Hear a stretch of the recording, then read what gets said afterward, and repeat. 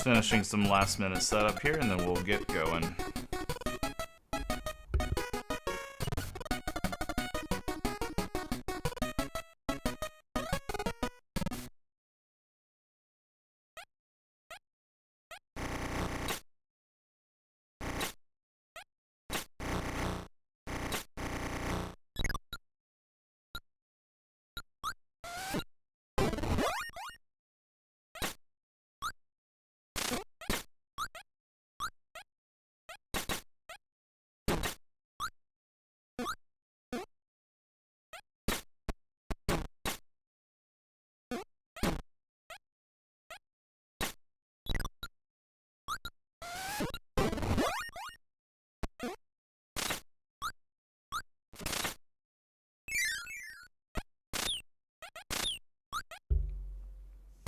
Alright, I think I've got everything set up that I need to, so I'm just going to go ahead and get a head start on this because this stream is going to go for a while, and I'm not even sure at this point if I'm going to be able to finish all the games that I've got lined up, but we'll see what happens.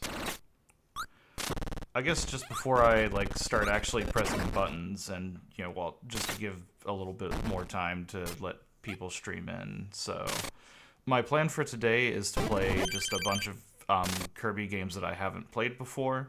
Obviously, the one that's playing on the screen right now is not my usual pick of games that I stream whenever I stream Kirby games. So I'm going to be trying to stream a bunch of games that I haven't played before, and I almost put Dream Course on here, but unfortunately I think that game kind of outlives the gimmick of it a little bit more than I would like it to.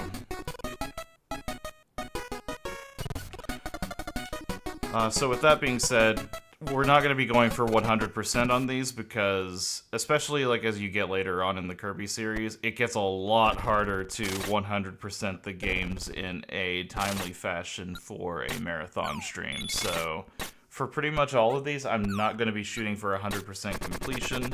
I might try to do some of the extra stuff just to show some of that off, but I'm not going to go quite as heavily in trying to 100% everything as I normally would.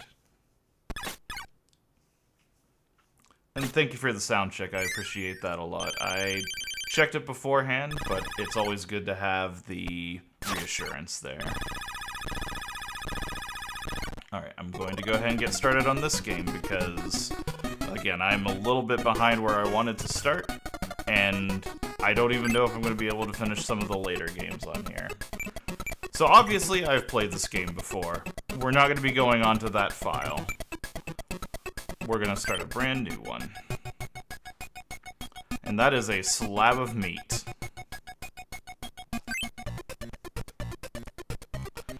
Another thing that I need to do is, since I haven't played these a whole lot, I need to try to let some of these, cutscenes play out. That I've only seen these a couple of times myself, honestly, so this will be a refresher for me as well.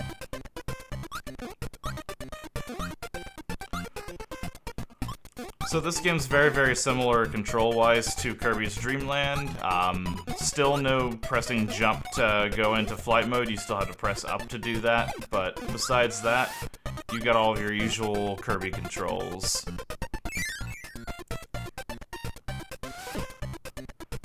I can suck enemies up, I can throw them. I'm so used to playing games with a jump flight. One of the later ones coming up, I have some stories behind that one, but sticking to this game for now. They don't really give you a lot of powers starting out here. I guess it is level 1, they just want you to kind of get used to the controls and everything. But this game has the star bits. We've seen these before in Dreamland 3. But I believe this is the game where they really started that. There we go. And now we have the introduction of abilities. My timeline of which game came out first between Adventure and Dreamland 2 is a little bit fuzzy. I think this game came out after Dreamland, or after Adventure, sorry.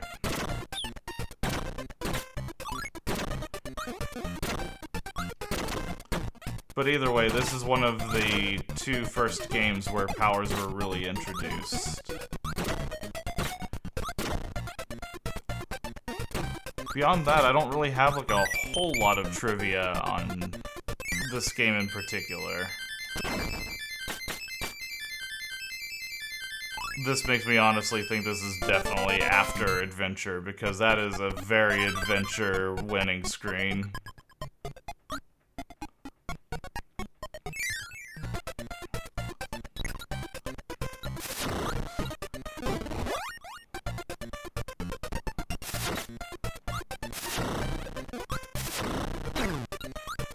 I'm trying to figure out if the fireball has the cooldown period in it yet. I don't think it does. I think that the fireball is just that short.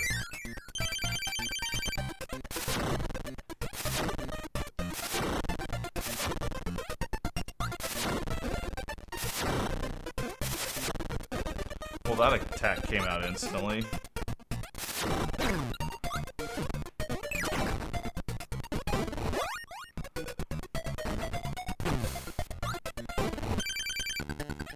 And here we are. Here is the twist that Dreamland 2 introduced. This is the debut of the animal friends. So on top of adding the copy abilities, you also get these animal friends who change how the abilities work. So my fireball becomes the traditional fire spray that we got from Kirby's Adventure.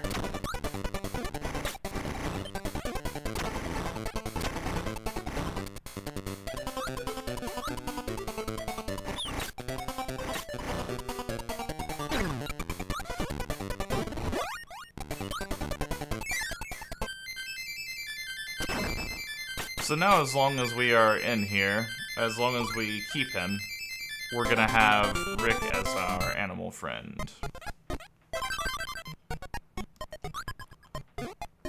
And I do not think that I can dismount him unless something bad happens.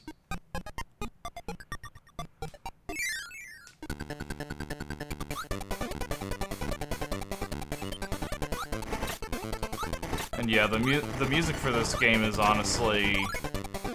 It's just very old, it's very classic, but they did a good job of kind of capturing the spirit of, like, very excited, energetic, you know, just kind of getting out there and exploring the world. At least with Rick's music, but this whole game kind of has, like, a very chaotic feel to its music compared to some of the later Kirby games.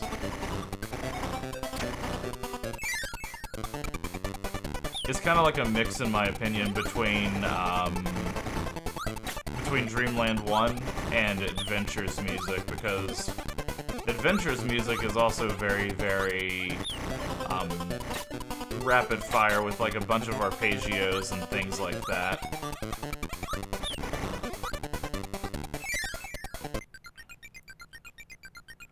Alright, so this is the main progression gimmick for this game, is those little... I can't remember what exactly they are, like rainbow drops?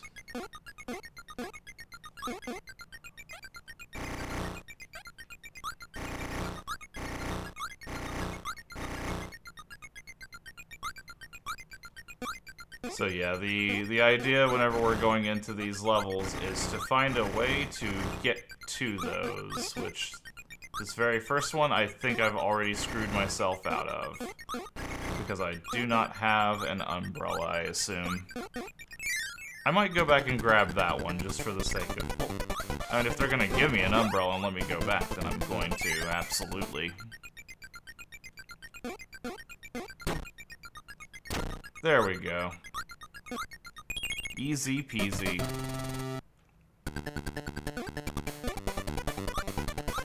I like how the really happy music came back after that.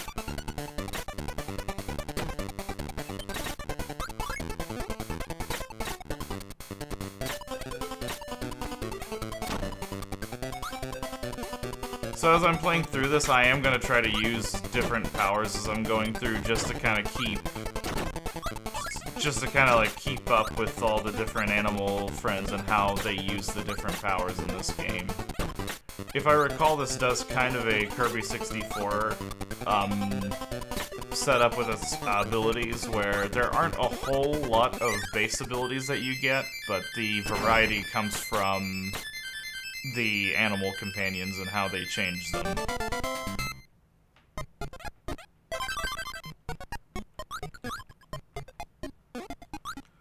So now that we've cleared all those levels, we open up the boss. I wonder who the first boss is going to be. That's not Wispy Woods.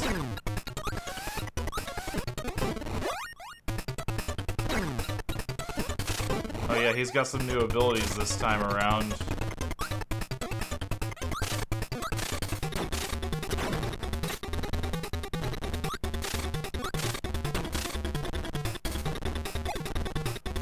That's one of the pieces of trivia I actually do kind of know about this game is, he wears that mask kind of as a little bit of a bit to say that he's got hay fever or something like that. Which is very ironic for a tree.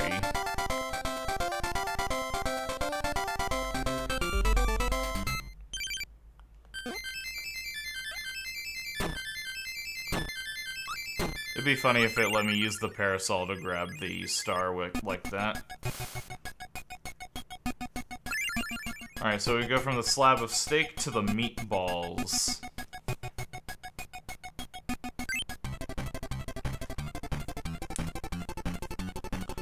The very aptly named Big Forest.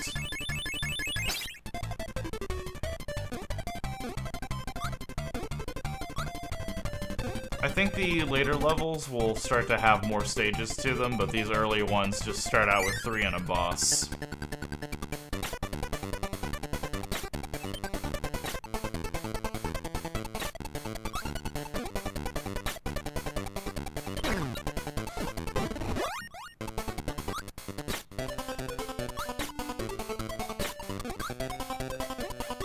That was a close one.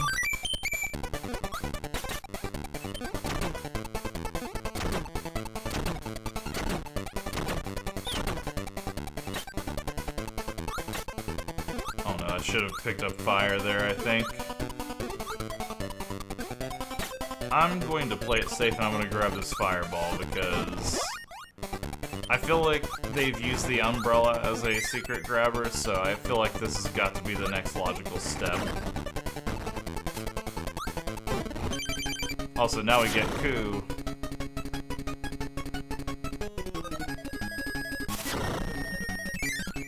This is probably one of my favorite themes from this game.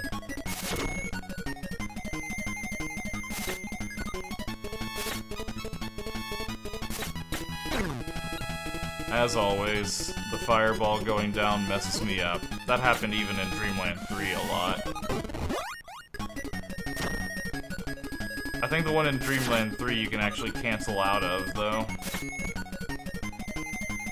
Oh, there's Sir Kibble.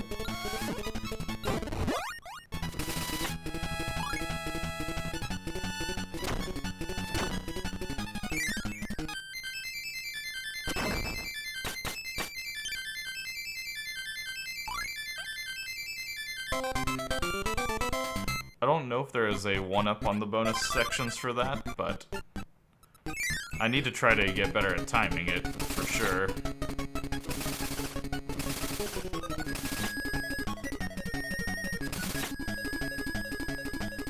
So as I've kind of mentioned before, I've definitely played Kirby games before, like, you know, like this specific one. Okay, I need something else to get that, unfortunately. I've played this specific game before in the past, and I definitely know at least, like, a little bit of how the game is set up with it and everything. But this one I actually don't know as much about as far as where all the secrets are located and things like that. I will have some memory going into that whenever I get to certain parts, but if I remember, and if it seems kind of strange that I remember, that's why.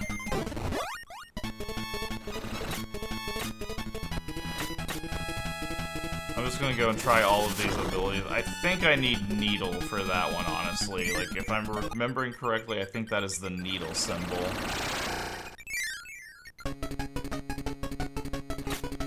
Problem is where do I find a needle enemy? Might just have to come back to it.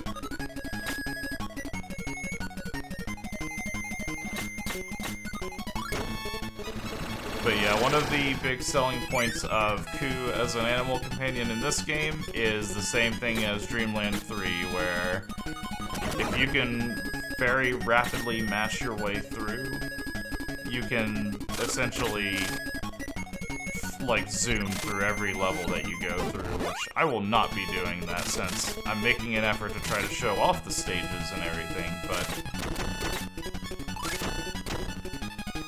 okay, yeah, it's definitely Needle that I need for that.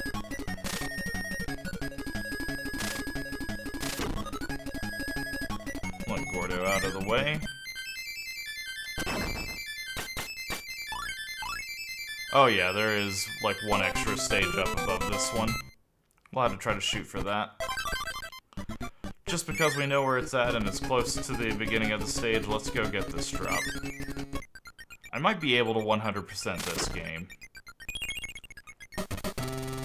One of the games that I'm playing, it won't really matter.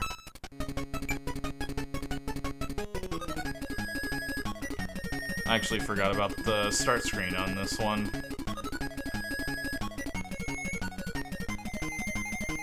That's cute.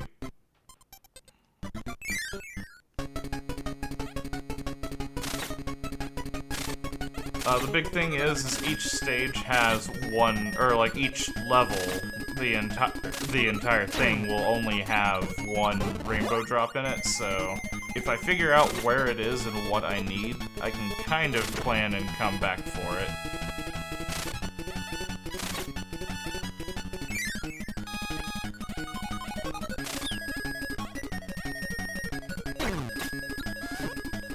Alright, they're giving me the biggest hint in the world, so we'll take the hint.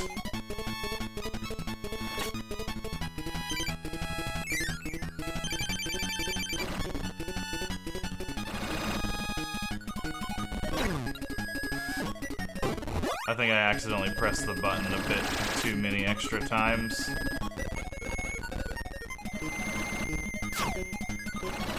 Okay, nope. I think there's just a starting lag between whenever you initiate the umbrella and whenever you're actually invincible for the twister.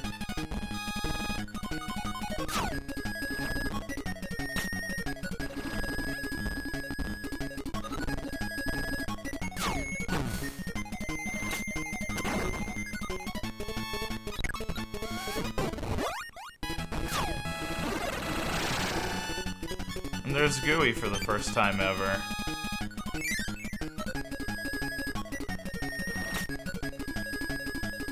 Still one of the weirdest picks for an umbrella boss, but like it works, but it's just really weird seeing it.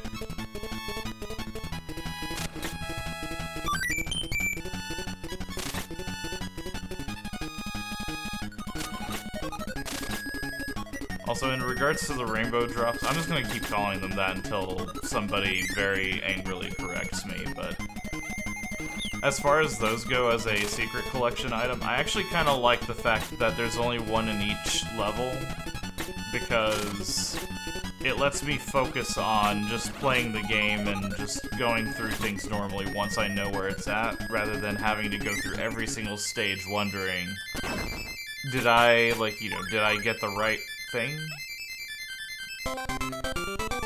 Did I collect all of the secrets out of this entire place?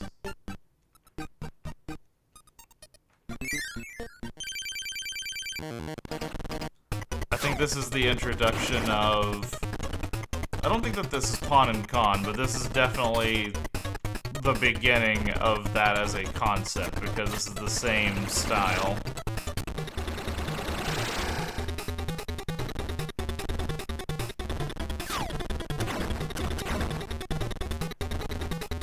Of course, Umbrella is just making this trivialized.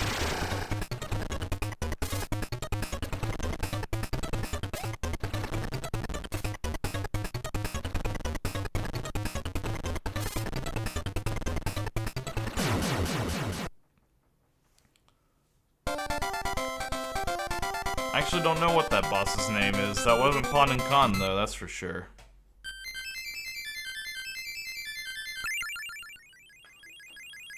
Just murdering some random rodent in the trees.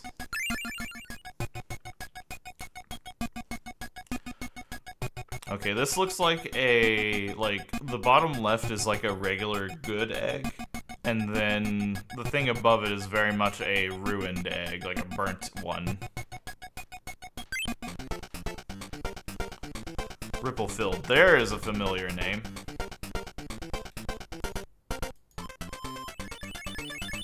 Oops.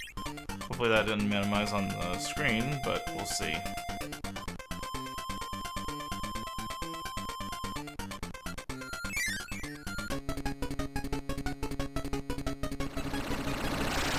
That little guy just hanging out there.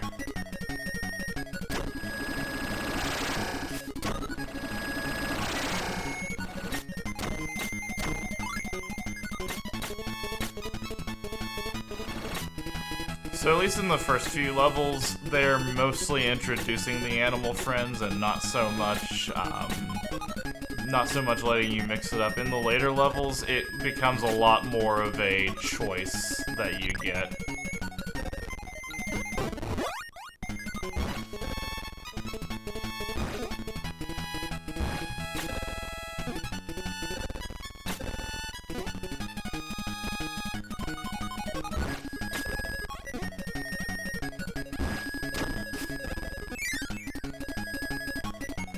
I'm definitely not going to get myself hurt by transforming into a rock under here.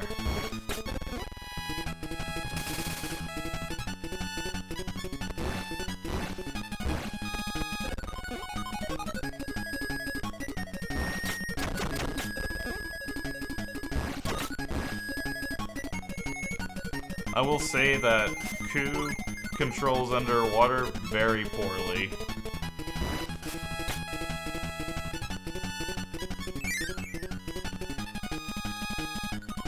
I can't swim down with him is the problem. Oh, of course you do wait until I'm, like, right under it to do that.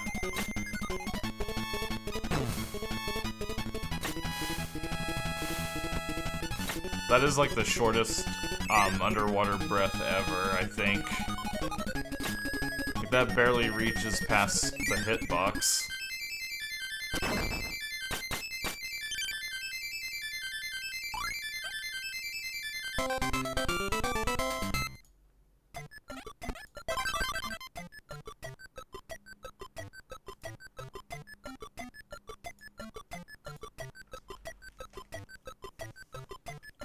I like the little sun here.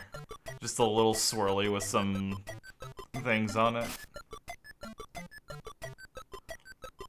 That was another thing I remember liking about this game was how each of the little kind of like stages here do the adventure theme where you get like a very thematic level to what you're doing.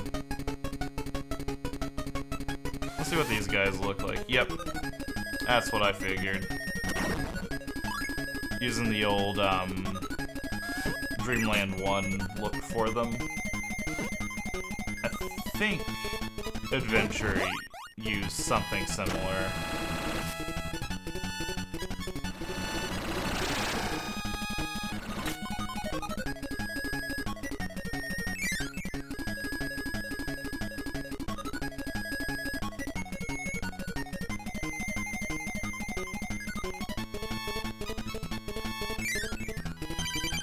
Alright, here we go. This is also the introduction to the Spark ability, I believe. And if it isn't, then I don't know what it is.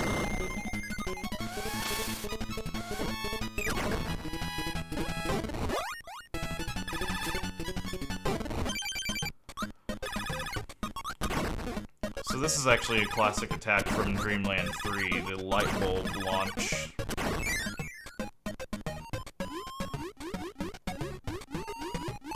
Hello. welcome to the stream. It's gonna be a very big marathon of a lot of different games, so... If this one's not quite to your liking, tune in later and we might be playing a more recent one. I say might as if it's not going to happen.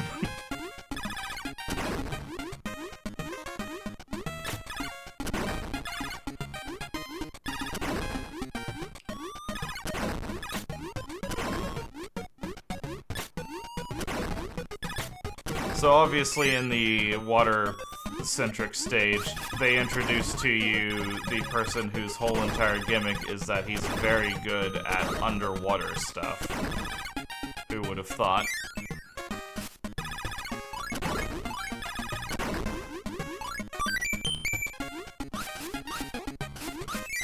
I actually forgot that this game introduced the light stuff as well.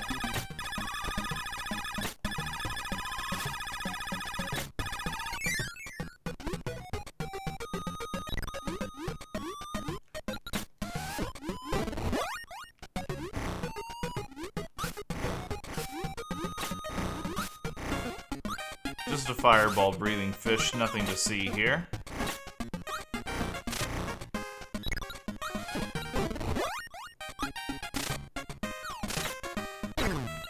Okay, that does not last long.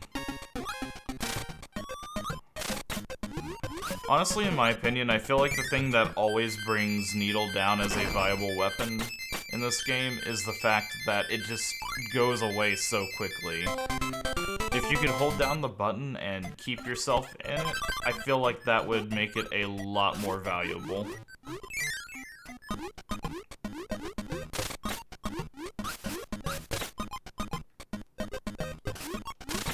At least in my opinion.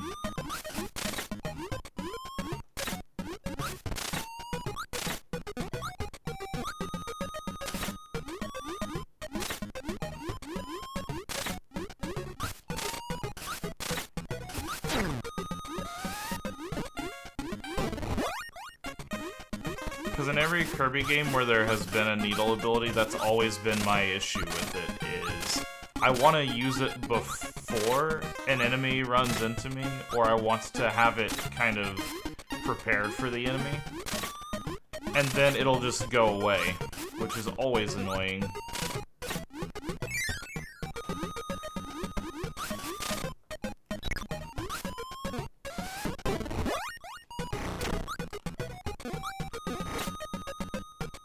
Oh, those are the Ills from Dreamland 3. Look at those little friends.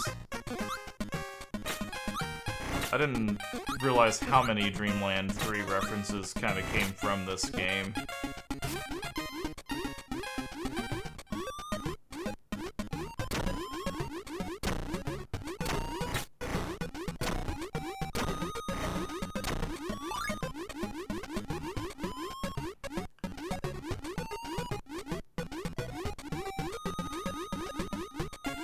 Let's just check around here. Because I have a feeling that is the progression path, but then again, maybe not.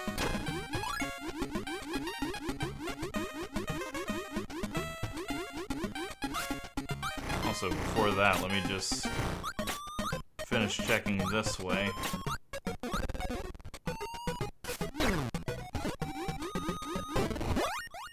Okay, I don't know which of these doors is the correct one. I'm going to assume that the door over here that requires Keen is the one that has the rainbow drop in it.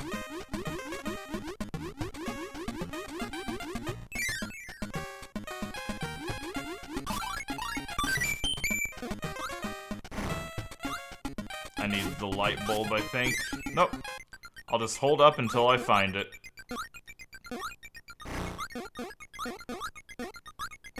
Okay, I am not sure what that takes. I think we might need stone for that.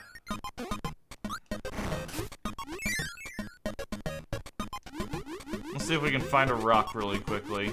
I did see one over here.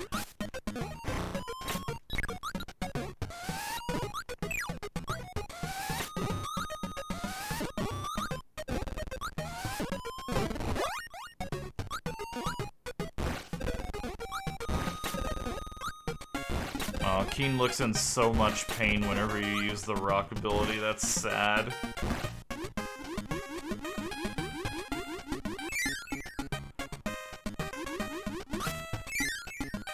He's very much their sort of like comic relief pain character of the animal friends.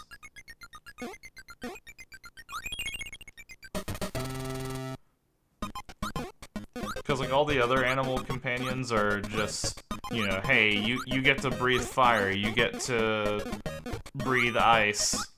Keen is the one that has to eat light bulbs, turn into rocks, just everything.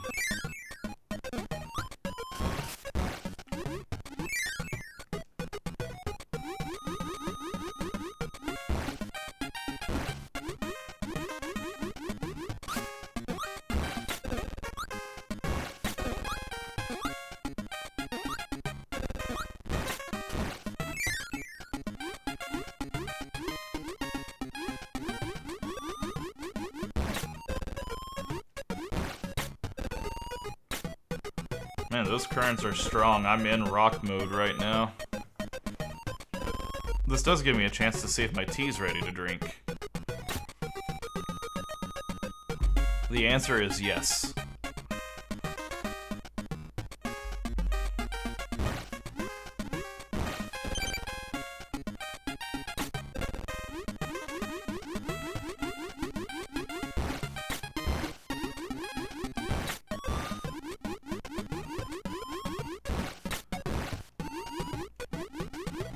This is absolutely unrelated to this particular stream, but I do have another game that I am going to be trying to stream at some point here in the coming new year.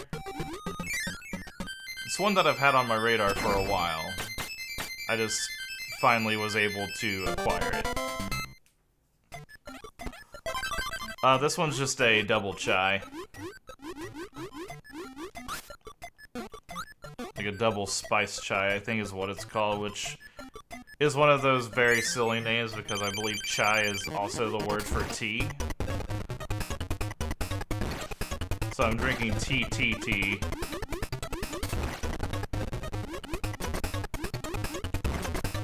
This is a really awkward power for this. I'm gonna try this one more time and yeah, no. We're just gonna fight him the old-fashioned way.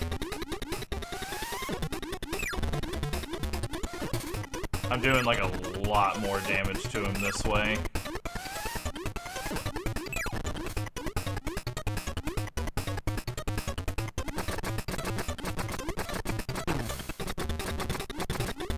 That is actually bullet hell.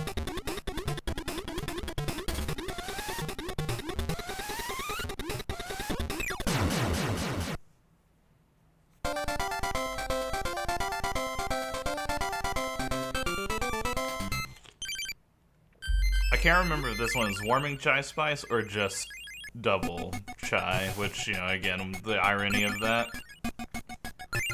Okay, so far so good. We're doing good with all the rainbow drops here. Now we are on... what kind of thing is it? I guess this is just a stack of pancakes.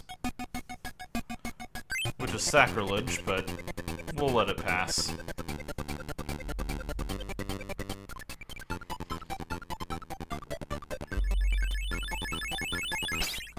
Okay, yeah, see, this one has the introduction of the fabled 4th level.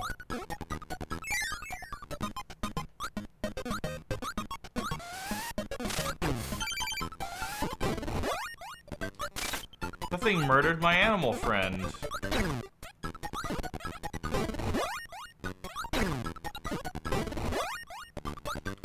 I wonder if that's because I got to half health.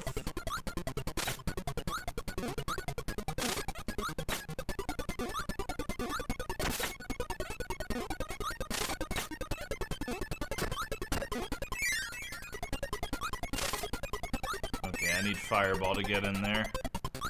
I wonder where I could find a fireball ability at, though.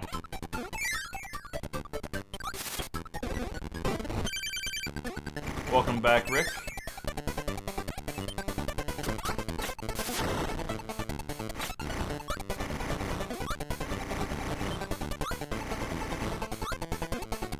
I don't like those things. I can't kill them.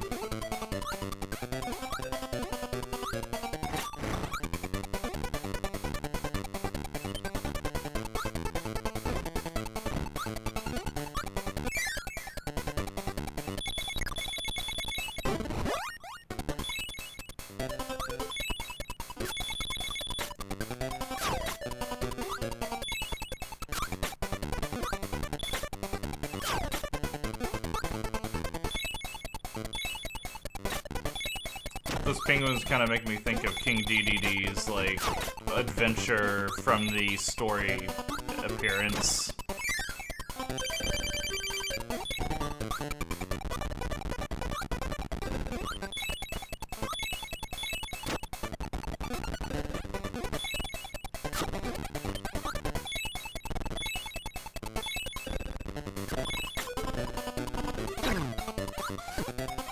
Don't wobble over onto me, you silly goose. They probably want me to use the stone ability.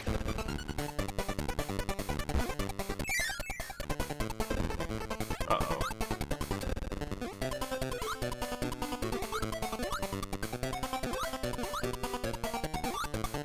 Come on. Won't let me jump up there. I've ruined it. I don't think there's anything up there.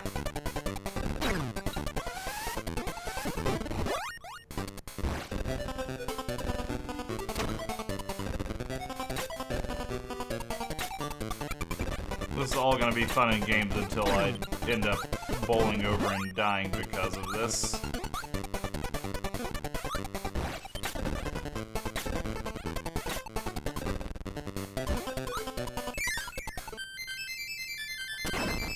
Hopefully I got at least the maximum tomato out of that. There we go. Back in good shape.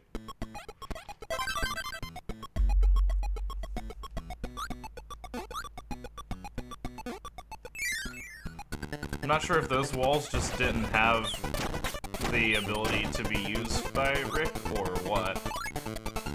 Because I thought he had the wall climbing here. No, I guess he doesn't. Okay. That's my bad.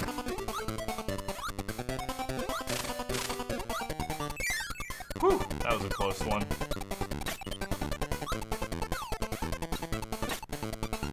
That was also a close one.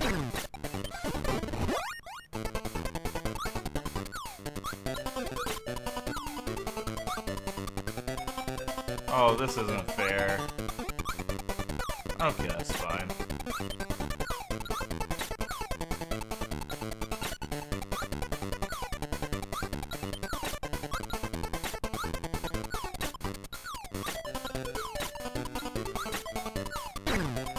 Okay, that last one was actually cheating, though.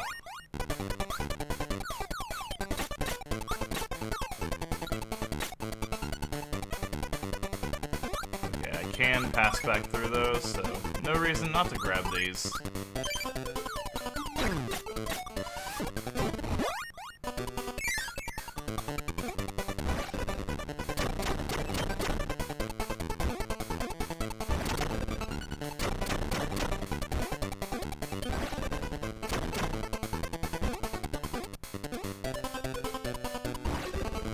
Nope.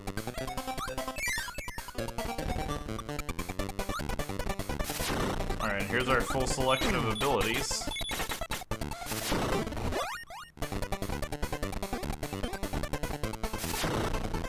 Actually, I kind of wonder... Will this melt the ice? Yes, it will. This is going to be tedious.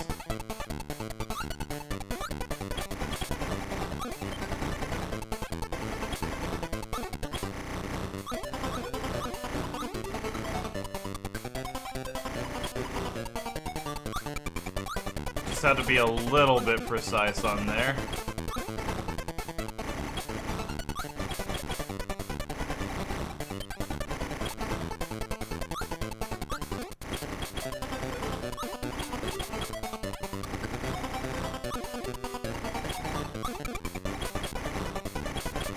Okay, that's the way to the exit, so we have to go the other way and explore, I think.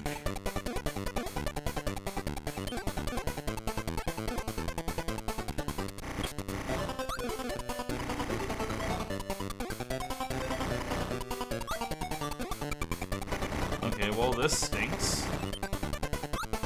I don't think I can get rid of Rick.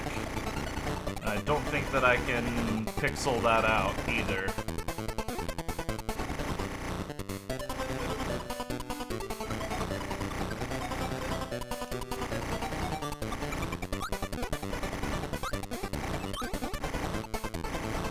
Yeah, I'm just pretty much stuck on that. That's unfortunate. I wonder if I can lose Rick if I take like another point of damage. Not that that's really going to help me.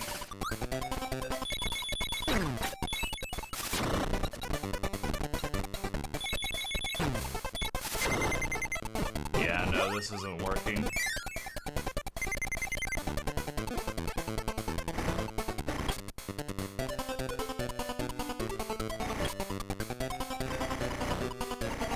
So what's the approach here? Because this is just going to lead me to the same issue that I've been having. I'm too large to fit in there, and I cannot get the fire to hit that.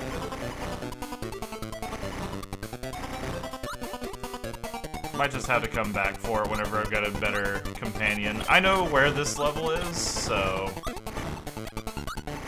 I'll just go through it as normal. Actually, how many lives do I have? I have 8 lives. I'm gonna try this. Let me die in here. Okay. I don't die, I just lose Rick as a companion. That's what I thought. Okay. Well, we just lack the correct tool for that. That's all that is.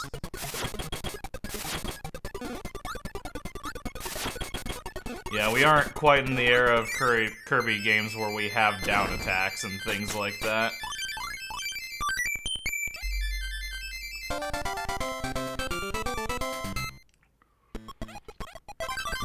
I'll tell you who does have a down attack, though. It's a certain owl friend.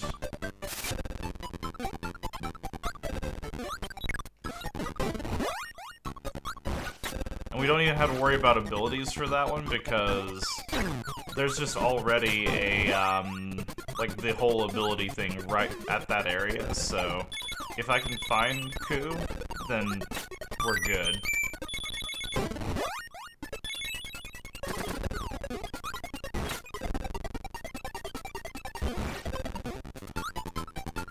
Gosh, even the rock ability doesn't last forever in this game.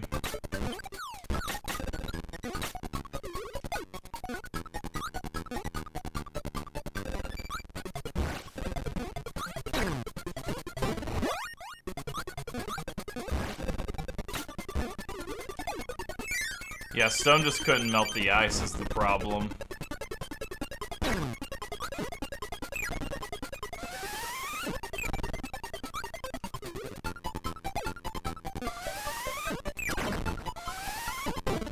One of the classic ice people.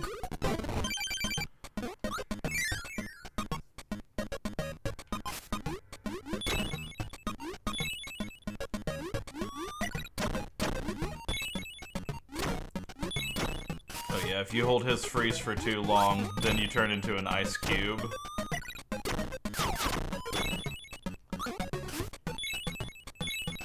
Otherwise, it's a very powerful ability for him, because I can control myself wherever I'm going, and not a big deal.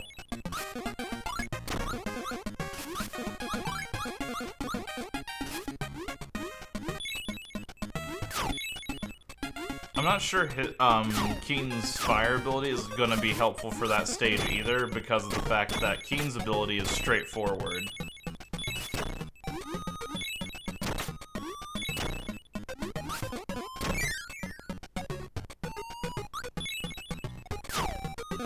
Get revenge on that asshole.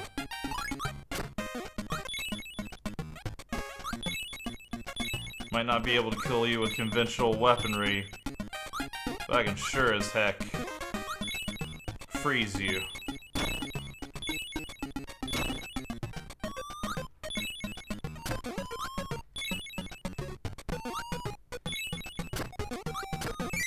That was scary.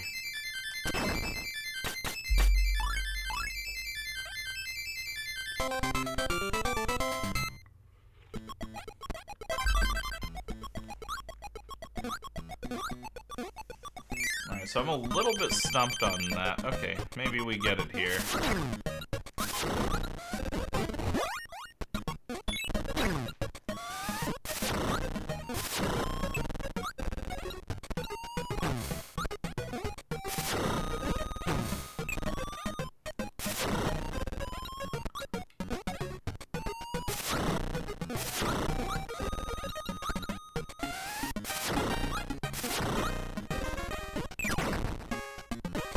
Okay, there we go.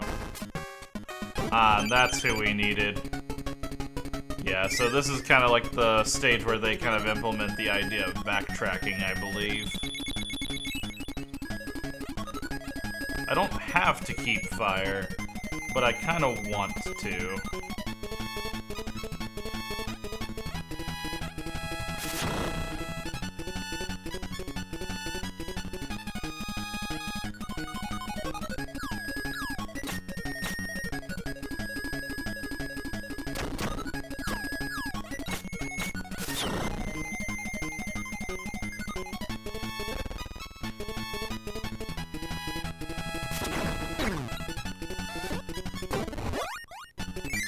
I wasn't worried. Not even a little bit.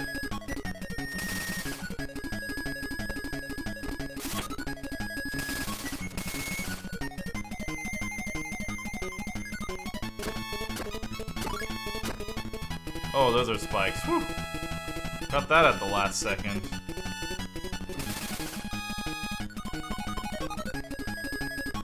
I actually don't know how I didn't get pricked there.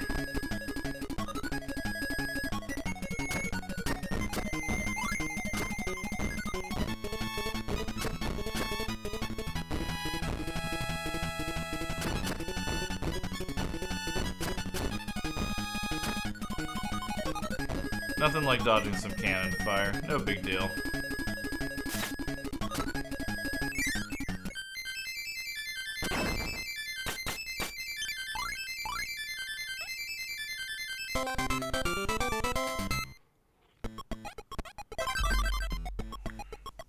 Okay, so we're gonna backtrack to, I believe that was stage 3? It might have even been stage 2. I think it was stage 3.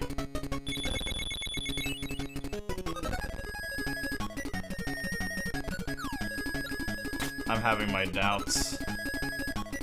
Yeah, I didn't come through here with an animal companion. That was after I got rid of Rick. Okay, yeah, it was definitely this one with the rough snow weather.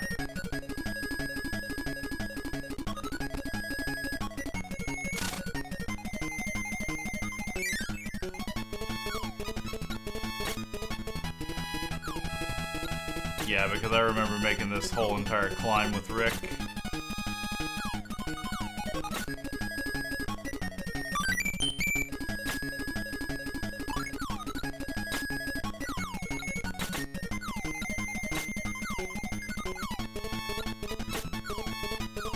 Just trying to wiggle this very large owl up through all of these.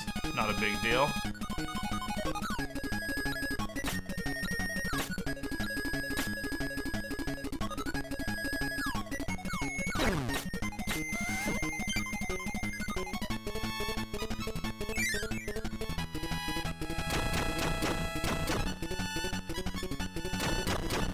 There's gonna be a lot of curbs. Here we go. Yep, that was the medicine right there. It had better be here after all of this pain.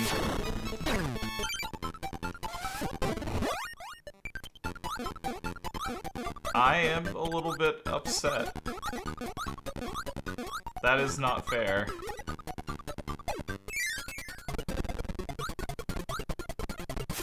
I went through all of that for a 1-up?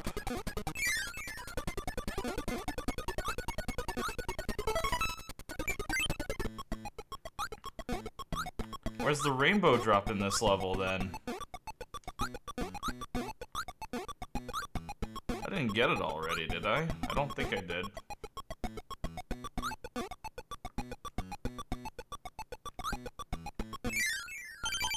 I feel like I remember struggling to find it on this one as well.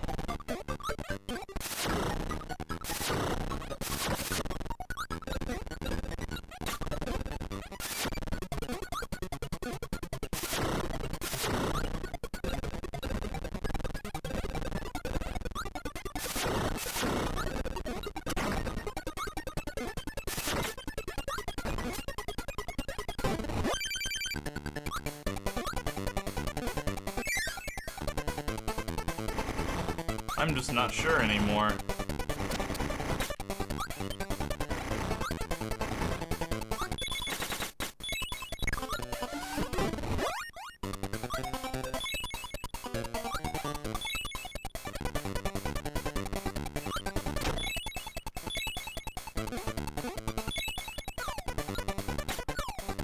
Well, like I said, I'm not going to wear myself out worrying about it. I do have a couple of things that I will try, but I'm not going to lose sleep over it.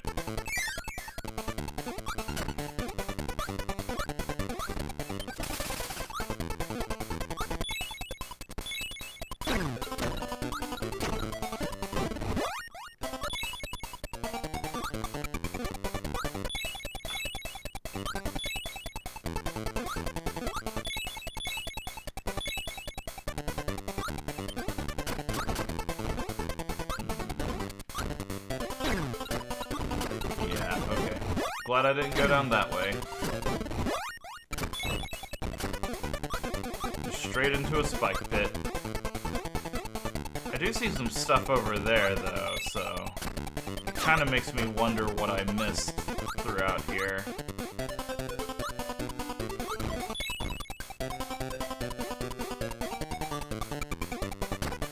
Alright, Rick. Gotta lose you, buddy.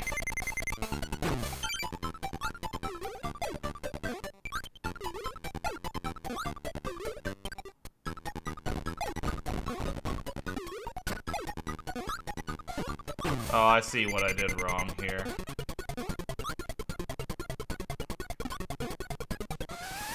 Yep, but I guarantee you it's down in there. Okay, one more run of this level with feeling. And also, I'm just gonna go ahead and do that. Let's just start over.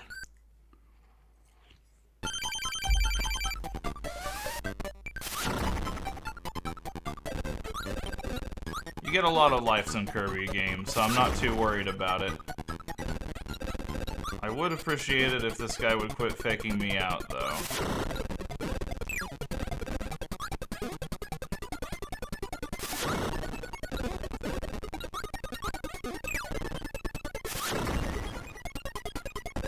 Like that.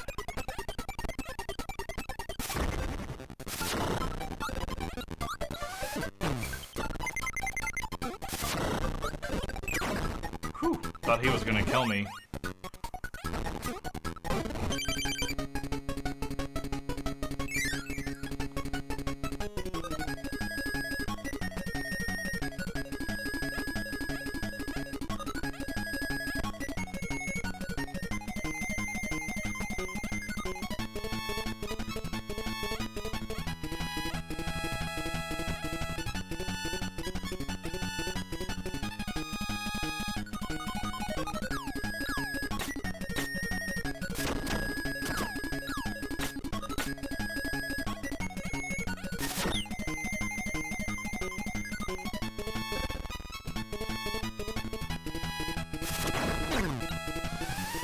That is kind of an annoying trap there, honestly. Yeah, I just didn't even think to try to explore down here. Not that one.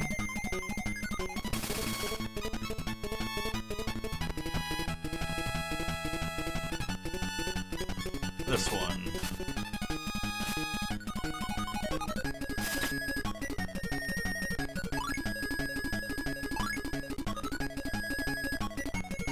Oh, don't tell me I need...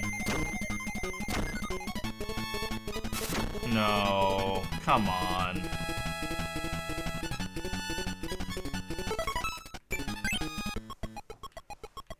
Okay, surely to goodness we can get Keen out of this.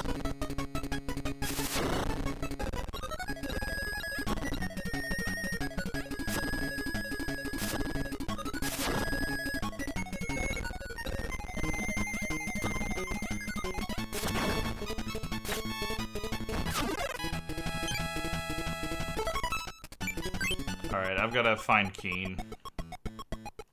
Let's go take a look for him. I think he might have been in this level, I can't remember.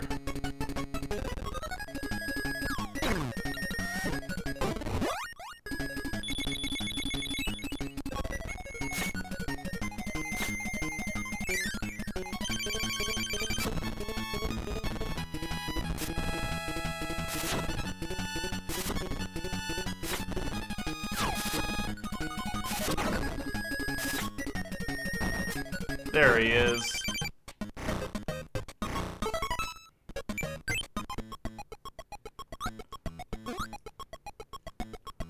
Alright, we absolutely need King. That is non-negotiable.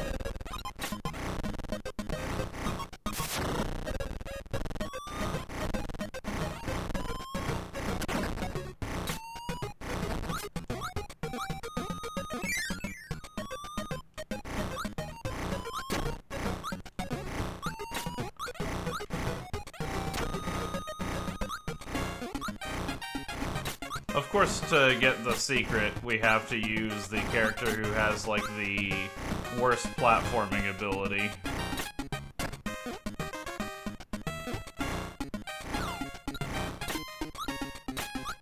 That's classic mid to late game Kirby secrets.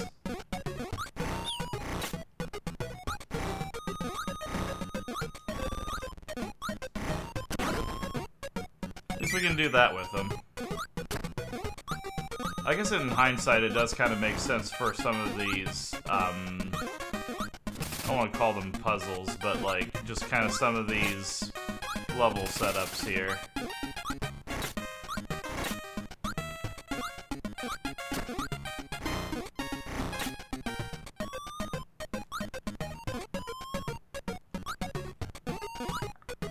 I'm trying to remember, I think it's this one? Yeah, it's this one. Okay.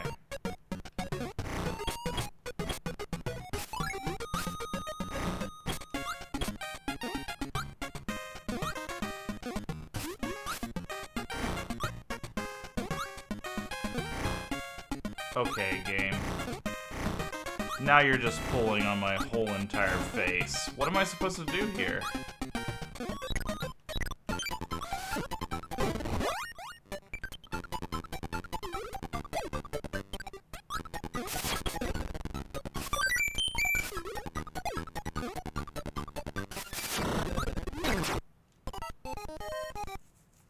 I'm actually confused as to what I'm supposed to do on this stage to get to that.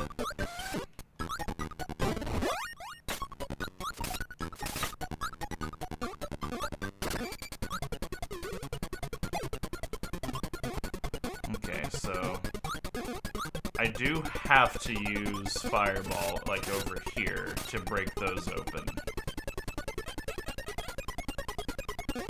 But then I also need to find a way to get down past the vents, because once I do this with Keen,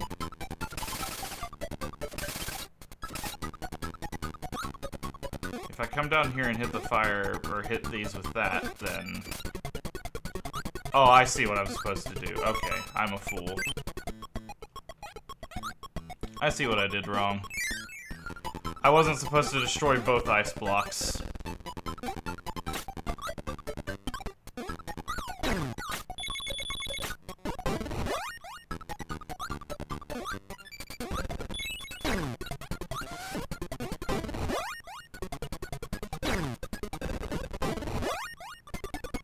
That's okay, we'll get it figured out this time.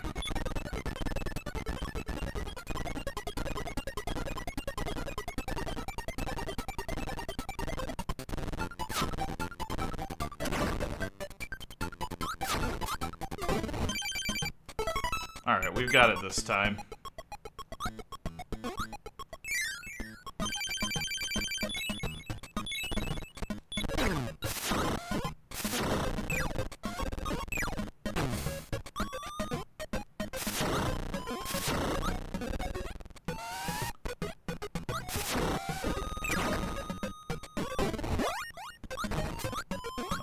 I do not want you.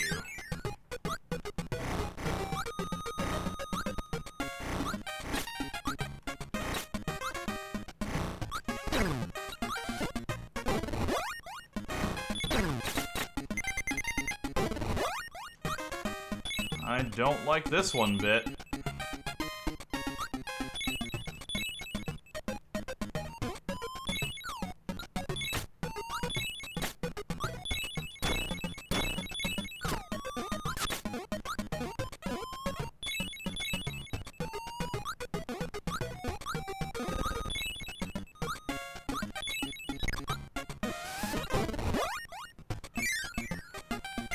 Okay, just 1 HP in a dream. No big deal.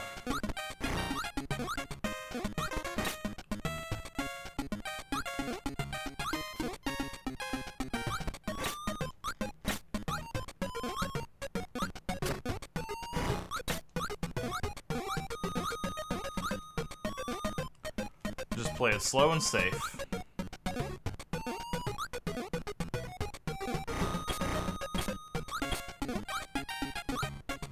There we go. That's how we were supposed to do that.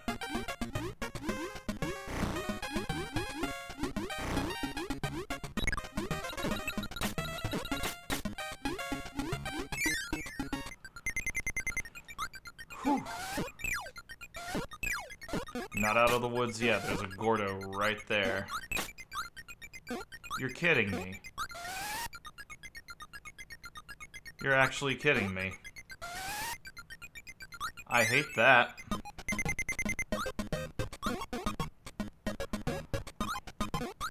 Okay.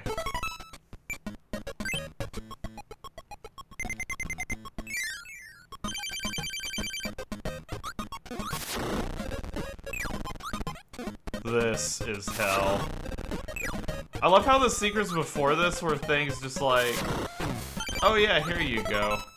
Just go into this one level and get the thing that's already there. And then this level is like, okay, you've gotta like completely unlearn everything you've learned about the game up to this point. Just a small spike in difficulty.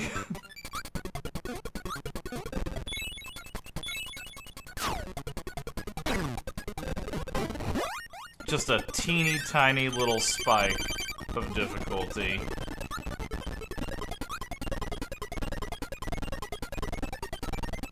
I'm gonna drink tea while he's dying.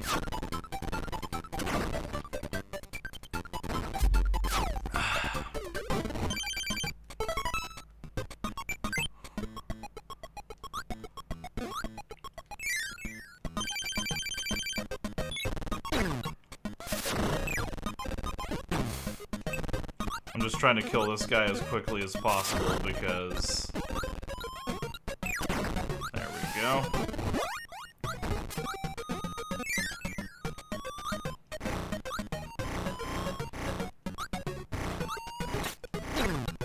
Yeah, I knew that was coming. I'm just gonna grab freeze, honestly.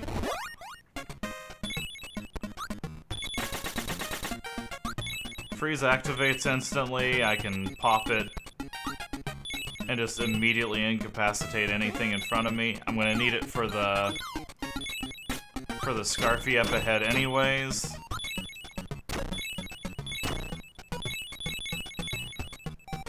And it makes a cool sound.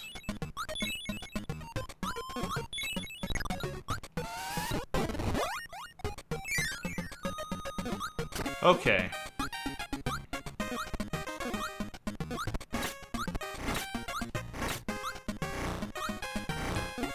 We're practically an expert at this by now, but...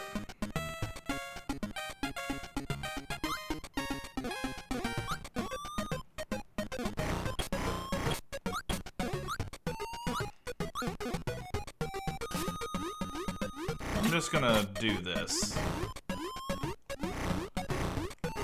So there is absolutely no way to do that fast, so... Drop this. Drop this. Is that enough? No, I need one more. Okay. I don't trust you, Mr. Frog.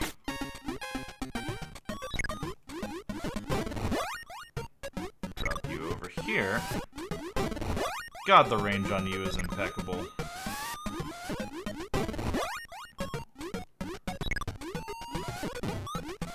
Okay, got it. God, screw this star piece in particular. Holy shit. We got it, though.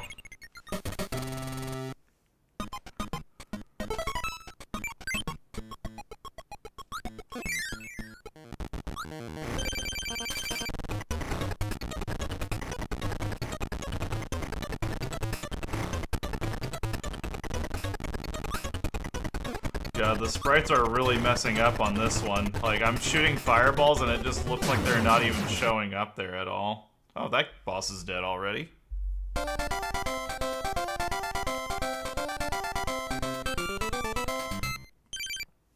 It was a cute boss. Now it's dead.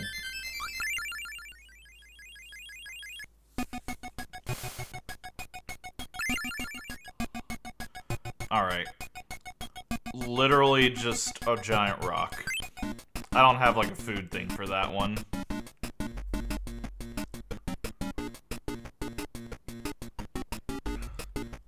I forgot this game had the Yogurt Yard theme.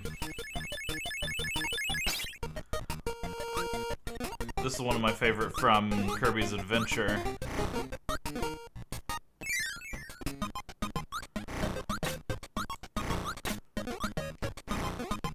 I do wish that the Animal Companion theme would not override the actual stage music after you've been having the Animal Companion for a while.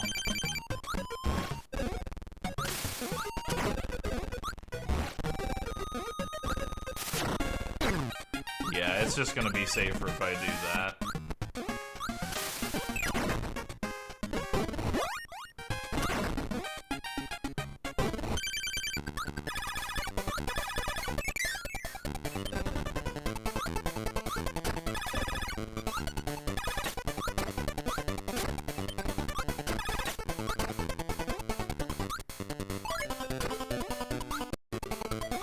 Oh, that was a weird place for the game to kind of lag a little bit. Not a great one either.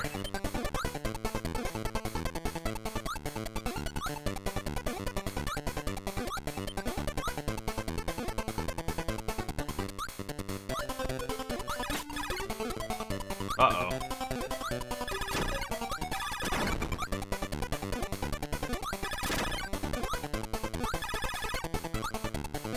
I love Kirby's reaction whenever you use the beam whip on Rick. He looks like he wasn't really expecting that to happen.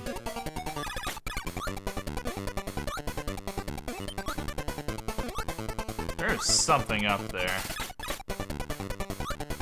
I just don't know if it's worth losing Rick to look up there at it.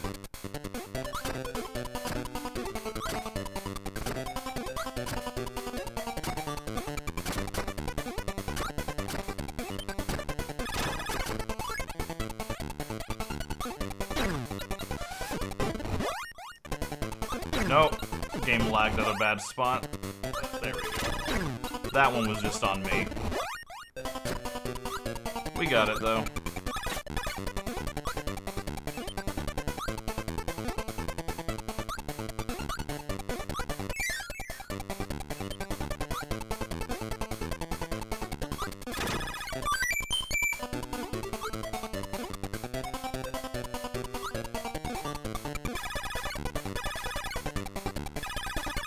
Beam, I would appreciate it if you would, there we go.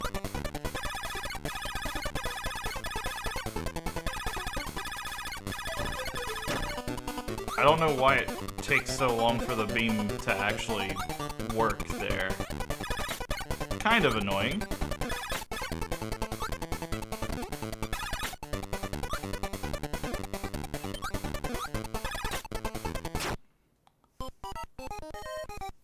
Dingle dang it.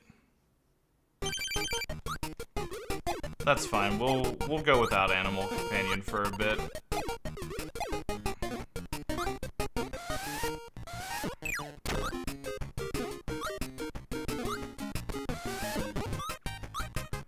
In this game so far as the animal companions go, I feel like Rick is definitely the least good one.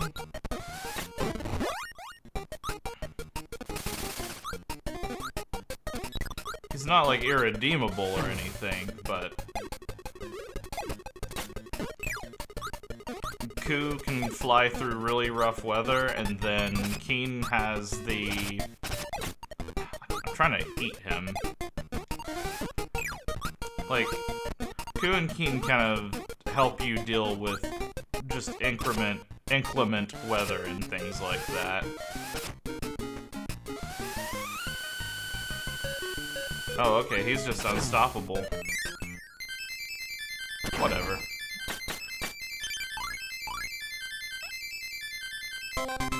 It's probably fine. Alright, I do need to indulge one curiosity on this stage, though. I'm not gonna get Rick, I'm just gonna go through the level. I want to see what that path up there is, the little flyy path that I was asking about.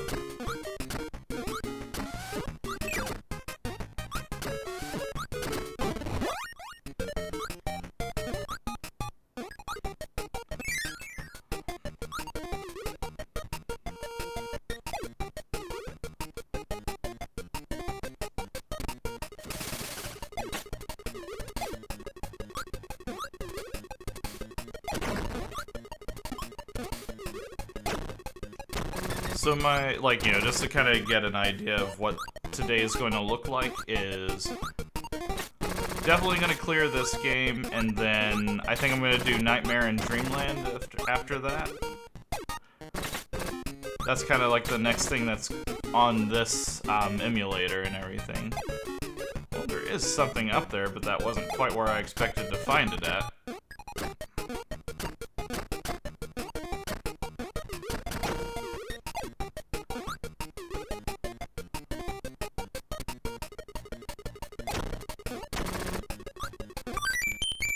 I think after I finish those two games, what I will probably do is... I'll probably take a small break to get myself some food and make sure that I'm not going to starve to death.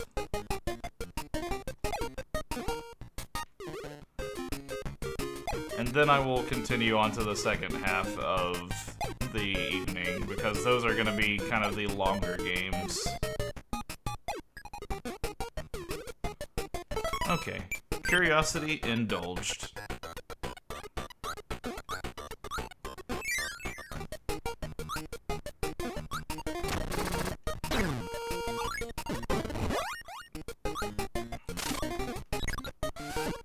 I kind of say some of that more so for myself than anything else, because that way I have a plan going forward of when I'm going to try to eat today, because I do need to do that, believe it or not.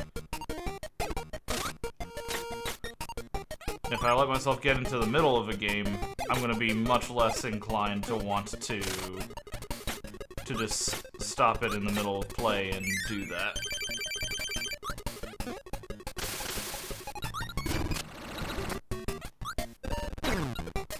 Okay, I'm just gonna fight him. Okay, cannot hit the stars.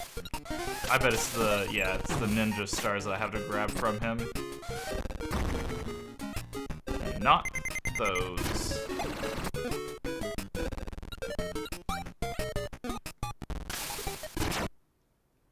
Okay, and I had to wait for those to stick into something. Gotcha. It's actually like the first time that I've fought this particular enemy type that I can remember from a Kirby game, so... It'd be nice to see him make a return. I guess he kinda did in Superstar.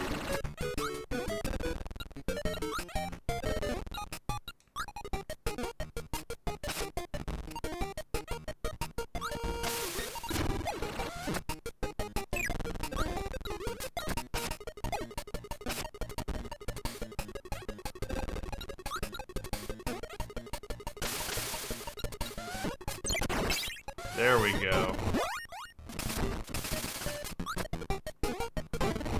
Animal friend acquired. I think that's actually a little bit better than the one that he gets in Dreamland 3. Mostly because you can still kind of control him as it's going off. Not well, but you can control him. There's something up there for sure. We'll never know.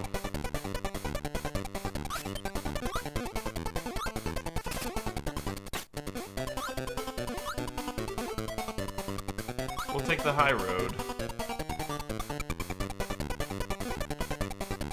Almost a bad call.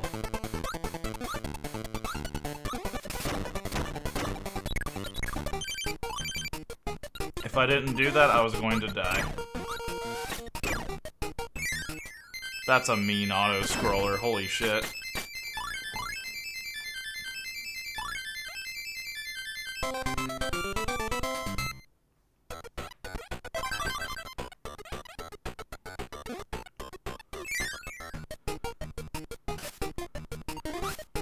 I wonder who I get in this one.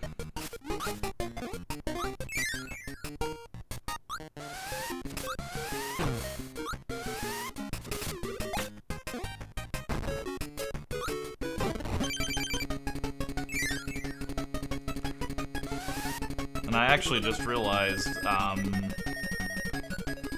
they are teasing who this boss is going to be.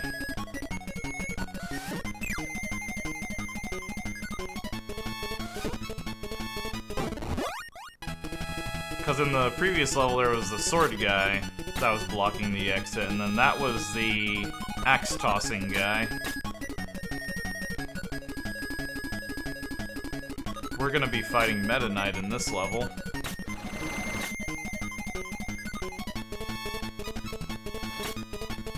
Also, this is the best level to get the animal companions in. I am guaranteeing it. So in any future collections where I need to get an animal companion, this is where I go for it.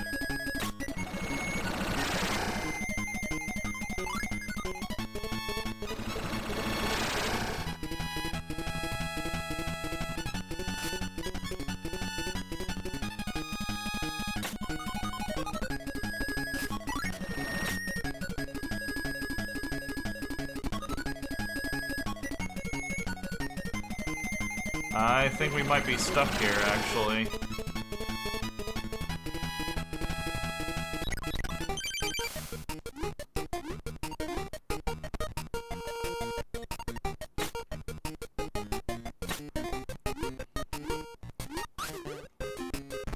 That's fine. I don't know if I needed Keen or Ku for this, so... Oh, okay. Looks like Keen would have been the better pick. But I guarantee you there's something in that area. Hopefully it's not like a 50-piece puzzle again.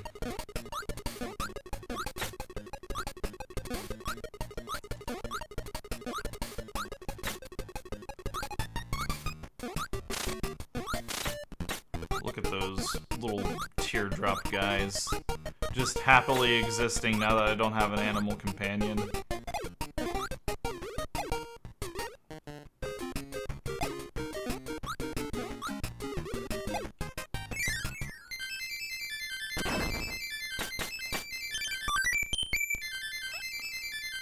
Alright, we're gonna run this one again. We're gonna grab Keen. Because I bet you the rainbow drop is in here.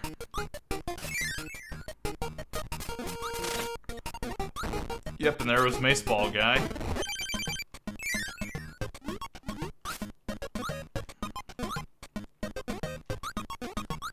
Now here's the part that terrifies me about this. Yep, he can go into the water too. Oh, you jerk. This is gonna suck.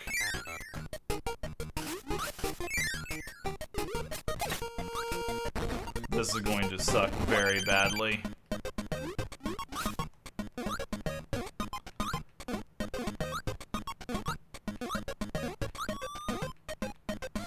Maybe I can just be very, very sneaky here.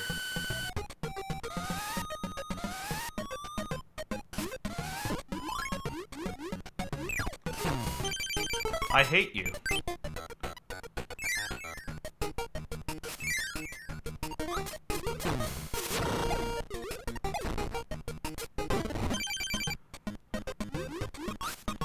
I might be able to snipe it if I can grab this frog before he exists.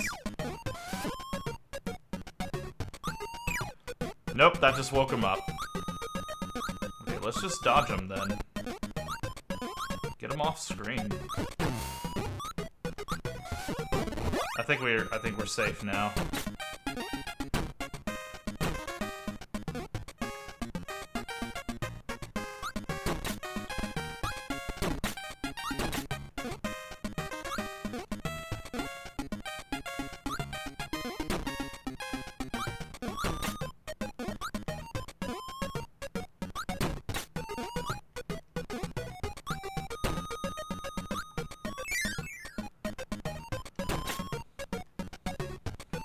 Terrified for my life right now. I think it's fine that those guys steal your animal companions, but I do think it's very annoying that they basically can't be killed. Like, that's the part that kind of annoys me about them. I guess it does add a layer of threat to them existing, but I don't know. Like, I think they could have done without it, honestly. Dingle dang it.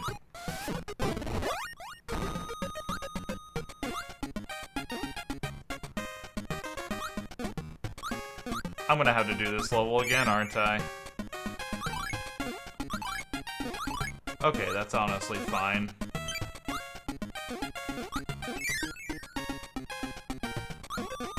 Let me see if I can do it again. Yeah, there it is.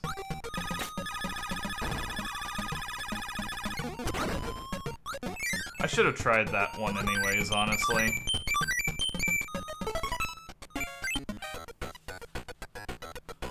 Okay, not the end of the world. Got a lot of lives out of it.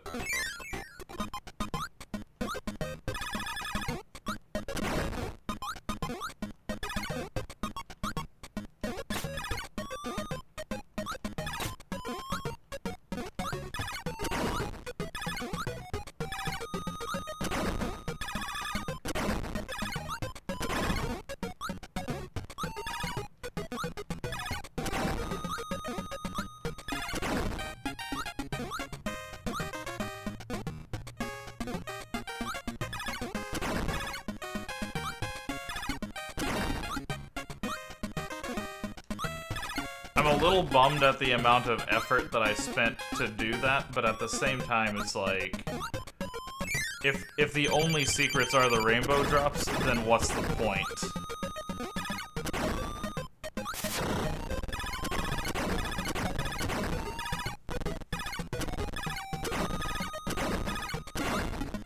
Uh-oh. I have a kitty currently blocking my view.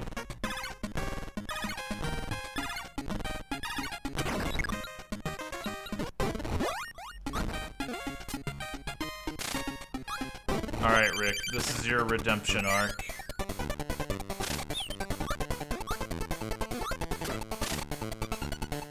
Your redemption arc kinda sucks, I'm gonna be honest.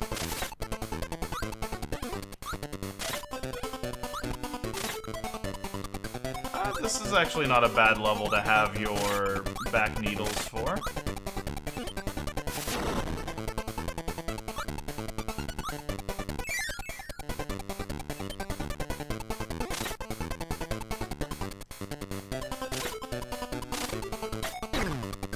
Uh-oh.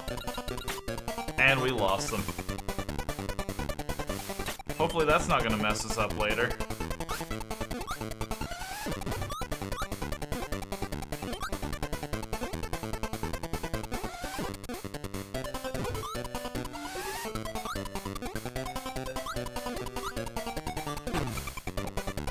Here, let's just move you down here. I need you to not accidentally load me into a save state or anything like that.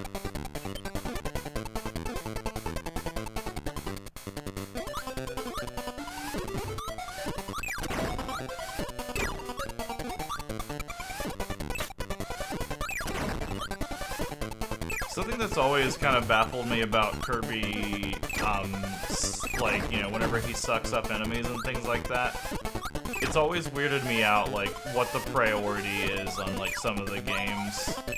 Because I was having that a lot with, Nightmare in Dreamland a while back.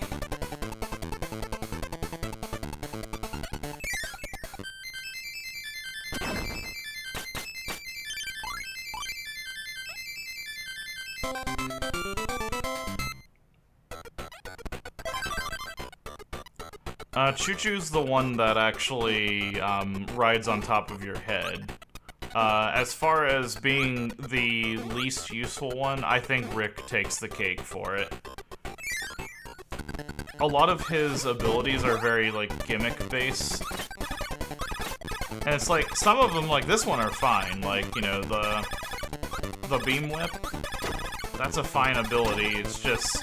it's kind of lost in a sea of better animal companion abilities, not to mention that Rick himself sort of lacks a, like, at least in this game, he lacks a unique thing that he can do that the other animal companions can't.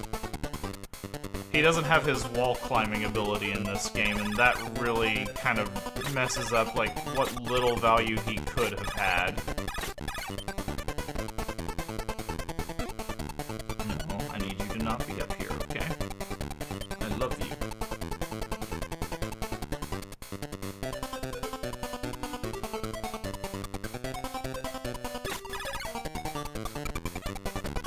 That's another thing I might have to deal with, is I have a cat that loves to remind me that it is food time.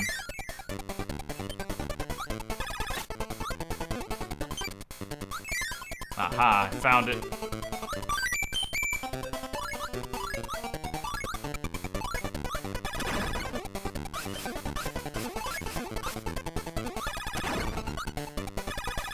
Uh-oh, uh-oh. Get you off screen. I think we're safe. Of course he's gonna be back now, but...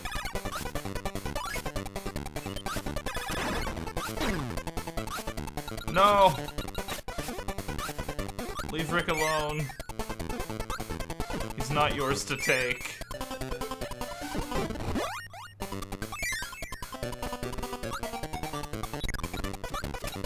I shouldn't have done that. Rick and Cutter ability sucks.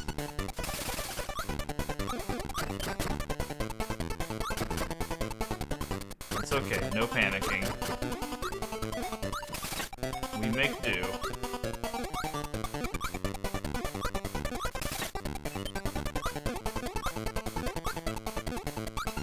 I would say that the thing that would give Rick, like, his own definitive kind of identity would be is if he got, like, a double jump or something, but the problem is they gave that to, oh gosh, what's the cat's name? There's the double jump kitty. So, like, the problem is they've already given double jump to somebody. Oh yeah, it's gonna be hard to kind of emphasize it here, but this is the room where all these star blocks are in the shape of a woman. I cannot accurately show that off, but they do it in kind of a fucked up way.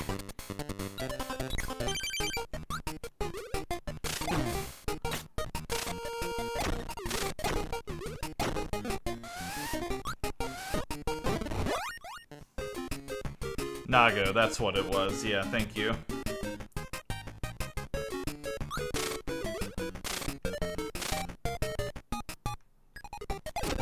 But yeah, there was the happy face up there, and then there was these blocks.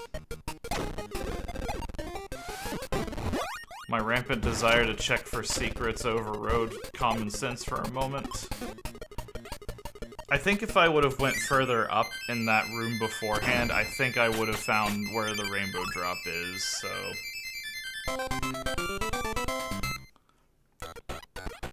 Yep, exactly. Okay, I'm gonna go back into this stage and get to that point again because I do want to see if I'm right about that. Because there was more that seemed like it was up in that room.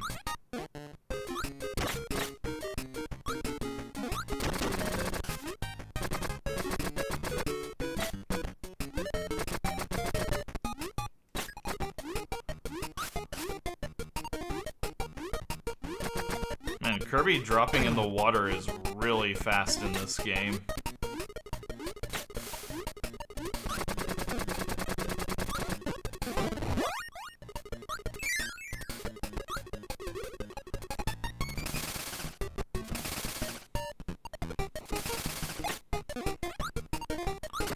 This also gives me a chance to check some of these other paths. There's that right there. Whew. Just in the nick of time.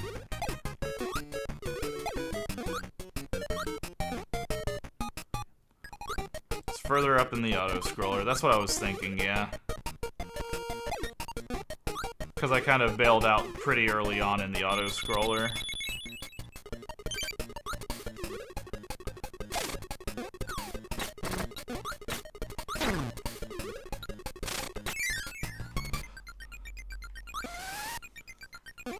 Oh, what do I need there? I bet this is gonna be... I bet that spark is what I needed, honestly. The thing that I lost right at the very end. I'll check needle because it's right here, but I don't think it is. Yeah. Oh, okay, the auto-scroller kind of stops after that? Okay. Doubt I can get back here, so yeah. Alright. Get through the auto-scroller with Spark. They put like 50 million Spark enemies through here, so that's obviously the play. Oh no. Further bad news. Oh god, okay. Well, at least I can go back to the stage where I can get Rick easily.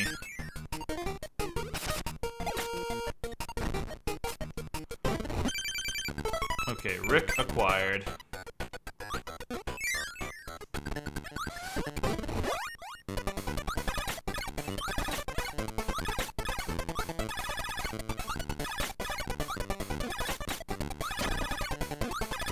Okay, this level's very simple. All I have to do is get through this entire place with Rick and Spark.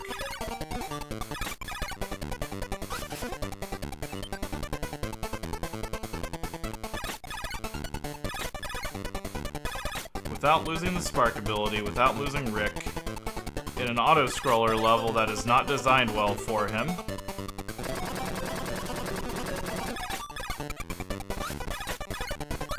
What's the worst that could happen?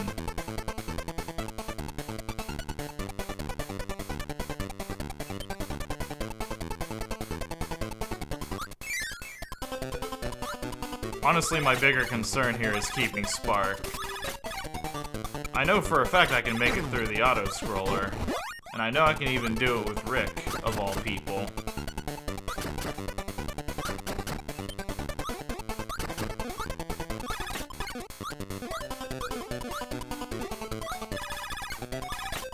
So it's just a matter of staying ahead of it so I can deal with the needle guys at the top. That's the thing that's going to kind of mess me up.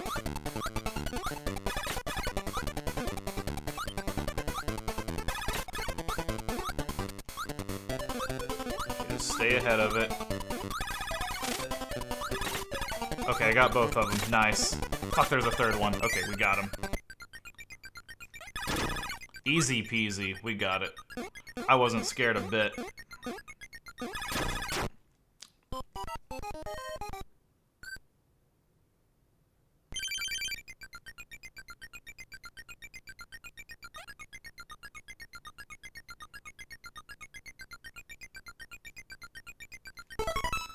Okay, we did it once, we can do it again.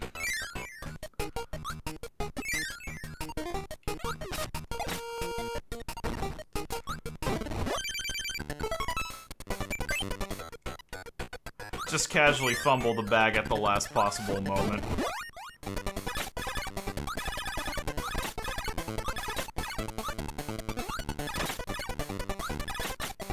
That hurt my soul just a little bit.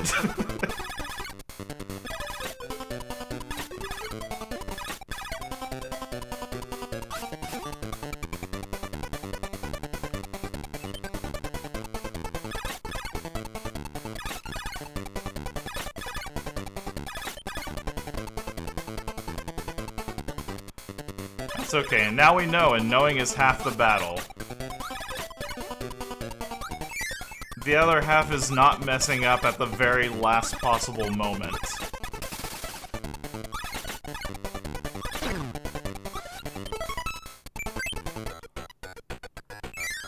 And the first possible moment.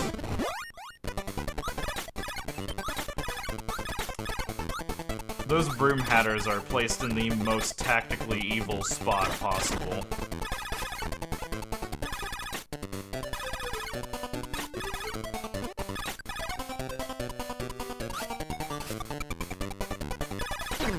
That's okay, there are sparks at the end of this. They were at least kind enough to be like, hey, you don't have to go through the entire level without spark.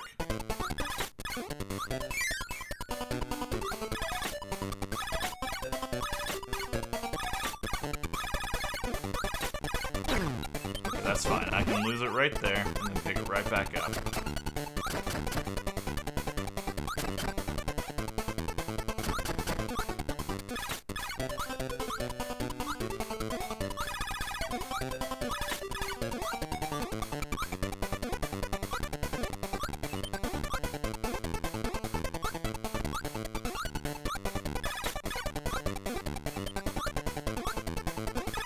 That was the last super scary enemy in the way.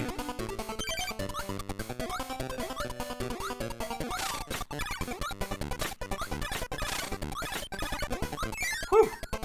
Okay, let's just proceed carefully then. Carefully. That is ice.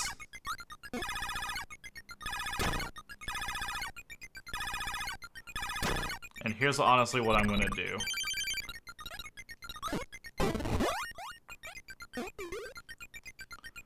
I'm not messing that up again. Thank you, Rick. Whew! We got it.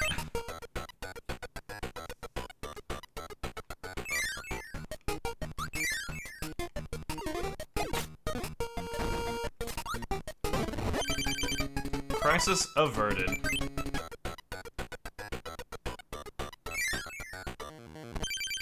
Oh no, we're not fighting, Meta Knight. Mr. Shine and Mr. Bright instead. I love these guys. They're probably, honestly, like one of my favorite bosses ever. Oh, I forgot about that attack. That's a cool one.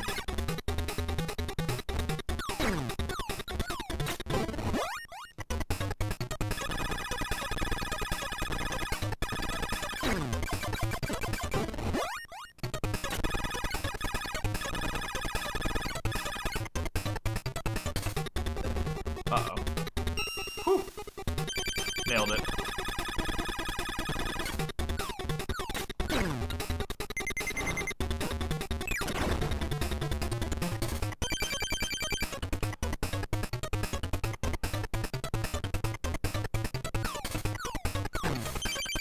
That's kind of unfair, I'm gonna be honest. That's okay.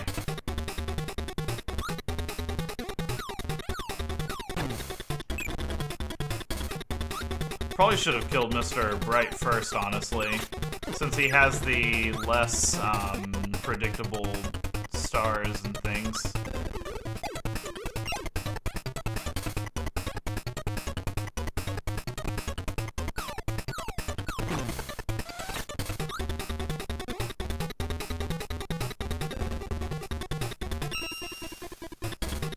That's honestly a really cool attack to add for him.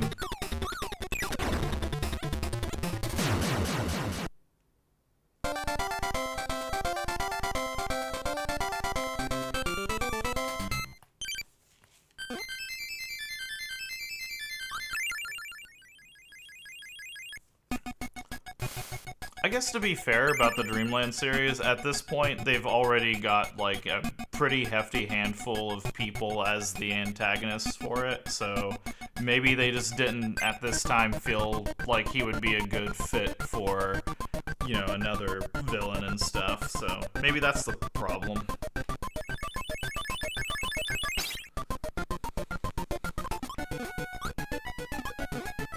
6 levels in this one. Now we're getting to the levels with some chunk to them.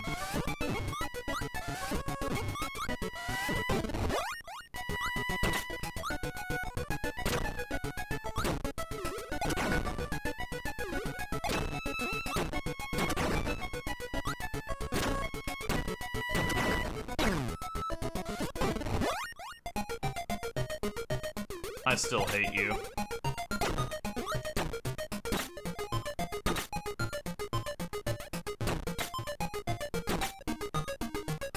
Oh, that's cool. You can actually hold the umbrella out for as long as you want.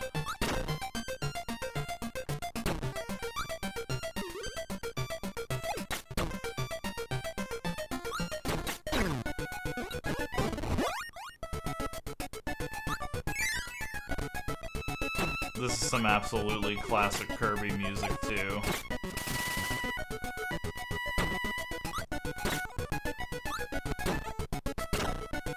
This is something I kind of like about not having an animal companion, is I actually get to hear the level themes.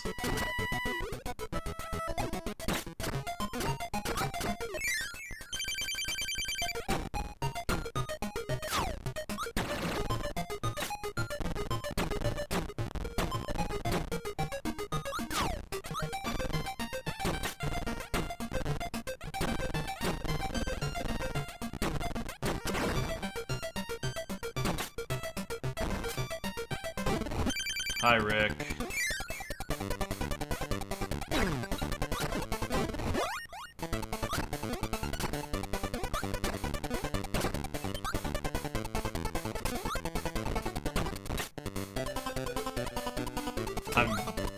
Oh, okay, yeah, I was just stuck in a rock and a hard place there.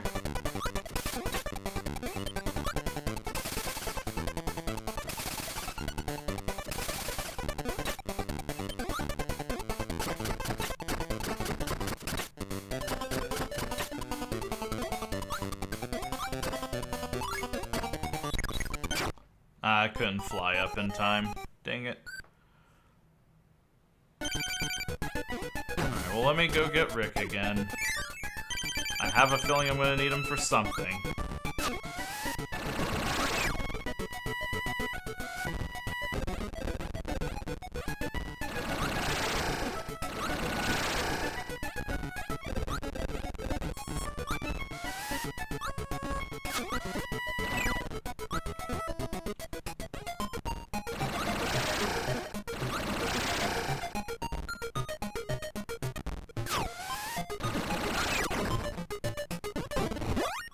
I'm gonna hate it if I need umbrella and... Okay, this is fine. This is good. This is fine. I much prefer this animal companion.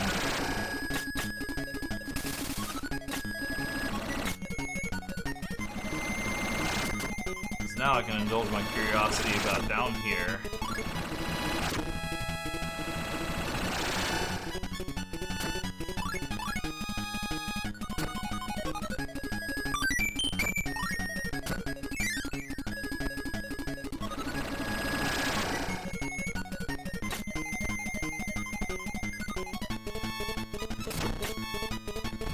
I mean, he does have a pretty hefty role in Super Smash Bros., at least, Brawl.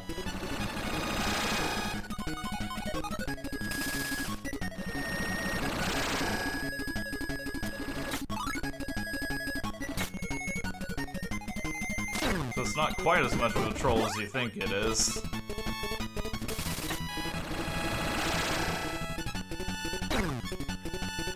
Alright, I just wanted to see what was down here. It was nothing. Spoilers.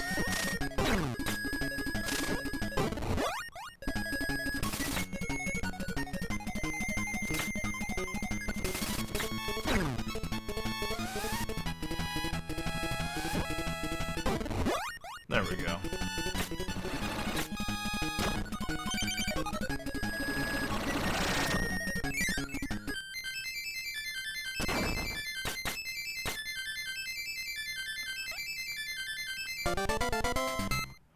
Yeah, sadly I won't be playing Superstar today, but that was the big one for me.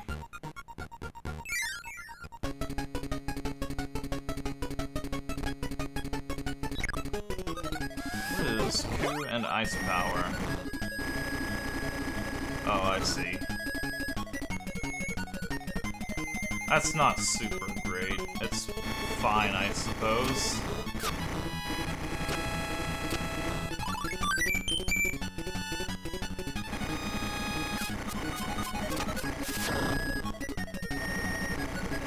Yeah, it is really weird that they have Meta Knights here, but not Meta Knight himself.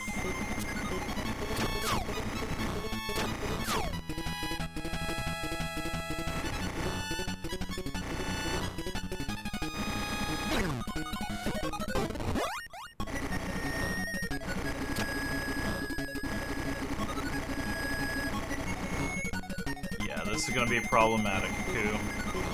Because you kind of lack the ability to hit that.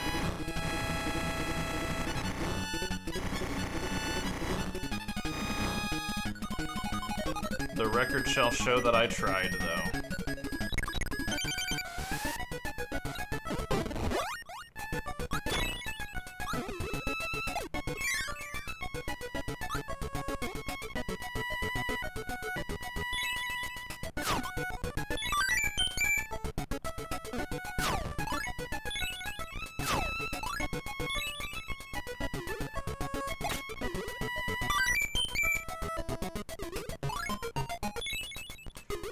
It doesn't help that this is just like a very loud game. I think part of it is just that I need to speak up a little bit more.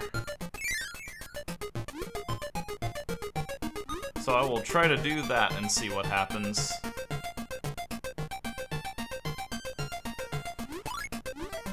I'm still kind of on the verge of waking up right now, and I'm going to be doing this all day, so I'm probably just speaking a little bit less quieter than I should, or more quieter than I should.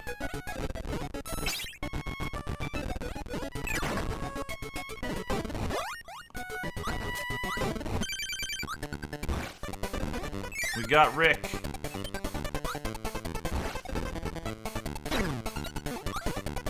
Voted world's best paperweight of 2024.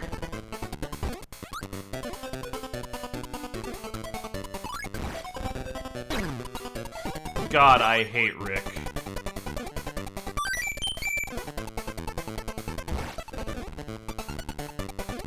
My favorite part about him is just how most of his abilities just suck.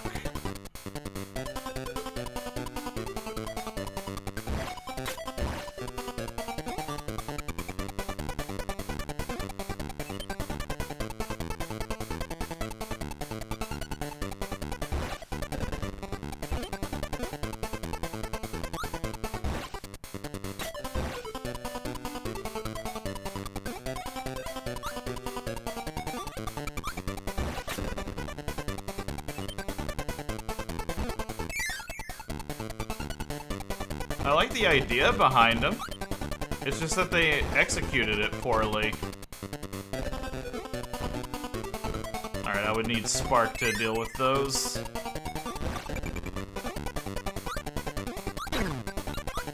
Alright, I think I know where the rainbow drop is gonna be for this stage. I just have a feeling. Oh, no, never mind, there it is. I think that's gonna be Cutter that I need.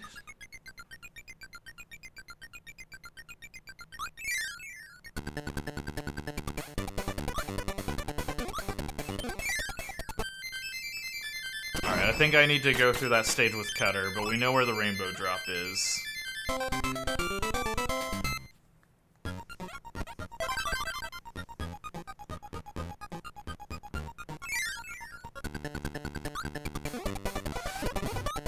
The Hamtaro song for Rick is not appropriate just because Rick is not good. Unlike Hamtaro, which is great. Okay, yeah, I was thinking about this, and I remember there was something about this stage that kind of makes it weird.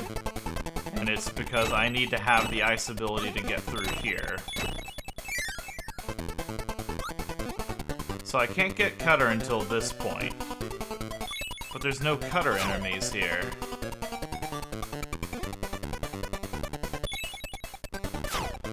Oh, I bet I know what this is now, actually.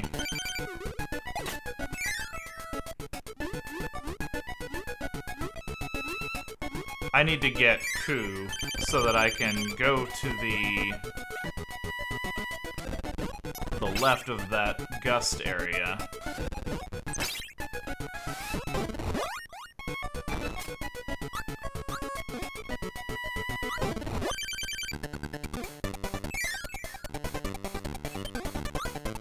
I have a feeling when we work together it is much better.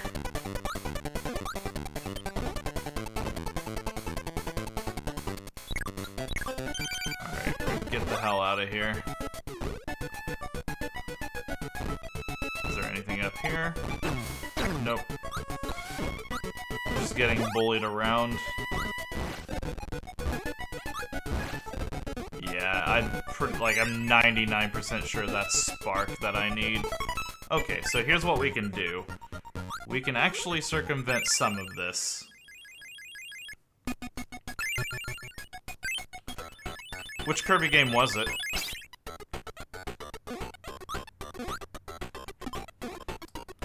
If it's for the Switch, I'm guessing like Star Allies or Forgotten Lands.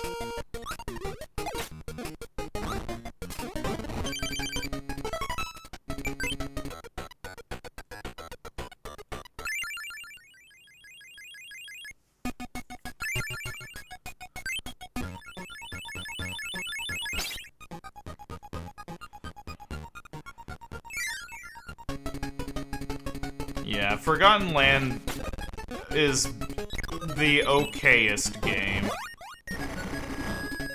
Oh, right, this is why I can't take Ku through here normally. Okay, yep. Okay, so what I need instead is I need to find... No, I can't get the Spark ability. Okay, yeah. This is, This kind of reminds me of Dreamland 3, because there's a similar one to this, where you kind of have to use everything to get to it.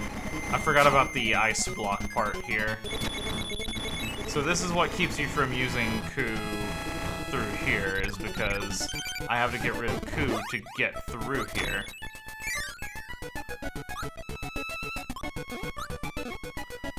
I still need to find the Spark ability, though. So before I even worry about getting old Rick there...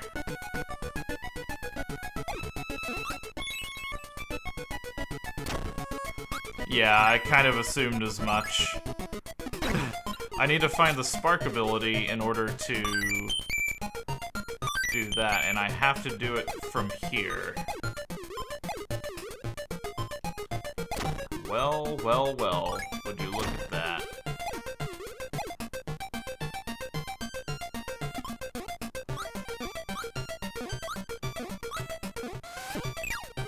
Whew, that was a close one. Gravity almost consumed me.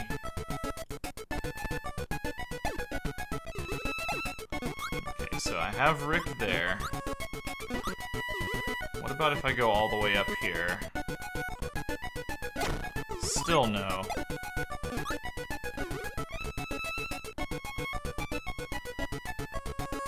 Spark and Rick so you can reach the Kirby Spark. Yeah, that's what I figured. The underlying issue is I do not know where Spark is. Because it's not up here. I have to use Freeze to get into this room.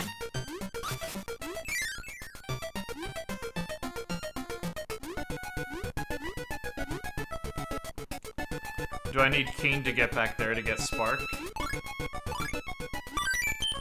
I think that might be the play. I've got to get Keen there somehow. I'm not even sure if that's true or not either.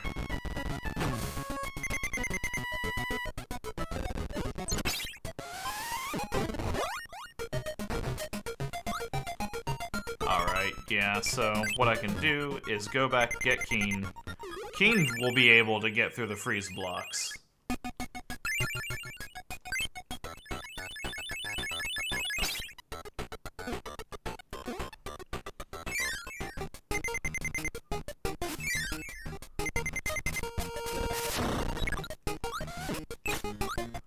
little bit worried about being on no health here, but at least having an animal companion fixes that.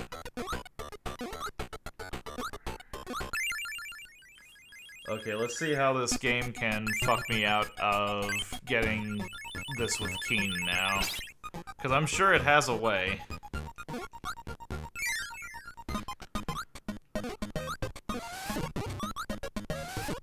Alright.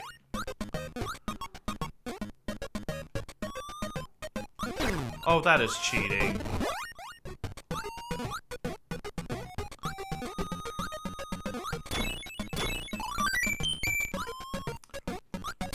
I just looked at my life count. Jesus, I love Kirby games.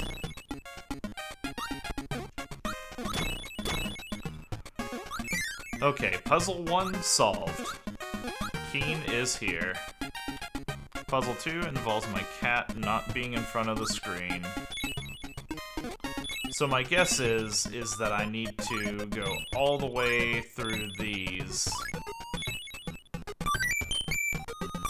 Actually, can I just drop down here? Yeah, there we go.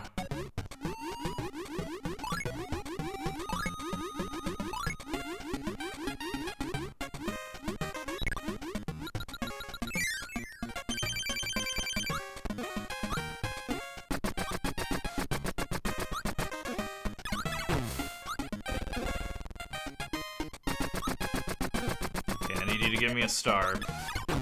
I need you to give me a star. Thank you.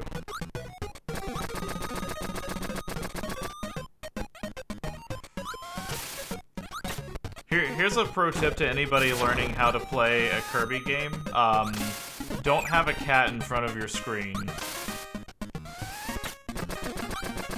That helps immensely.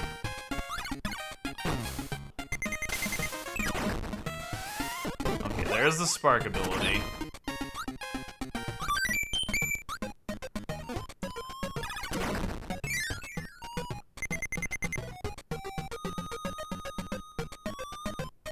Now I need to get Rick. So I need to do that same thing. I need to hold on to this spark with my life. Well.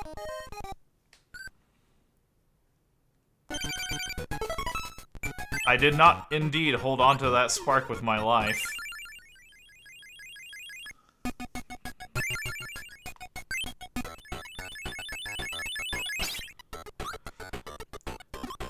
Yeah, I see what you mean, though, about this being the second hardest one.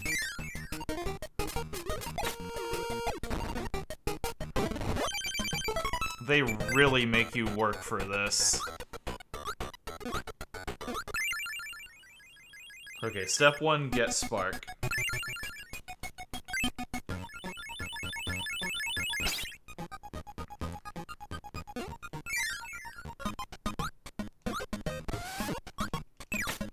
I should have just went ahead and picked up that freeze. It's fine. There will be another.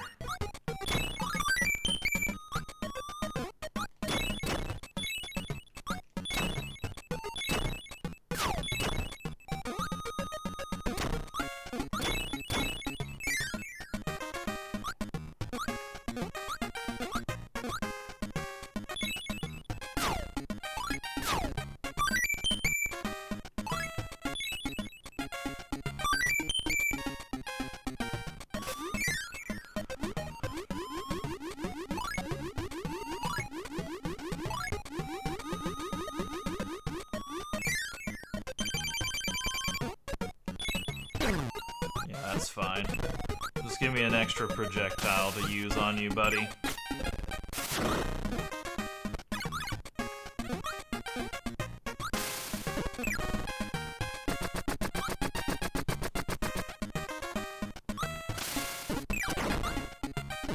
Spark is get.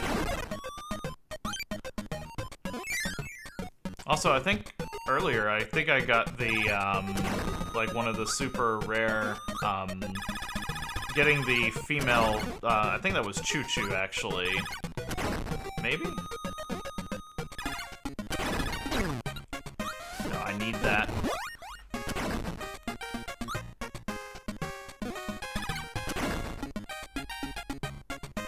Now we go down here.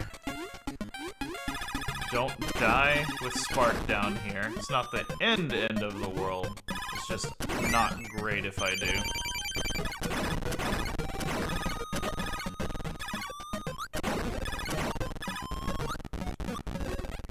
The problem is I'm willing to lose Keen here, but I'm not willing to lose Spark.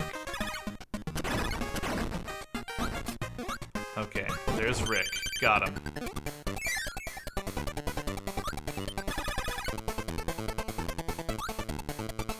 That is an evil trick.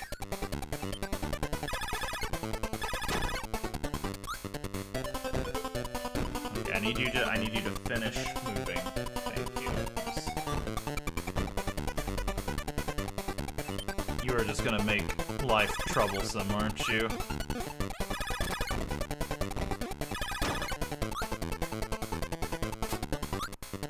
And there we go. Now I need Cutter.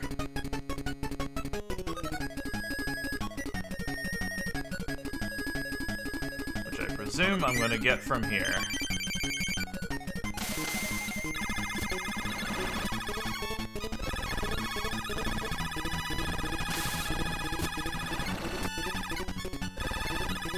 You're a lot easier whenever I can just attack you from above with no consequence.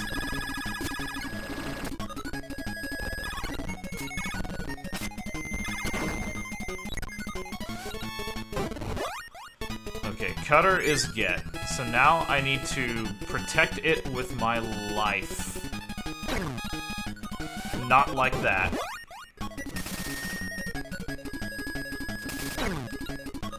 The good news about this is that as long as I can get it, and as long as I don't leave this screen, I can retry as many times as I need. Which is 0 more times because we got it. Jesus. Okay.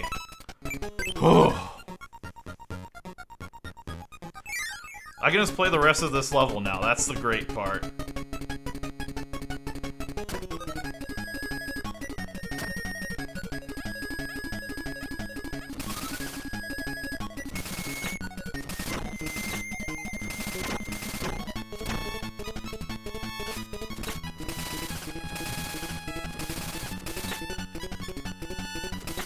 Honestly, if Rick is F tier, then Ku is absolutely S tier.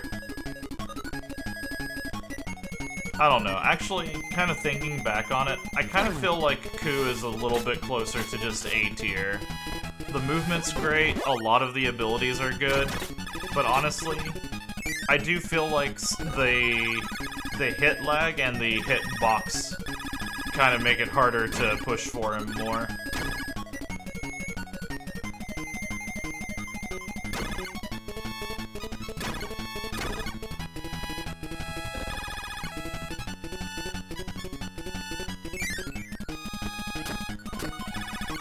He's definitely one of the greats. Like, just the fact that his alone animal ability, just the flying and stuff like that, is just super fast.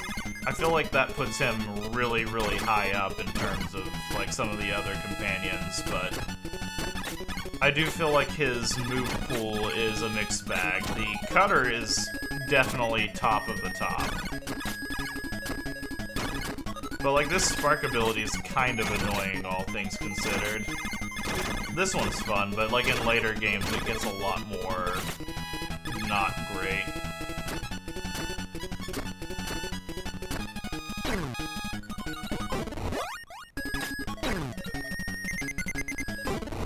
Goodbye, Ku. It was nice knowing you, buddy. Unfortunately, you're too large.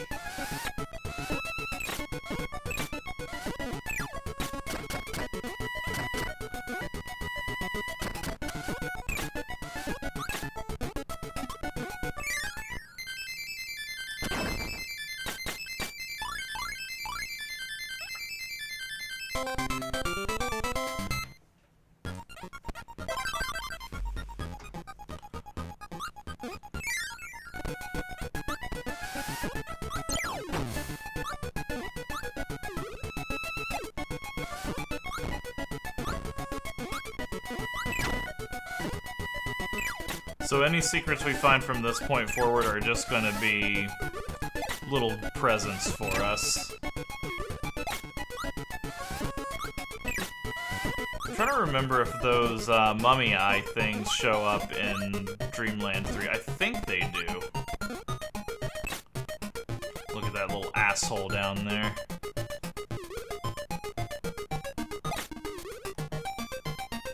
Even if I would have died there, it would have been worth it. I would have taken a life to just send him out of here.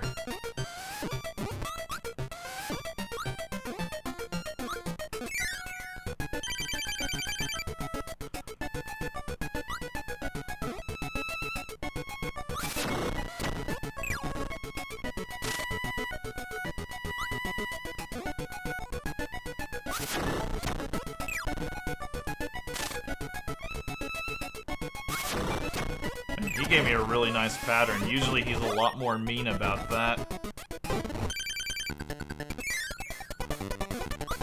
Oh boy, an auto-scroller with Rick. It's fine. It's whatever.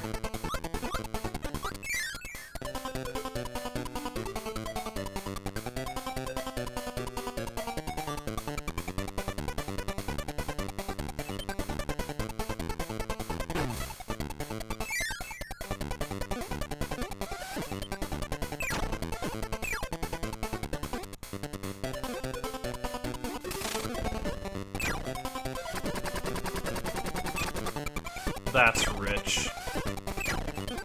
I'm being pushed up so hard that I can't even absorb all of those abilities.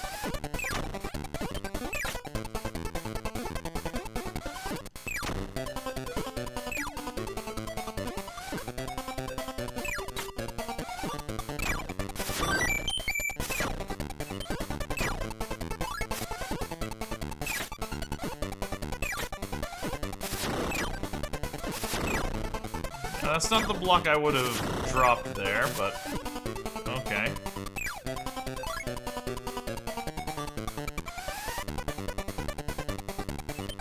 Am I just supposed to have rock there or something? I don't know how I'm supposed to get those. I'm guessing rock. Even then, sometimes rock is able to be pushed up by currents though, so maybe it's just having coup.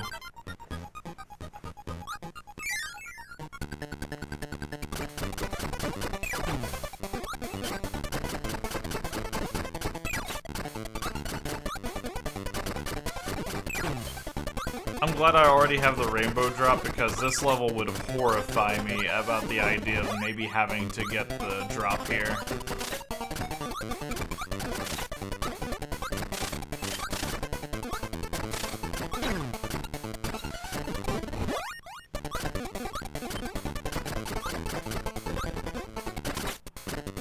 Yeah, see, like, the needle ability here is especially, like, one of the reasons that Rick kind of gets into the F tier really hard. Any ability that forces you to change your direction in order to properly use the main function of it is not a good ability.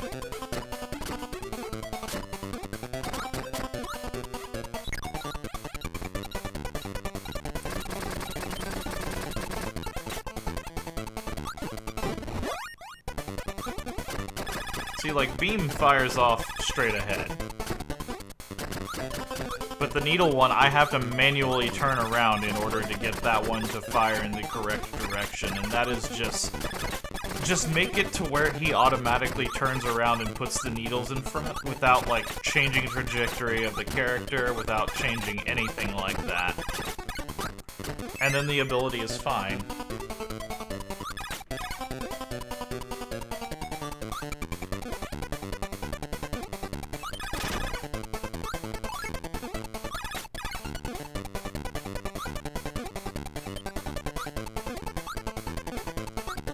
If you ever want to get good at short hops, this is apparently the level to do it in.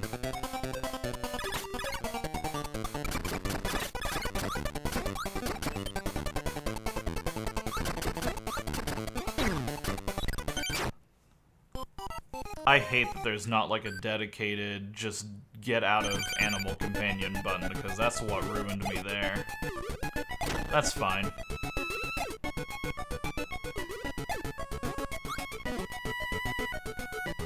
We'll curb it up for a little bit.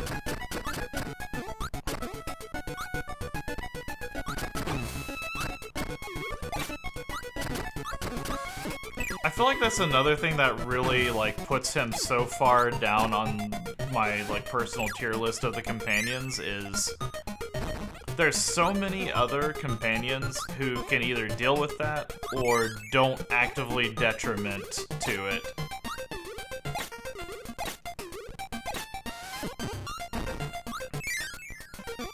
But Rick is just like the case in point of, okay, you messed up, buddy, I'm sorry.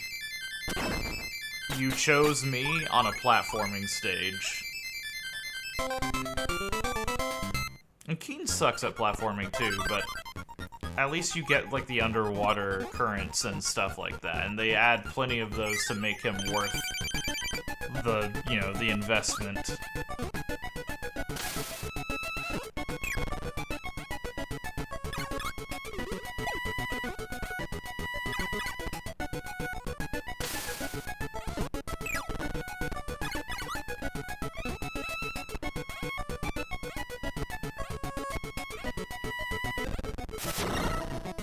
I tried to eat that, it did not work.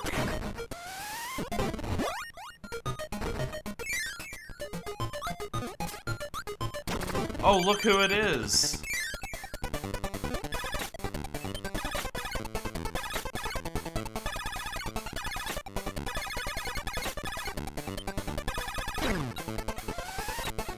Like a bad stomachache, it's Rick.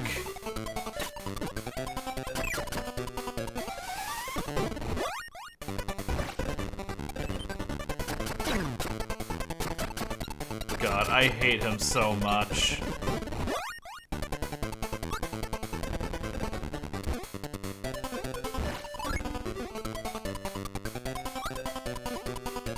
I'm his #1 anti-fan.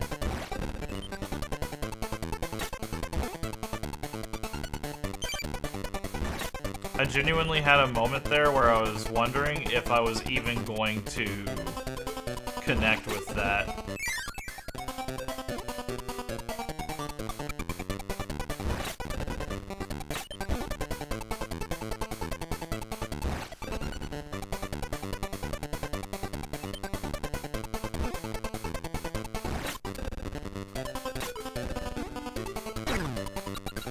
My cat thinks it is very 4:30 right now. It is not.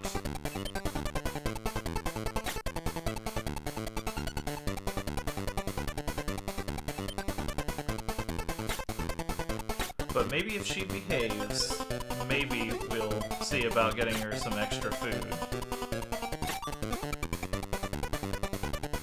Maybe.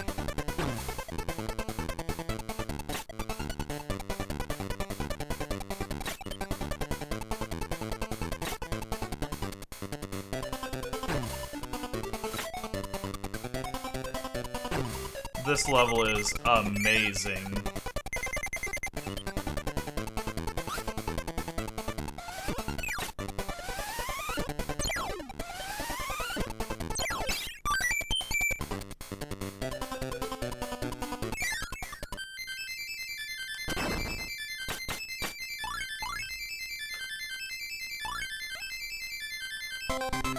I will admit, like, since I'm going to be doing the 100% boss for this game, I will fully admit, I'm not well practiced on it. It could take me many of my attempts to do it.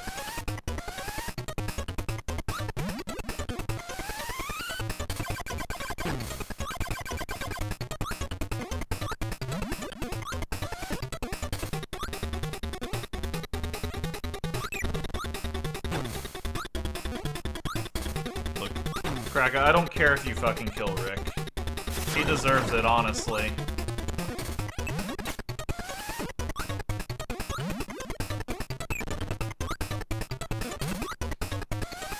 I will give it to them. This is honestly like a pretty cool interpretation of the Krakow fight.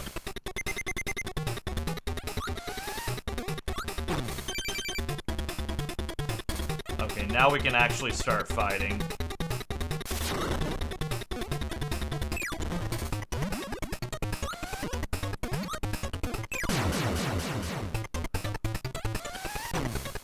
Yeah, I knew it.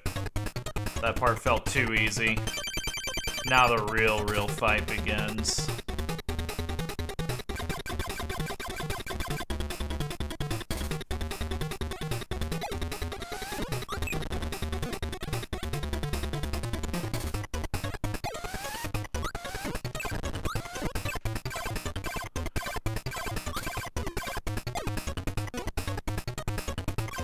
I don't think I can hit him while he's flashing green.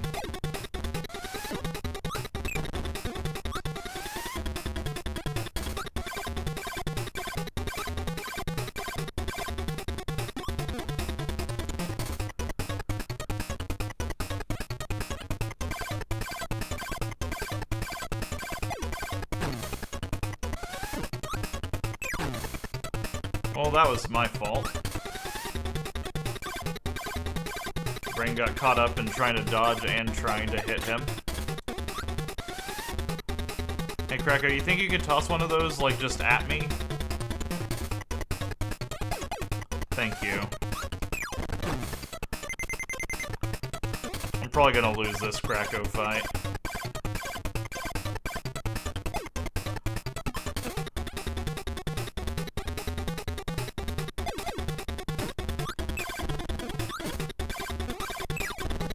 Okay, no, I can't hit him like that.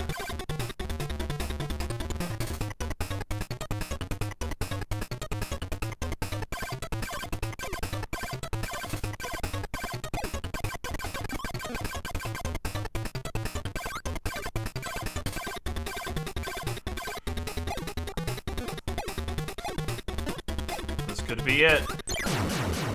That was a close one.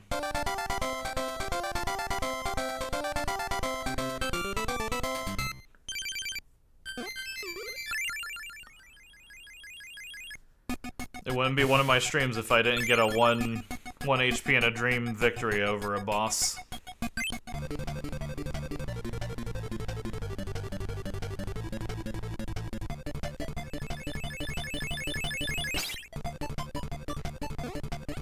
Alright, and this one has 7.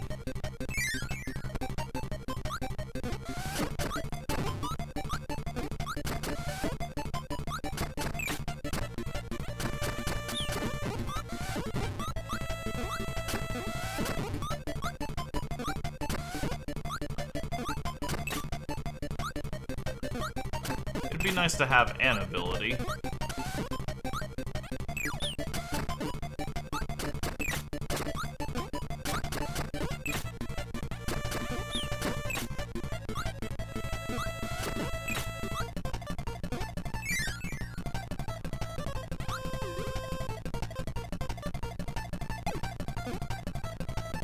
I don't know if that was intended or not, but I am here.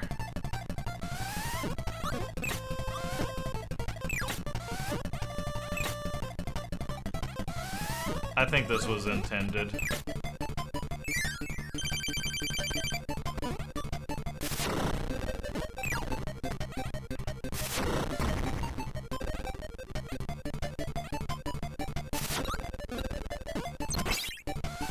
Thank you for the 2 stars.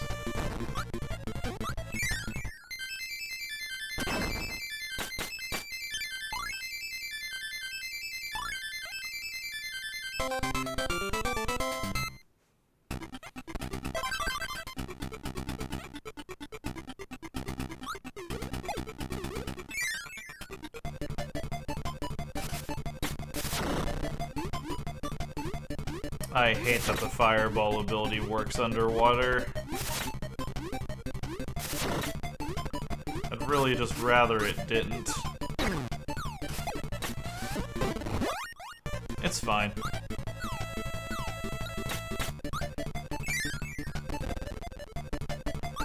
Okay, so 2 levels ago is where I can get an entire repository of a bunch of things, and then this stage is where I can get all of my abilities at. I'm gonna take the hint. They want me to use Needle here.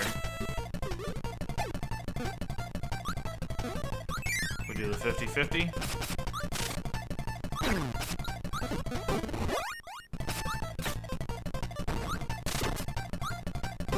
Hi, Rick. What happens if I just go back this way?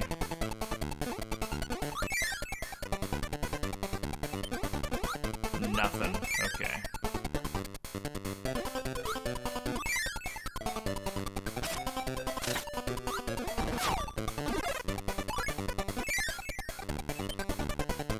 So if I go this way, a bunch of 1-ups.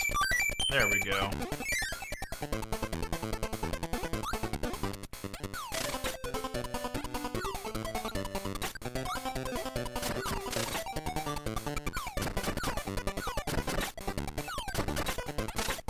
I have no fear.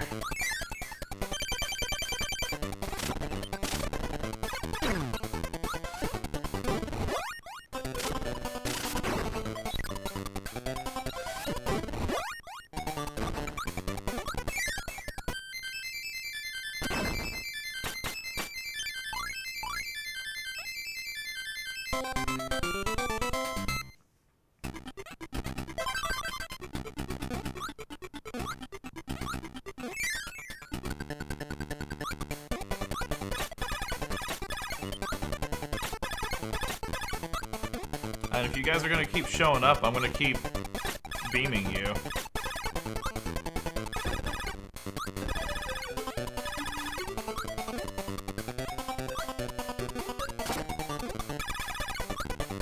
I've got a bad feeling about this level. Just the way that they put those blocks there and the way that this whole entire stage is very anti-Rick. I've got a bad feeling.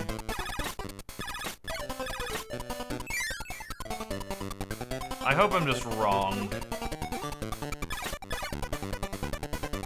Oh, they're trying to hint me here. I took the hint.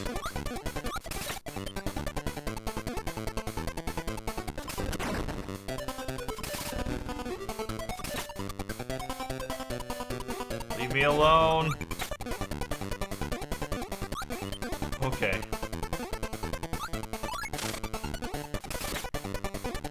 No, not again.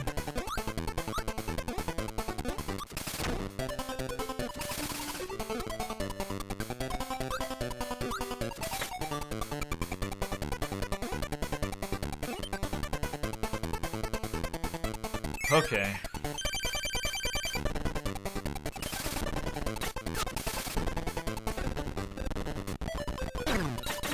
Yeah, you know what?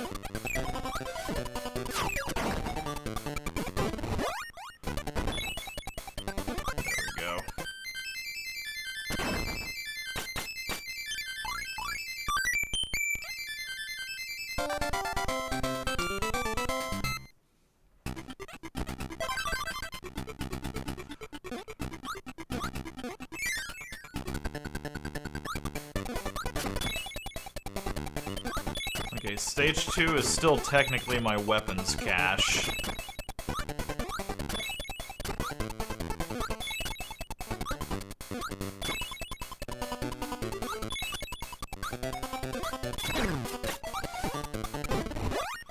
Almost had a good groove going through there.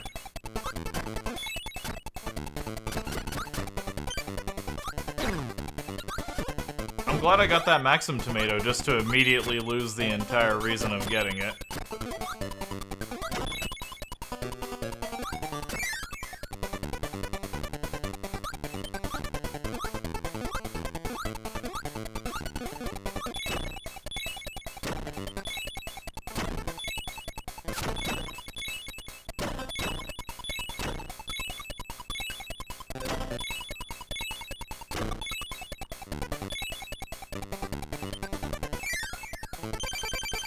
A lot of auto-scrollers in this.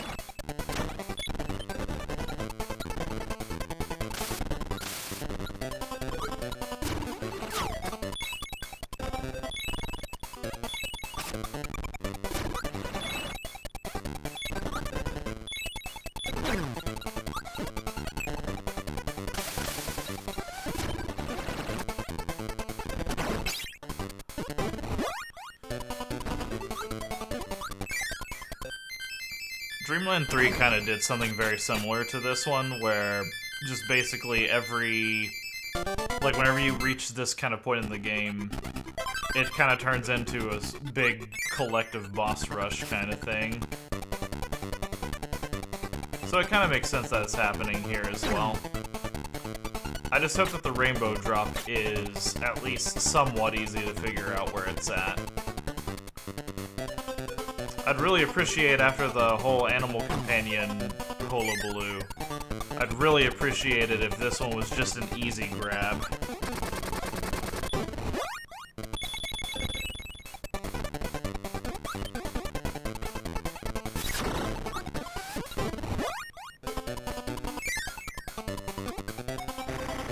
Like, it would just be nice just for once to have one of these where it's just like, no, okay, you suffered the animal gauntlet, let's just give you this one. You're at the end of the game.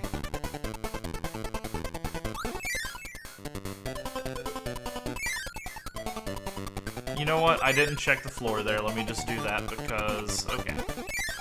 I would rather not miss the secret and then scream.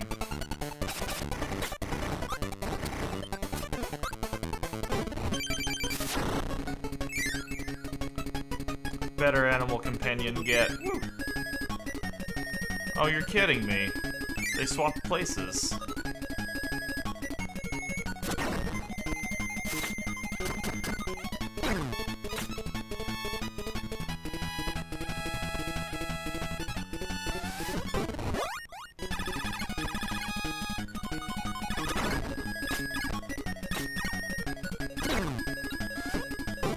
This is kind of an unfair place to put him at.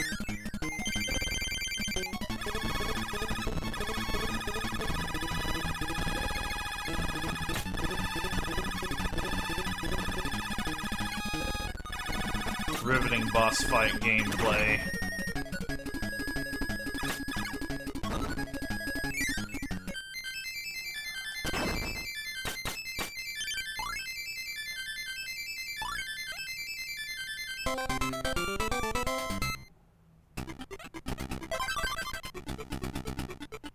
Alright, hopefully the rainbow drop is in either this stage or the next one. That would be nice.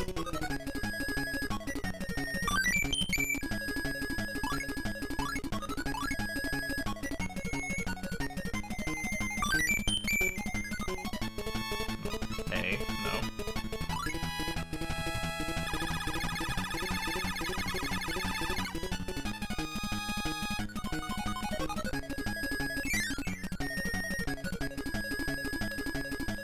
Oh boy, more auto-scroller.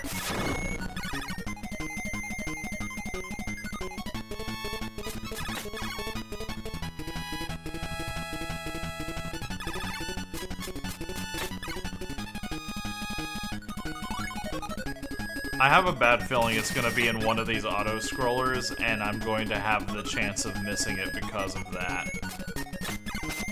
And that kind of annoys me.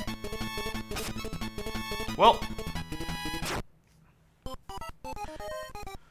I'm getting real Echo the Dolphin Welcome to the Machine vibes on that. You chose poorly.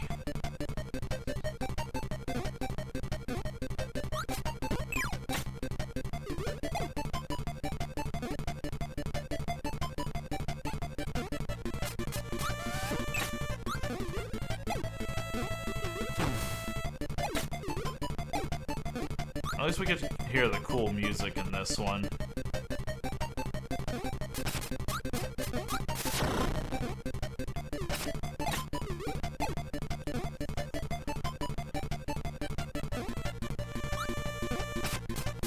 Nope. Ah, damn it. You chose poorly again. You'll get them next time. Oh, you have 39 lives. Let's just eat those. Dreamland 3 definitely iterated upon this concept a ton better, because in that game they would have these auto-scrollers, but then they would be like, okay, no, never mind, you're good. Like, you know, they don't throw you into these really devious traps. Like, this is literally a life drainer.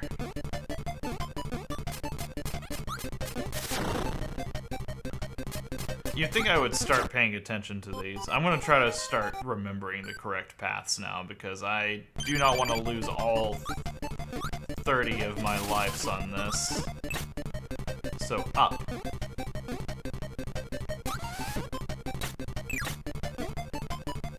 I think this next one's middle? Nope. Down, up, down.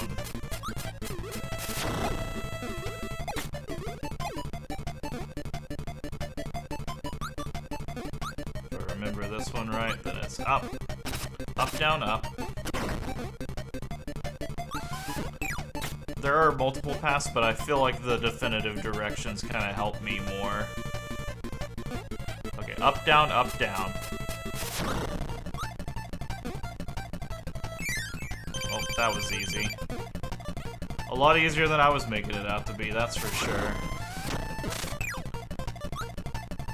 Oh, right, I can't attack him whenever he's got his spikes back.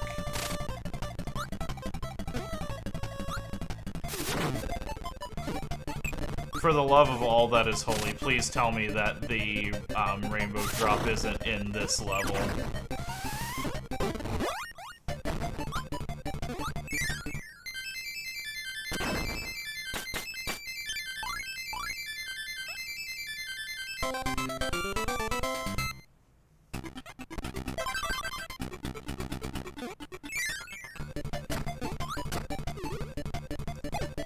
Please say it's not. Just lie to me if you have to. Thank goodness. I don't care if that's a lie or not. I'm relieved for that. Well, if I were a betting man, I bet it's in the level where they expect you to have the light bulb ability.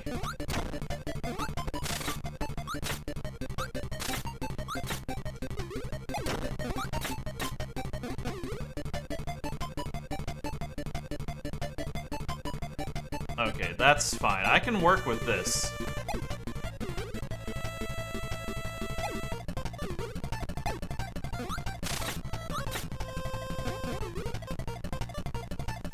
It may not necessarily be in this part of the level, but no sense in not trying.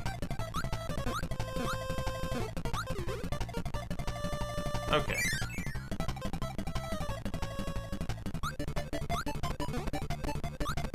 I will need the... It's not a door hit, it's a code. Oh, I see.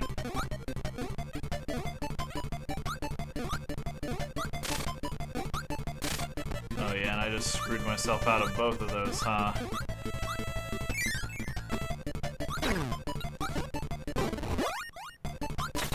Okay, so I definitely need to go and get Keen, and then I need to go and get Spark then.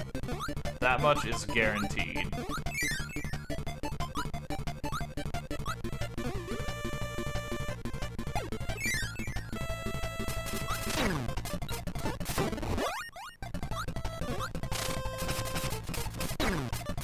Yeah, Needle, you have expended your usefulness.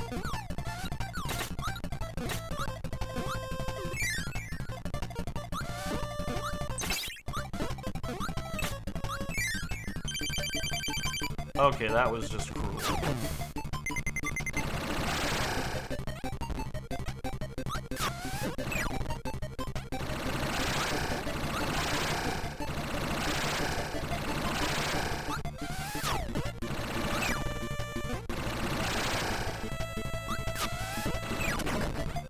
Okay, we in there.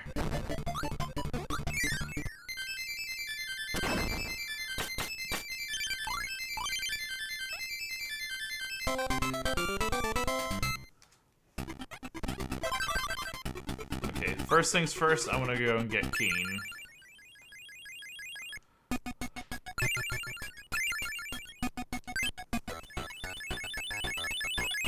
Because thankfully there is a place here that I can just get him.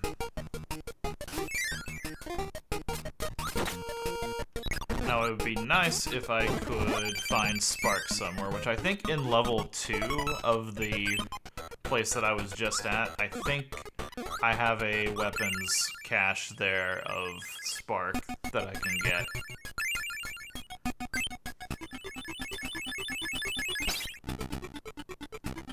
5-5.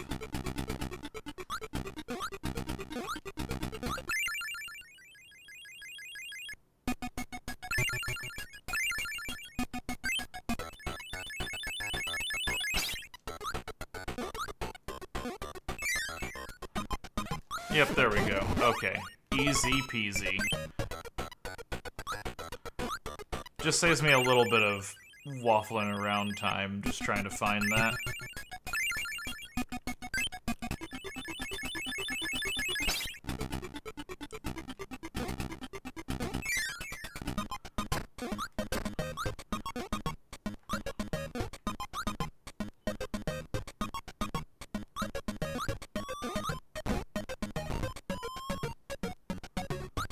Ah, yes.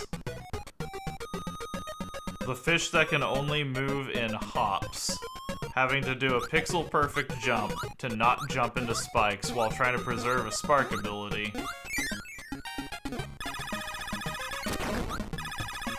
Fire, rock,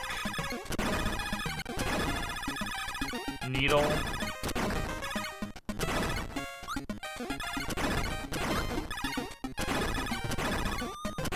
fire, rock, needle, ice cutter. Fire, rock, needle, ice cutter.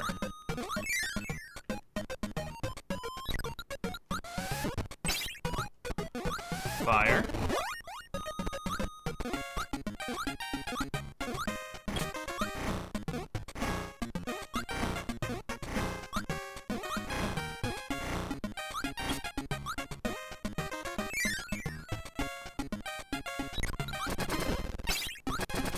Rock.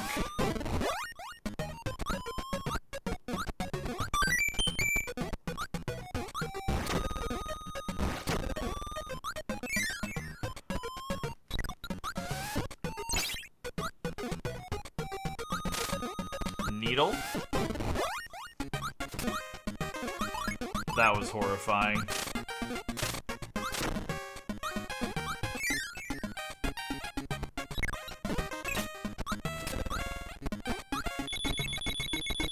Ice.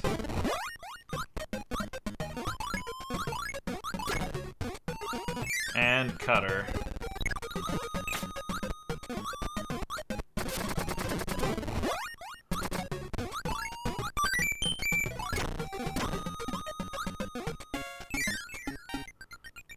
Got it. Awesome, and with that, now we can finish the game.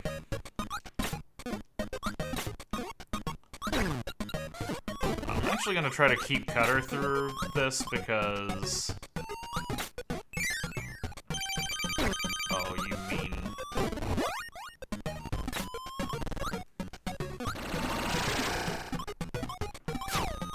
Okay, cool, he's just off screen. I guess it's fair. I've done that to how many bosses in my time. There we go.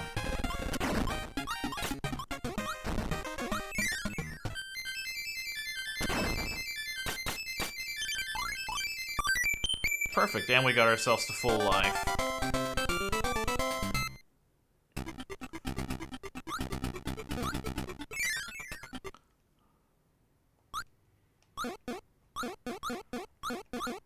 Okay.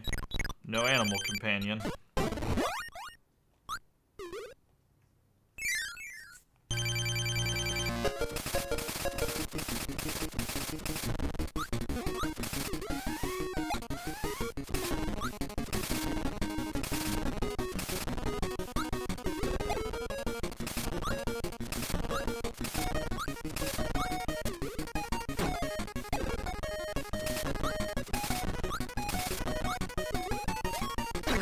I love the DDD theme here. And I just threw away my projectile.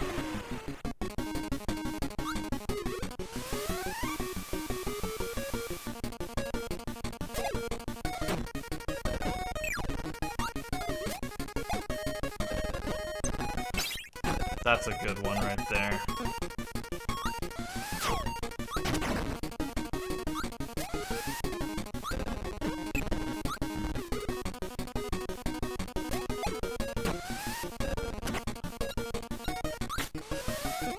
Oh he is angry.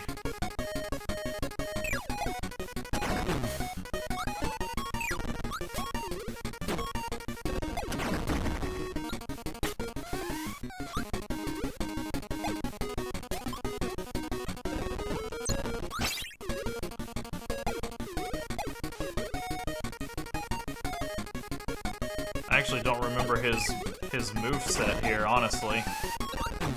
Like, all things considered. Okay, it looks like I can eat his explosion, though. Can I exit this stage and get a power? Okay. I don't care what power I get, I just want something.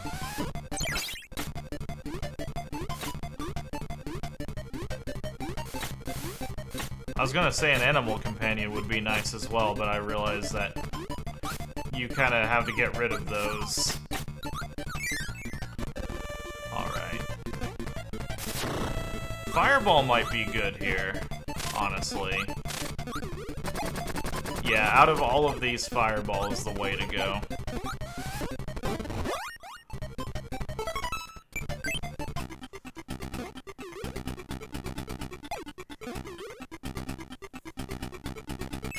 Alright, here we go.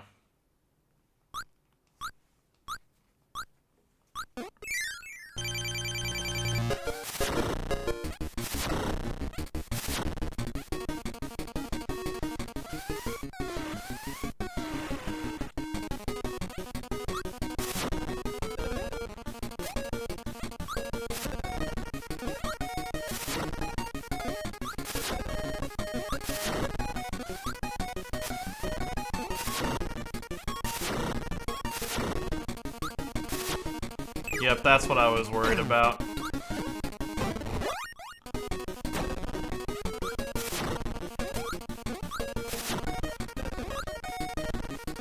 So what I'll do is I will wait until I know what attack he is doing.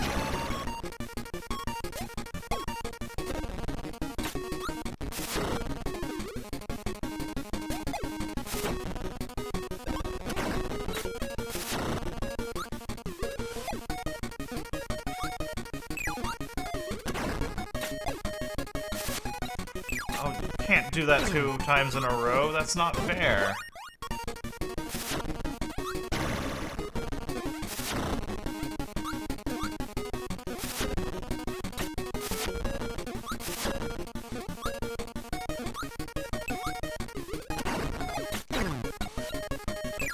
You just did it again.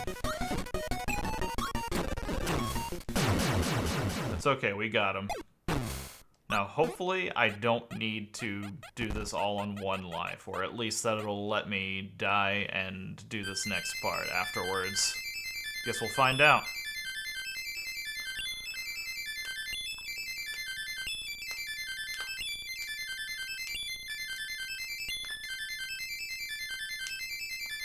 Now we get a sword.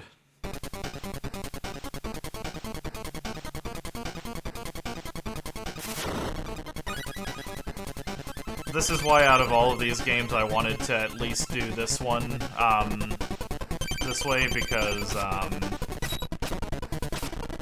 I at least wanted to get this game correct with the, with showing off the rainbow sword and, like, all of the secret endings of this, because this is directly related to the Dark Matter trilogy. You know, I just realized I think I can technically throw his projectiles back at him. Which I believe is like the objectively better way to deal with this phase.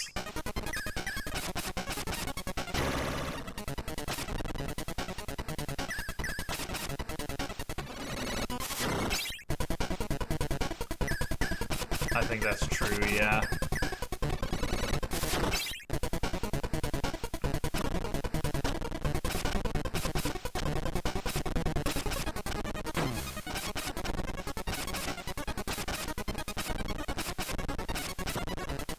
Yeah, because it takes pretty much like 4 sword swings in order to do it normally, and then one of his, like, regular attacks takes, like, a full bar off.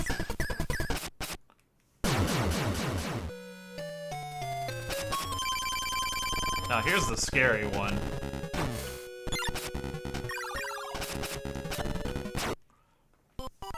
And this is why I said this one's gonna take me a bit, I think. Alright, so we can play him safe. This is fine.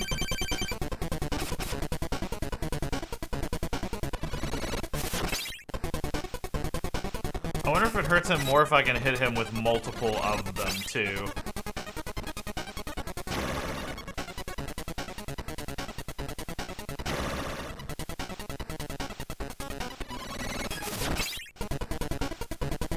Yeah, we can just play this one ultra safe.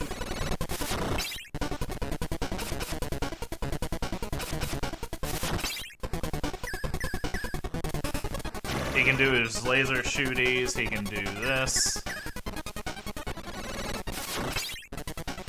And I'd rather conserve my life for the second phase that I don't know how to handle right now.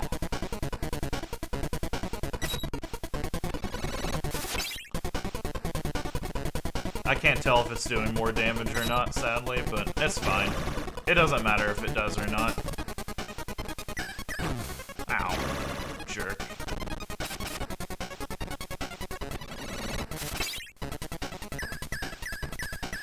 I feel like the answer is no on that.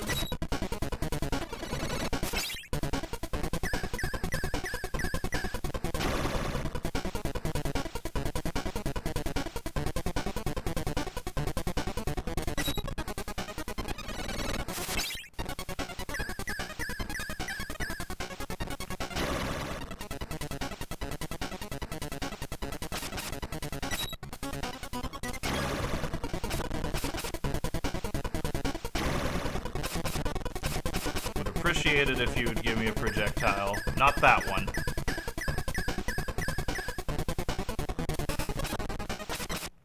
Okay, fine. That's good to know, yeah.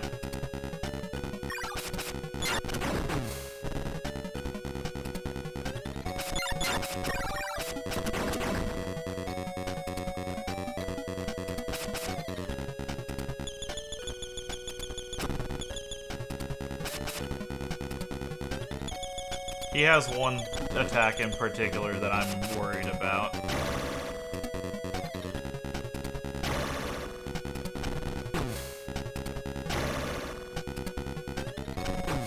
I need to stop getting hit.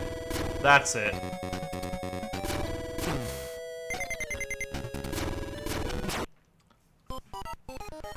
Yeah, his, like, lightning attack there is the scariest thing ever because you just can't do anything about it aside from just not be in the way of it.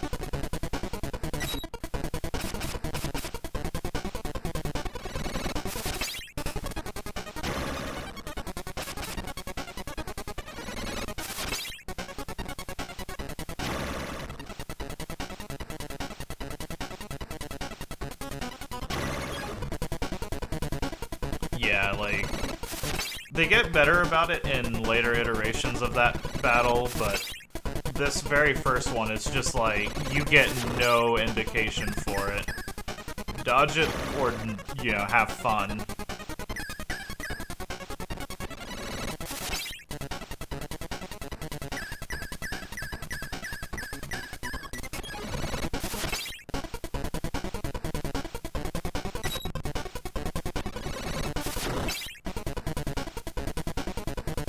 The strategy on this guy is definitely just hug the top or the bottom of the screen. Yeah, okay. Alright, so what I will do is if he's up at the top, I will kind of try to be at the bottom of the screen. If he's closer to the bottom, I'll get to the top of the screen. That keeps me safely out of range of him tricking me there. He gives me more than enough time while he's channeling that ability for me to figure it out and work around it too, so...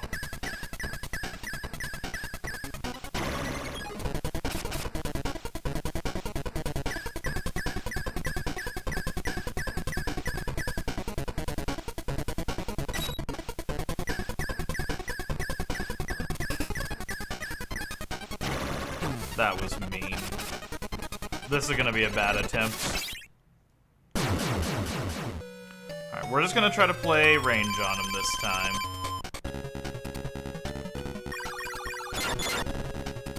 Oh yeah, that attack is the way to deal damage to him.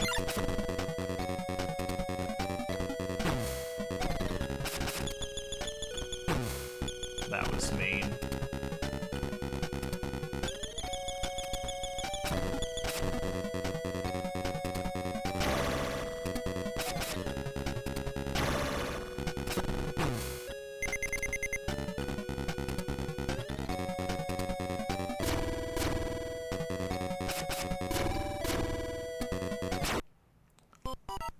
Whew. Okay. I think we can get him. Like, we're getting him at least halfway on that phase. I just need to get there with full health, and I need to avoid that series of attacks and just figure out what his next stuff is.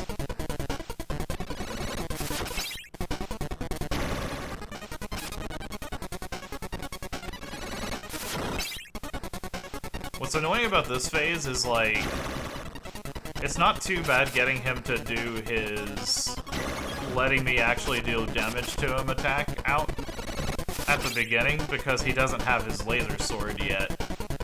So he'll either just charge and let me get a wide open spot there, or he'll just do the attack.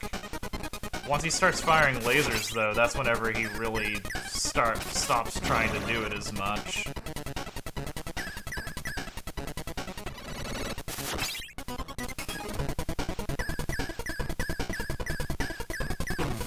That was mean. He has a really mean way of just, like, trapping me in the corner.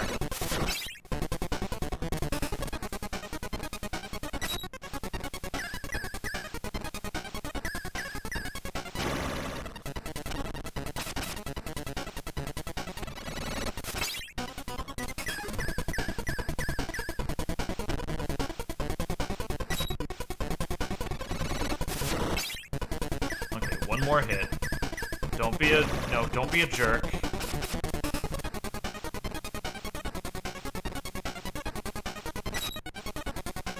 There we go. Thank you.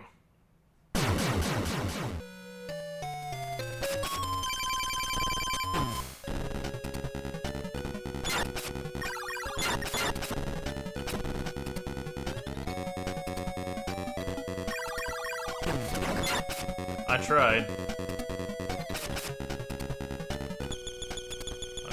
Attack. Basically a freebie once I figure out where he's firing from.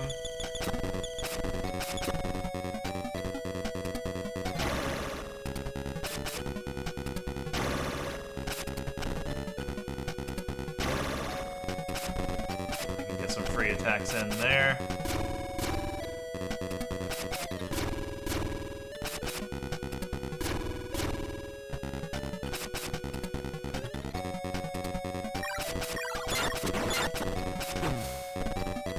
I hope there's not, like, a time limit on this as well, because that would suck.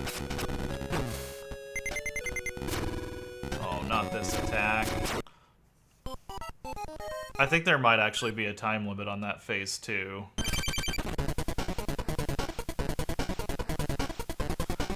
Okay, I know I can get some free hits, and once again, I just need to get through this phase without getting hurt.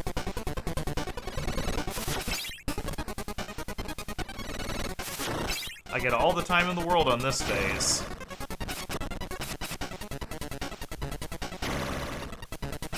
So I just need to play it safe.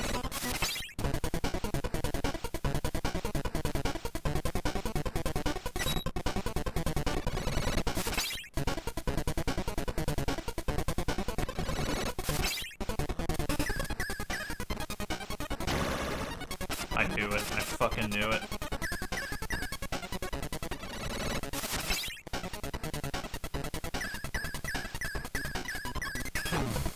I hate whenever he does that, because I thought he was going to charge there.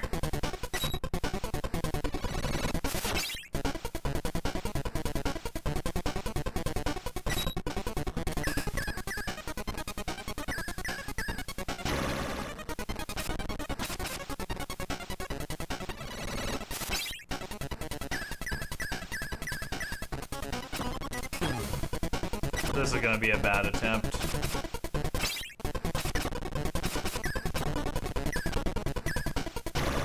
I've kind of already wrote this one off just because I've lost the 2 health, but we'll see what happens.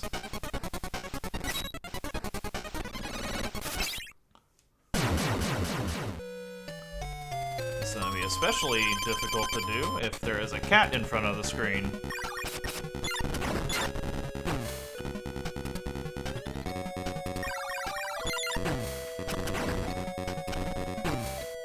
Yeah, this is just a bummed attempt. That was my fault. I got greedy early on and then it just completely psyched me out, so it's whatever.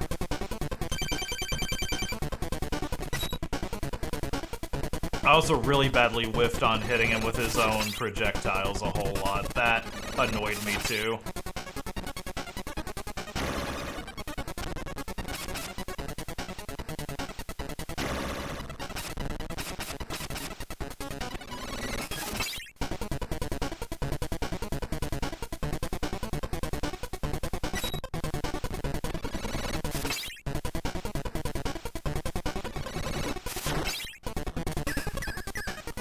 Here comes the lasers.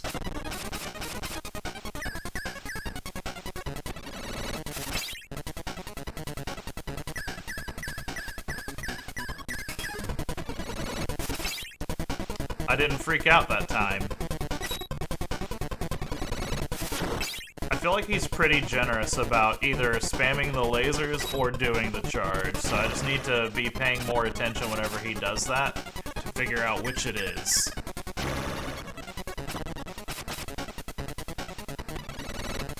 Because I feel like it's either he's going to spam the lasers or he's going to do the charge, not both.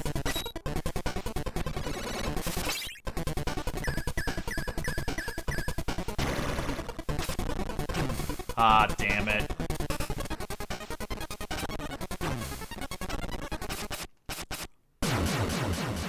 That was such a good run, too.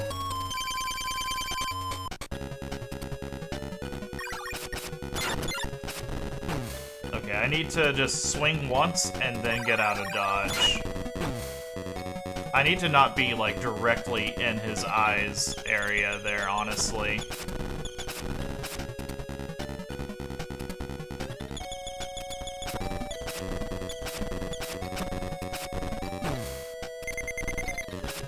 This is just an experimental round, honestly. Like, I lost way too much life going into this.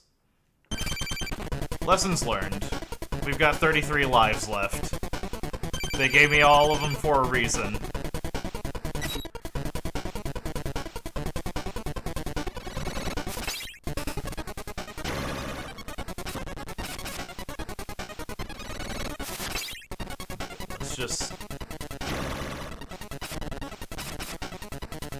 Let's just focus.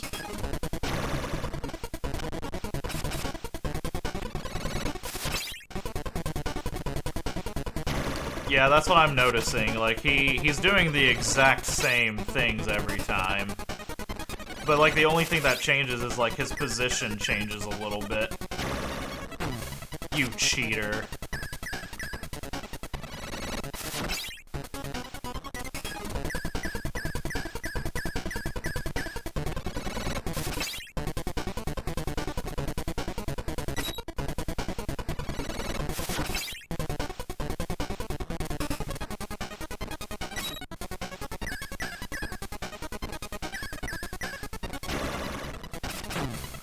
Yep, this is a bum run. Just go ahead and kill me, dude. Let's just not even try on this one.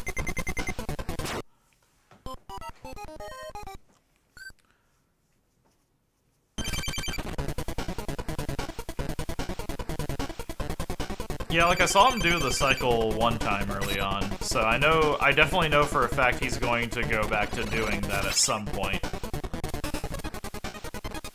I'm just worrying if I'm going to have enough time to get there and then still defeat him before I hit the ground and die or something.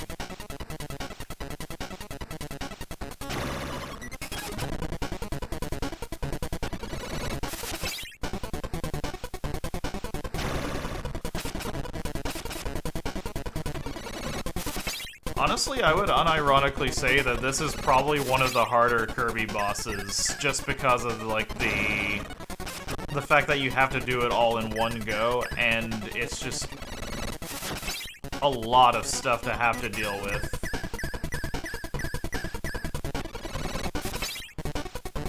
Yeah, so if I can call that out correctly, he either does 3 and then a charge, or he does the laser spam and then gives me a projectile. Yeah, see, he fired me a warning shot that time.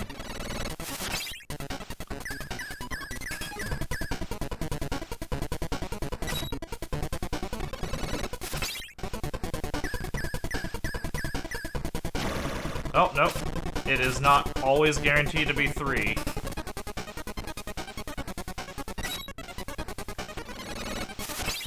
Alright, phase 2. So let's just stand slightly off kilter to wherever you're at. You're gonna go there first.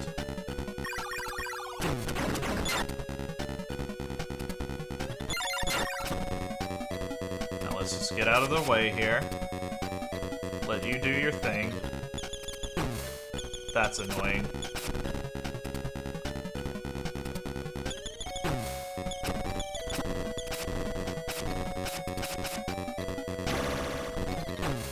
That was my fault. I was trying to see if I could greed some hits in on that.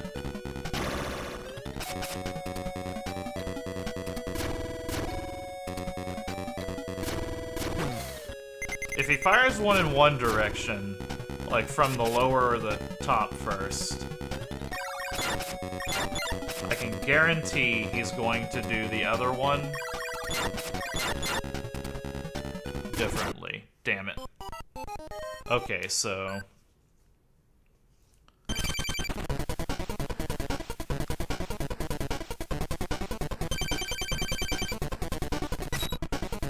we're getting there.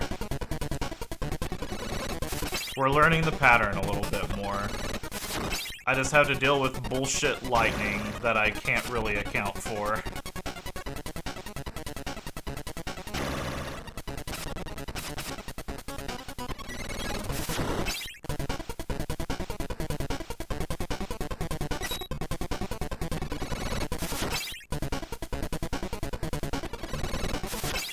Okay, keep being that nice, dude.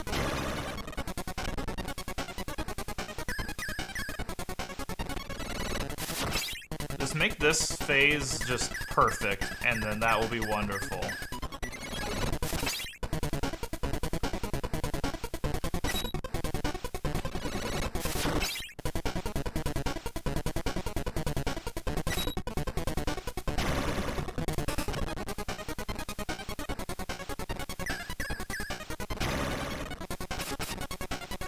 I'm trying to play this, like, ultra safe right now.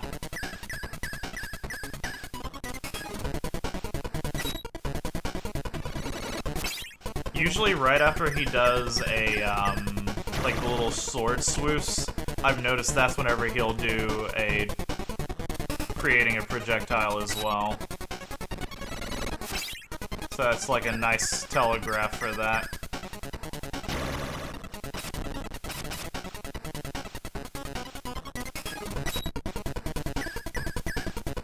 Of course, now he immediately goes against that. I almost freaked out.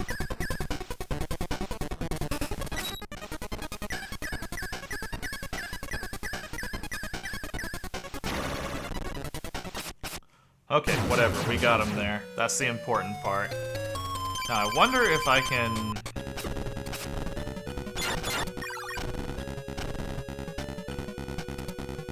Okay, no.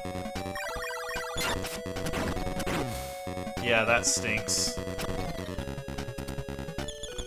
Will he always start those down, is the next question I have.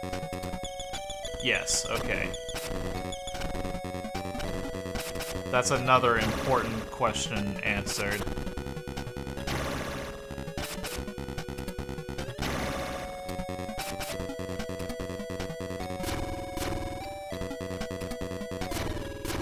Yeah, there we go. That's the confusing one, because of the fact that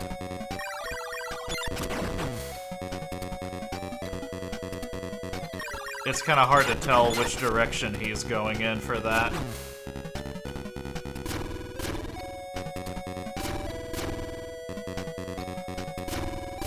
Whew, okay. Give me more projectiles, please. No, not those. Fuck.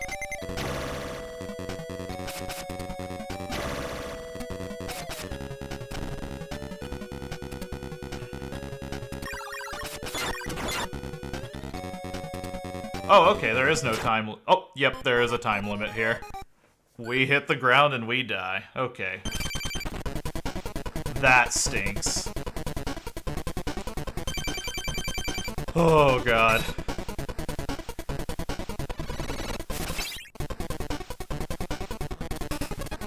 They were like, you're gonna farm up 30 lives for this, and you're gonna use every single one of those 30 lives on this.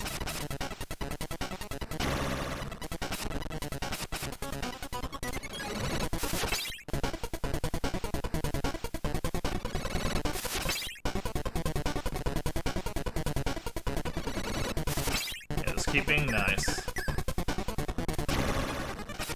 Yeah, he usually fires it at an angle, but the problem is that he fires it at either a small angle or a large angle, so it's kind of hard to figure out, like, where his trajectory is going to start out with it is. Like, it's hard to use the he only fires it kind of straight, or not straight, to my advantage, really. Aside from what I said, like, you know, if he fires it in an upward diagonal, then the downward is going to be the next diagonal that he does.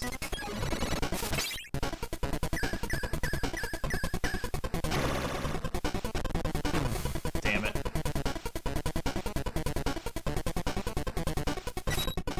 I really want to go into that phase with all my health, but I might not have a choice. So I can start out here and do this. And just completely mess that up.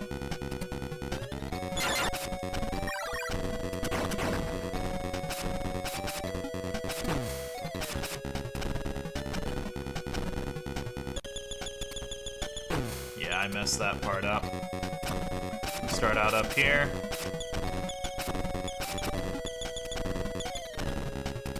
We can get a lot of damage on him during that phase.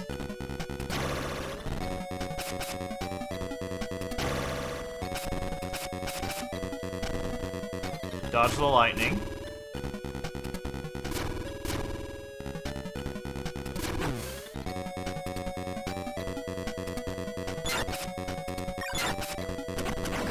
This might be it. I'm just gonna play this one ultra safe, I think. Woo! Ultra safe. That was the one.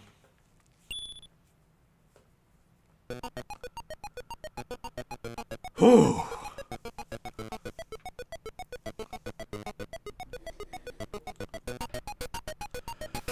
Alright, I'm gonna be right back while the credits play on this, and then I will get started on the next game afterwards, but that was an experience.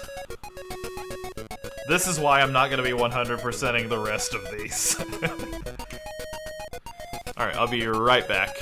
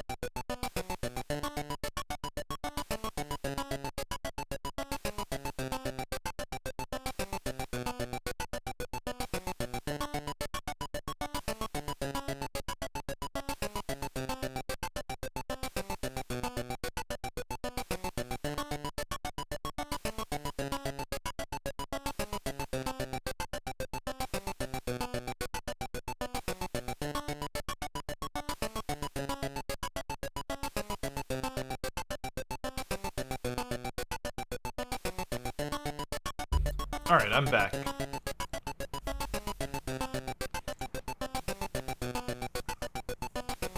Also, if anybody ever tells you that Kirby games are too easy, just invite them to take a look at any of the 100% completion bosses on some of these games, because they can get spicy.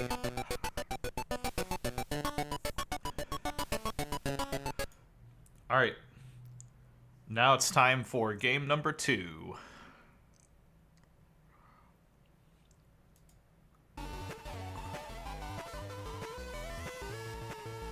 This one, like, I think it's just like the ROM that I have for this, but it has this weird intro, so I can't say too much about, like, why this is here, but we'll see what game it is in a moment after I move my mouse cursor off the screen.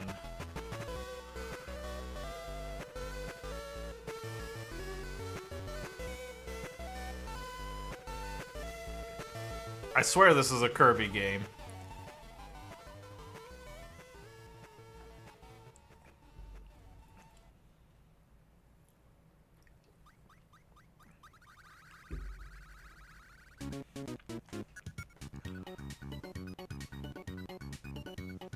So I will not be playing through... Actually, yeah, I'm just looking at this now. I'm going to have to do some OBS adjusting, so bear with me here a moment.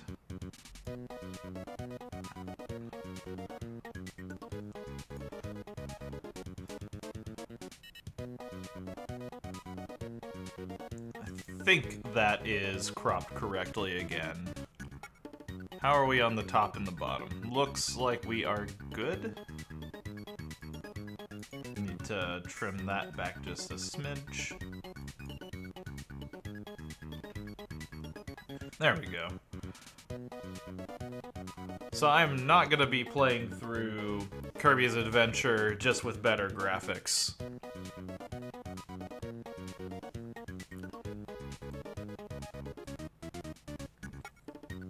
But I had to do some setup for this one.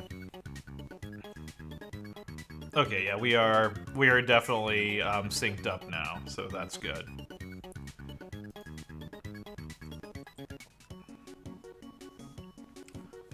So I spent a lot of time on this file getting this prepped up because I wanted to unlock the mode that I'm going to be playing on this one. This game's probably going to go by pretty quickly, because I am going to be playing Meta Nightmare. I'm going to, you know, be pretty much blasting through the game.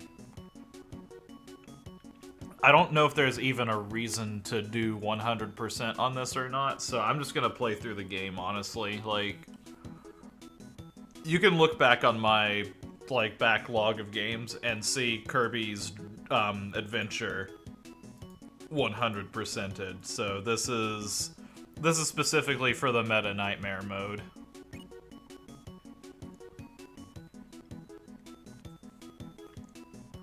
You can't save. So this is a Game Boy Advance recreation of Kirby's Adventure, like all the way down to the little borders blocking your path and everything like that. Looks like that's our move set.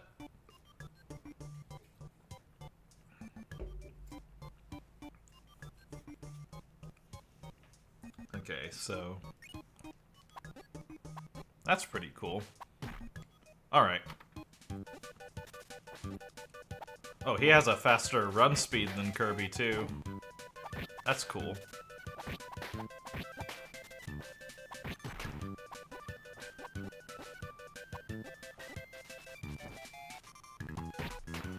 Okay, that shockwave does actually help. So we're not quite into the point of Kirby abilities being completely fine just yet. Whoops. I'm gonna get a game over before this even starts just because I want to show off the UFO room.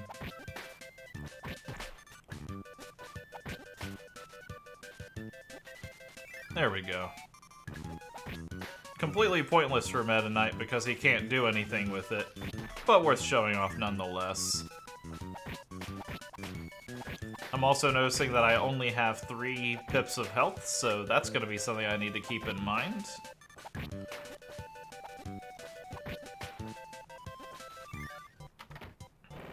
Oh, he doesn't even get... Okay, this is going to be a bit spicy. Hopefully, if I game over, it'll let me continue on.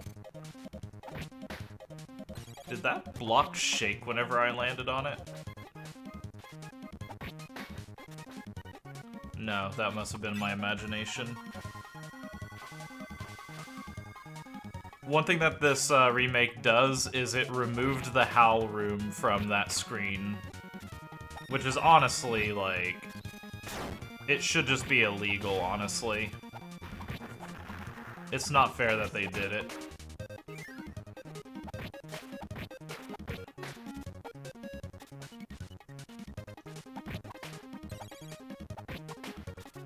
Alright, I've got to play a little bit safe here because I am already hurting. There we go. That up attack is not as good as it feels like it should be.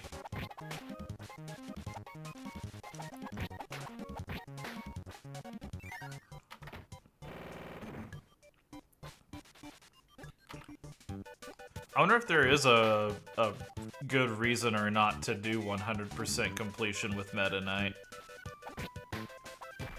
If I recall correctly, I think his sword has the properties needed to light fuses and things like that. I might try to go for it. I'll see if my life counter kind of agrees with that or not.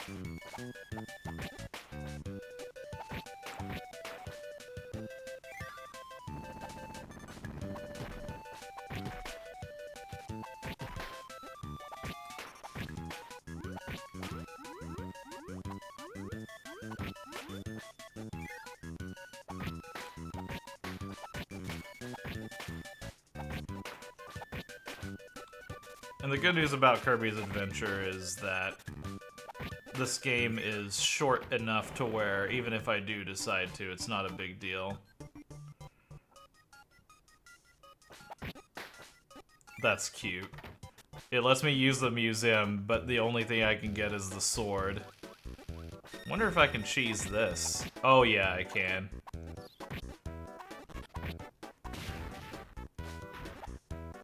Doing that the nice and cheesy way.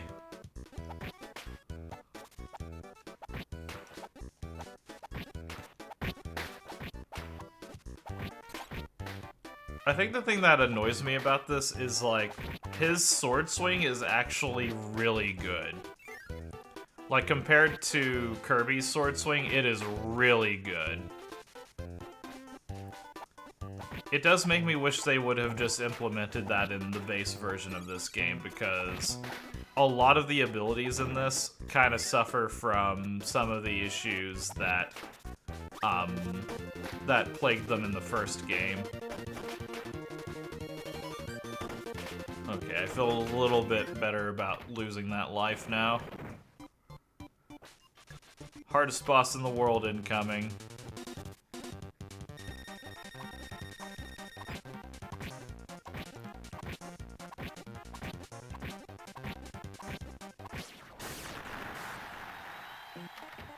Oh yeah, no Star Dance either.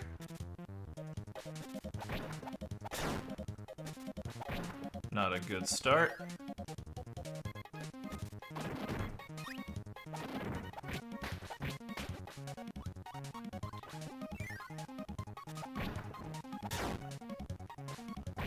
You are being a jerk.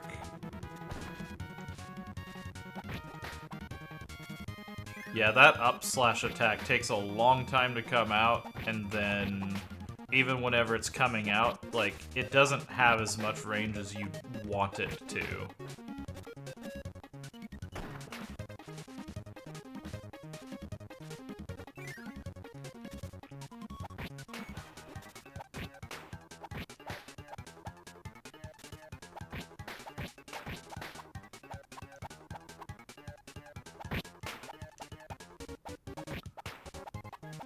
I'm trying to figure out if there is a, Nope, okay, if you just spam it, then he can go back and forth.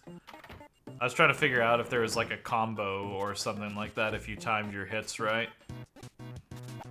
That is not the case.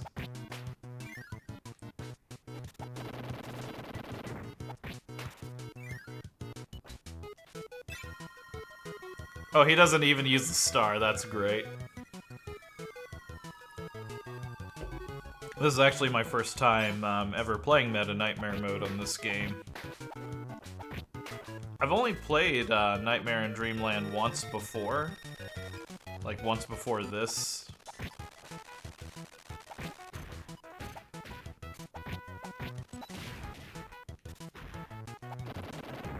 So, I've never actually played this mode before. I think I've played the one on Ultra. Superstar Ultra, that is. But a little bit different from this one, I would say. What I like about the one in Superstar Ultra is you get a lot of neat abilities that you can use with Meta Knight. It's kind of the same thing as this one, where it's like a lot of the game is kind of like ignored in a sense.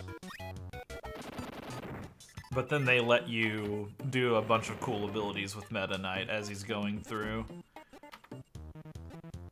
I can't remember if you still have to do the treasure hunt or not.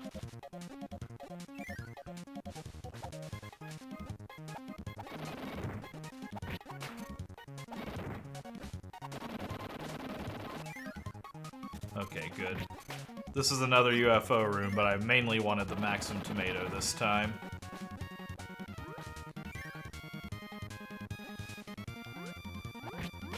In the base game, you get a lot of ways as Kirby to restock your life counter.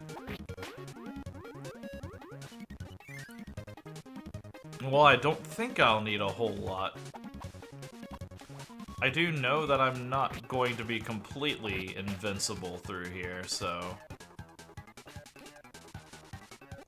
let's just go up this way and grab that one up.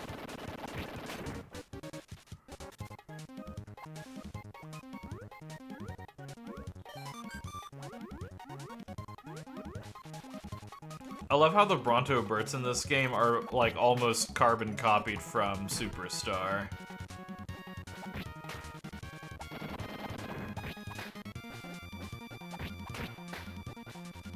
Honestly, it wouldn't surprise me if they did reuse a couple of sprites there because of that.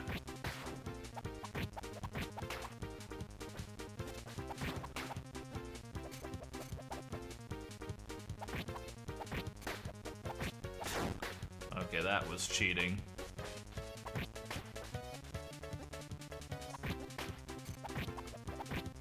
I hate that that guy takes 2 hits to kill, but it makes sense, I guess.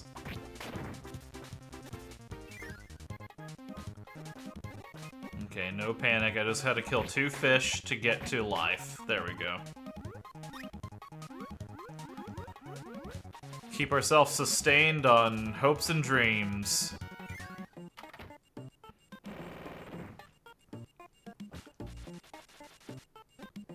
Oh, I wonder what's in the museum. Oh, they actually do let you see what's different in the museum. That's cool. Very silly and pointless, but cool.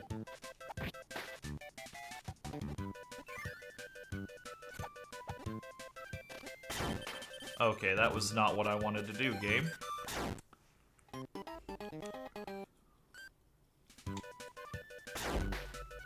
I was taking a drink.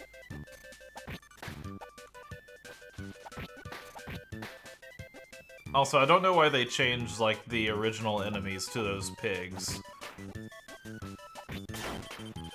This game does that a few times, actually. Like, there's just a couple of times where it changes, like, certain enemies around. Like, some of them got a cool glow up, but then they outright removed other enemies. Some of the rooms got completely changed. One of them I'm waiting until I get to Butter Building to talk about, because that one is honestly a travesty, but as of right now, like there's like a couple of stages here that change, but we'll talk about them as we get there.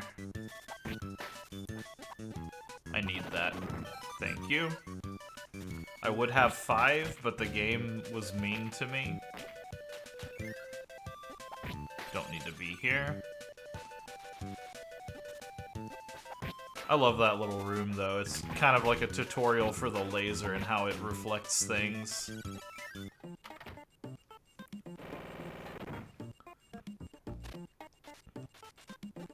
Oh, you can still go into the battle arena, too. That's cool. I guess because, like, the museum just has enemies to kill, and then the, like, the battle arena, kind of the same deal. Like, it just gives you a place where you can kind of refill your health for free.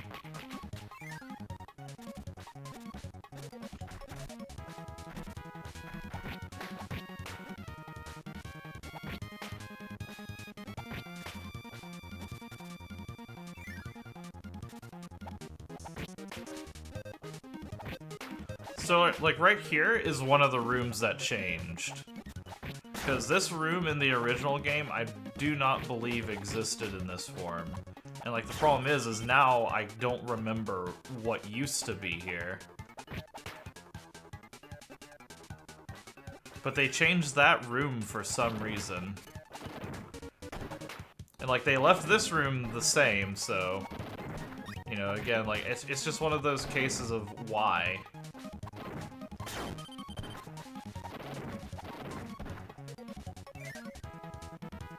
That is mean. I couldn't get that. Even if I wanted it, I couldn't.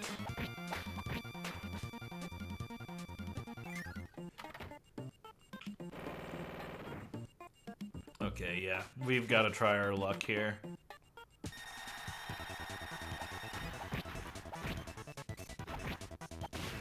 Okay, that was easier than I thought it would be. We're good now.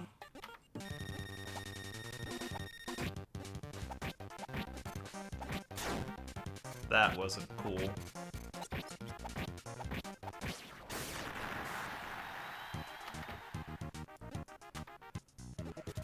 So in the original Kirby's Adventure, Butter Building is kind of one of the places where they sort of show you how, like, how technologically advanced they were able to get with some of their stuff.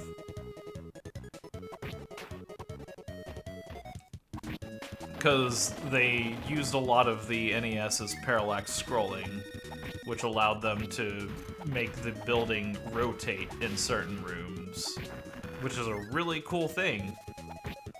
And this game just went, no. Too good for that. I'm actually gonna go for the secret here for the life, honestly.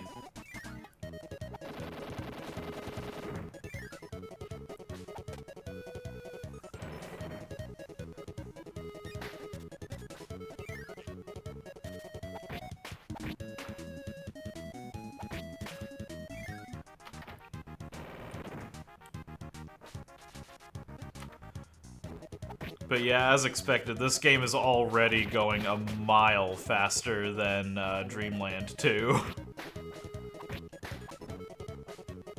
Who would have thought that a much simpler game that I know front to back is gonna go faster. Especially whenever you're playing as somebody who moves quicker, has an overall, like, just stronger hitting attack all the time. It's weird saying that because most of the enemies in this game die in one hit, but on bosses it really makes a difference because he can just, like, swipe a boss down in 4 hits.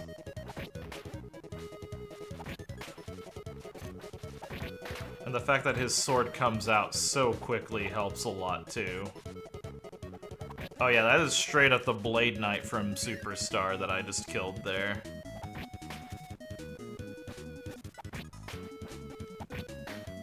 I can't remember if those were that way in the base game or not. I know the Bronto Burts were. I can't remember if the Superstar Blade Knights were there. Oh, damn it. I didn't want to hit the thing yet. Also, look at the glow up that Bugsy gets. This guy looks horrifying.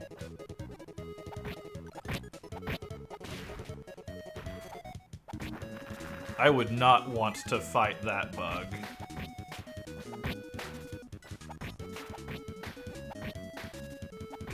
I think this is another room that's kind of changed from the original, because I don't believe that that room was like that in the NES game.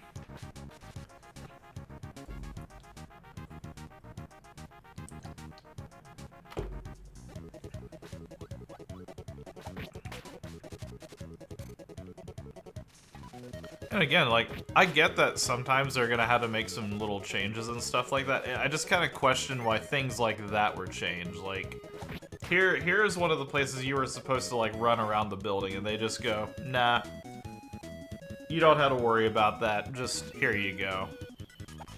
It takes away the entire excitement of that part of the level, and it's like, I would have rather them have done like a drastic change like they did to the other rooms than to leave that as it is. And, you know, it just seems silly to me. They obviously changed it for some reason or another, but then they didn't replace it with anything good. They literally just completely cheapened out the experience because of it.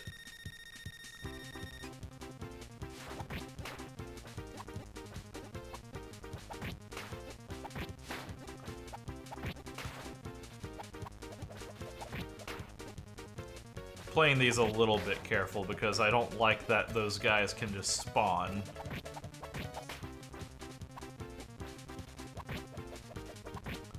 I'll just hit you from the bottom. Dodge that.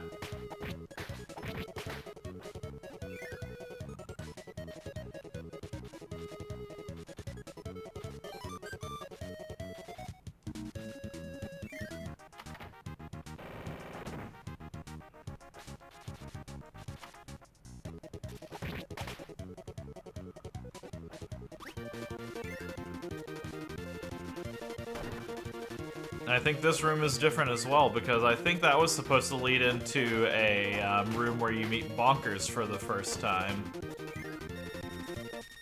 Which, speaking of Bonkers, there he is. In all of his bonkers glory.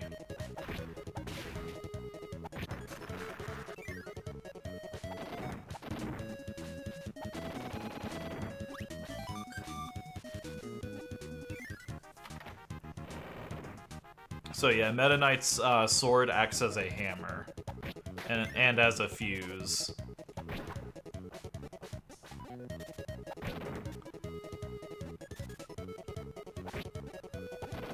So there's pretty much like any of the puzzles that we would run into, we can very easily just circumvent those by using his sword. Hey, here's the other parallax scrolling thing that they changed. Isn't this riveting?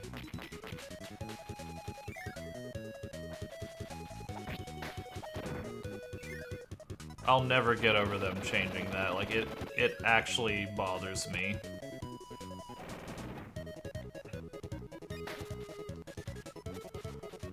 Besides that, though, like, besides it, like, this is honestly the level that has it the worst. Like, all the other levels are fine for the most part.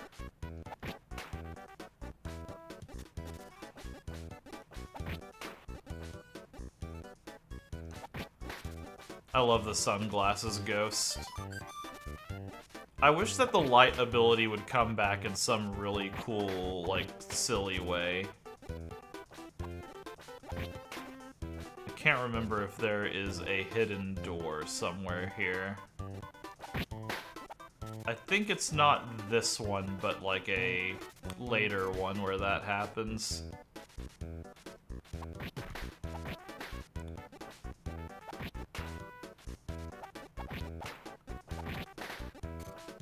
I'll check here one last time. Okay.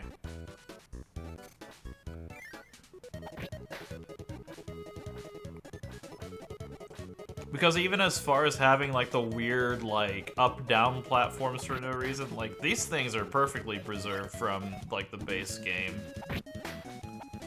Like, in terms of layout and stuff like that. I think this is another room that changed in the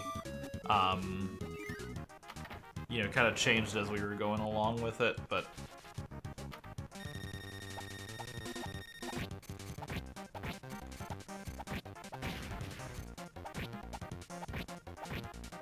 Sorry, Mr. Shine. Sorry, Mr. Bright. I've got places to be, and you have half a health bar each.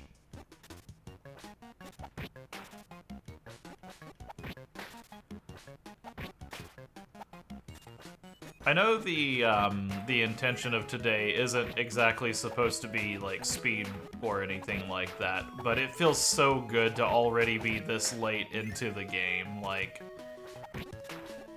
we are actually like 2 levels away, I think, from... Okay, no, I lied. We've got Yogurt Yard, Orange Ocean, and then Rainbow Resort. I was 1 off. They made that secret super easy to find now.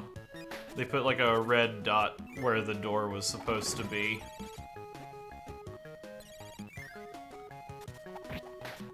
Things like that I'm kind of fine with, because that's one of those secrets where it's like, it is... I think that one is honestly telegraphed fine, but there are some secrets in this game that are like, how are you supposed to figure that out on your own?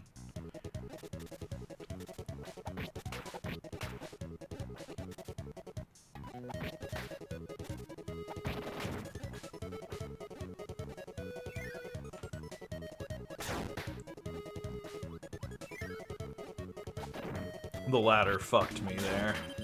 Uh-oh.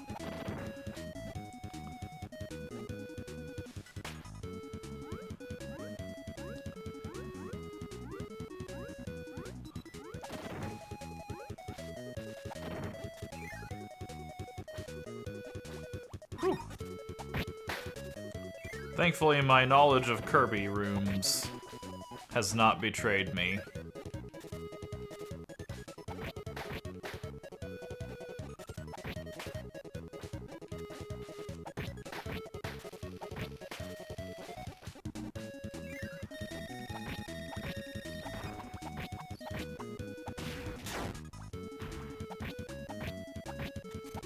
I feel like the one thing that this mode definitely emphasizes is Kirby games go a lot faster whenever you ignore the copy mechanic entirely. Like, whenever you just have, like, an attack that works, it just goes by so much faster. I'm feeling a lot more safe now. I was a little bit scared whenever I only had, like, 3 lives, but now that I have 9, I feel like I can make some more mistakes and not mess up. Or, like, you know, not completely destroy the run as soon as it starts.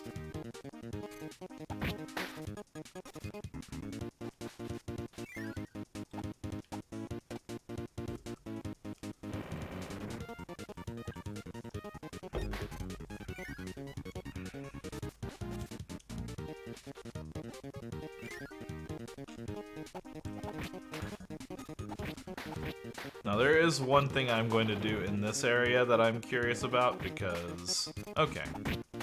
I don't know what hit me, like, in here one time that I was coming through here, because I distinctly remember taking damage as Kirby in this area. And I don't know why. I thought it was because of the fans, but it's not.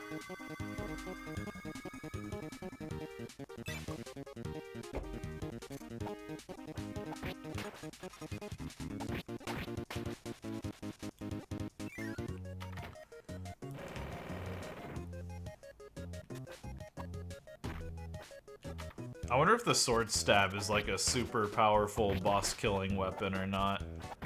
Like, I wonder if it still just does regular sword amounts of damage, or if it does a lot. It's incredibly risky is the reason I'm kind of hesitant to try, because there's not a lot of enemies that I can just, like, safely hit that with. So here's the part where I feel like might be a little bit difficult for Meta Knight to do. yeah, I don't think I'm gonna get this secret. Even with a perfect run, I don't think I could have gotten that. I don't believe that is a switch, though. I think that's just to get the 1-up. Here's another enemy that changed. The grabby turtle is now a grabby elephant. I don't mind the grabby elephant, I just miss the turtle, and I wish that they would bring it back.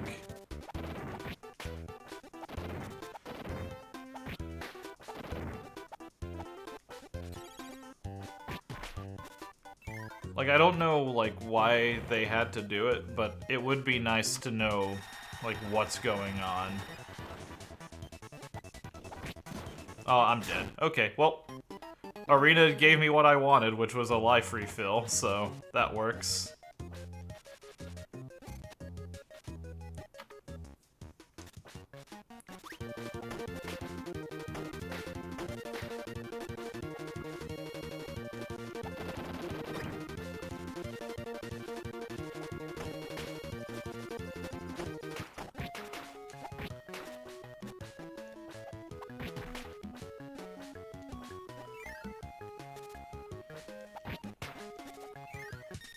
I do think they did a good job of differentiating Meta Knight and Kirby's movement in this mode, because Kirby is a lot, like, slower whenever it comes to just, like, general movement kind of stuff.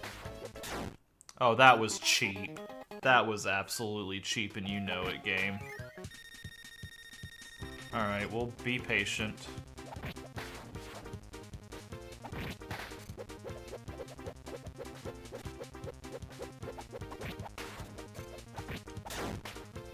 I really wish...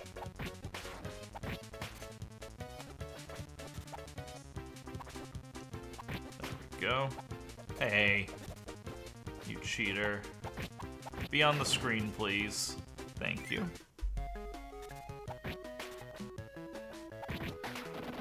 Like, Meta Knight feels like he is very, very agile and fast, whereas Kirby seems like he's a little bit more of a tank, if that makes sense. I kind of wish that I were playing the Kirby mode of this as well, just to show that off, but still, that is...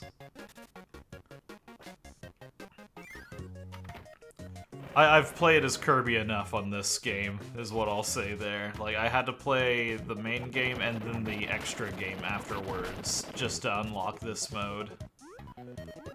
And I figured seeing that much of the game at once was going to be just too much, so I figured if I'm going to show anything off, and if I'm going to show Kirby's Adventure for the 17,000th time, I was going to do it with the Meta Knight mode.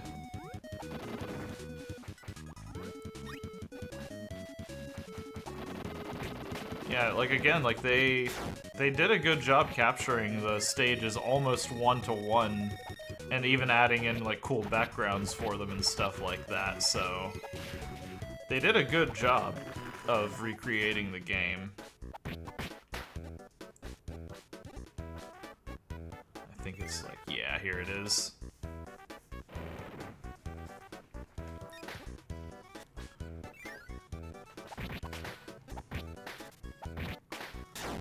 I was hitting jump.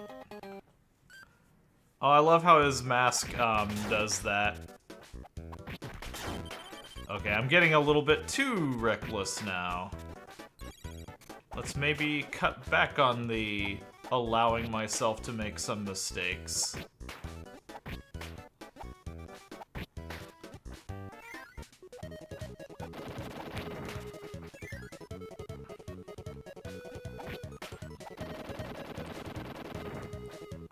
So here's the thing that really, like, emphasizes what I'm talking about, is, like, they perfectly recreated this game, including this little puzzle right here, which is taking advantage of the fact that things zip up whenever they get covered by a block. That is a mechanic that existed in the base game just because, just weird silliness, honestly, but like they recreated that in this game.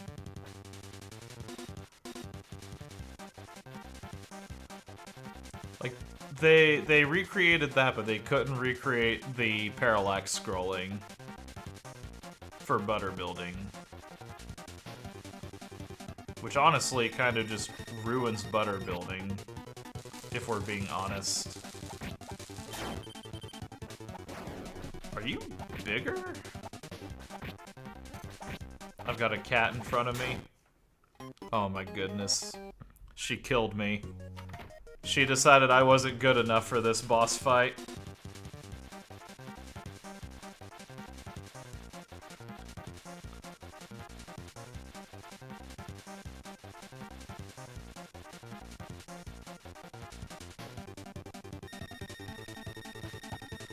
Honestly, this works out for the better for me because I get to see...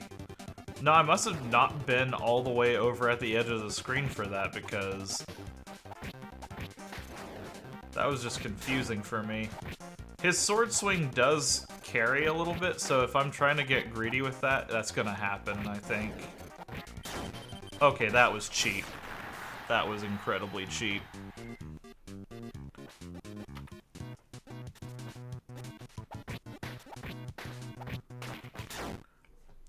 That was on me. Honestly, I'll take it. I need to just lock up now. Like, I need to lock in and just not lose more lives.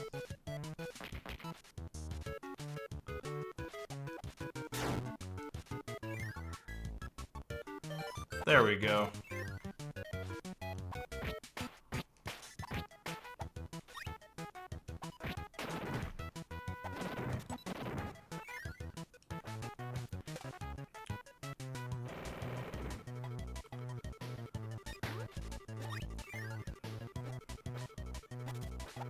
I always used to think that there was a big secret in this area whenever I was growing up playing this game, just because all of these waterfalls, I was like, it's the Kirby people. Of course they're gonna put something in the waterfalls. I remember spending so much time on those little rooms just searching for all of them.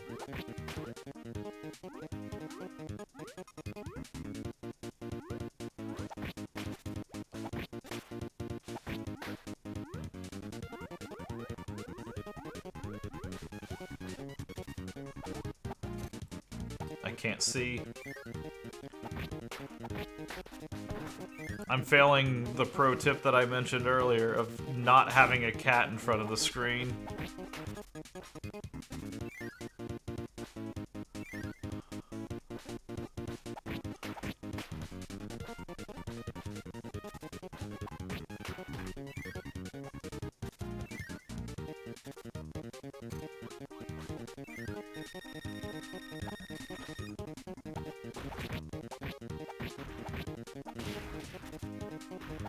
It is crazy how fast bosses go down with Meta Knight. Like, before they even get their first real attack off, he's got them beat.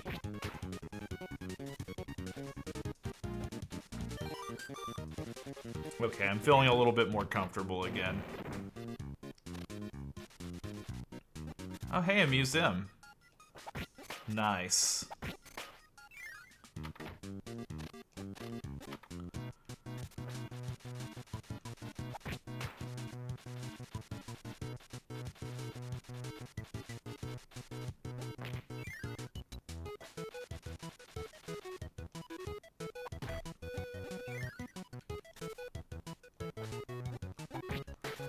That was a close one.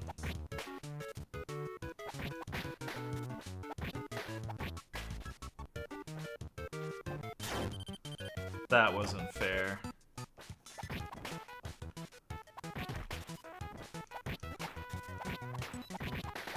Gosh. I have one hit to die, and they keep throwing enemies at me that take 2 hits to kill.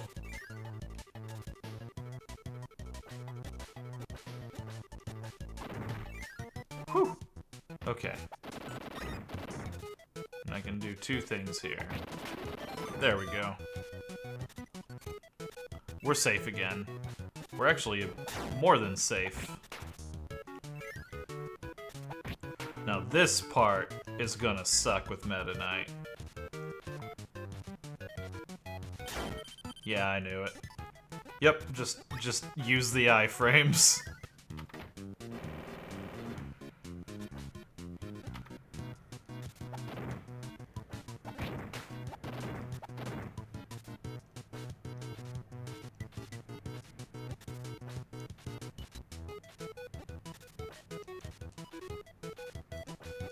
Now there is a 1-up down there, but I will die getting to it, so there's no point.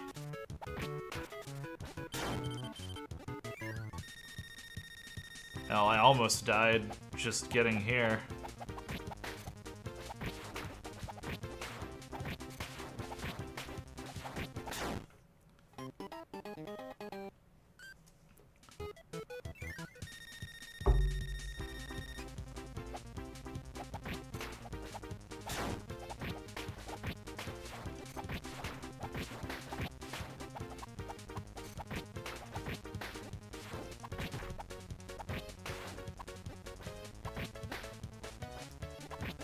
There we go. Man, whenever I want him to climb on the ladders, he doesn't. And then whenever I'm like, okay, he's not gonna climb on the ladder anyways, he just goes, oh, you wanted to be on the ladder? I got you.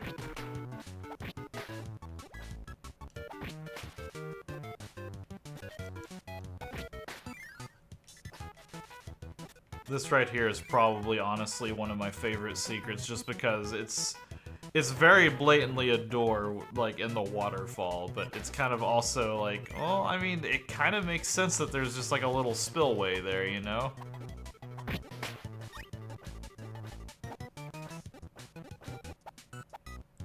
Yep, that one is just lost to time.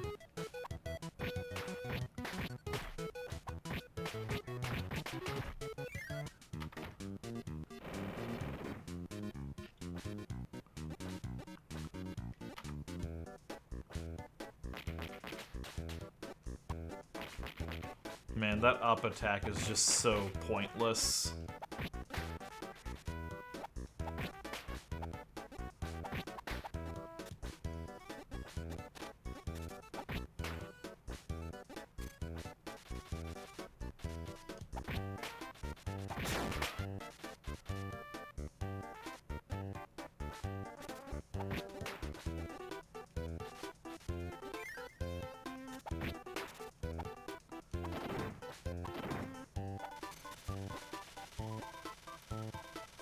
That puzzle's a ton easier with Meta Knight.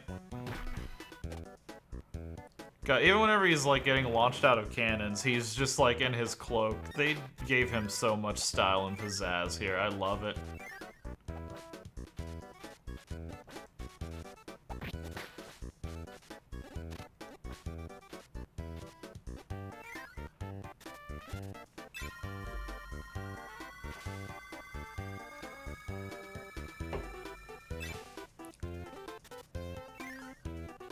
Here's another one of the enemies that changed. I will argue, they changed him for the better. Because this enemy used to not even, like, it was hard to tell what was going on with it.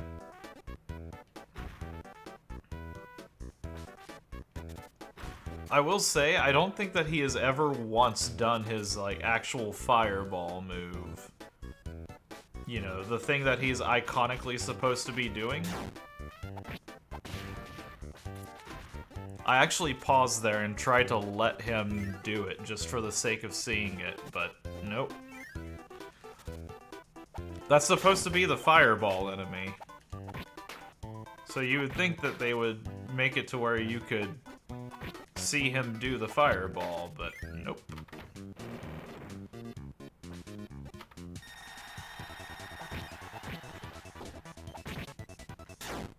Well, once again, the arena gave me what I wanted, which was my health back. Just not in the way that I wanted it to. So here's one of the hardest, switches to get in this game. Because you have to have the hammer ability, which you get from the arena. But then you have to take the hammer through this whole entire gauntlet of enemies.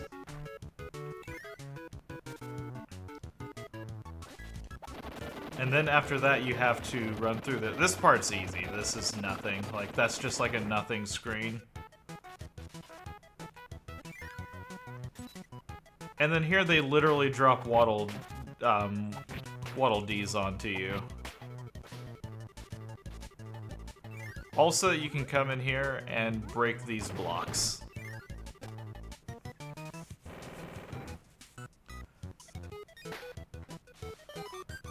I'm actually trying to think, and like, I don't think that there's any switches here that are going to give me too much trouble, because there's only one of them that I know sucks really badly, and that, like, it's a fuse, and I don't even know if the fuse is necessary or not.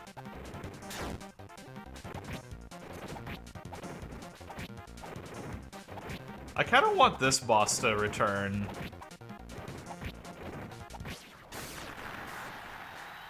Like, I know in this game it's not the most exciting thing ever, but like, you know, just for the fact that even whenever you're playing as Kirby, you can kind of murder him in no time, but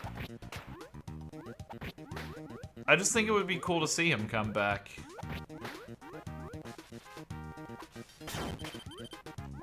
That was bullshit. I thought that I would keep sword thrusting into the water, but nope. That was not the case.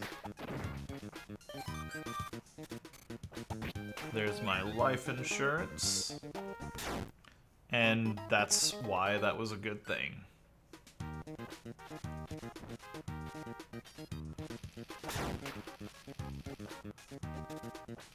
This is definitely the part of the game where things start to get a little bit tricky.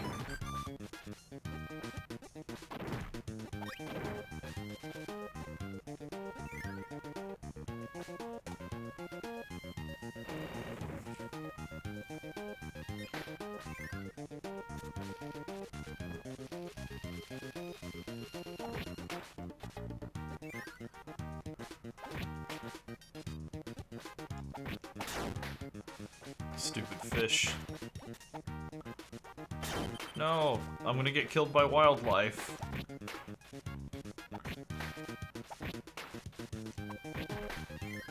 Not today.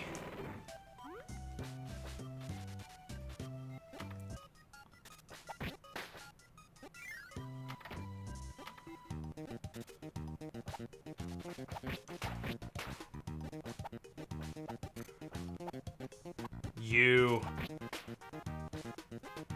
That one always gets me.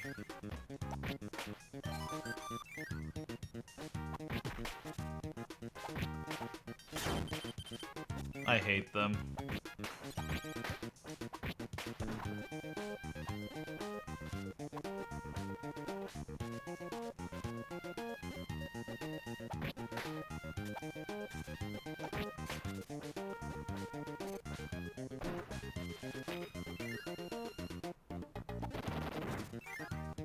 Yeah, it turns out whenever you don't have to even remotely think about getting the abilities, these puzzles tend to solve themselves.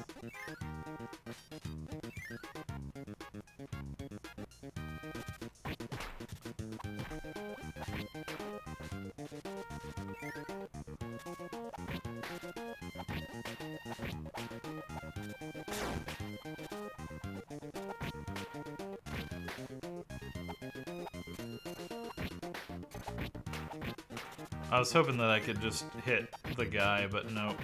They are considered one entity until you hit the thing.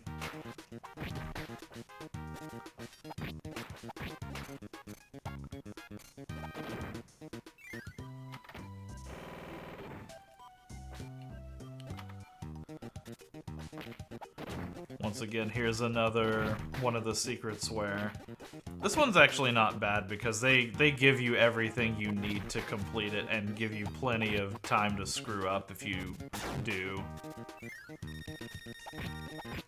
Because you gotta fight Bonkers here to get his hammer.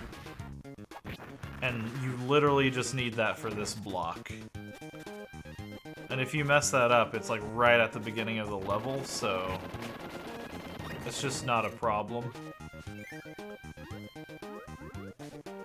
That room over there gives the laser. I don't need that because I've got fuse, but there we go. It's actually kind of a little bit tricky to see where you're supposed to get out here, but it's this little spot right here. It's a little hole in the ship.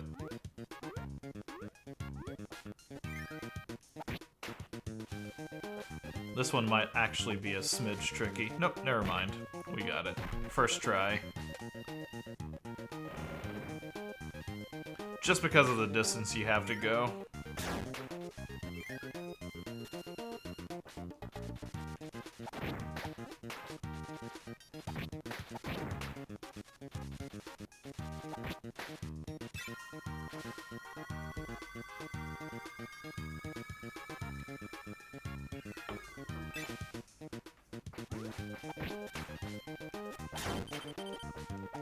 Gotta be careful.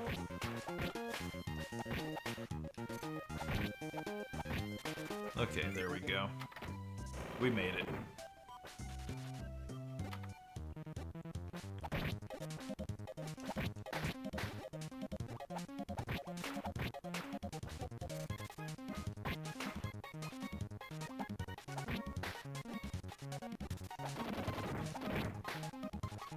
I'm trying to remember if there's any reason to go down there or not. I don't think so. I think it's just two paths to the same exit.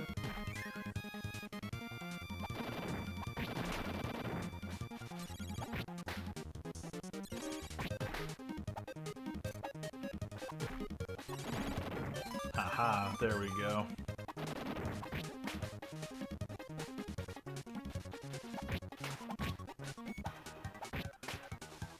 That is an evil spike. That is so mean.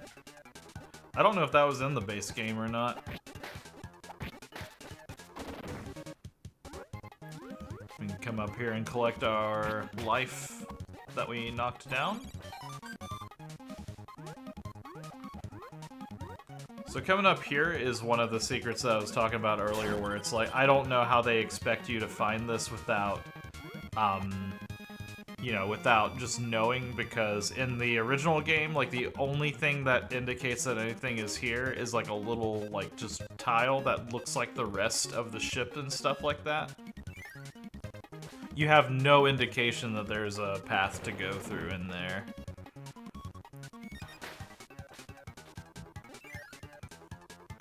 I guess, like, my one question is I wonder if that is a bad thing or not, because this game is kind of built in such a way that, like, secrets are kind of just hidden in things like that.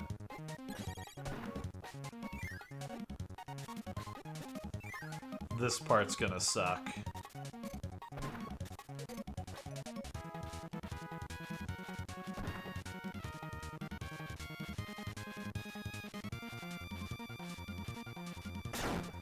Yep, I knew it.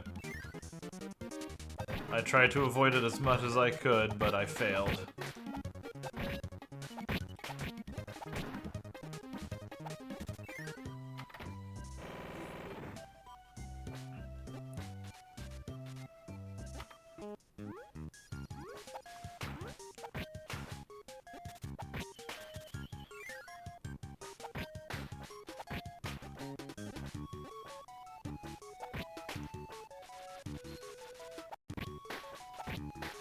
And once again, this is a case of, like, I wonder... What was I gonna say? I lost my train of thought. I wonder what they were thinking about whenever they, like...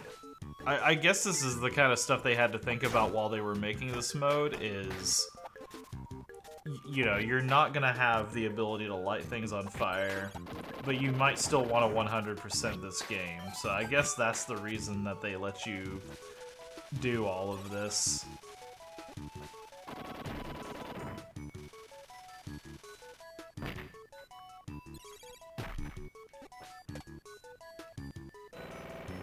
Alright, I think that's the last secret in Orange Ocean. Yep, absolutely is. Oh, okay, maybe not the last secret. I forgot this place.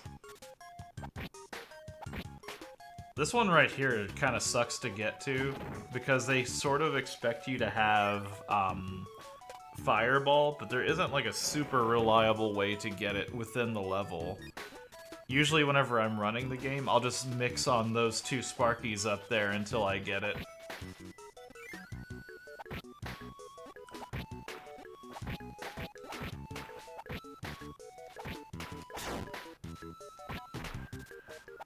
It's kind of funny having both timers on this game. I've got the one counting in the corner of this game, and then I've also got my own timer.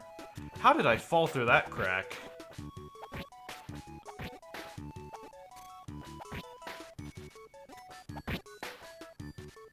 I'm actually kind of upset because right there would have been a Maxim tomato, but it's whatever.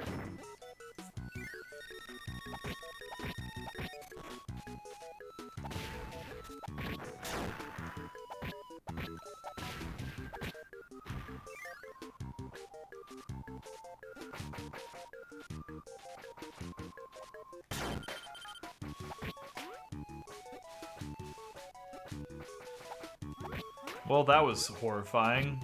I jumped past that thing thinking, oh, it's not gonna do anything. And it very much did something.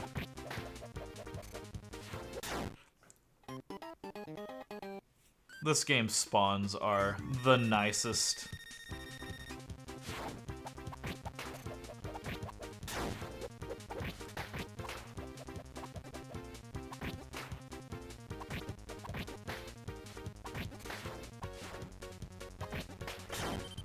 Okay, you're just a jerk.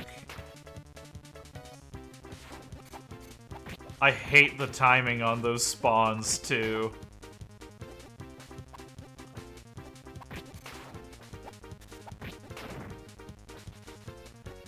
They literally waited for me to get comfortable and go, okay, this is probably fine. We'll throw our life at it. We threw our life at it.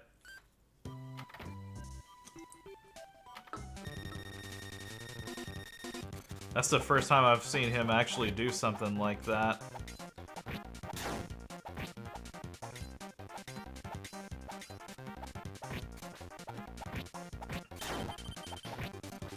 This is hilariously, like, ever since I've been playing this game, this is the most aggressive that he's ever been.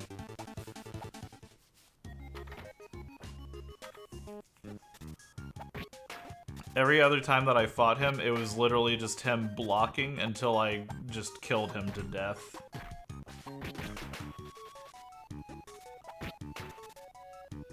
As opposed to not killing him to death.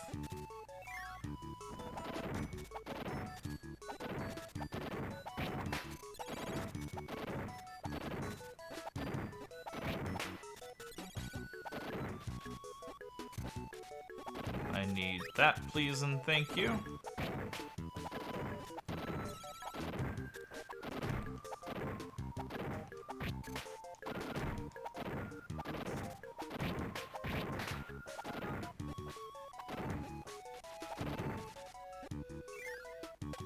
Getting to that switch is super easy.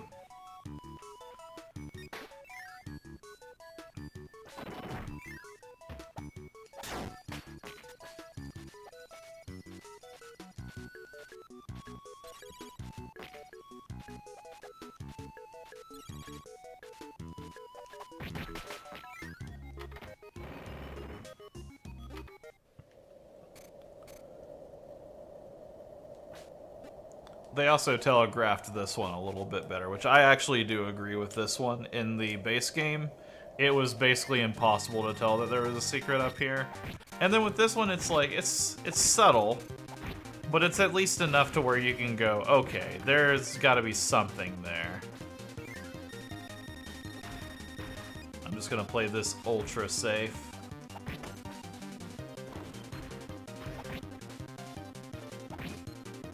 And that's exactly why.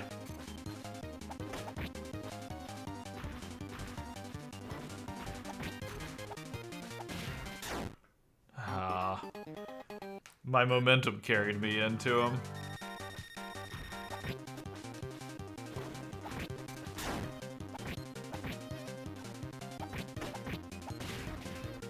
Alright, there we go. Be aggressive. Maybe not that aggressive.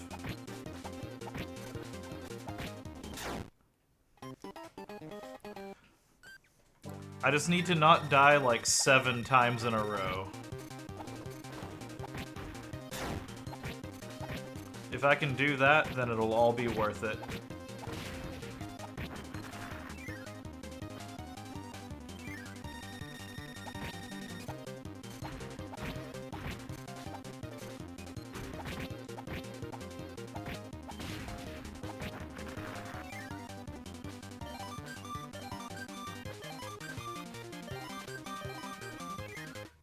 There we go. Net positive.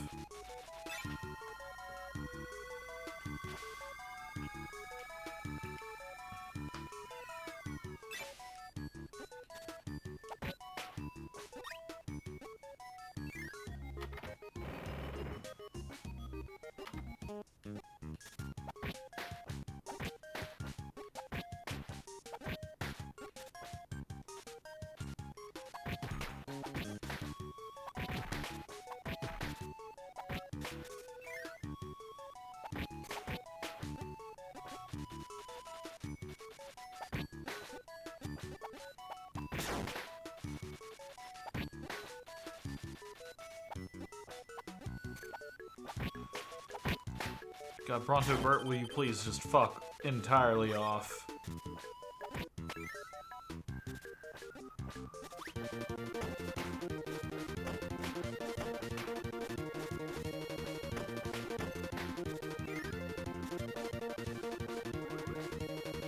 This is another room that they oddly changed, I believe.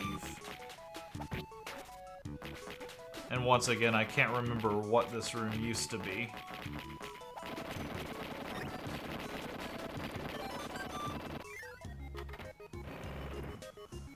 But I'll take the free life.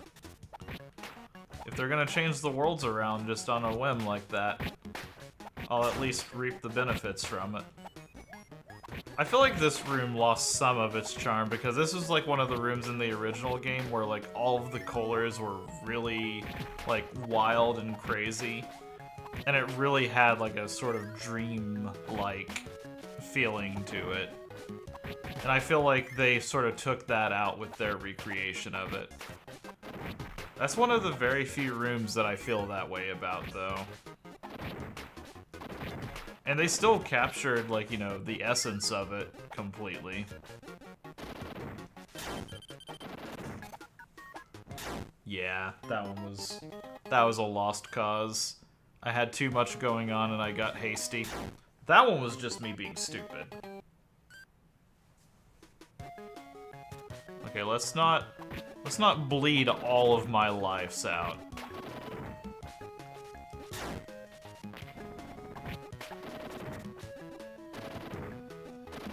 Might be a good idea.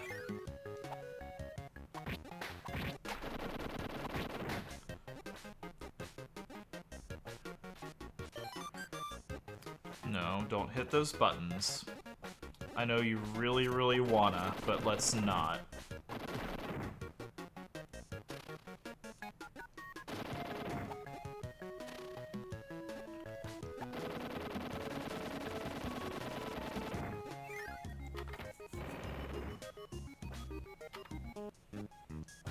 I think there's like one more switch left in the entire game.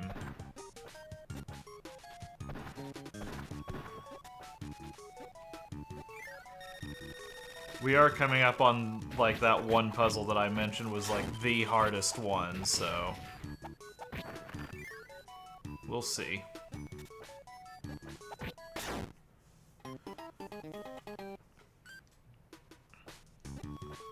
Alas, I couldn't beat Meta Nightmare mode in under an hour. As of right now.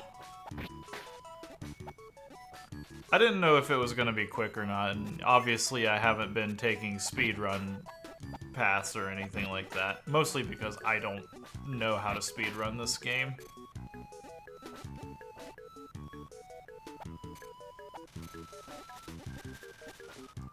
Okay, got that one in one. Yeah, this is the one, that was the hard one that I was talking about, so I think we're in the clear, honestly.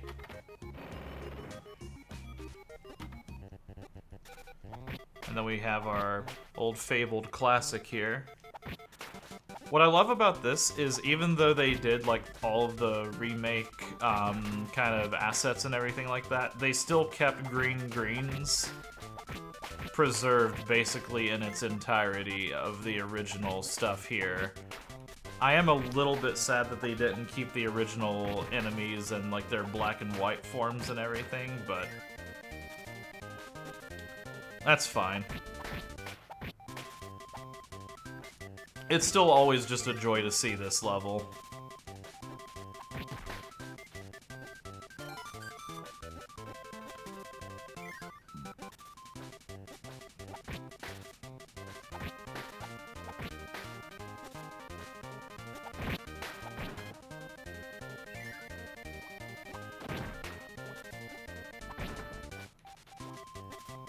I had to be a little bit smarmy there.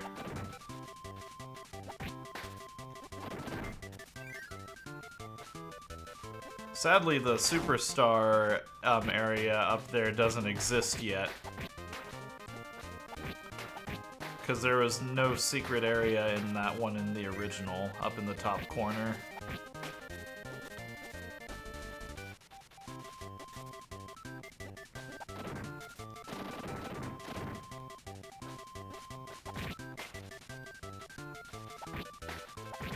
There is one secret that still persists, though. Okay, here is the last switch.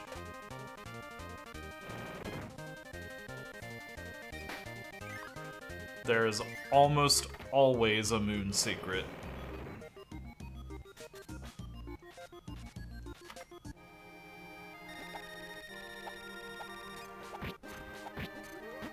Yeah, I saw that coming.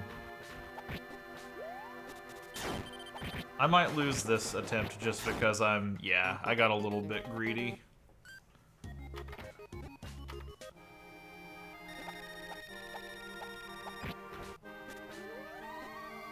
At least he telegraphs his suction now.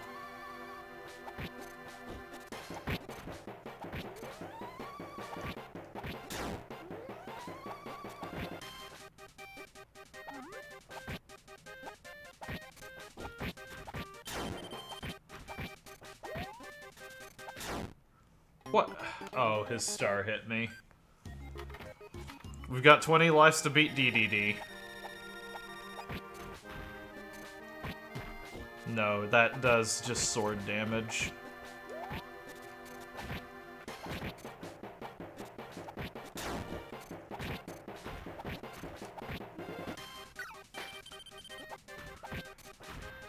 I'm making DDD a lot harder than I need to, honestly.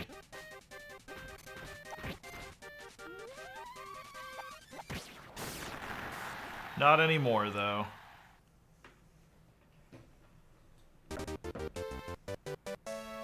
Oh, that's a cute little image of him.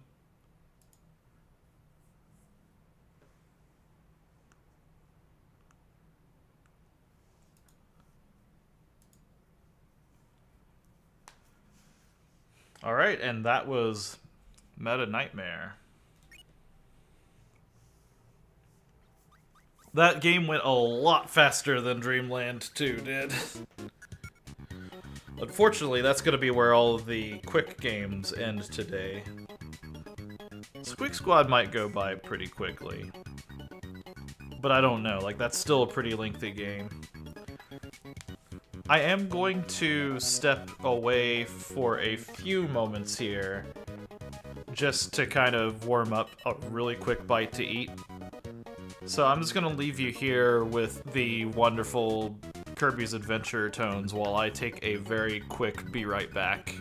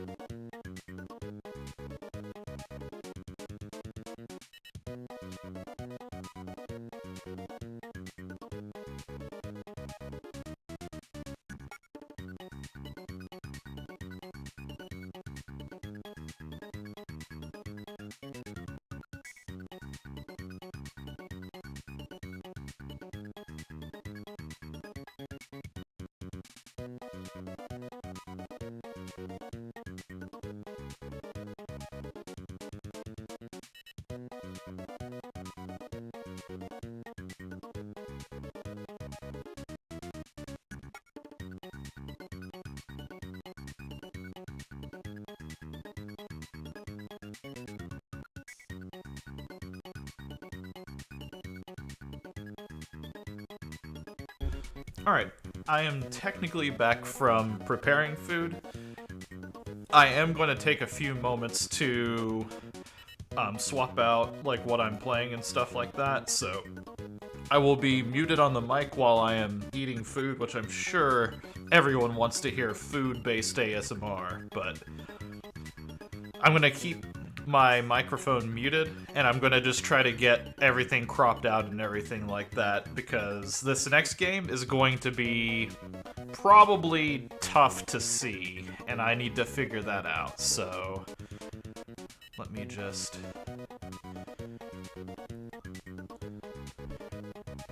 try to get that all set up. So Mike's gonna be muted while I do this. Do not panic, I am still here, I still exist. We're just gonna get this going now, so there we go.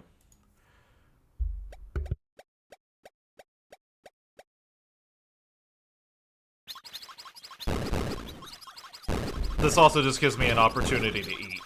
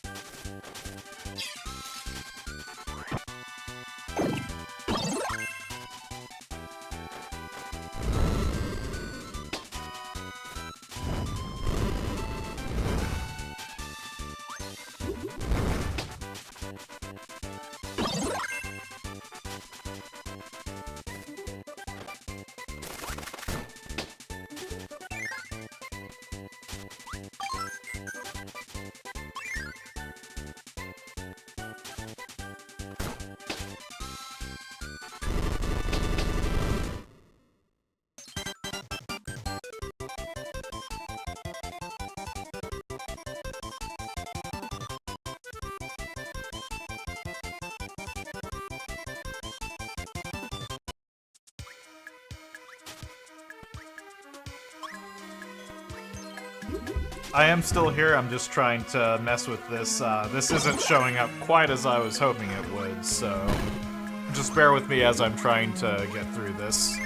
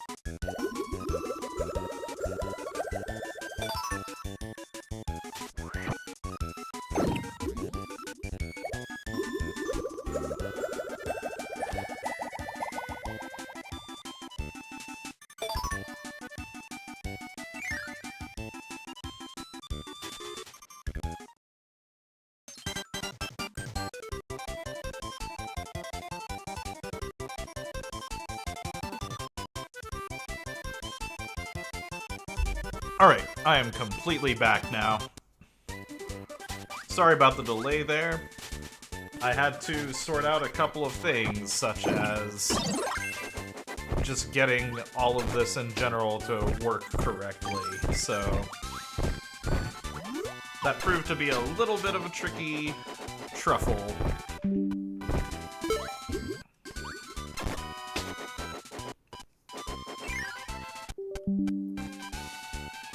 Sorry about all the pausing there, I had to get the controller up and ready to go. One final delay and then I'll be on my way.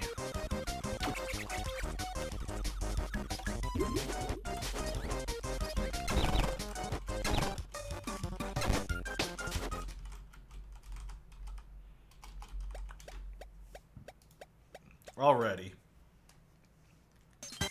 We've seen this about 50 times, so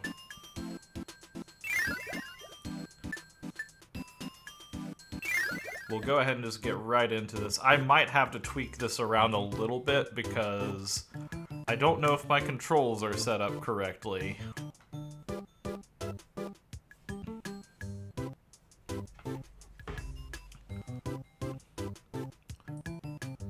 So the story on this one's pretty simple.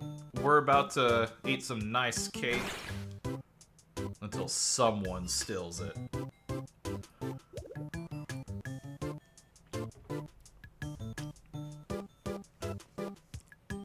I honestly very much love the story of this one just because of how just innocent it is. Yeah, it's obviously King DDD. It's always King DDD. Gotta get that cake back.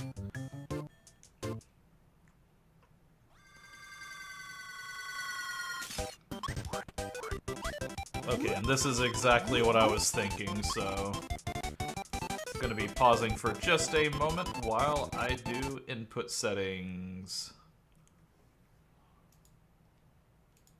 There we go.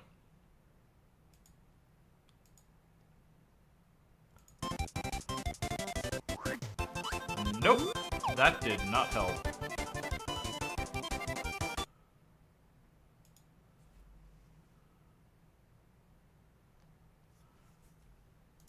I think that's what I wanted to do.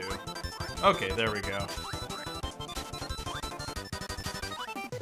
Also, I think I need to do some sound checking on this because I have a feeling this game's gonna be a little bit louder, so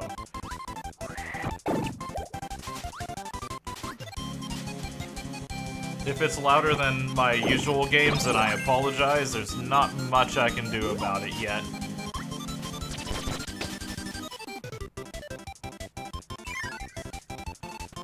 I guess I can just, like, tune it down just a smidge. I think that'll help.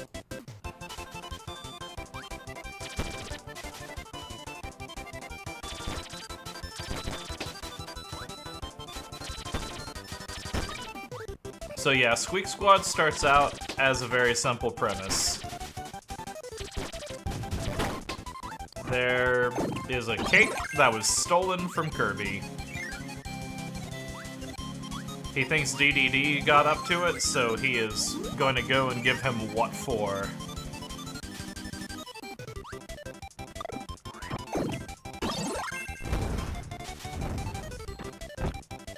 Oh yeah, this game is the return of abilities that have different functions and features. I might have to turn this down a little bit on my side, like it's kind of just loud in general. I'll just do that right there. That might make it a little bit too quiet over here, so I'll bump that back up just to make sure. I think that'll be fine.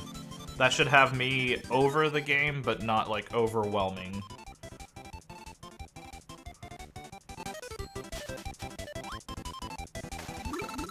So yeah, this is the, I don't want to say it's the first game, but this game has health bars in it.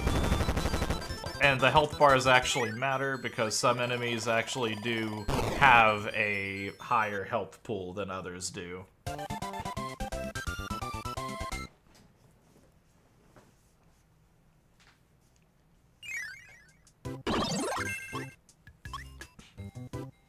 So yeah, as you can see there in the corner, this game actually does a good job of keeping track of how many treasures that you've got, and there are a lot.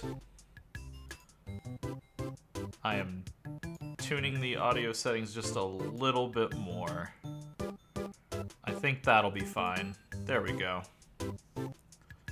Just give a little bit more sound.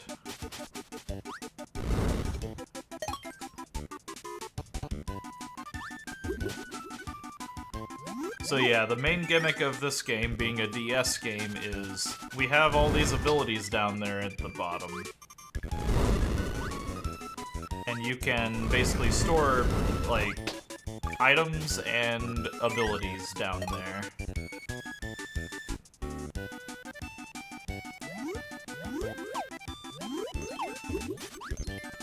So in the case here, it's telling me to mix these, so I can take this and mix these two together.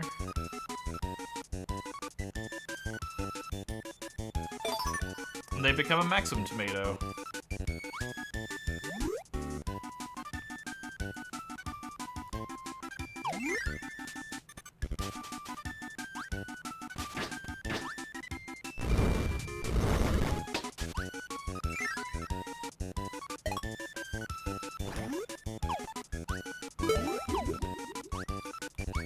And again, like a big reason I'm not going to be 100%ing this game is because in order to collect the treasure, you have to not only get it, you have to bring it all the way to the end of the stages, which, admittedly, this game's very similar to Kirby's Adventure, as you can probably tell by the music itself, but, like, it's very similar to Kirby's Adventure in the sense that the levels are very short, but the way that they kind of compact on them is they have all these treasures assorted around that give you different things.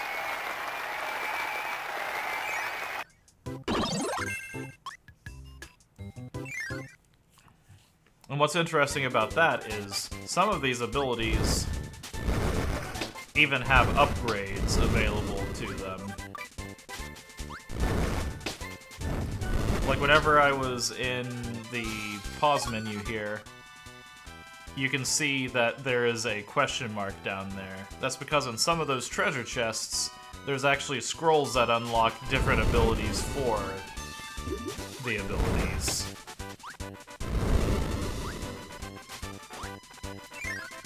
Now, I can't tell you at all if most of them are worth it or not. I think from my experience, most of the scroll abilities were not worth the pain. But there's some cool ones in there, I think. Speaking of cool ones, if I take this and I mix these two together, I thought that gave me a different sword, but it does not. That gave me high jump.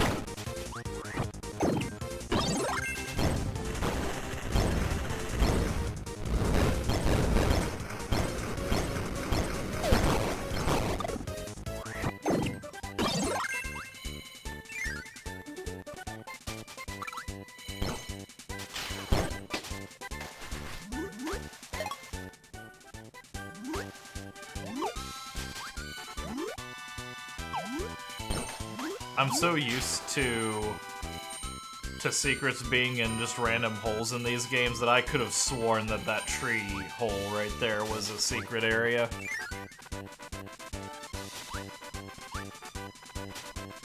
So, yeah, Ice has a pretty fun ability in this game. Ooh, this is actually... This is a fun ability, but I do feel like it kind of lived itself out in this game, and this game only. This is the animal power.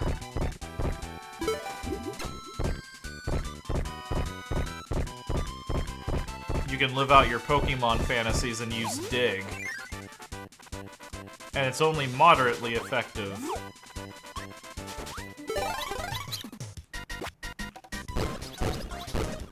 So right there is the titular Squeak Squad.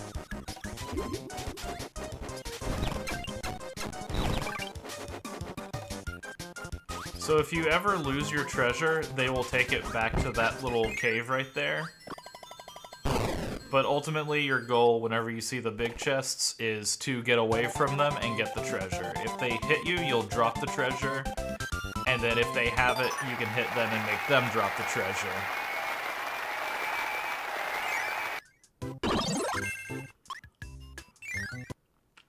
So now as we're getting later into the levels, we're getting more and more...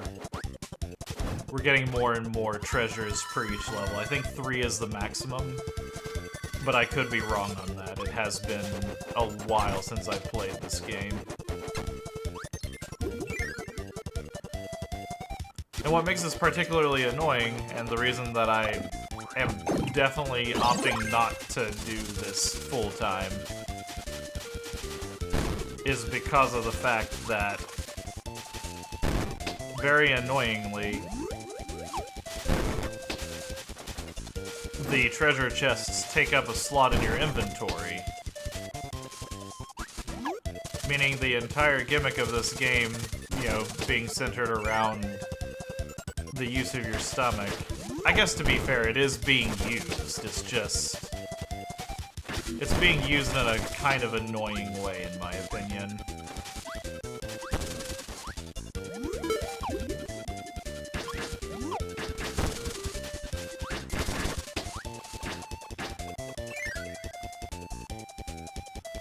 I think I might have missed one of the treasure chests, potentially.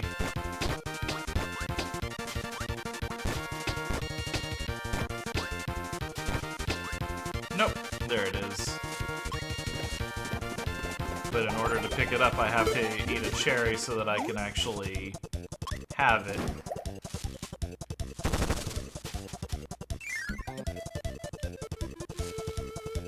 And this is where the whole, like, stomach thing kind of becomes a pain in the butt.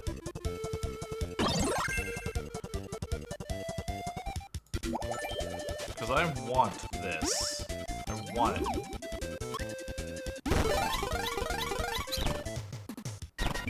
So there's no actual reason to go into those places as long as you don't lose the treasure.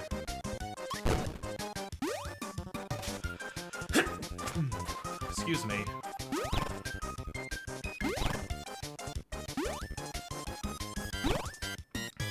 Yeah, that's actually a really cool improvement they've done to high jump, is you no longer have to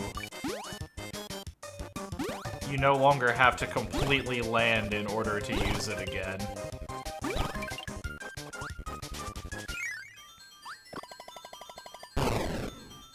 I'm always like 1 off on those.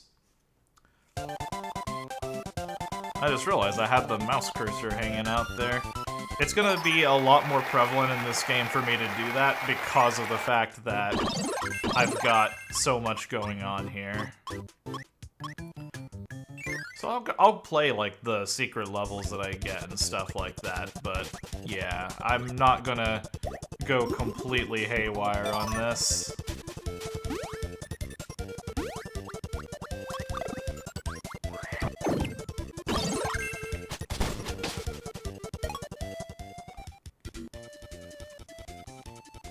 So Ninja kind of translates over pretty similarly to how it did in Superstar.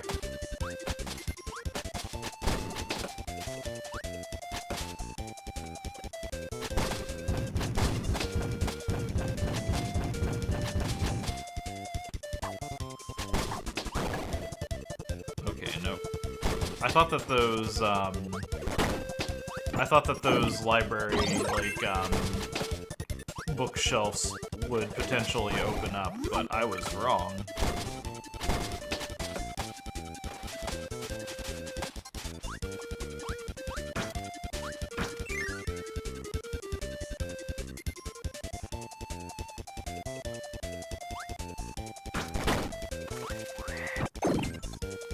I can't remember if Tornado is good in this game or not. It seems like it's good in this game.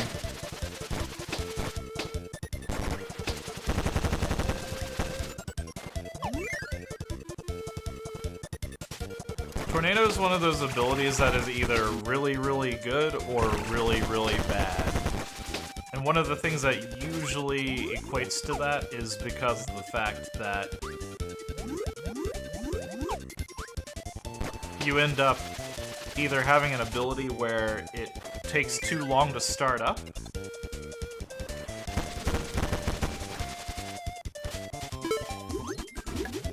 or it's just stupidly powerful. In Forgotten Land, it's really powerful in certain circumstances. But then as we saw in Dreamland 2, it's kind of garbage there.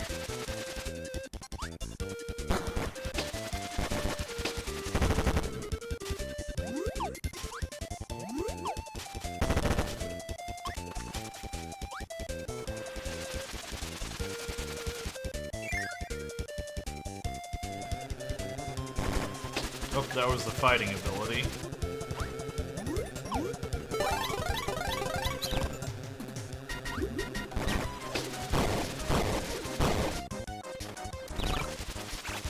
So yeah, as I said, you're not gonna see me really messing with the Squeak Squad too terribly much, because unless I lose one of my treasures, there's just no point to it.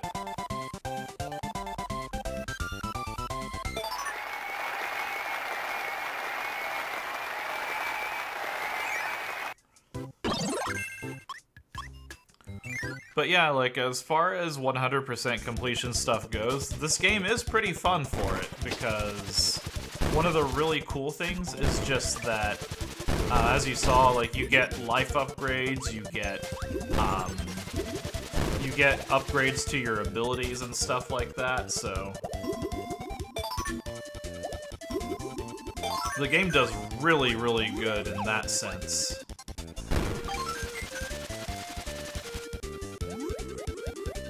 Just always feeling like you're getting something good from going through all the collectibles and stuff like that.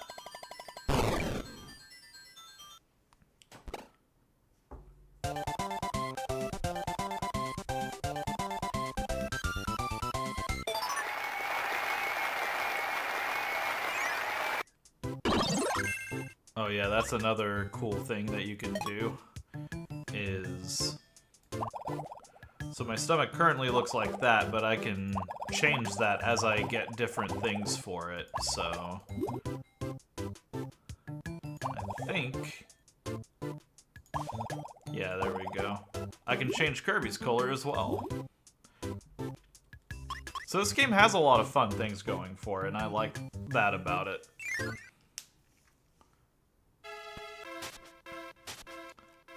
Alright, we've got to fight that pesky DDD. Get our cake back.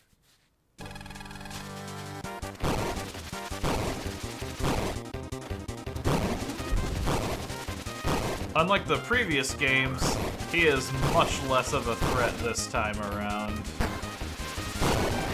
They definitely first bossed him up this time.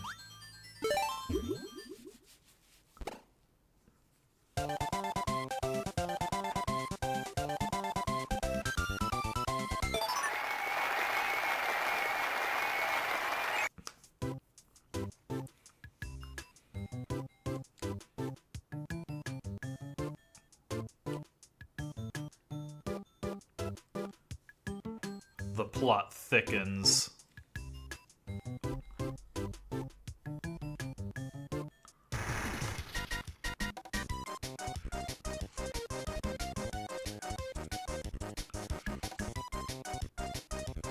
And there they are, the Squeak Squad.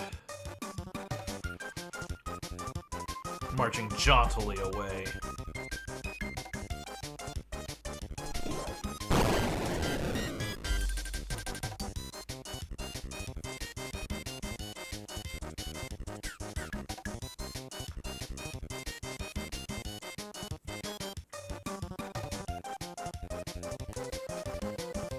We're gonna get that shortcake. If it's the last thing we do.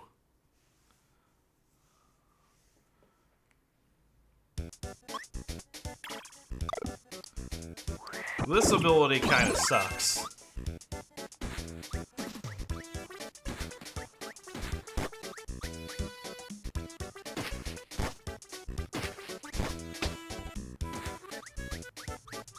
And honestly, like, the biggest issue with it is just that it takes so much time to kill even the most basic of enemies.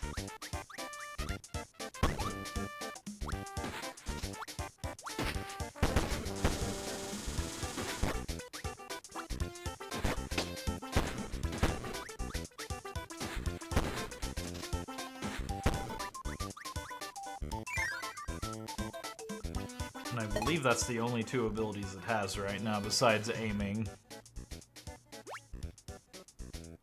Yep. Now this ability, on the other hand, if I can get it. There we go.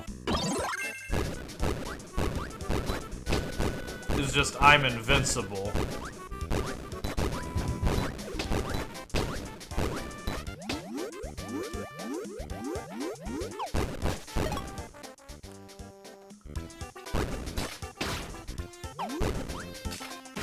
Yeah, the only thing I can do is ground pound.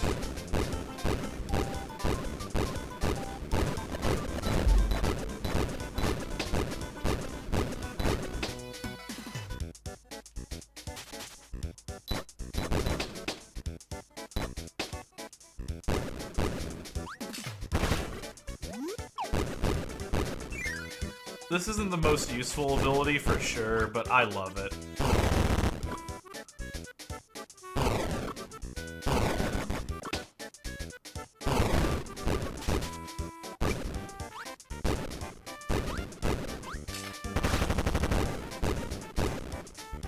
I love it because of just how goofy it is.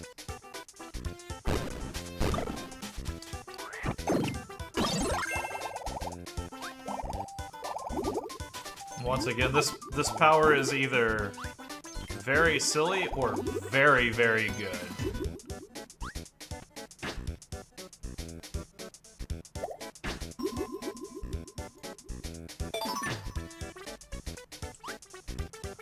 Because the one thing it does very excellently is anytime you want a bubble ability, you got it.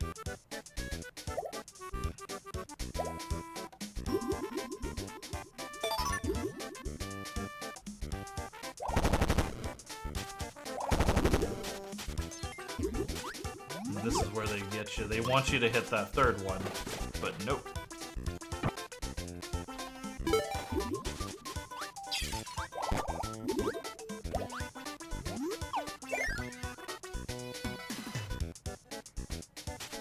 Thought the game froze for a second.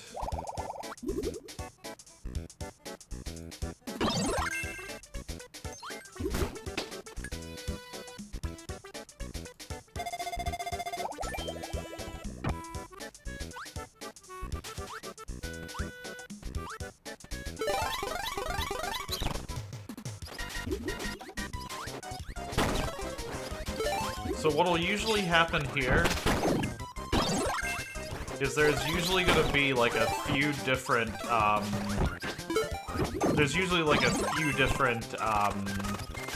puzzle-ish things involved with whoever on the Squeak Squad you're fighting. This guy's big thing is all about just kind of like escaping from him. He's very, very fast. And is usually just like chasing after you throughout the levels. So on his levels, it's very much just evade him, stun him, get through here in one piece.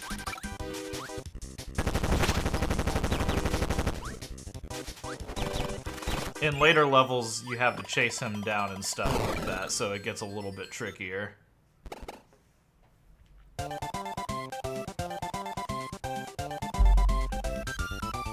Window out for just a second. Alright.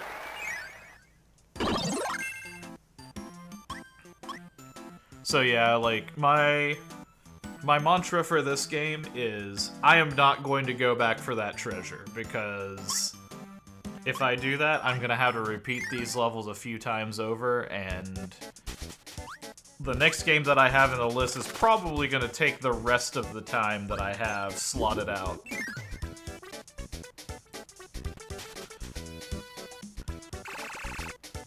Which, to do a little bit of heads up prep about that, I am going to be taking a little, like, canceling the stream and starting a fresh stream, because as I learned last time that I did a very long marathon stream, if I record for over 12 hours, they go, nah, you can't do that.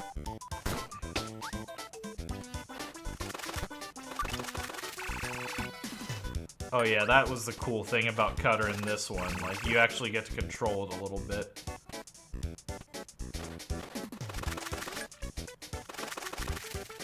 So yeah, that is my current plan, is I'm gonna finish out Squeak Squad, and then that just leaves, like, the whole entire second half of the stream entirely to the final game on the list today. It's also going to give me an opportunity to have a little break, because usually whenever I do these marathon runs, I have to take, like, a period of time just to kind of rest my poor, weary, tired voice.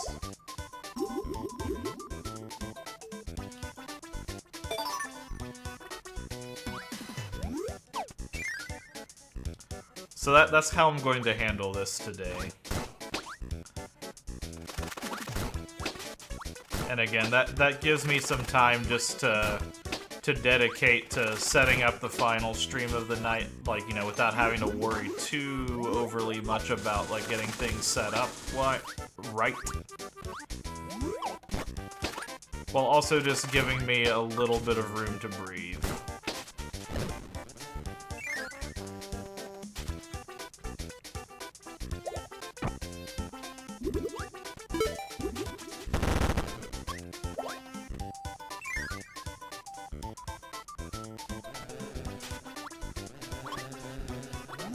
Am I supposed to go through here, I think?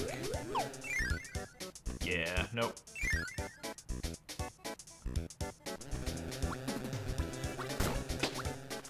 This is the way I'm supposed to go.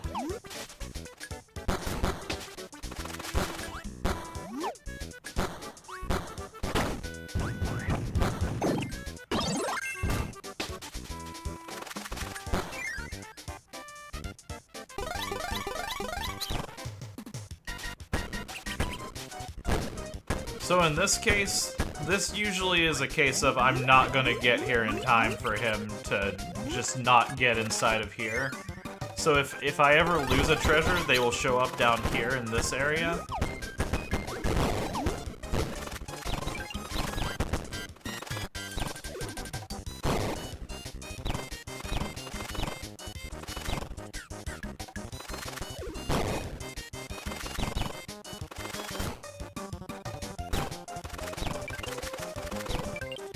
And then I have to deal with the Squeak Squad member to get the treasure.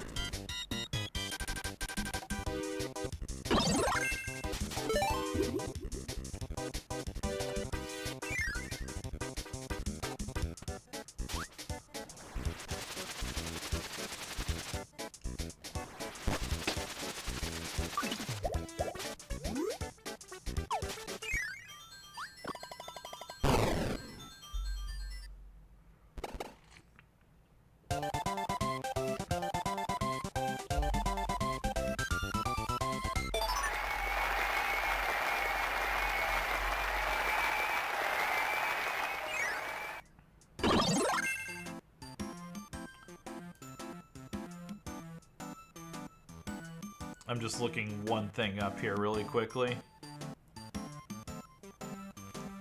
Okay. I thought I did something wrong, but it was just, Yep, okay. I wanted to see why I wasn't able to get one of the mixes I was hoping for earlier, and it's because I am lacking a core component for it.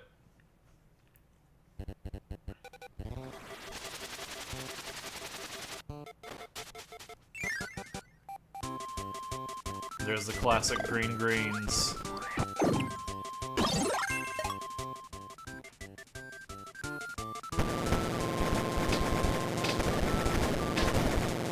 one of the upgrades to the will ability is being able to jump with it.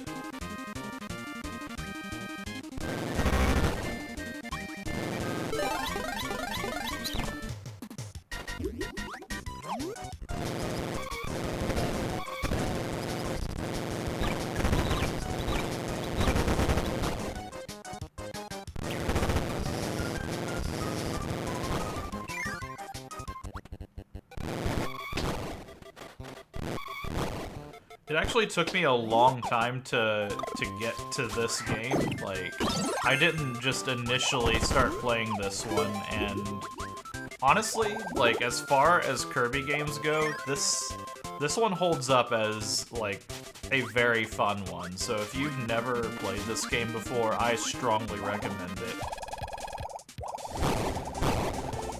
It's got very short levels, you know, it's not exactly the longest game in the world by any stretch, but I think it just does like a lot of fun things. Like it just has fun with itself. Just to show off what this thing does, let me get this out of the screen. Okay, I don't have like the big dig ability.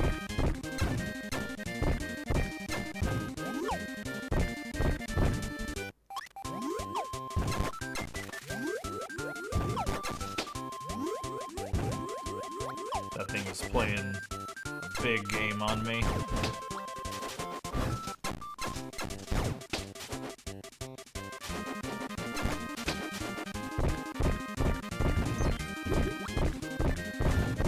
As far as I remember from the last time I played this game, they usually aren't going to hide any treasure in the dirt there that you won't know is there.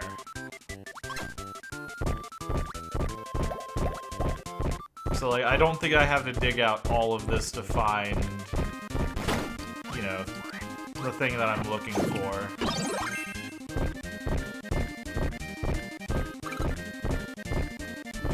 I could be wrong on that, and if I am, then, you know, obviously foot and mouth, but case in point. Right there's the prize.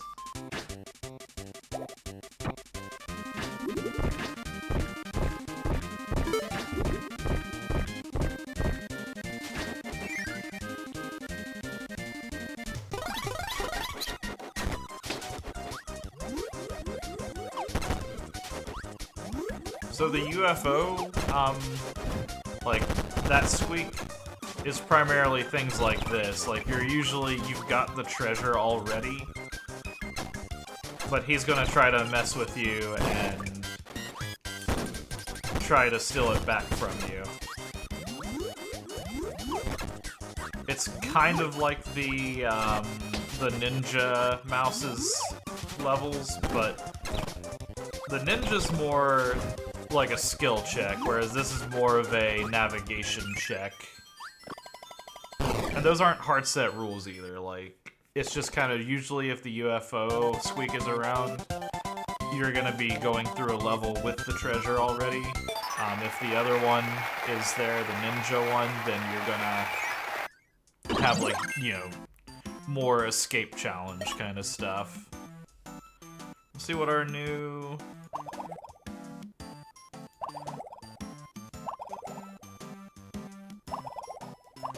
Yeah, let's go with that one. I think that's what I used for most of my playthrough, is the diamond.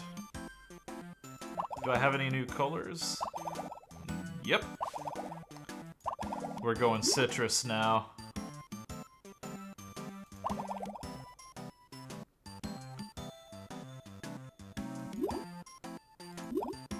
Yeah, and you basically get a scroll for every ability in the game.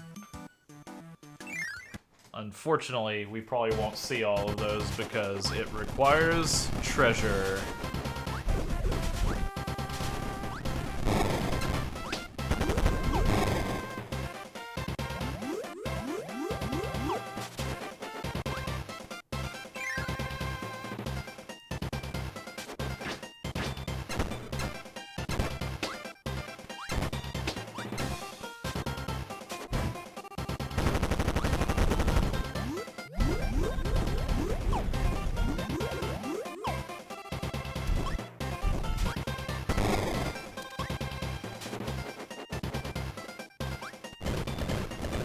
I do definitely think that I was supposed to go there for the treasure, because I see a drop-down point right there.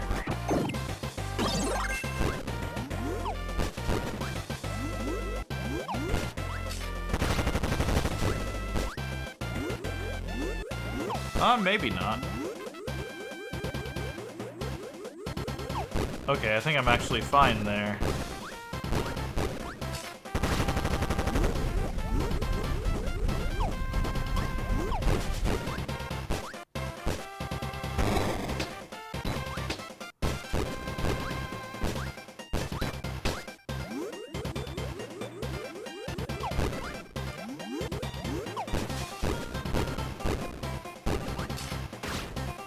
Yeah, I definitely think I was supposed to...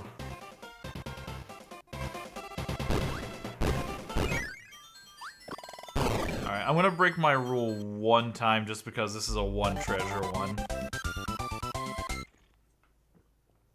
And all I have to do is beat a tumbling rock or two.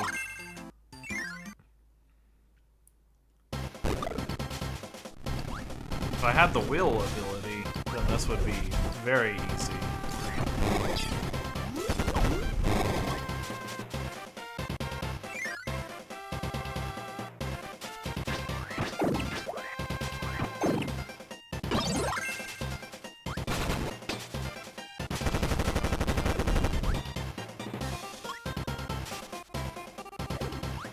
Yeah, that was the case. I've just gotta beat the rock there. There we go. Yeah, whenever it hits those, it smashes them down.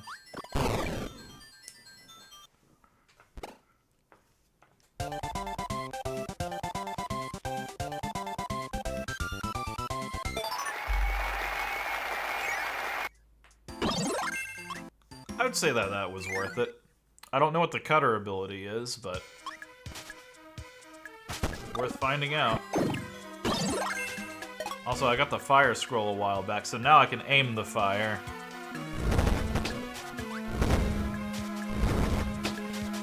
And that's honestly the thing about a lot of the scrolls is like they don't overly drastically improve or change how the ability works. It's usually just like the ability itself is fine, and then the scroll adds on lists like a neat little extra that you can use.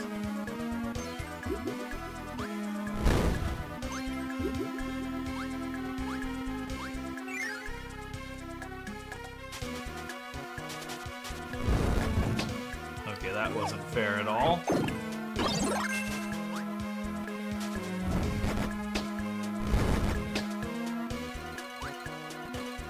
Technically, you're supposed to use ice to get to that, but I decided not to.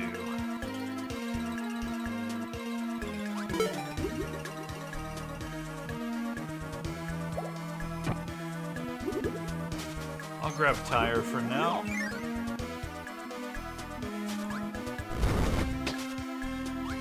I think that's the other thing I have a scroll for, technically.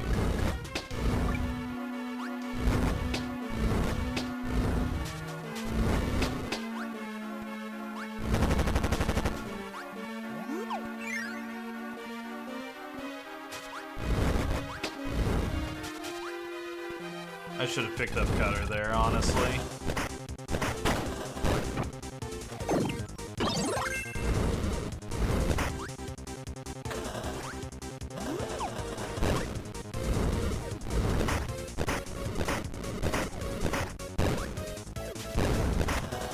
I love this enemy so much. His whole entire thing is just, I am big. I am metal.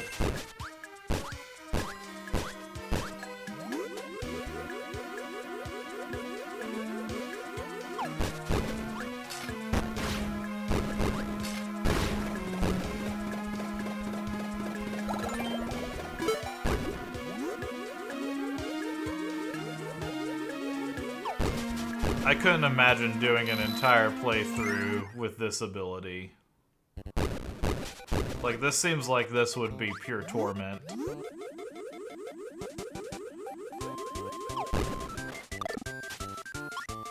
do want to pick up the fighter ability because I love fighter.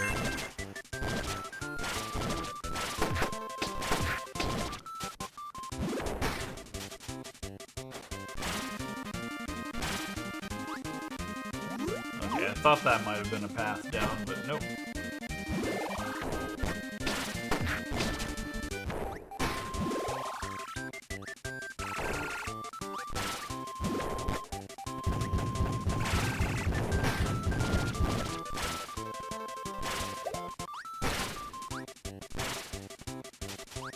He has like a lot wider of a moveset in this game than he used to.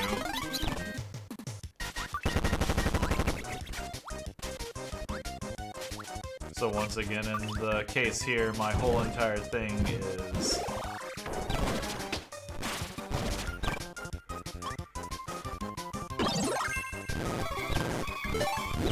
There we go.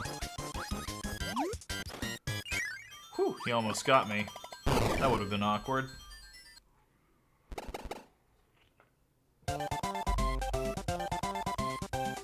I think it's really nice of the game that they kind of give you the chance to do that too, because it means if you're playing well, then you can very easily go through and just get all of your treasures and stuff like that without having to like overly wait.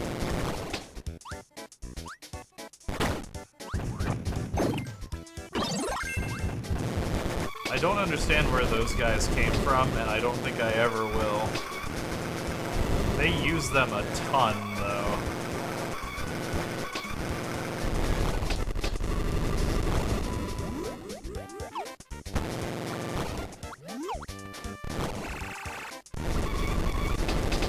Oh yeah, that was the new will ability that I got, is whenever I run over elements, it will inherit the element that I ran over. So in that case, I was a fire tire.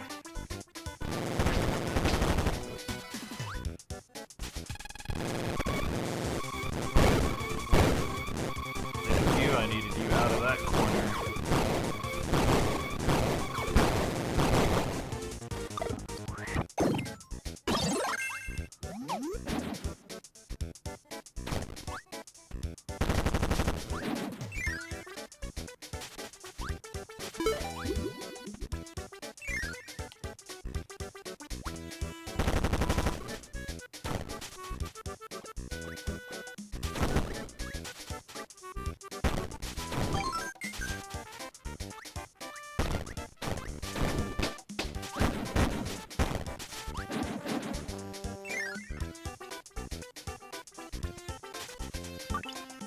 Did I choose correctly?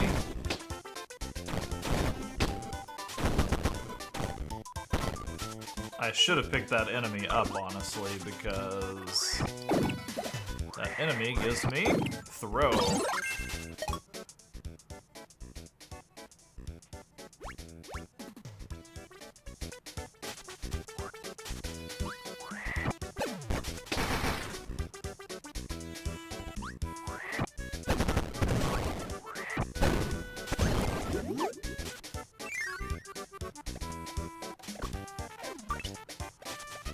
So there are some of these treasures that are this little golden Waddle Doo has them, or Waddle Dee has them.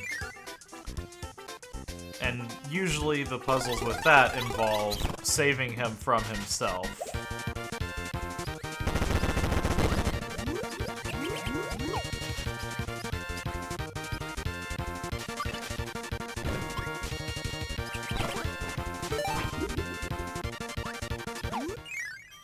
Yoinked it right from him.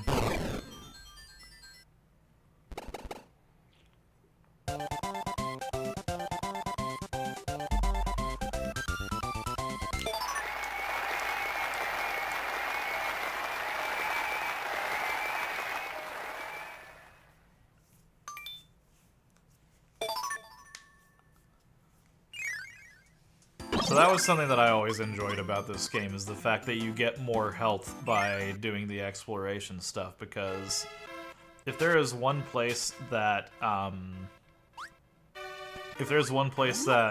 Kirby games usually kind of just squirm a little bit at. It's usually in the sense of, why should I go and try to find that weird little extra area?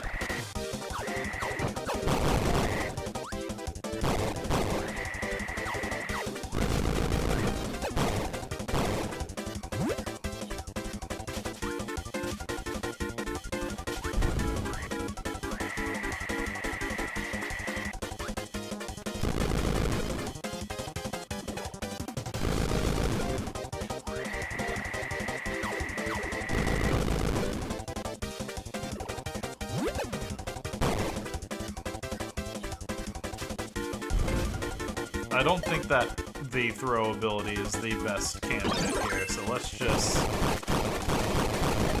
I think that the enhanced ability for that is just, yeah, they're just better cutters now.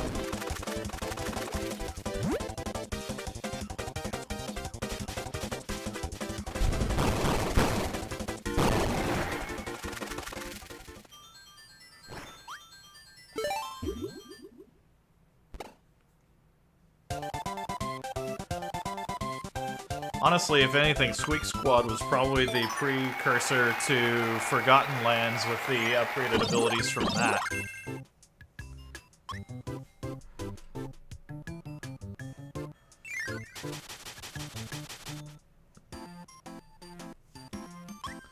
I know a little kitty who is much needing of pets and chin scritches. She's a little needy kitty. Cute as a button, too.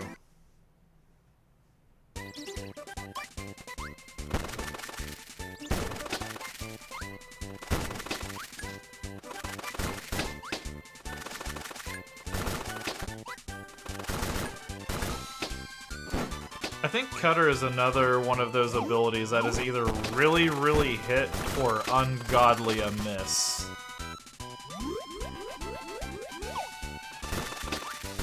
Because in a lot of games, they kind of forget that Cutter is generally just a...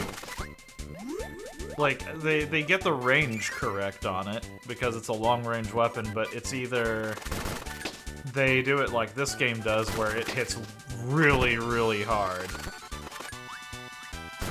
Or they do it like other games do, where it's like, okay, you know, give me 50 hits of Cutter and I've got it.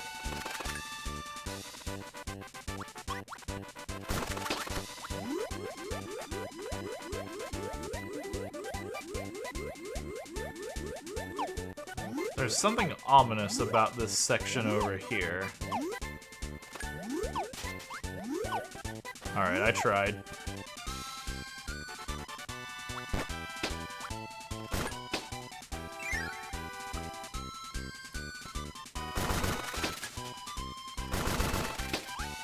You know what? I will pick up Beam. Unless he just trolls me. Oh, that's not even Beam, that's Laser. It's rumored to be a bigger beam than it used to be. One thing is certain, they fixed my biggest gripe with Beam in the old game. In Adventure, the biggest problem with the Beam is that it takes so long to get the weapon to fire that it's hard to justify using it over anything else.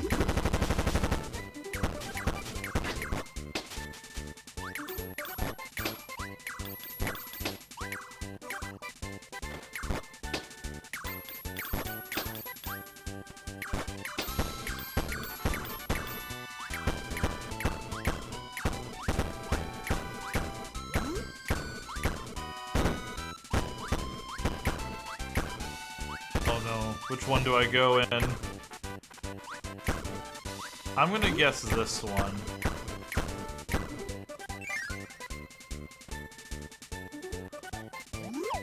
Off of the very loose presumption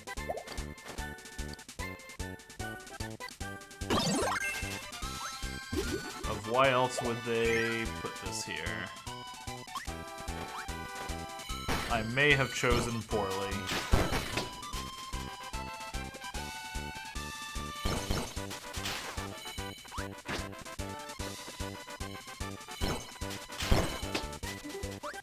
Now, how am I supposed to get over there? Oh, you know what? They gave me the solution. Here. There we go. Like that.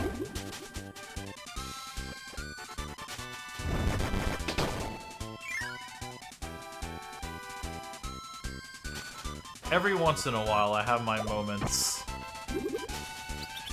They are very few and far between.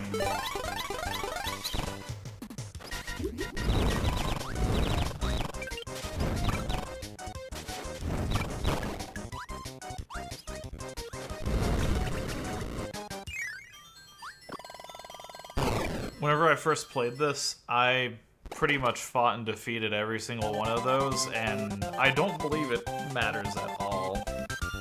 I think the only reason you would do it is if you want to just keep them from chasing you, but the alternative is to just be faster than them.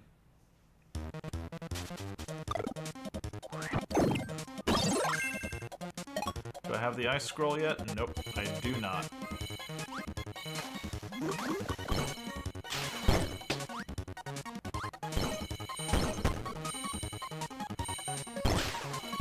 I wish that ability got a little bit more useful. There are like I think there's like a puzzle or two that requires it later, but I love being able to just make these platforms.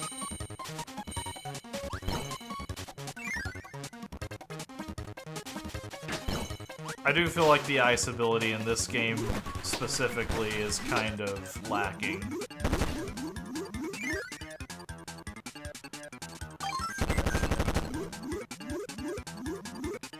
Yeah, this is Green's mode.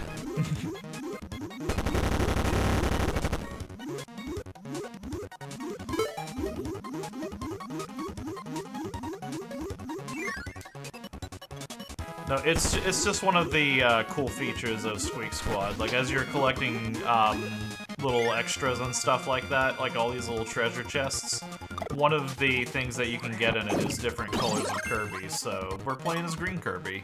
Because why not? Okay, better beam.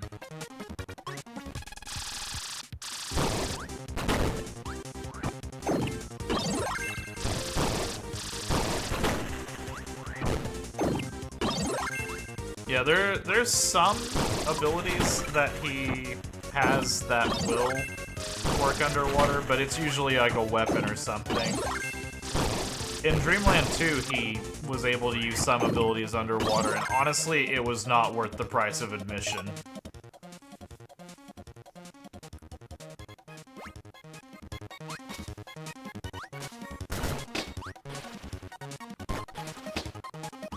Yes, magic, the bullet hell ability.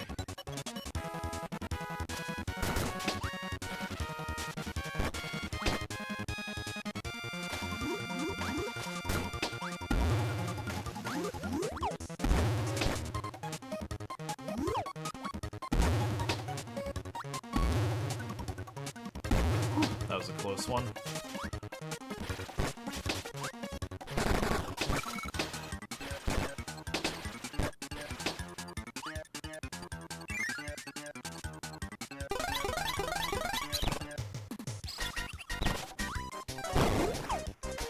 Thank you for delivering that right to me.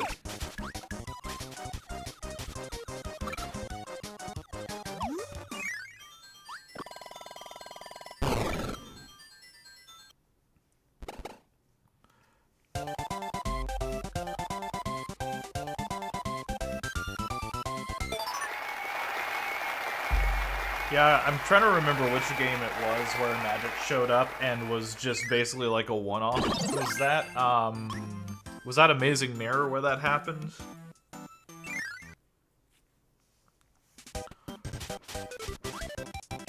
I know there's abilities kind of like in Star Allies. There is, like, Festive or something like that. And that one was a one-off ability, kind of like Cook.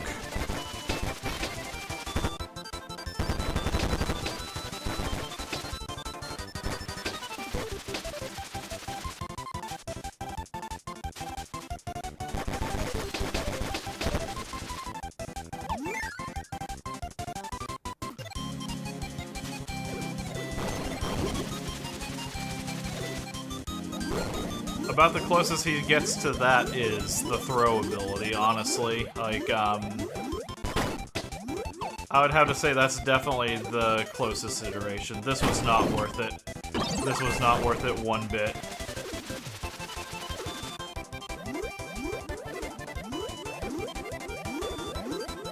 I did all of this to keep my Twister ability, and it was not worth it.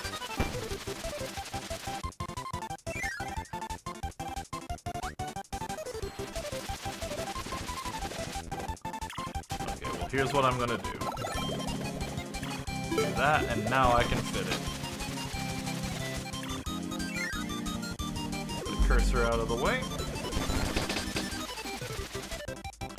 You wouldn't believe it, but playing a DS game not on a DS makes it surprisingly difficult to properly keep yourself positioned right.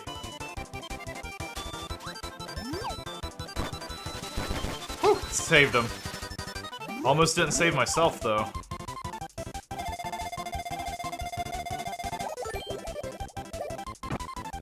You gotta get rid of one of those to make room for the treasure. And cursor out of the way, please.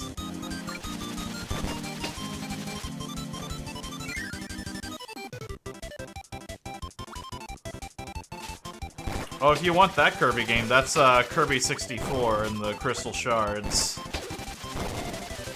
It's honestly more annoying than anything because of the fact that... Okay, I know what I'm supposed to do here. It's honestly more annoying than anything because of the fact that... Kirby games are, you know, practically meant for being able to fly near infinitely.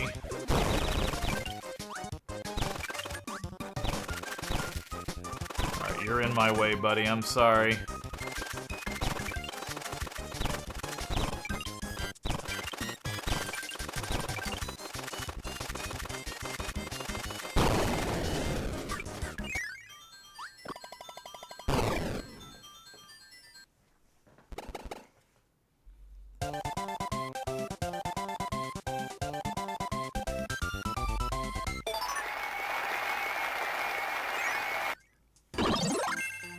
Sakurai actually has talked about Kirby's stomach before, and he revealed some very hilariously interesting lore about it because somebody asked him what happens to enemies that get eaten by Kirby.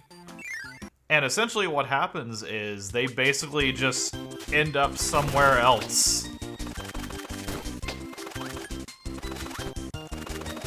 Like, he eats them and they just show up somewhere else on Dreamland.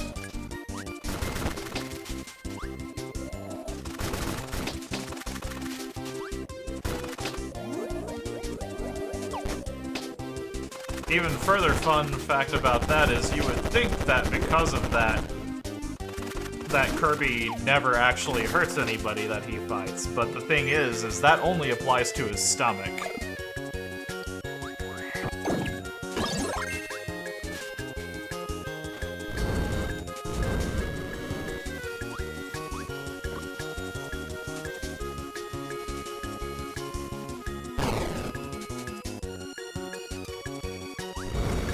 So yeah, he is not killing anything whenever he eats it and takes its ability. He just spits it out somewhere else on the planet, but he is still very much incinerating things alive.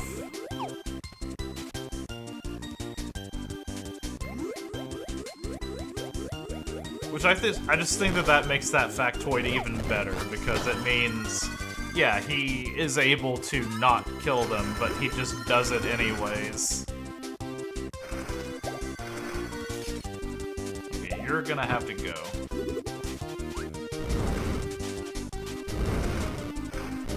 I do not want you, little small Kirby.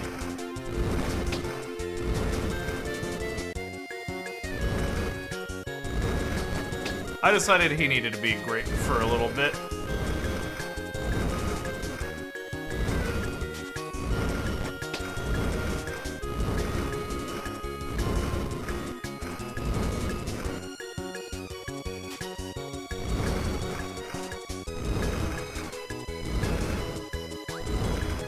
playing a dangerous game right now.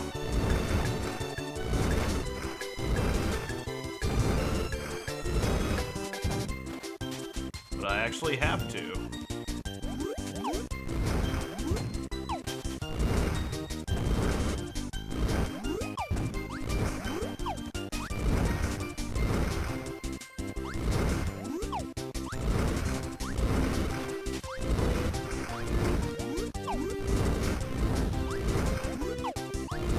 Kidding me.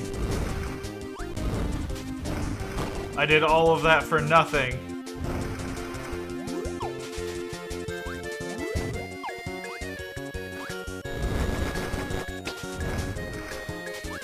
It's fine. Everything is fine.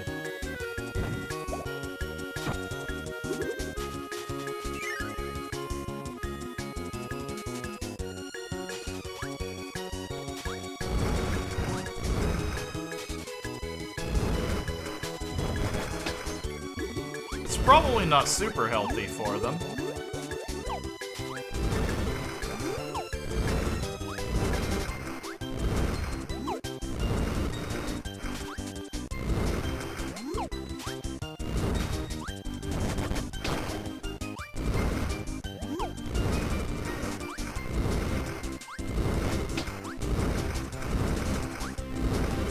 But if I don't, then they'll have all their secrets hidden away. We can't have any of that.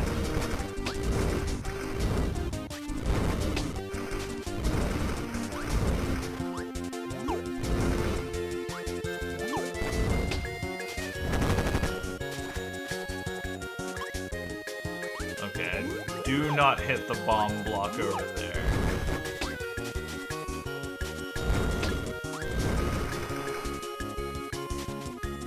Do not hit that one. But how do I get over there, though, is the question. Let's get you out of here. Oh, no, you're right in the way. I said, get you out of here.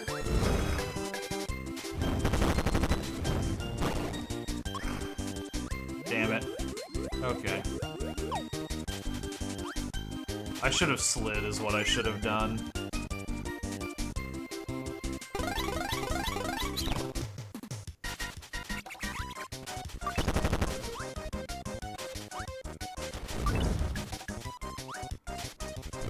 Yeah, it's real cozy vibes, except for the crazy guy spreading fire all over the place.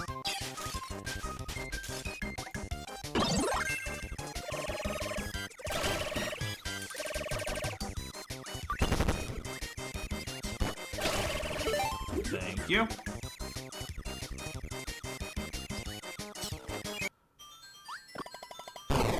And hello and goodbye to UFO.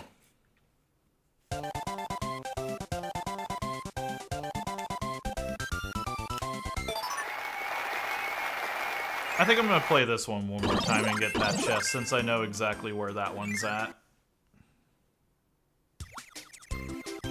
Oh no, UFO is actually persistent. That's cool.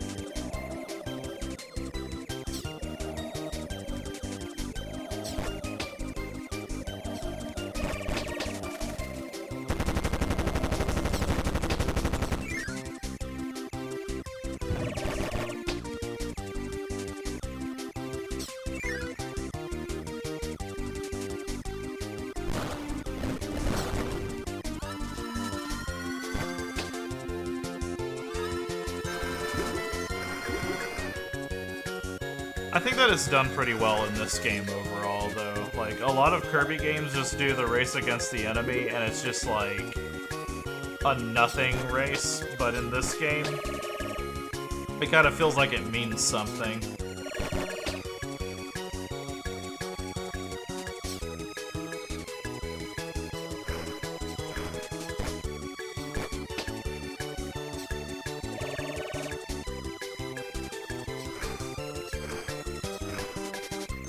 Nab an extra one of those, and then I can grab this. Okay, so what I will do this time is I will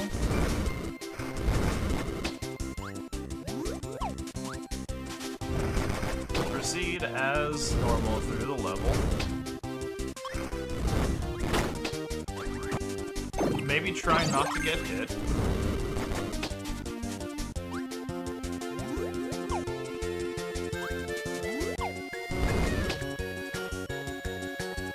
I do think we have to drop it there because we have no way to get to it otherwise.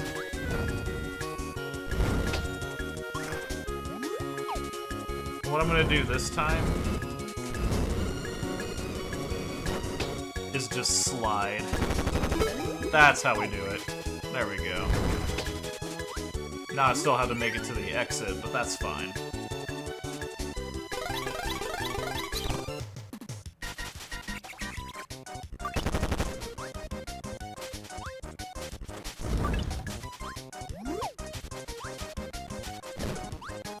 I like Robobot a lot. Robobot of Robo-lot.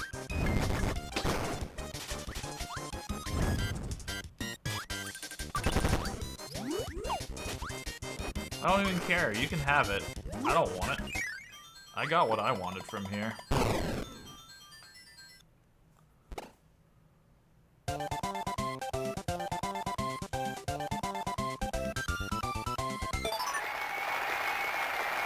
Okay, that was worth it.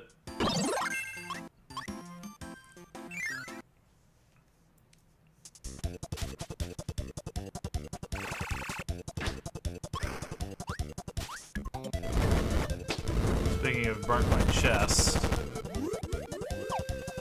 what was the point of that?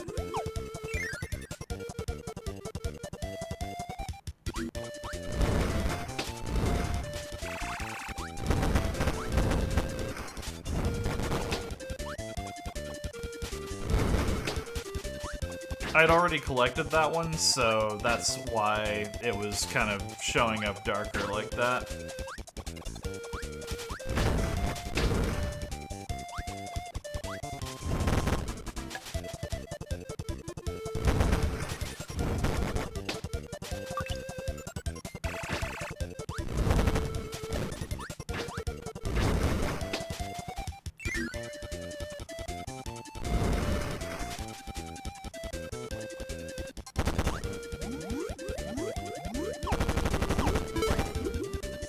I need to make room so I can go. There we go.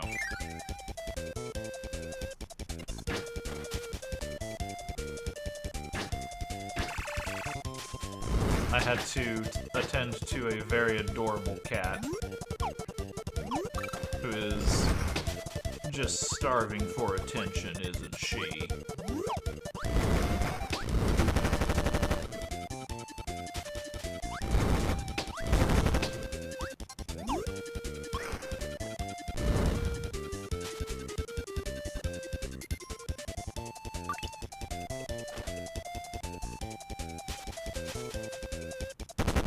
I hope this was the right choice. I think it was. Hey, leave that alone. I said leave that alone. There you go. Good kitty.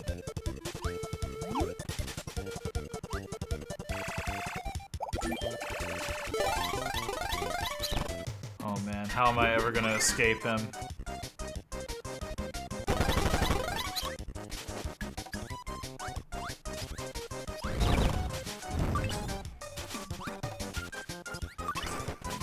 Not hit any buttons, not right now. You need to not. You cannot hit that.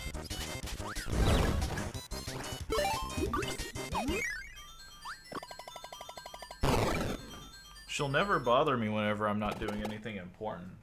For this kitty, whenever I even do something that remotely could be stressful, she hops up and blocks the screen, tries to press buttons on the keyboard.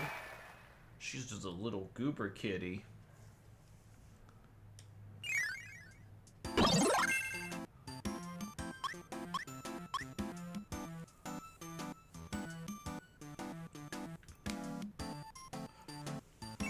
It was called the N64 because it was the first attempt at a 64-bit machine. So like the regular NES is 8-bit, the SNES is 16-bit.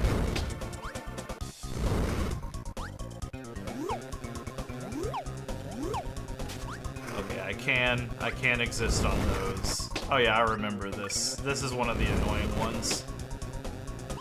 But yeah, that's why.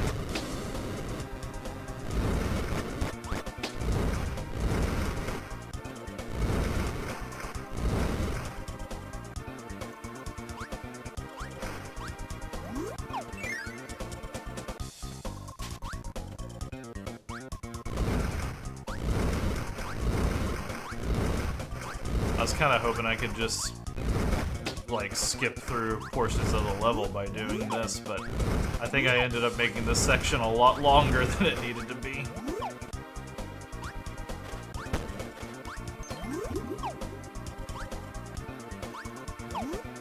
Won't make that mistake again.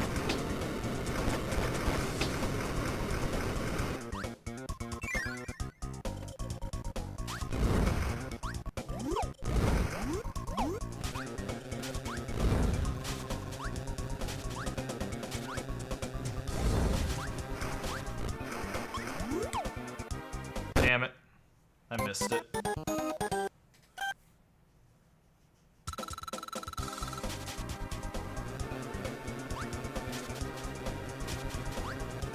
I think the PS1 was actually pretty notorious for stuff like that.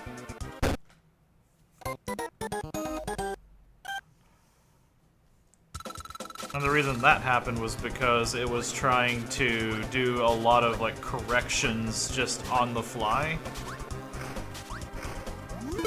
Like, it was trying to put things in the correct position and everything like that, so that's why you would get that weird jittering.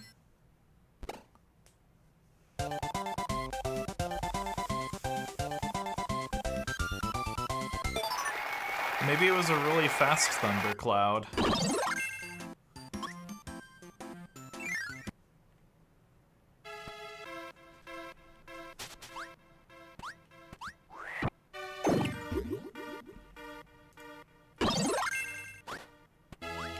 Actually, you know what? I just got Twister. Let's use...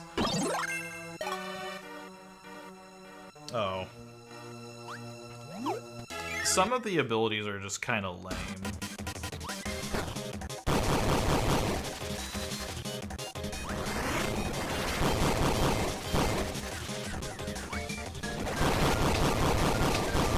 Like, it's cool that it takes on the element of whatever it hits, but at the same time, that's just not exciting as an ability.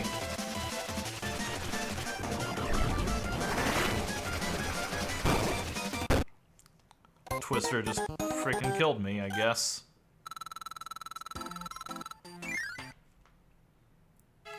Alright, we'll use Spark this time.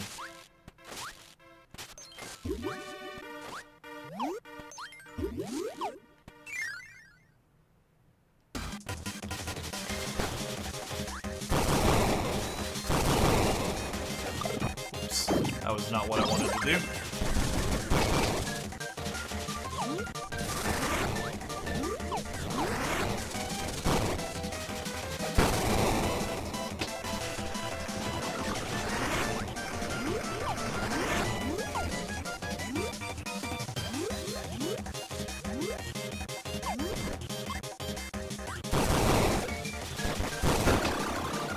Okay, that was cheating.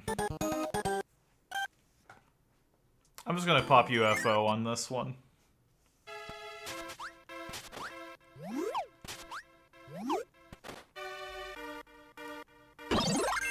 I think that that's gonna be easier than just trying to mess with him at a close range.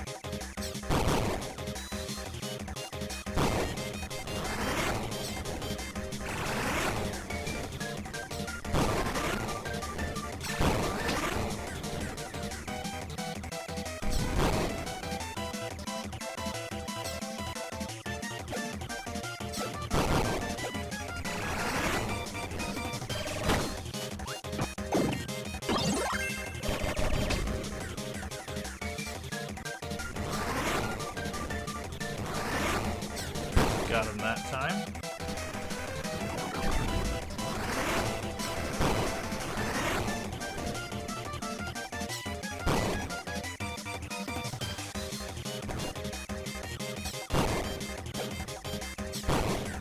I feel like that's one of those things that, you know, is just kind of like, you just don't question.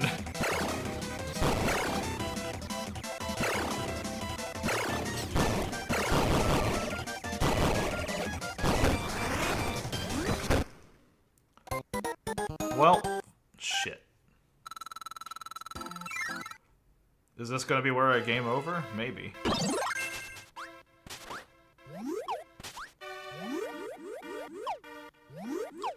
I'll definitely say this is like in my bottom tier of Krakow fights.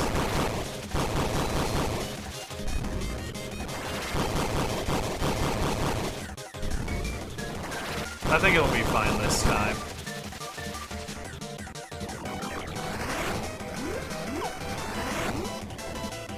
Just need to let them create platforms for me. Okay, this is actually a really good platform. How come you didn't do this the first time?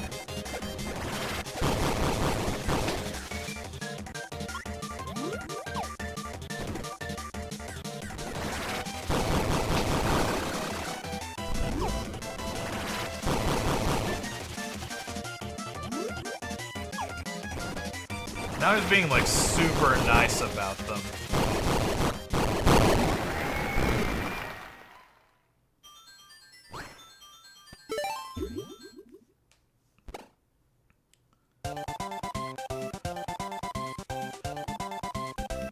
And it's kind of fortunate that they do exist whenever I was using that, because if I get hit and lose the ability as demonstrated there, it gives me a safe way to not just completely die.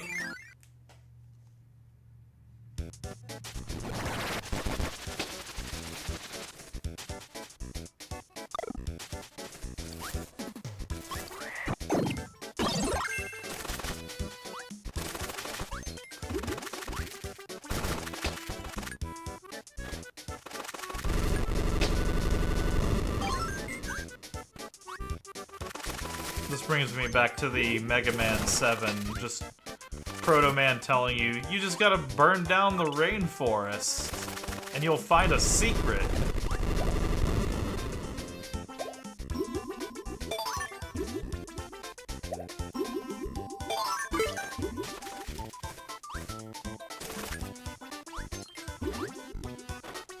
It'd be cool if mixing these two gave something really awesome.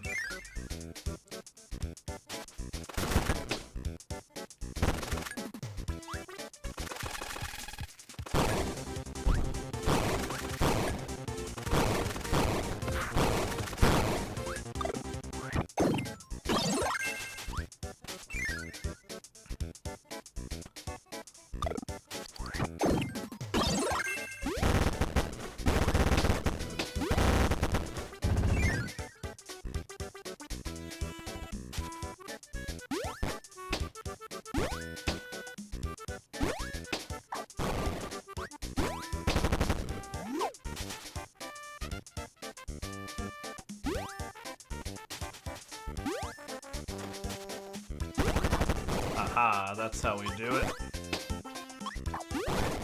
I don't think that was supposed to be the intended route through that, but we sure made it work. I think that's supposed to be the escape vector, actually.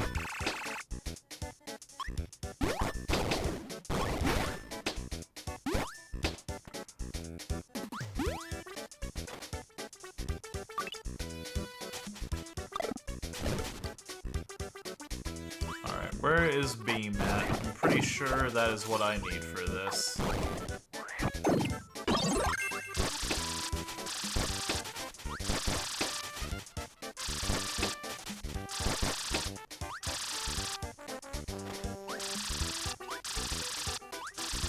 You're kidding me. That is like just out of range.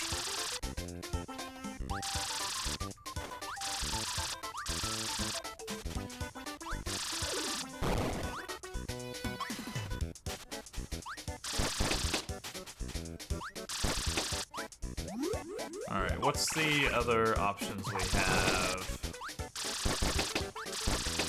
Can I reach it from here? That would be nice.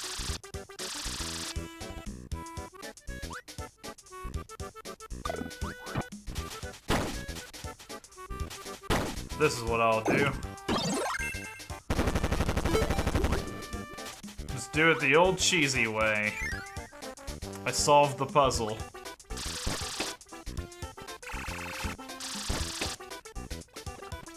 Don't know what they were expecting you to do that the regular intended way, but I'm not about to sit here and figure out what they had in mind.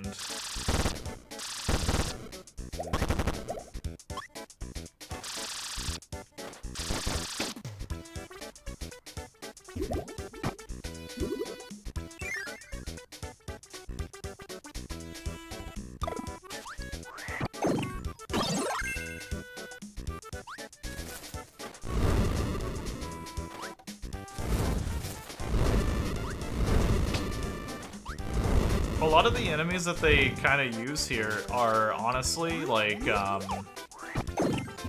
they're honestly mostly just using the, like, the standard Kirby enemies, and then they've also got, like, the, amazing mirror enemies, too. One of the ones they use really frequently in, like, this kind of style of game, like Amazing Mirror, Squeak Squad, I think even Mass Attack, is that weird, like, I'll try to point it out the next time that I see it.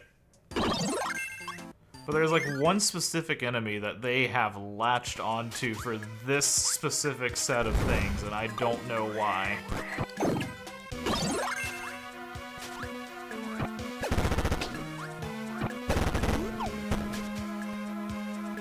Like, they tried to make this game's equivalent of a Waddle Doo, I feel like.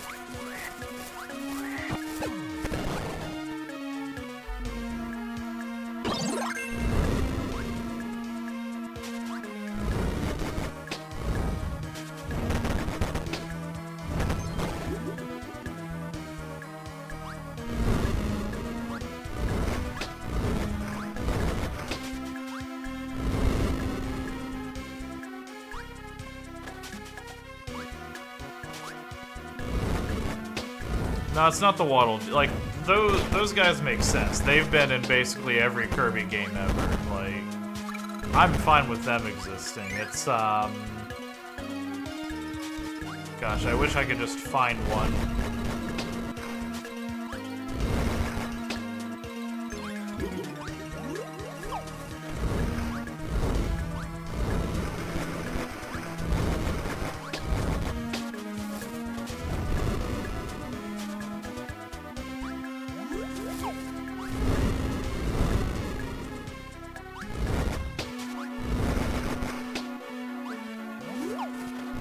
Now watch, I said that they show up in every level and stuff like that, and then they're not gonna show up now, just to really put egg all over my face.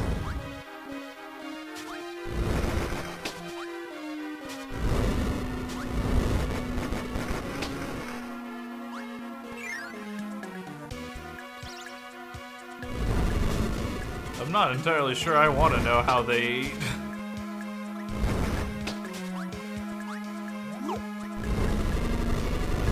That might be some cursed knowledge.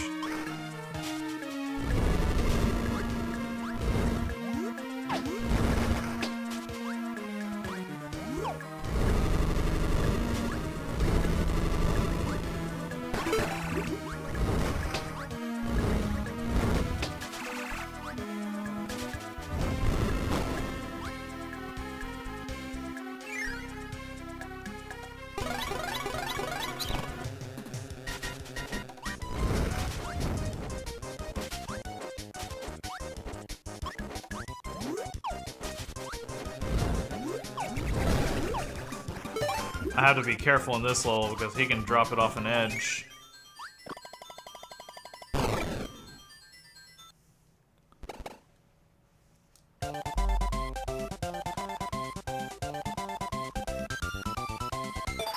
Well, something a lot of Kirby enemies tend to do is open up mouths where there shouldn't be mouths, so they could have had something else going on there.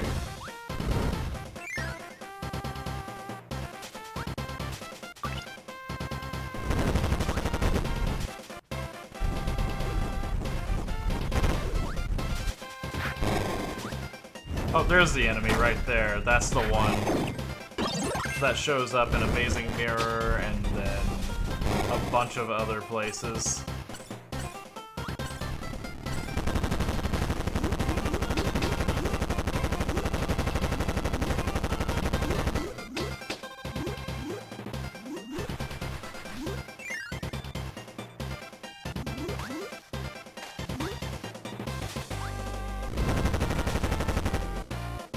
I'm sorry, it's just the truth.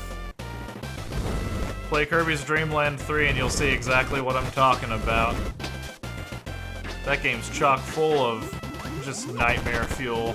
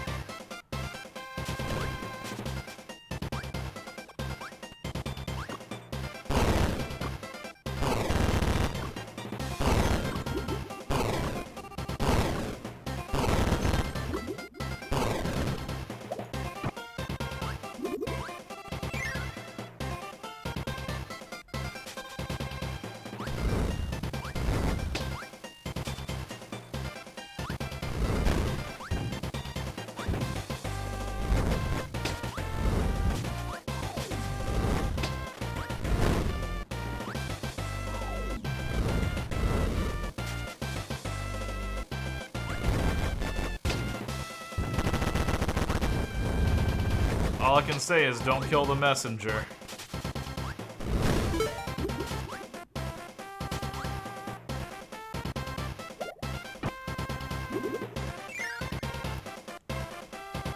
I don't want it to be the case any more than anyone else does, but that's just the way it is.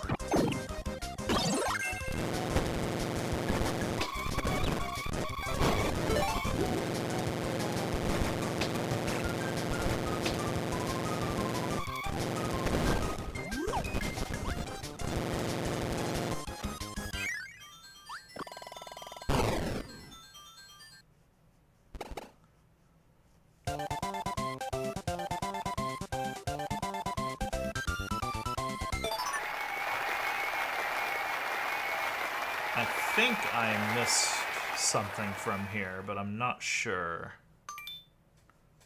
It wouldn't surprise me if I did. There were so many little alternate paths. Yep, I'm not gonna go back for it. Like, just looking at the treasure count, I am 1/3 of the way done with all of the treasures in this game, and I'm good.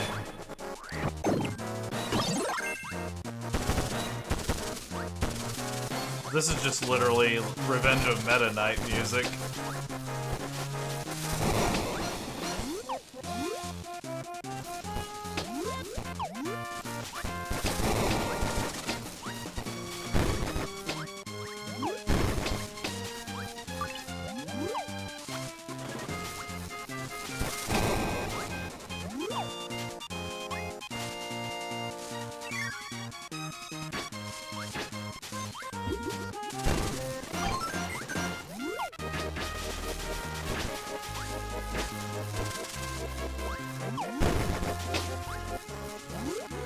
I felt like they just needed that.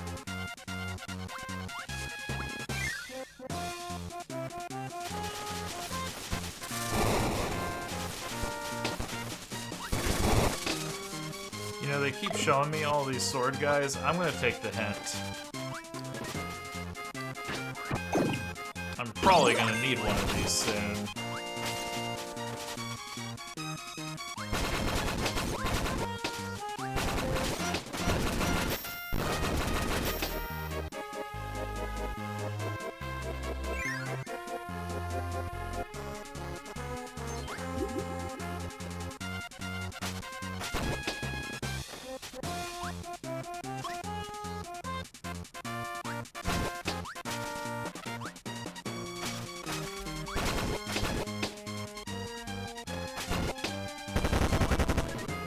And I very kindly need you to not.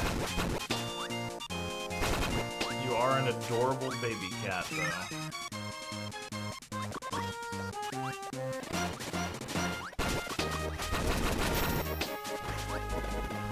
Easiest treasure chest of my life.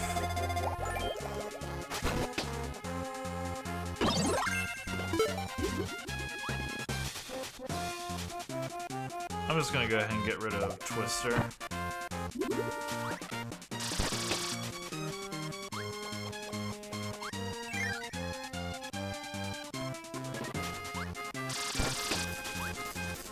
Yeah, you got that right.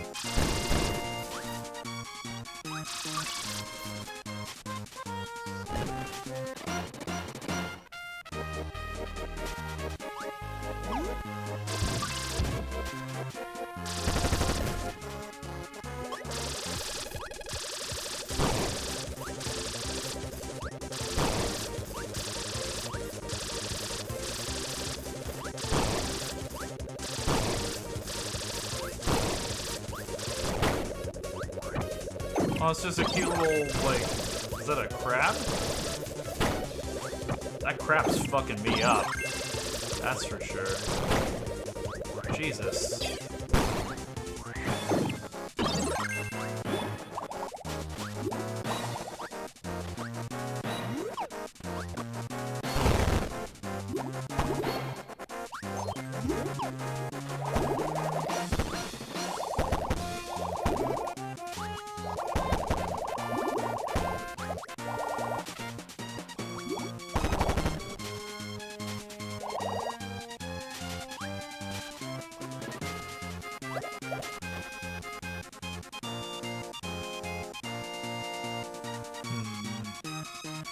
Haven't needed sword in a bit. Oh, it's gone now, so... That's fine. I am gonna need to make room for 2 of these, though, so let's just go ahead and... out! And think about how I'm going to get this.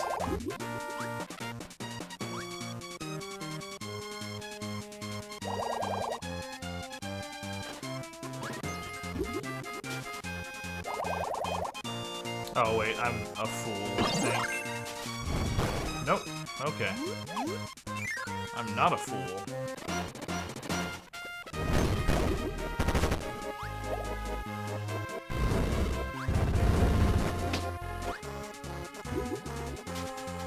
I'm wondering if I missed something up that direction. I'm gonna go take a second look up here just in case. Yeah, I figured out how to deal with Mr. Krabs again, but whatever.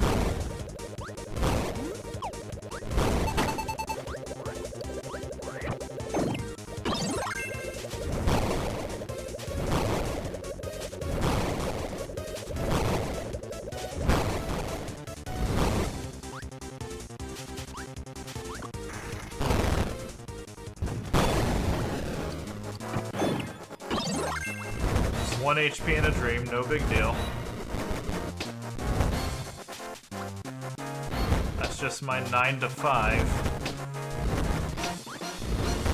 Yeah, I don't see anything else up here.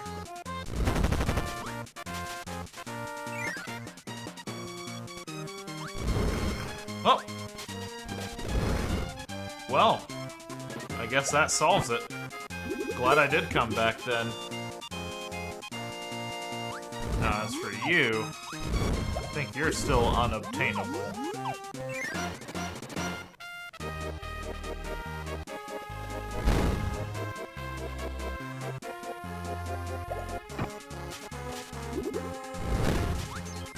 Now I can use that immediately to not die.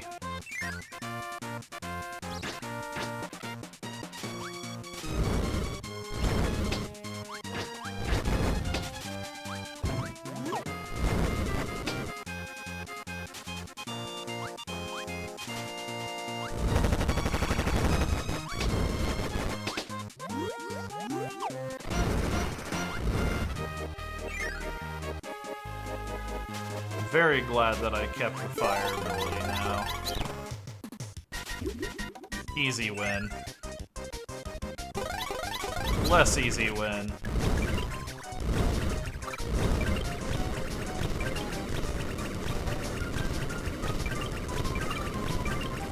Never mind, easy win.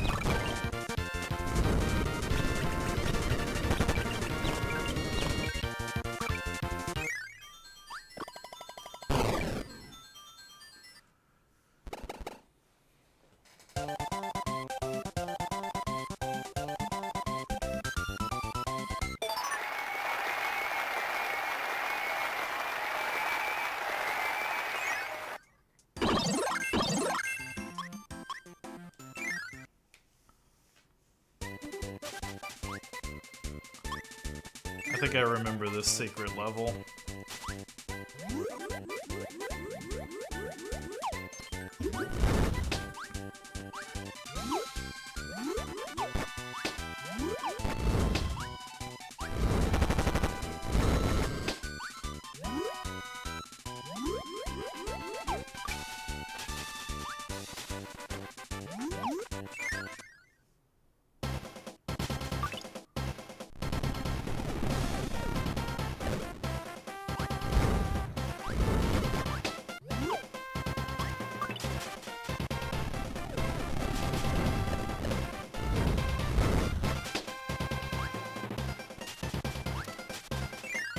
I think in this one, you can just skip the entire level if you just go straight ahead from it. Like, there's just an entire level up here.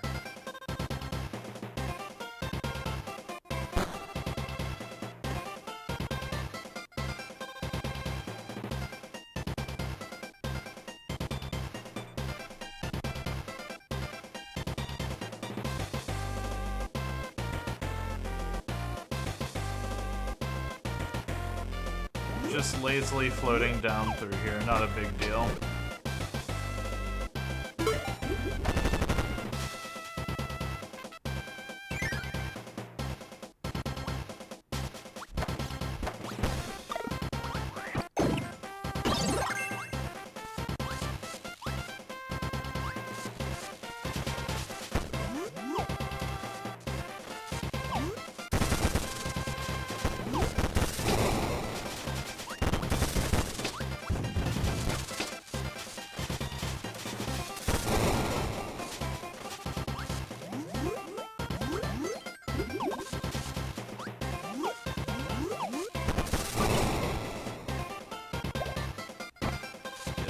Out of here.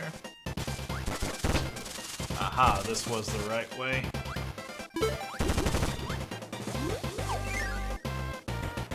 And if there is a third one, I will have to get rid of something, but I'm creative.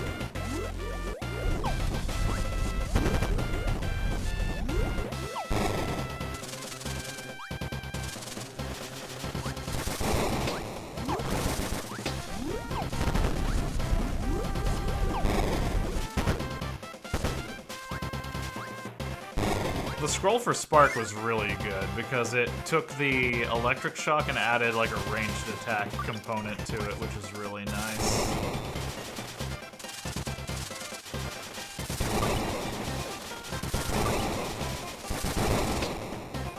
Okay, I think I can throw away this Spark on account of I've already got one.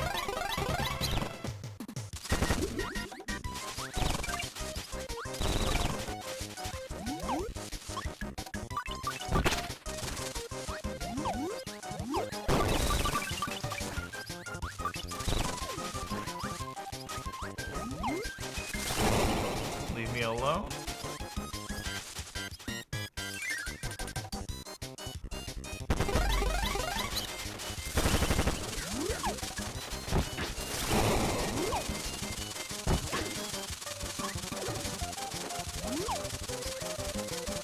And right there was the exit to the stage. So if I wouldn't have went up, I would have just skipped the whole level.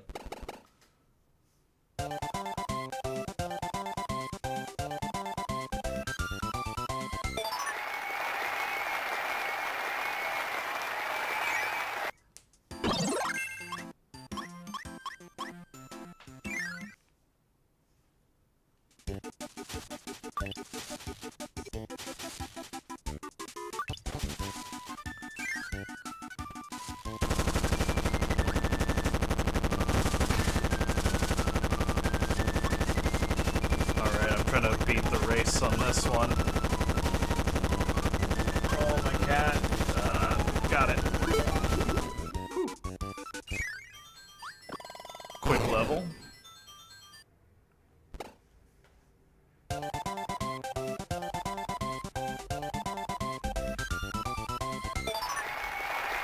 And that one was worth it because I got a scroll. Alright, I'm going to finish up the boss here, and then I'm going to take just a small break. It's just gonna be basically me getting up and getting this beautiful, beautiful cat some attention so that she doesn't scream at me. Isn't that right? She's angry at me.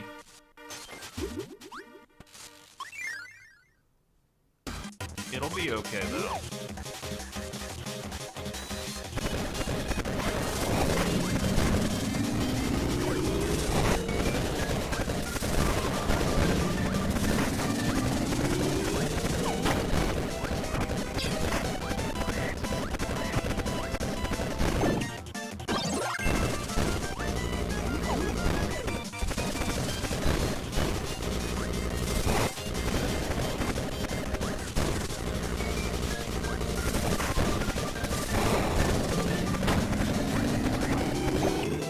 This isn't working out too well. You know what? I'm just gonna do this.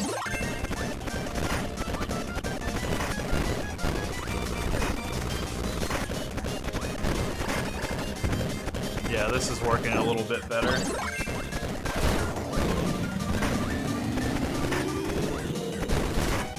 I know, she's absolutely starving for attention. She doesn't get absolutely spoiled by me or anything.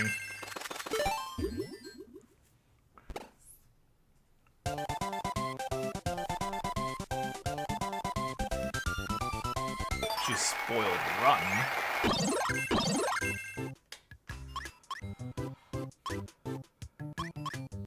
Okay. I will be right back. I'm just going to go and just give her some affection and also get myself a little snack. So I'll be right back.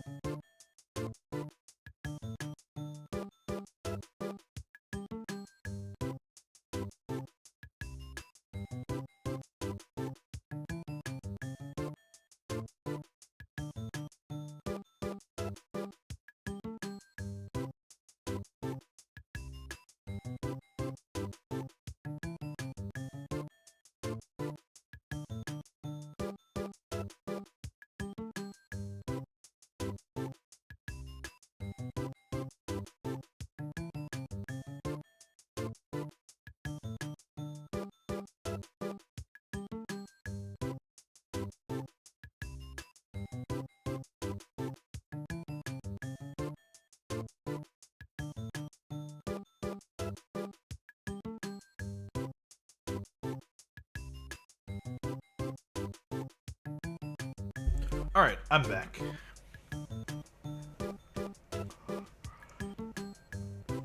So I think it is technically just like the 3 worlds here left. 5, 6, 7. I can't remember if the middle one is gonna open up where I'm not getting all the secrets or not.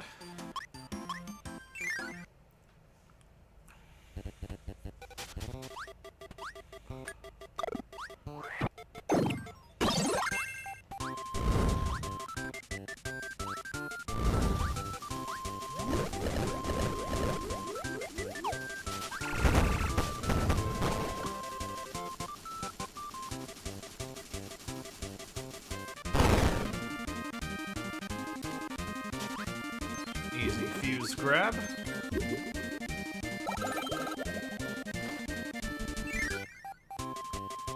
Oh, this one is Squeak Squad. It's on the Nintendo DS.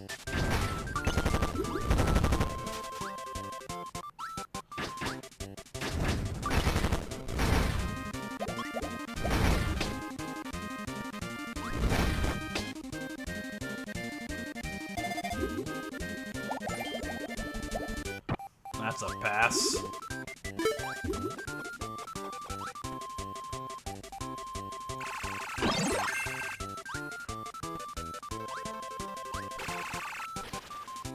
If you've ever played Nightmare in Dreamland or Amazing Mirror, it's in the same exact vein as one of those games. In my opinion, I feel like this is kind of like the... we finally got that whole entire system figured out.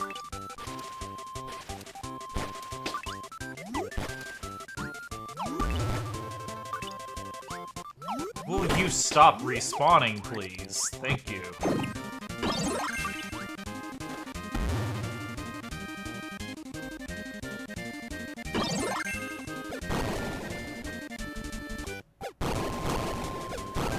They spaced that perfectly. I'm gonna have to use Cupid. That sucks. Well, thankfully, it respawns every time I blink, so... we've got that going for me, which is nice.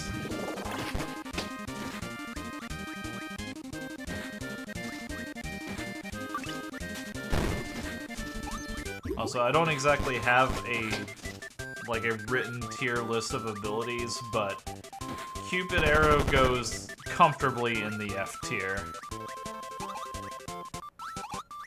It is an ability that, at best, exists as a gimmick, and at worst, exists like it does in this game, where it's just bad.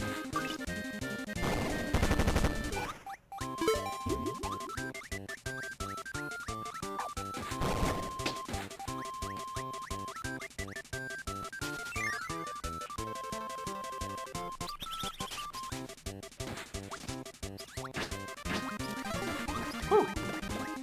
No, leave it alone. I need that ability. In fact, we are getting literally anything but Cupid Arrow to do this.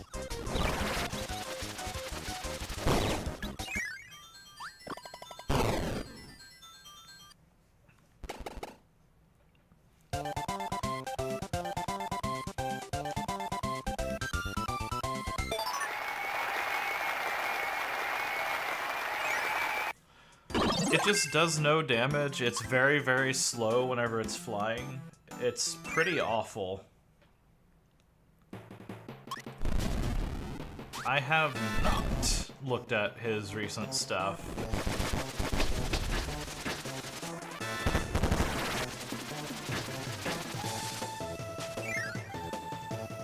Honestly, I feel like his stuff got a lot better whenever he started to lean into, you know, being more able to just be himself. Like, to me, I feel like that's whenever he really kind of started to get, like, pretty watchable with them, because as fun as the nerd persona was, it was one of those things, like, it was funny whenever I was in, like, high school, basically. So, like, I kind of watched, like, a couple of the things he had a while back where he was just kind of himself talking about things, and, you know, that content got more interesting to me as well.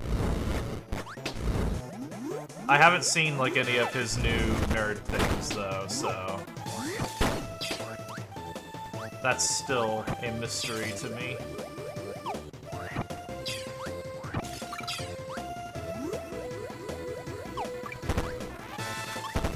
I think between him and the Nostalgia Critic, I feel like he's the one I want to succeed more just because I know, like, the Nostalgia Critic has some controversies under his belt with how he has treated past employees and things like that.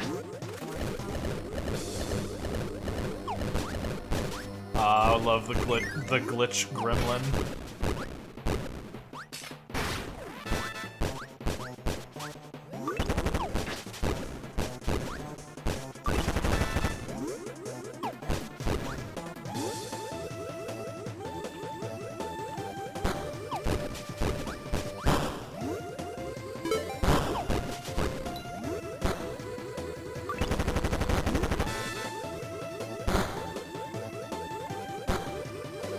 Like, as far as, like, all of the old personalities go, like, I definitely think that, AVGN is fine. Like, you know,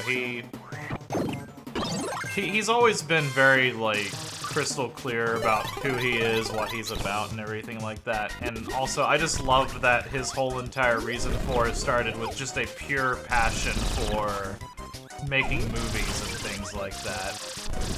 Like, that to me just kind of really leans into the idea that, you know, he's just playing a character. That being said, Nostalgia Critic's response to Oni Plays, always, like, referencing and making fun of him, is exactly how I think that you should handle that, just to give him some credit where it's due. Basically, Oni Plays will always reference their stuff, and they love him, but... they you know, do his silly voices and impersonations and stuff, and, you know, Doug just gets a kick out of it.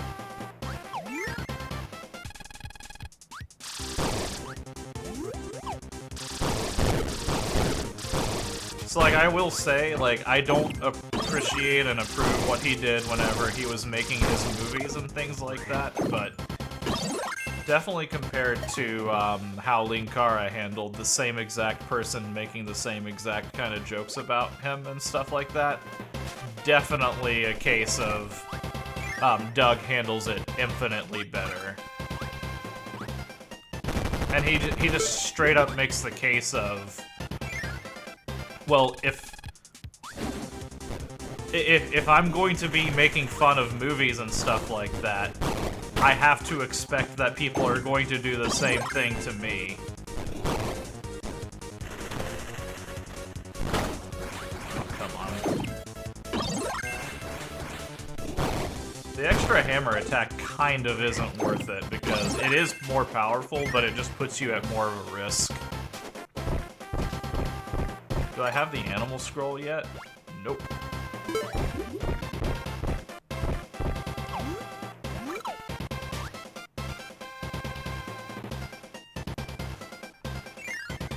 Right, yeah, like that's entirely his whole entire point about it, is like, if he's gonna sit here and, like, you know, yell about, like, you know, old Batman movies and stuff like that, if he's gonna sit here and, you know, make these jokes and references and stuff like that and make fun of movies, how can he expect people to not do the same thing back to him, essentially? And it was just like a really nice outlook on the whole entire thing, and, you know, again, like the Oni Plays people, like, they didn't really, like, mean anything harmful by it, they just love his content and stuff. So it was coming from a place of, we enjoy you as a content creator. Oh my god. The metal can be hurt by this giant rat. That is dumb.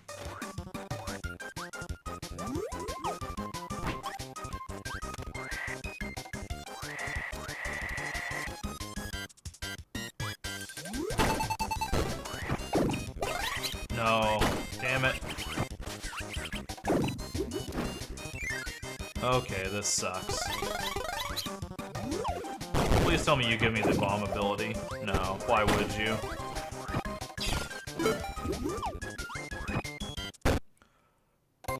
Oh, I hope that doesn't drop my chests.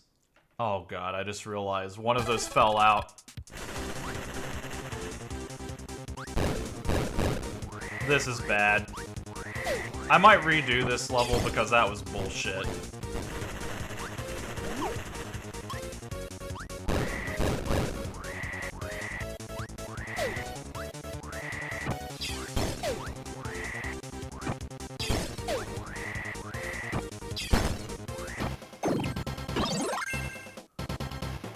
Yeah, I would agree with that entirely. That was indeed the least metal thing possible.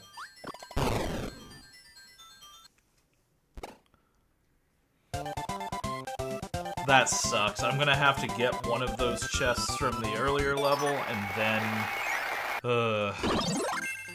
that sucked. That was not very cash money whatsoever.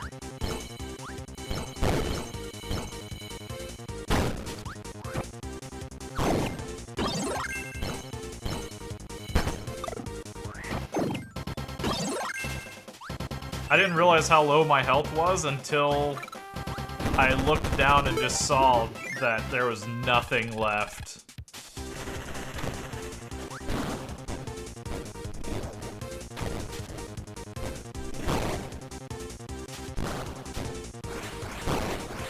Okay, I held it for like an eternity.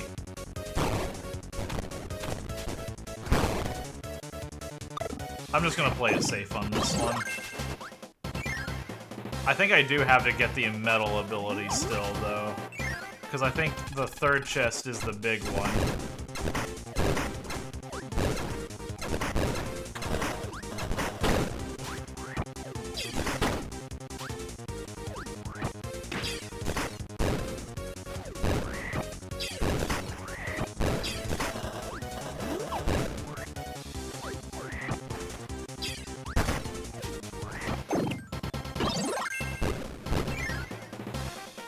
I wonder why the metal ability never made it to barely any other Kirby games. It sucks because it works fine in Smash. I'm not going into this with that fucking power. No thank you.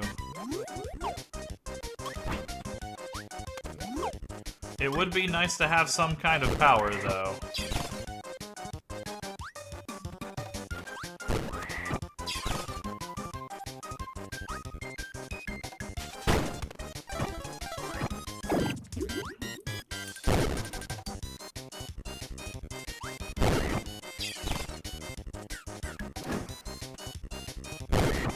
At least he's actually attacking this time. That was something else that he was not doing earlier.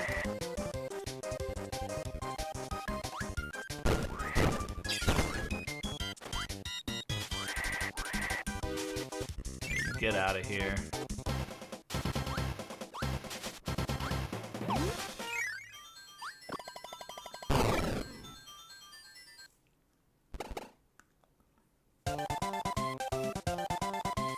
And just to reiterate, I am not going to go for 100% treasures, but I was not going to let those two just get away from me after I had actually collected them.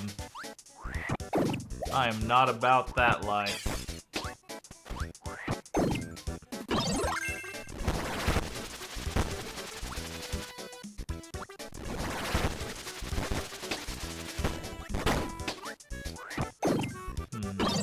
Something down here?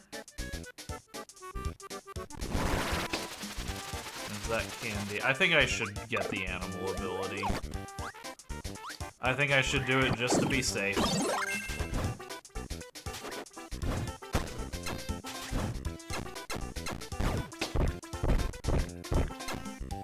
I can combine these anyways.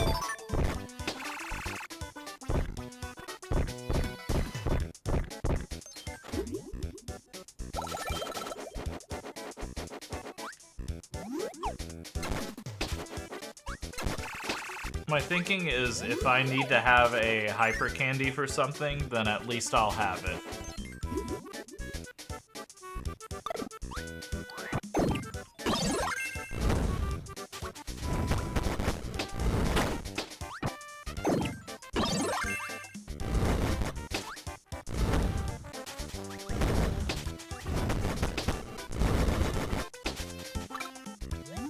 They sure gave me a lot of fire power-ups through here. I wonder what they're suggesting.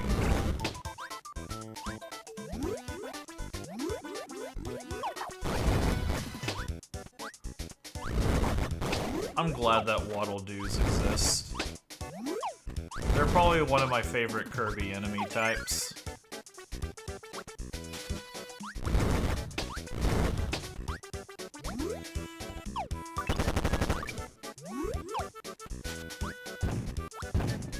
No, I didn't want to hit that.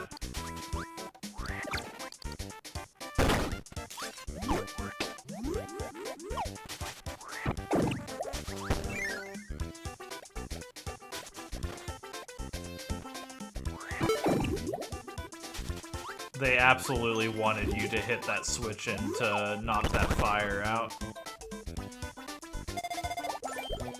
Ugh.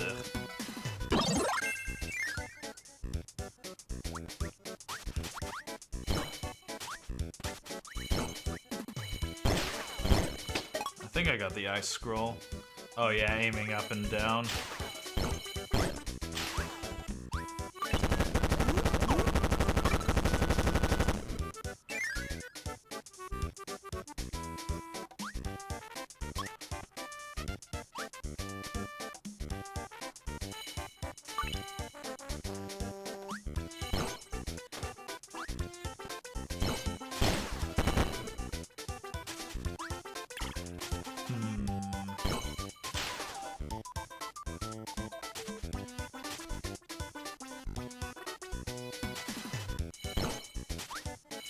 Let me explore this whole path.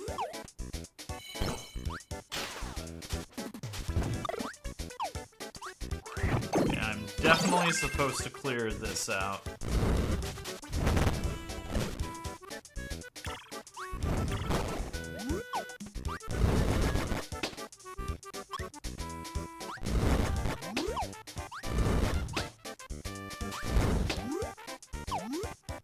I'm pretty sure from this point, it's just basically... Honestly, before I even try this... Yep. Once again, they wanted me to do a complex puzzle that I was not about to do. Why do that whenever you can just aim the fire?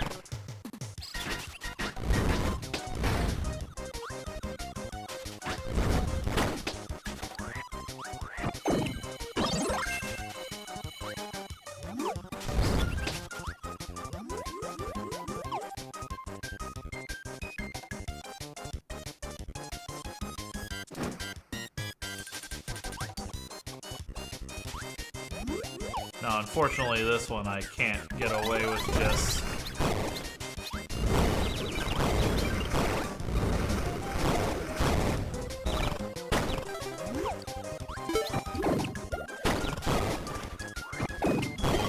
Okay, I'm gonna use that hyper candy. I said I'm going to use that hyper candy.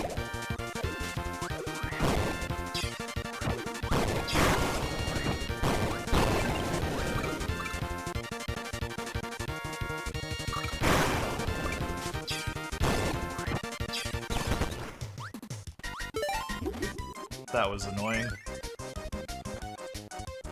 It did not click that at all whenever I needed it to.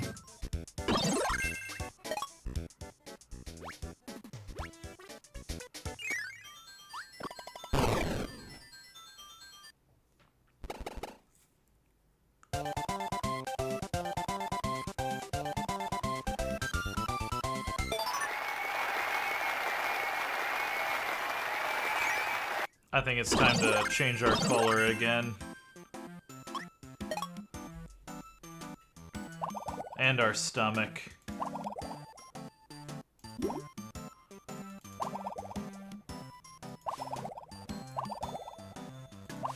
There we go. go. Shadow Kirby. Kinda like... let's go with Shadow. Get some amazing mirror reference going on here.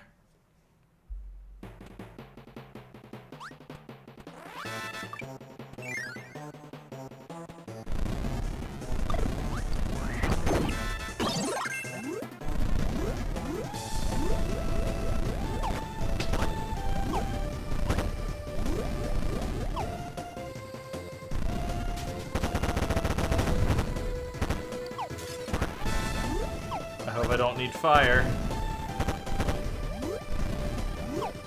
Oh, never mind. Fire's just literally right there.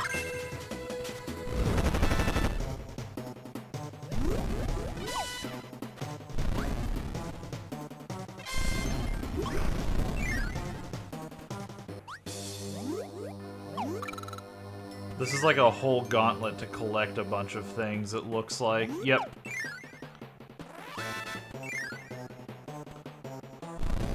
Nope, I need something else to get through that one. This is like a Metroidvania level.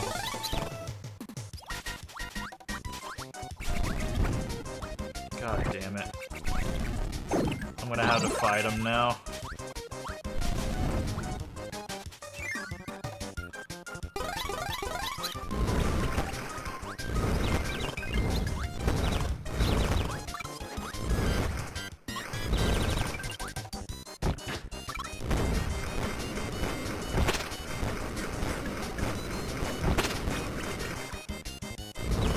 I mean, hey, if he's just gonna sit there and let me shoot him to death, that's his problem, not mine.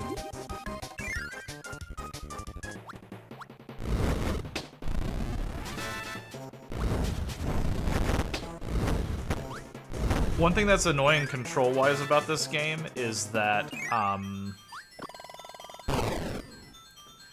whenever you are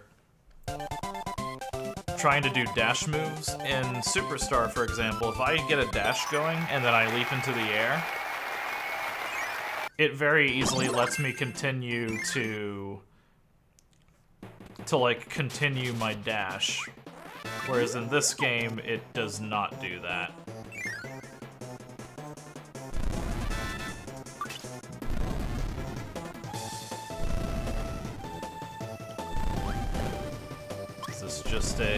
This is just a race to get ice. There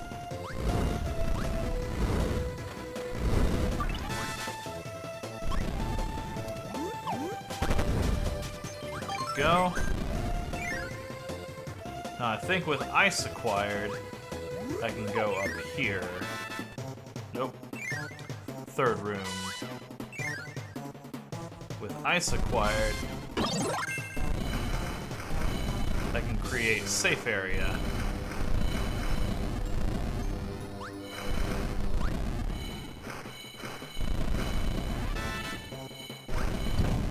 No, I need that son of a bitch. Maybe I don't need it anymore.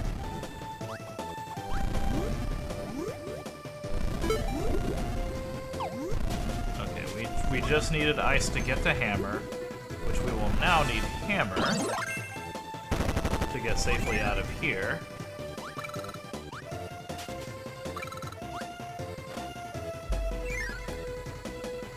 Then we need hammer to smash through here.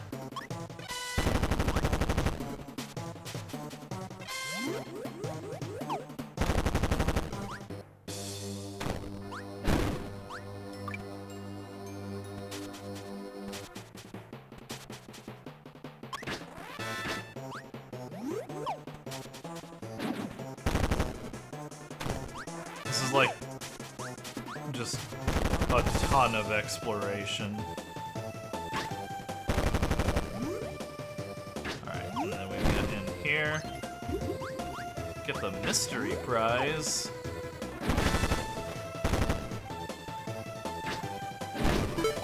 There we go. Now we can just get out of here. Oh, fuck the Cupid ability, we don't need that.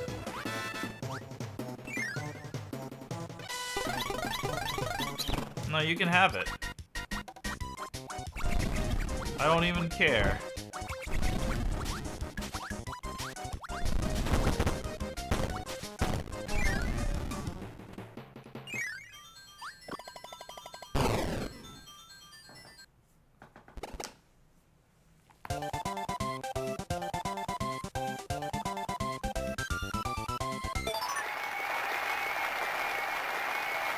Dude, the sleep scroll ability. That's gonna be so helpful. We also got a new stomach. Let's just go back to the tried and true.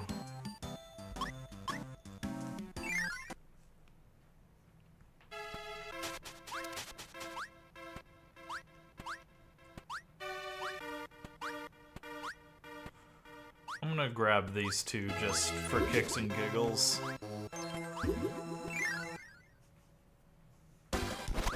Oh yeah, it's this thing.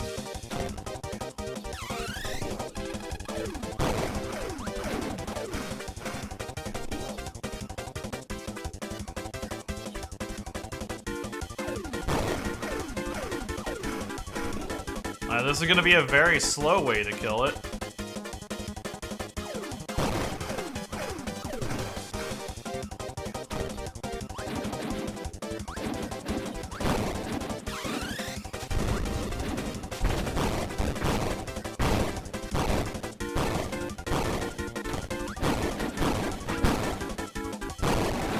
Got him.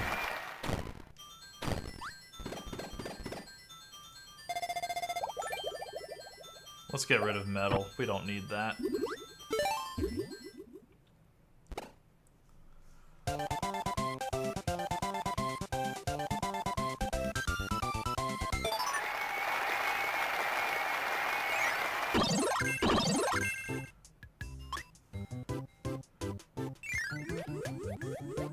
I like how they show all the little transitions to these places too.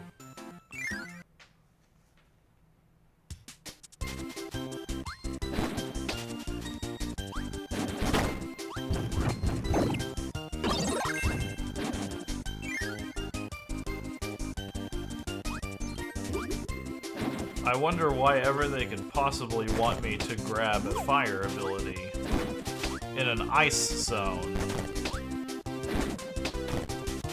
It just makes no sense.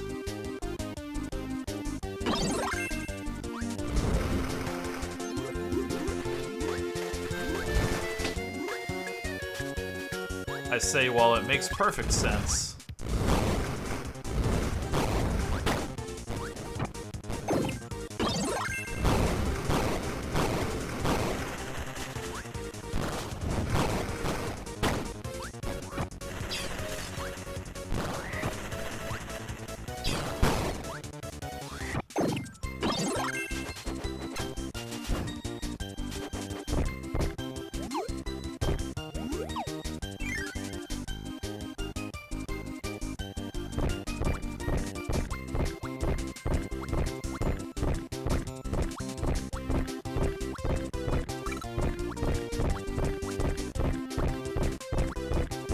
They kind of brought this mechanic back a little bit later on with like some different abilities, but maybe a little bit improved from this.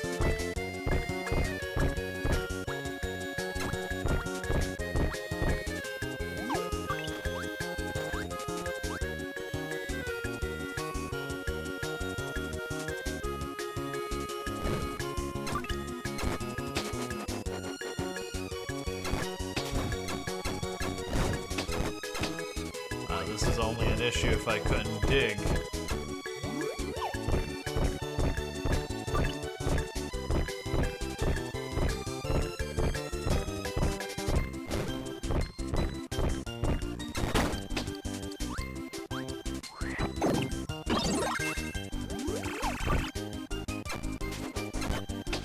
Aha, that's why we needed it.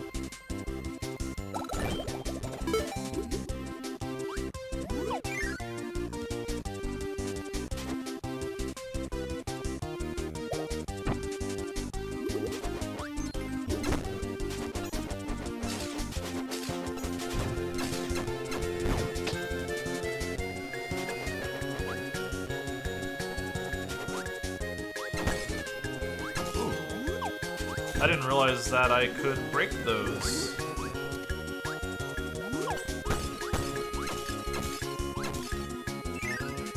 That's good to know.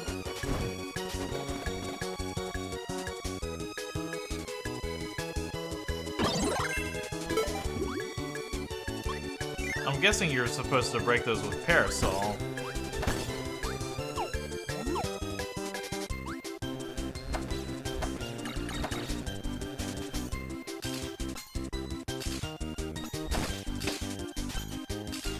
Oh man, this is actually a rare opportunity. We get to see what happens when we absorb the legendary sleep ability.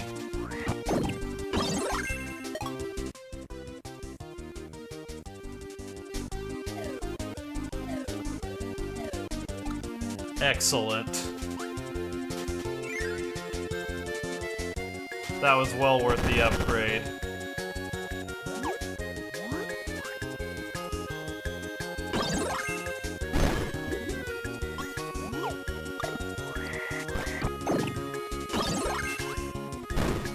Okay, thank goodness. I was worried there for a moment.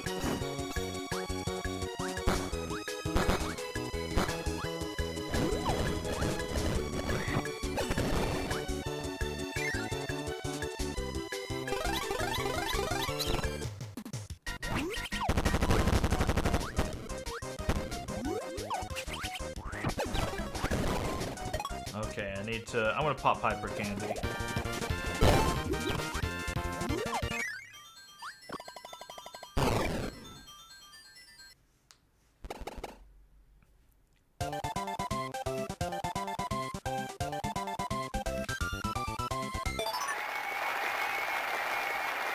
That's what I needed to do some of the cool stuff that I was wanting to do.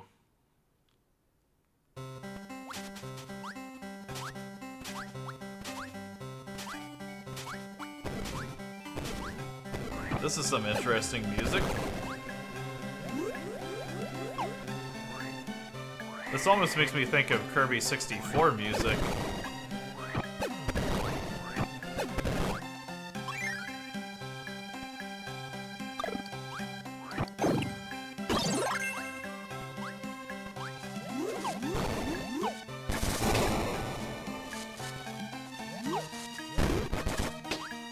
I'm gonna try up there, because this feels like you weren't supposed to find this. Yep, there we go.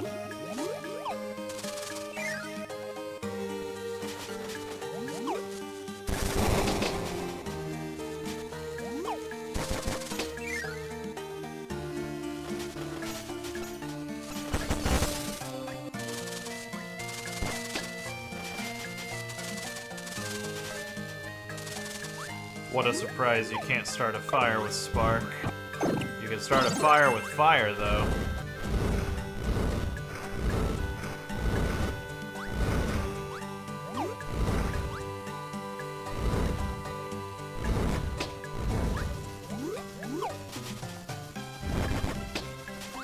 Whew, made it just in time.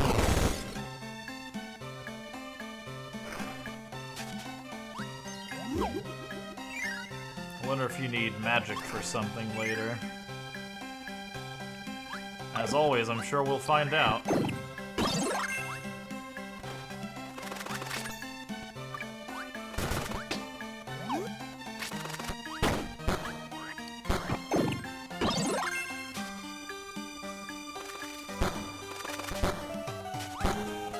Hey, I can respect that.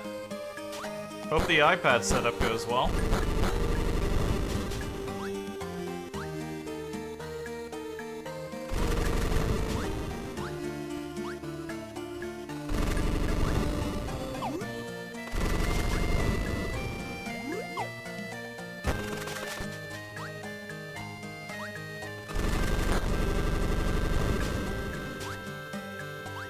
Probably should have been careful about those in case there was any treasure chests on the way, but...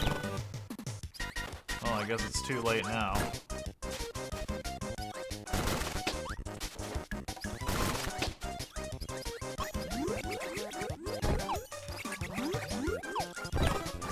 Got him just in time.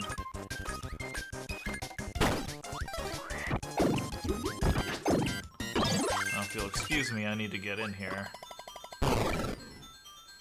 I feel like I missed a chest in this level, but that's fine.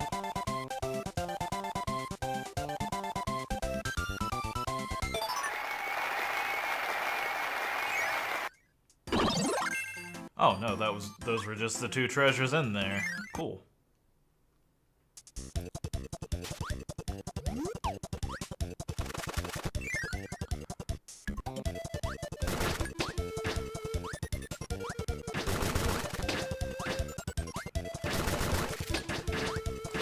Yeah, again, the thing that I love about this game is this is one of the few games where both Cutter and Twister are really powerful. There is something about, like, certain Kirby games where they give you, like, those abilities and, like, I don't know, it's...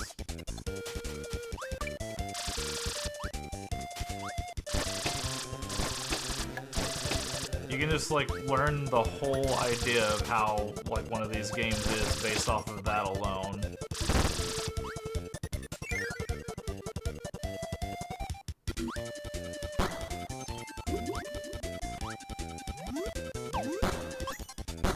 I wonder if the Magic's clown attack, I wonder if that counts as a hammer.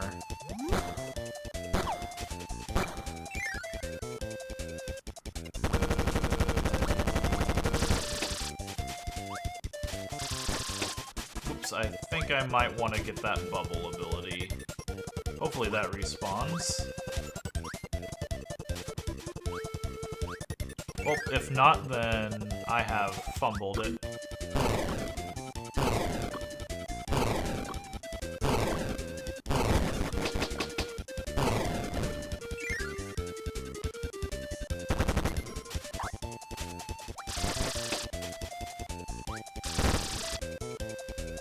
Just for kicks and giggles, let's try. Oh, hey, it does. Awesome.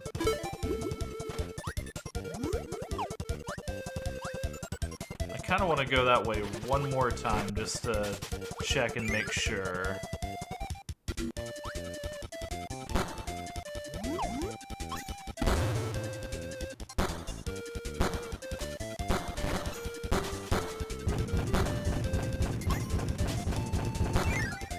Because there was this cannon room.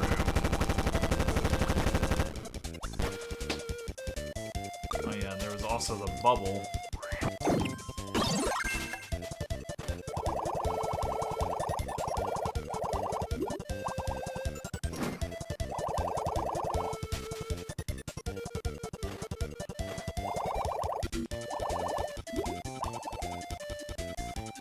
There is something about that, and I'm not sure what it is.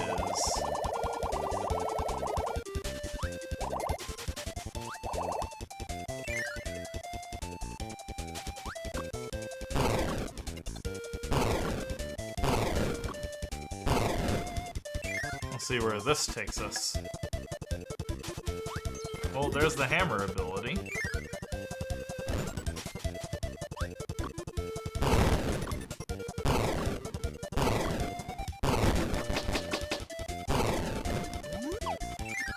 I'm gonna keep going for now. I'm going to assume that that was everything from that specific area.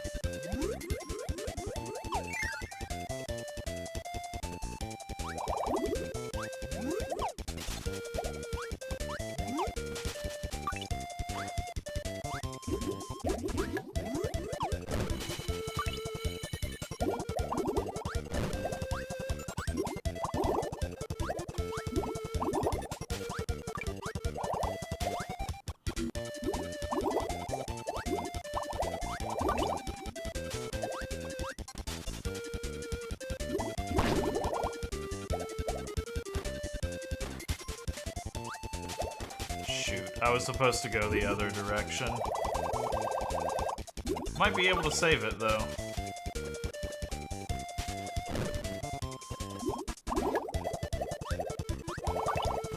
Haha! It was not too late.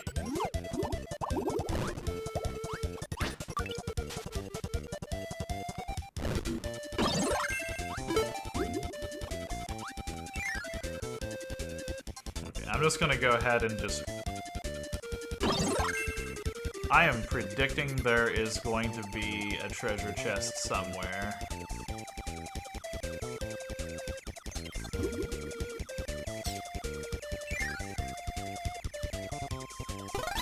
Yeah, there it is.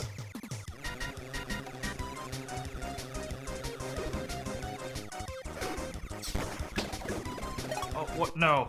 Shoot, I... Where did it go? I think I might have lost it for good.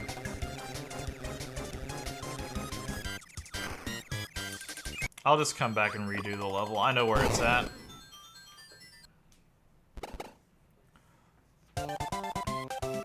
That's the one thing that annoys me about the stomach system in this game is it is annoying whenever, like, the collectibles you're required to grab are part of the same inventory of stuff that you collect a ton of.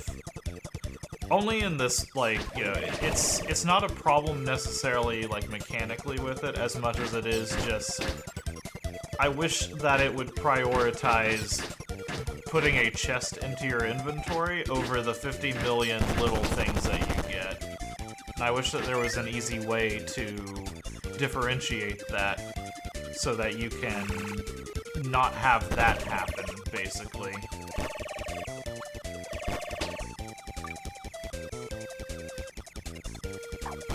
Because that was kind of annoying, believe it or not.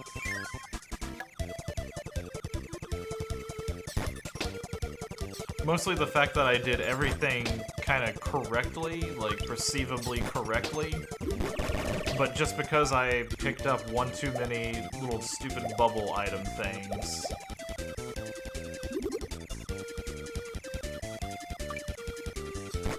It just completely despawned as a result. That wasn't fun.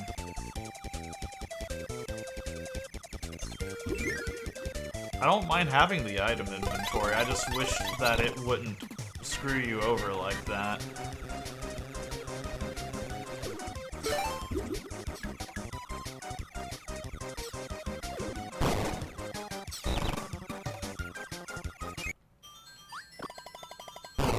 I beat the UFO Squeak Squad member with a UFO.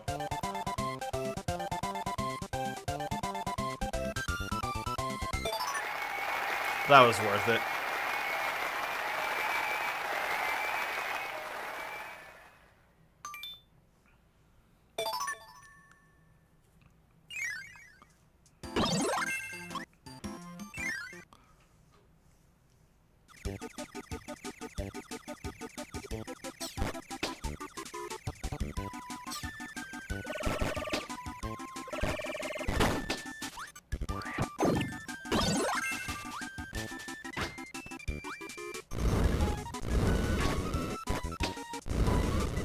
That's what I needed the bubble for, I think.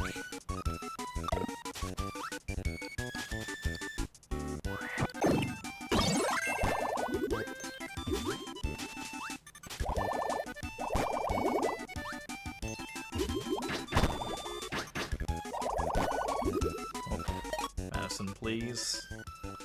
Please do not.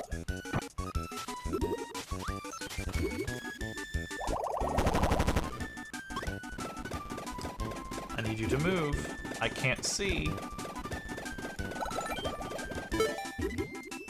I love her to bits, but man, does she make it difficult to see through her sometimes.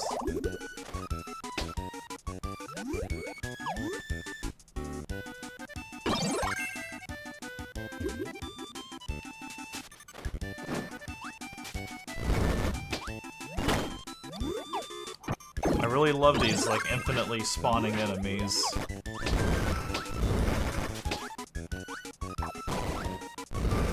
Okay, well, I was partially correct on this. I was just wrong I was just correct in the wrong direction.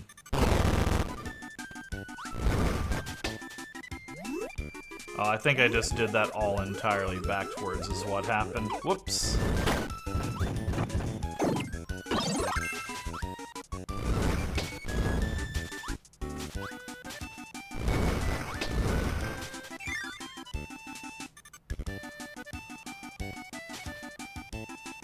Let's leave that alone, okay?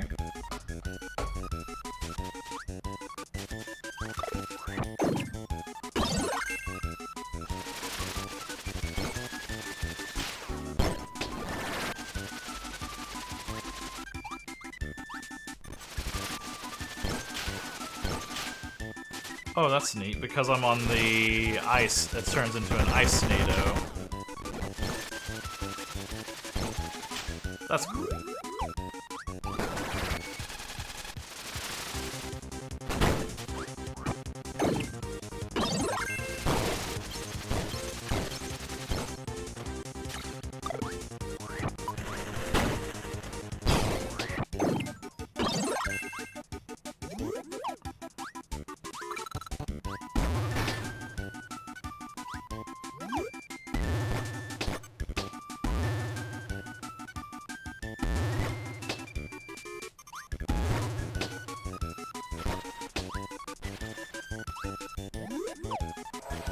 Aurora Borealis.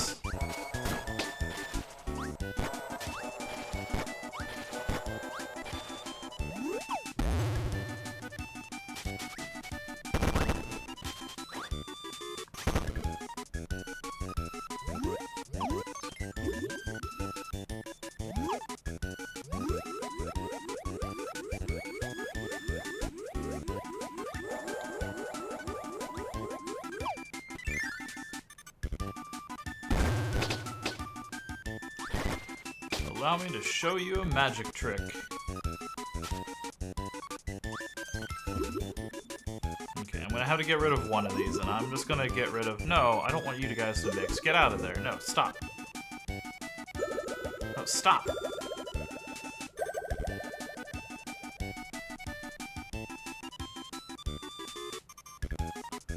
No, get off.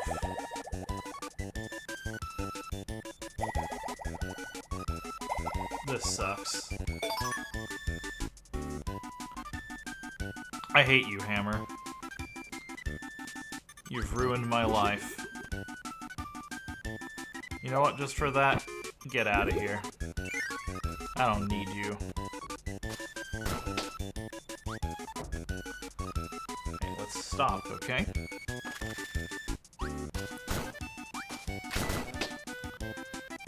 Alright, now if I recall, this is going to be one of those puzzles where I want to be careful. Or not.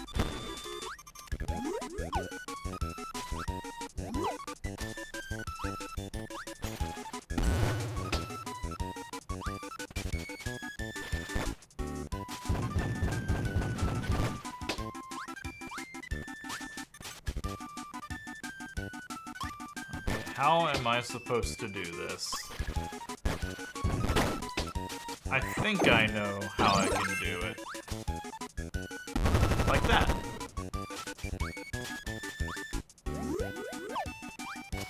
I like that they kind of give you a couple of different tools to do the job. I could have also thrown a boomerang and just angled it well, and that would have done it as well.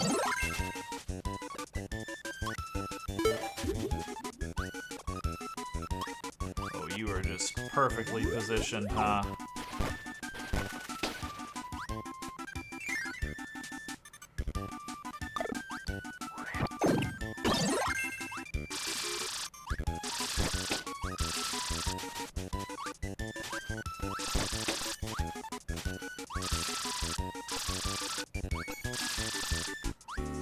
I just realized the glow effect whenever Kirby uses the beam on his face is just really nice.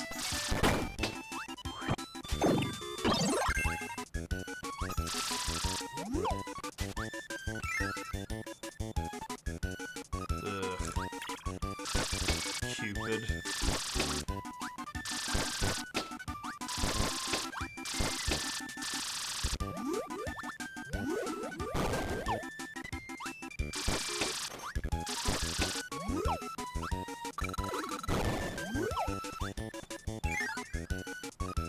I hear a zoomy cat. She's a zoomin'.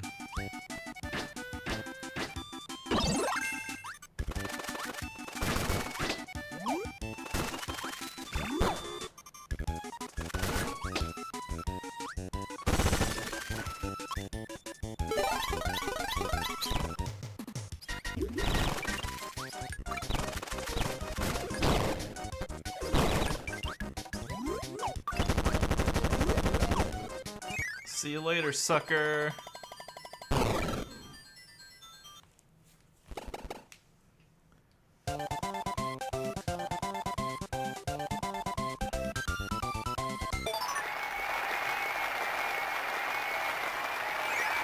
We're gonna go paint ourselves chalk colored.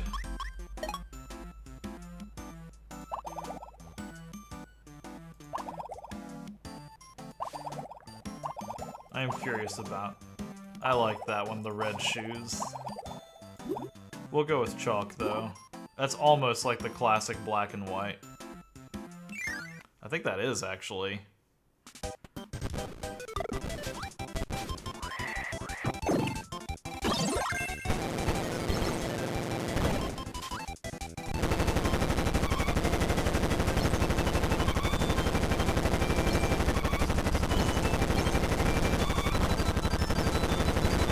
I was supposed to go that way.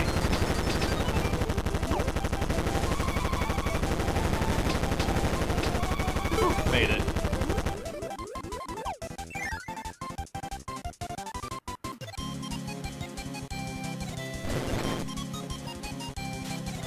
I have a bad feeling. If I don't do this, then I would regret it.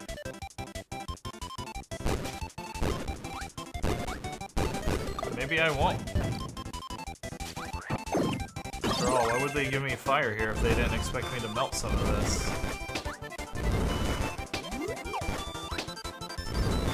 Oh yeah, that's the thing I really love about how this one handles it, is with the chalk one, everything is monochrome.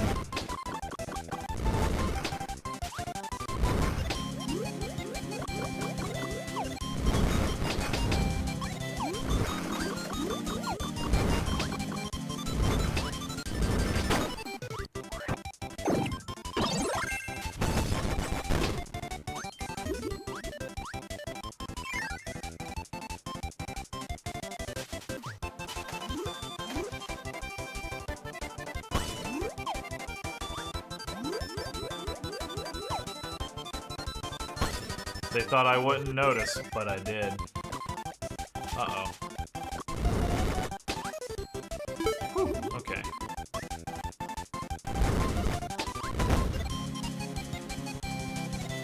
Let's just go ahead and eat that.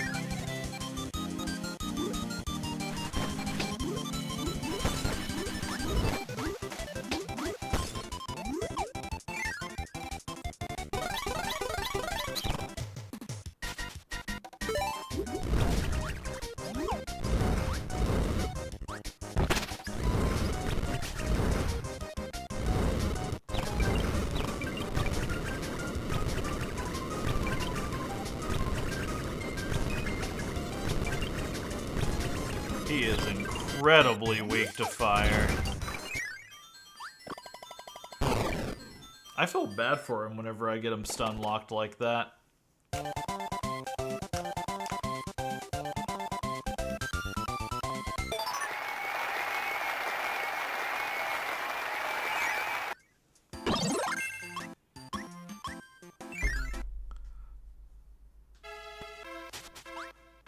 Alright, boss time.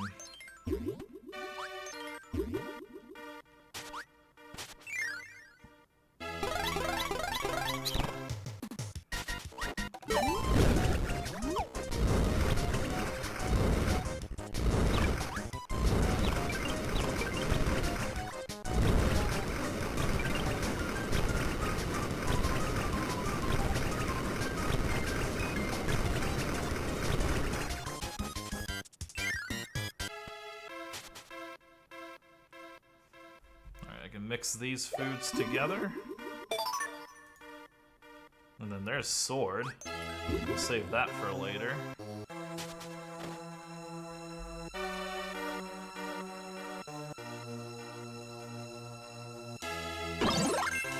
Do I have the bomb scroll yet? Nope. Let's see what this turns into. Ah, that's okay. We'll keep it just in case.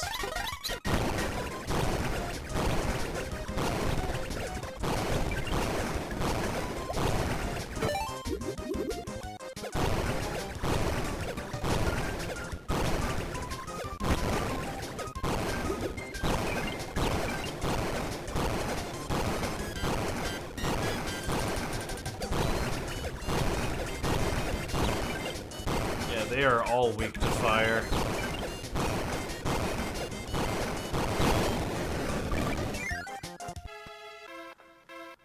Okay, I will have to make one more space here. But what I can do, puke you out, grab you, mix these two for the cool ability. And you know what? I'll just grab... I was gonna grab that back. I'll use the fire sword.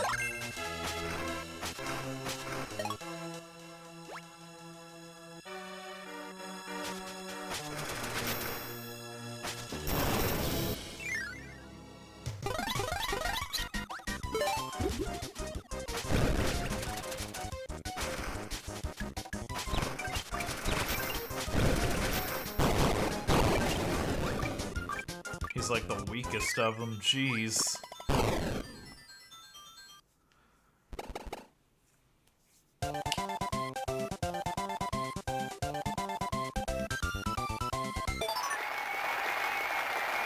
Yay, I got the Cupid scroll. I'm so excited.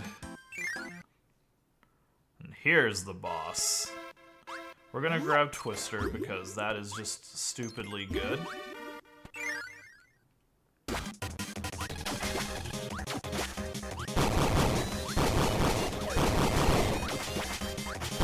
And I do kind of like taking out like 9/10 of his health with just one set of attacks.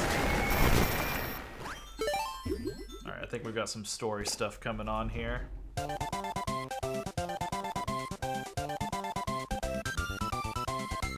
also got a baby cat in my baby lap. Not anymore.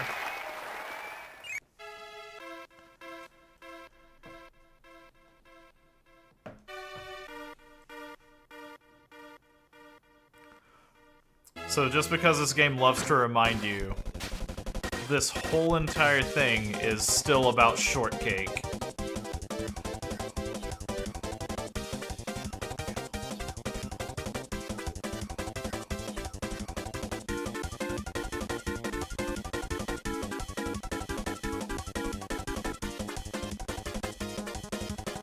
I love how much of a non-issue that became.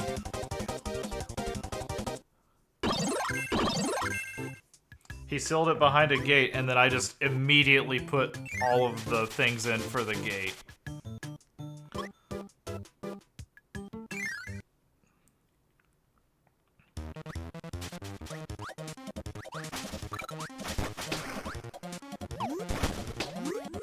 I do feel a little bit bad that I'm not going to 100% this game, because the final boss of this one's really cool and interesting. He's not one of my favorites by a long shot, but...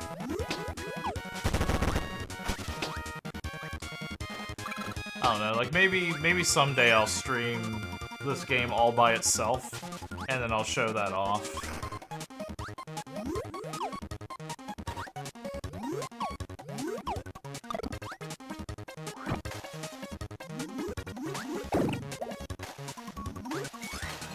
Aw, dang it, I missed it.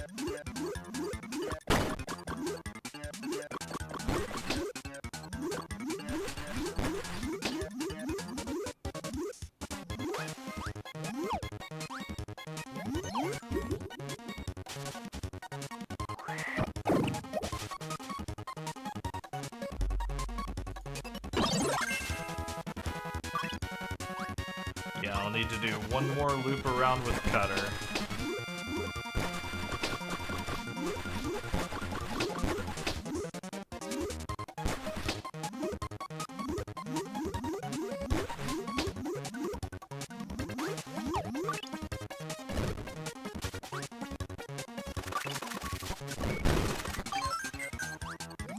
Well, that was silly, but oh well. I don't have a whole lot of lives left, honestly, so maybe not the worst thing in the world.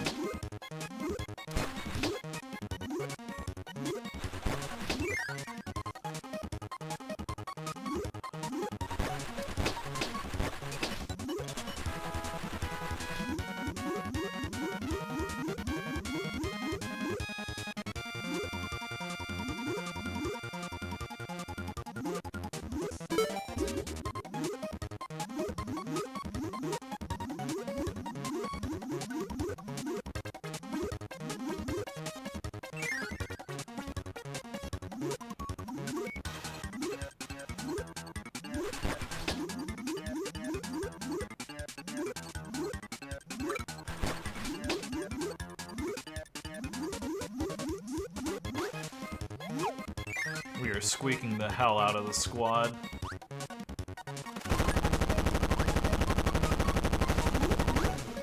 Oh, is this just a secret path all the way through here?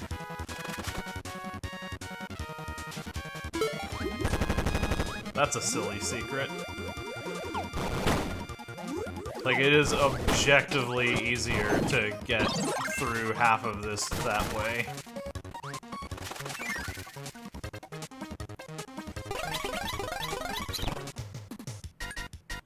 And I thought we dealt with you guys already. How many times do I have to keep teaching you this lesson, old man?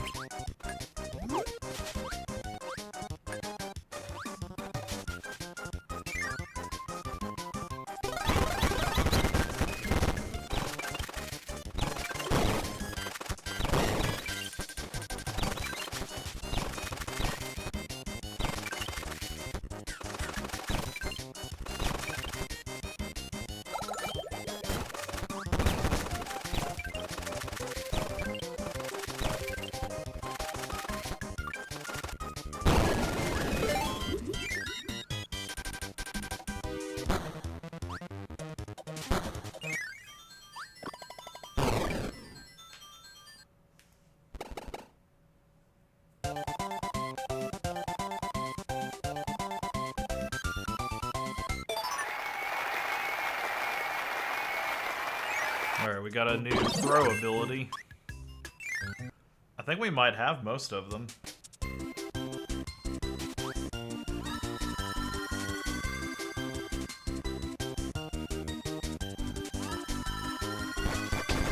Hey, you take that back. We don't talk about pancakes in this house.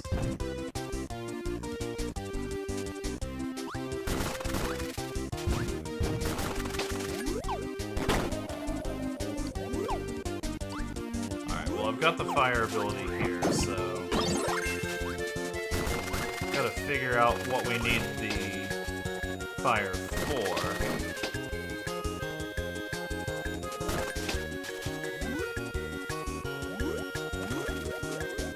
Okay, I can just grab the chest fine.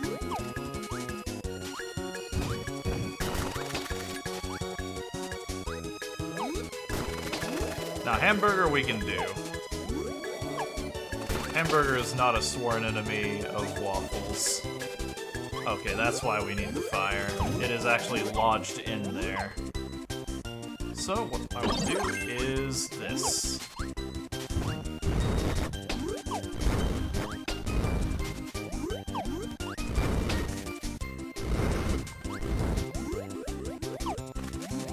Oh, Bronto Burt, please. You're just like my cat. You're just trying to be in the way.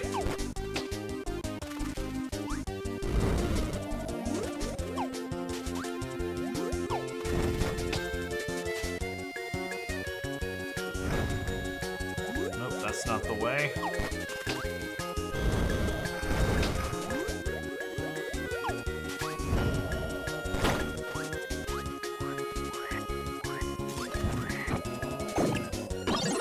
Maybe I can get the chest now that's below the current.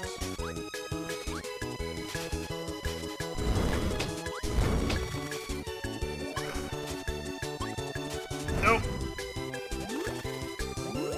How am I supposed to get that?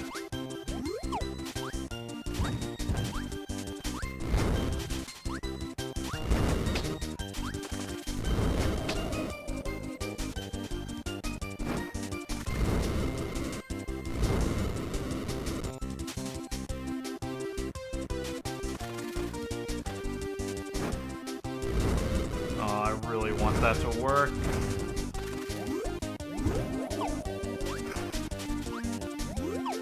This is a rough one.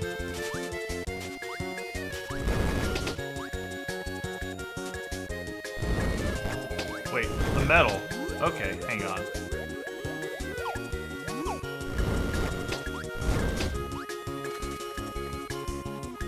Maybe I can use this.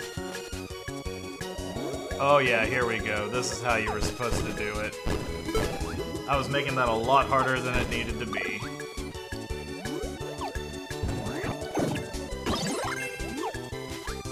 Alright. Moving along.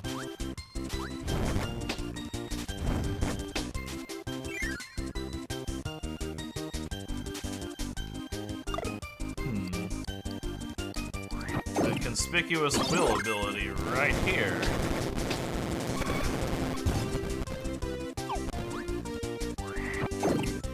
Surely that couldn't mean anything.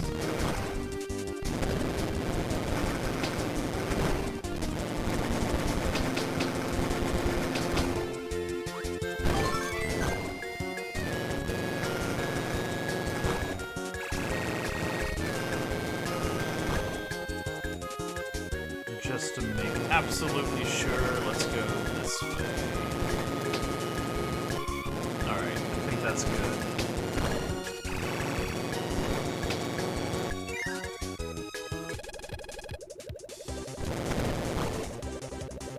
Oh no. Okay, he is pretty weak against Tire.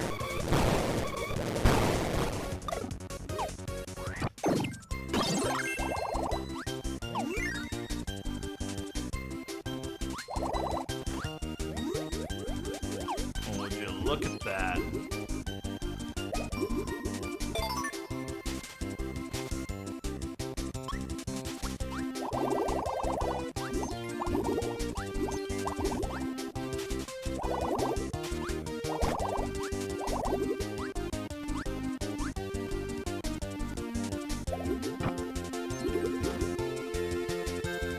I'm kind of afraid to entirely get rid of the bubble ability just yet.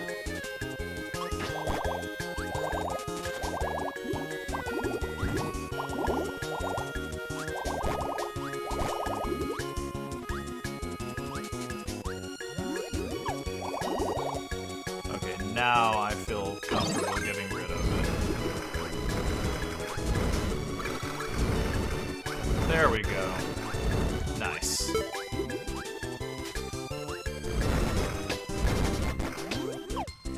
And I can get rid of this excess fire. Could have really stocked up on fire swords there, but oh well.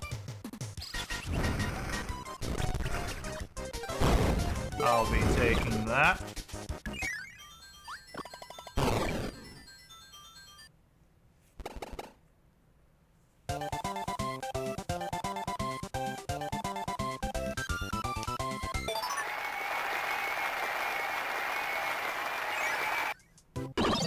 I just realized because I was using the mixing and stuff that the cursor was on the screen again. That's just an everlasting problem. Oh, that was kind of cool how the screen just kind of faded in the background.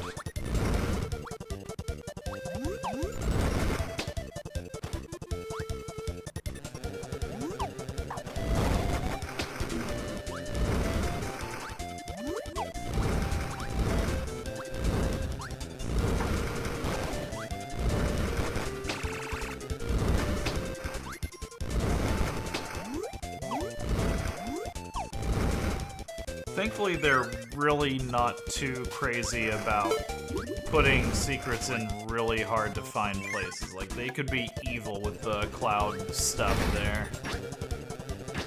Just absolutely evil with it.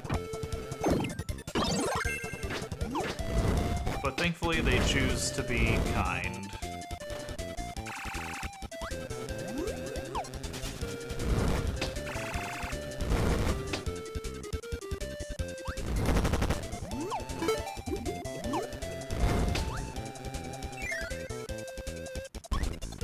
I presume the final treasure is going to be... Yep, there it is.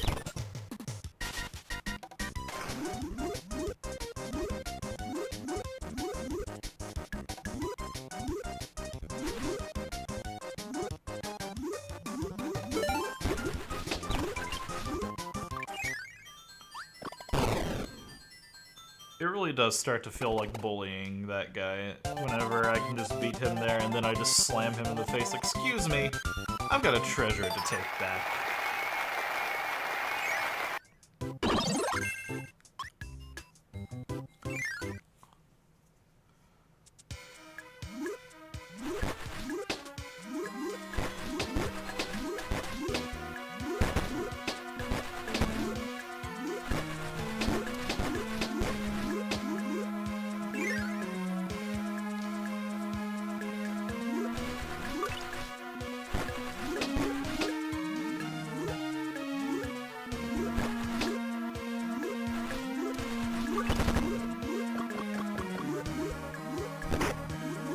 Ah, damn it. I missed it. Okay, this one's fairly early on, so I might come back for that one.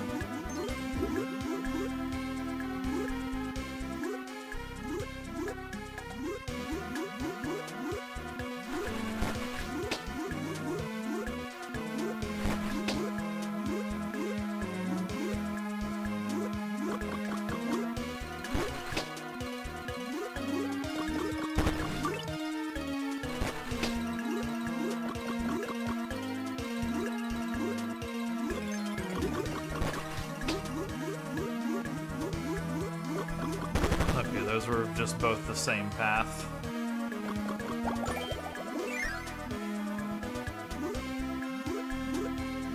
Okay, pick a path time. Let's go right.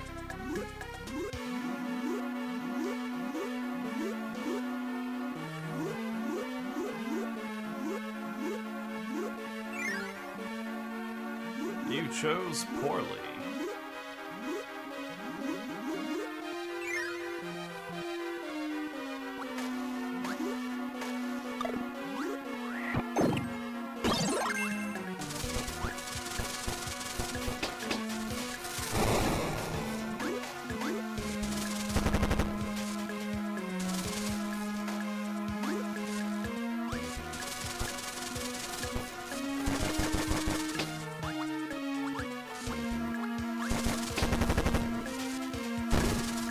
I think one thing that this game definitely does well is I love how it kind of plays with the different elements and things like that. Like, the metal affecting, like, the metal floors and everything is just a really cool touch.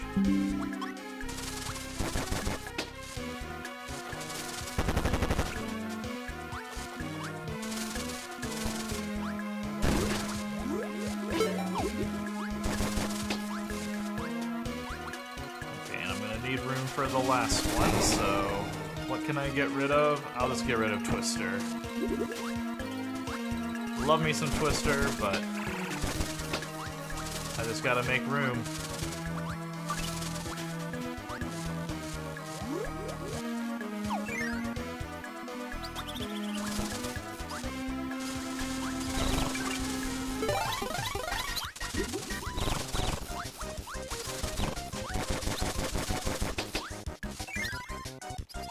I have to guess which door is the correct one.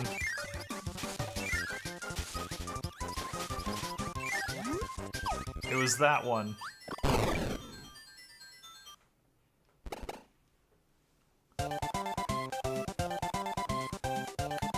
Alright, I'm gonna go back for that first chest.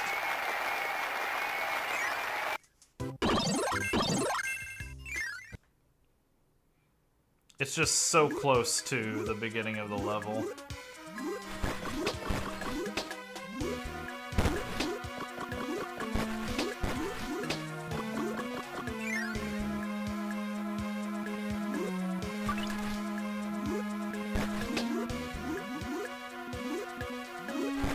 Now that I know, I can kind of prepare a little bit better.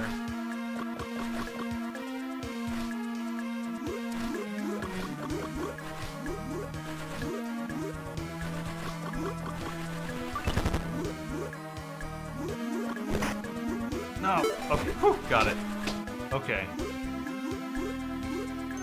And then I'll snag an extra sword.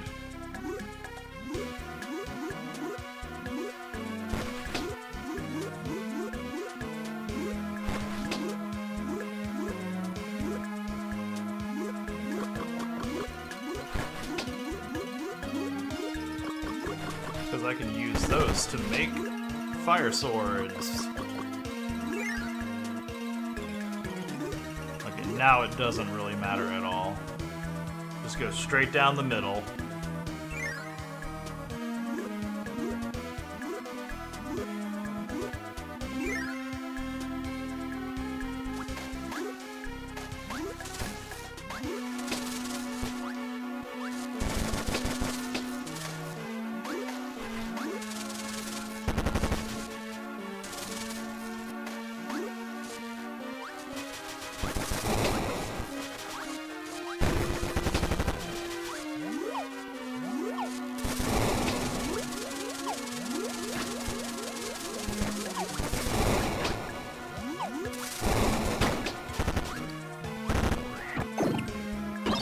as far as Spark goes, this game definitely has like one of the better representations of it. Like, it's still kind of like the old Spark ability.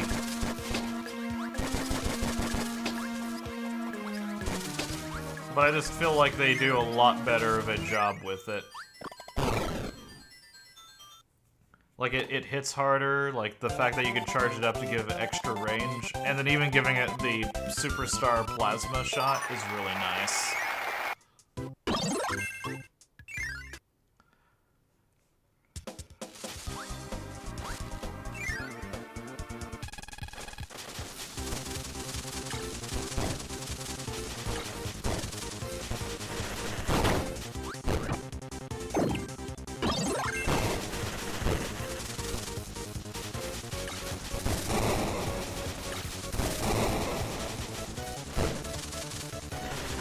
I do think that the charge doesn't last long enough, though.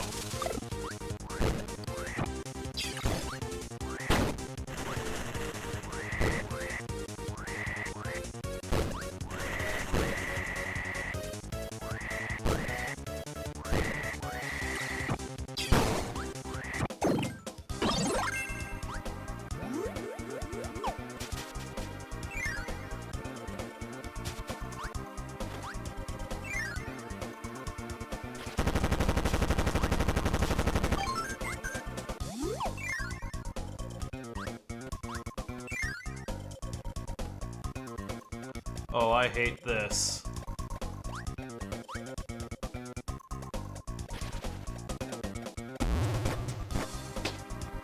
Oh, and it lands over there. Okay, cool. We got it.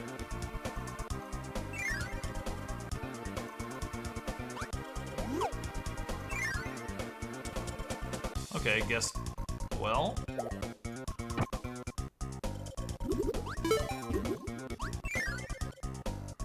and then the third one's the given one, yeah, so...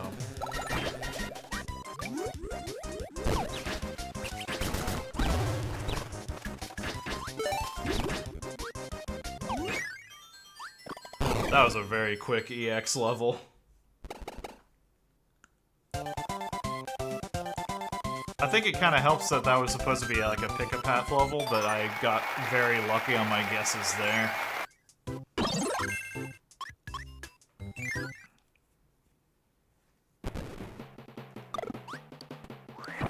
I wonder if they want me to use the wheel here.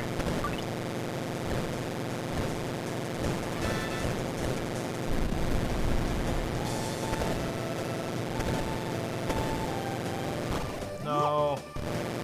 Ah, just missed it.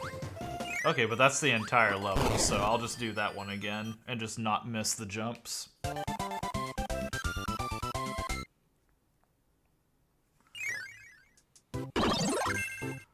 I do question sometimes, like, could this not have just been, like, a segment in another part of the level? Like, did they really have to go through all the trouble of making this entire level just for that?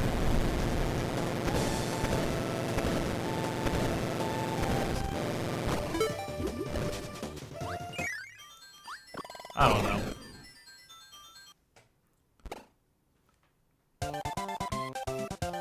It seems a little bit silly to me, but you know, it's whatever. They made a lot of levels for this game, so I won't think too much of it.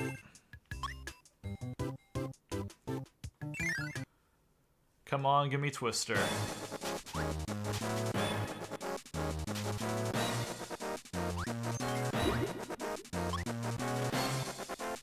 Oh yeah, I guess I know who I'm fighting here, now that I think about it.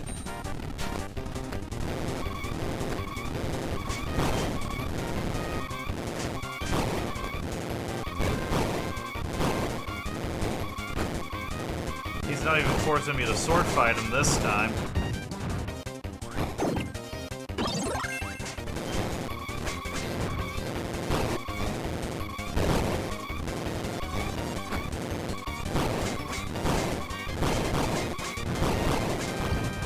Yeah, I had no way out of that one.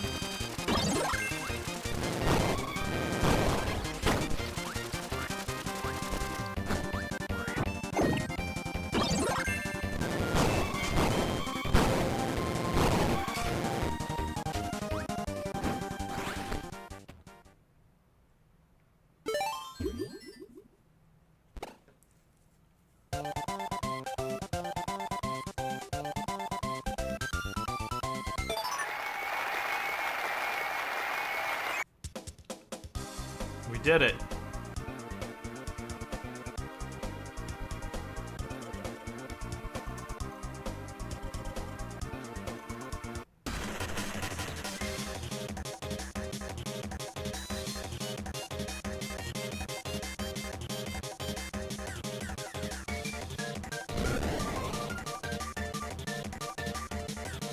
There's no cake inside this chest, only an eerie, dark cloud of smoke.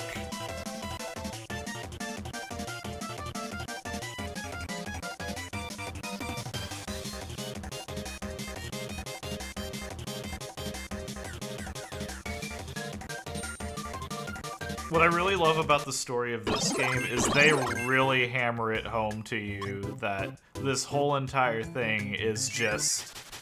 you are trying to get this strawberry shortcake.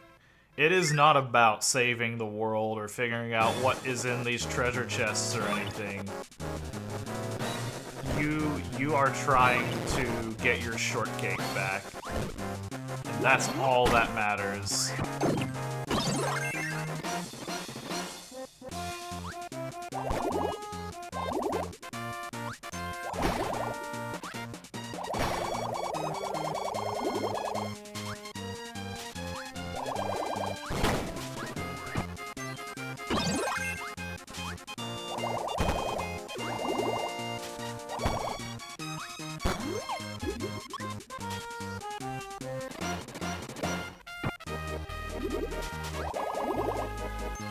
See, this is why my inventory always ends up like this, is because I have to drag things up into the other screen.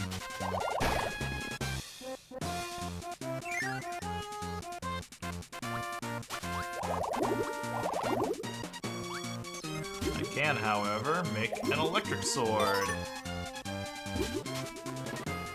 And we're just gonna use the cutter.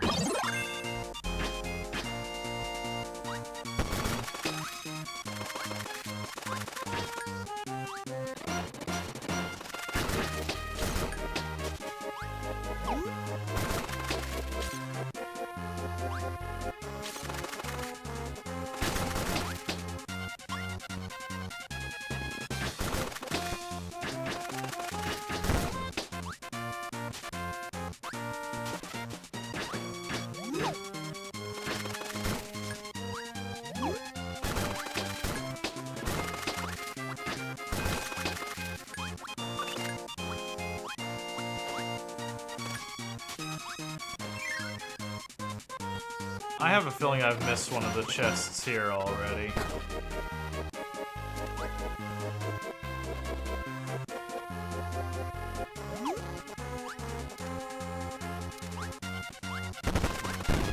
Uh-oh. That was a mistake.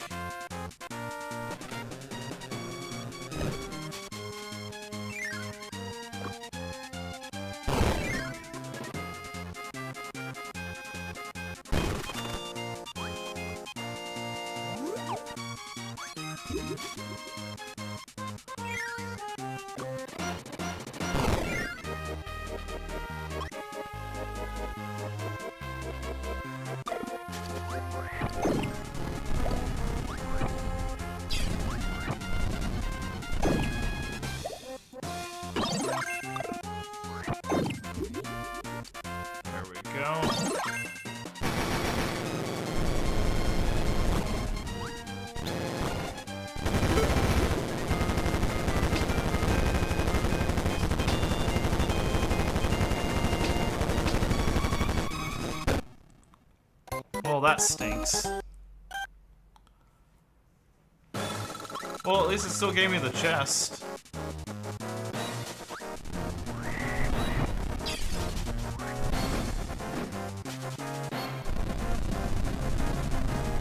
This is a little less exciting without Will, though.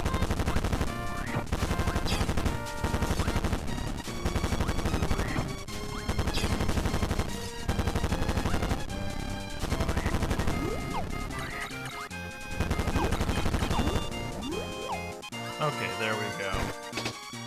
Let's just pretend like we did that the first try with Wheel. We won't tell anybody. Can I make an ice sword as well? Yeah, okay.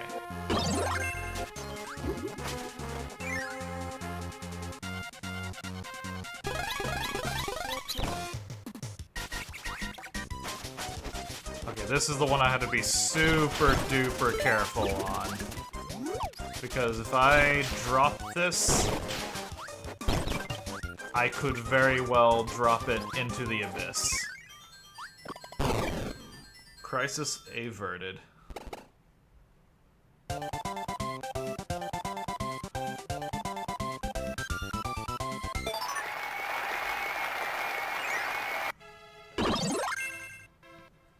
Well, I missed a chest in there. Oh well. We're not going for 100%, or else I will be here much longer.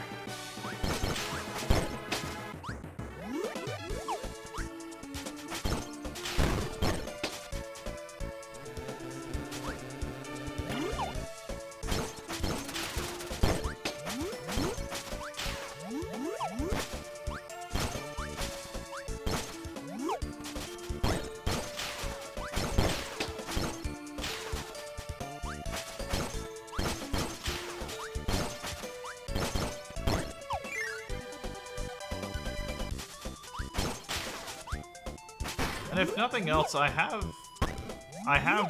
discovered most of the chests, so it's not like I've just completely foregone secret hunting over it or anything.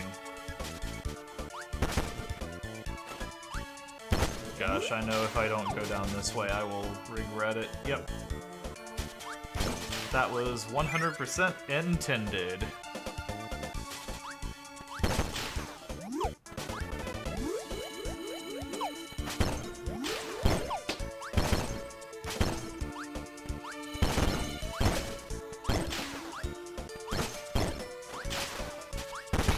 Aha, I knew it.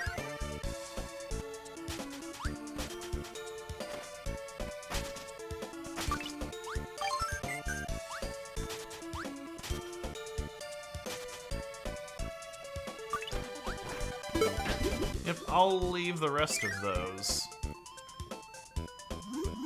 I'm good, actually.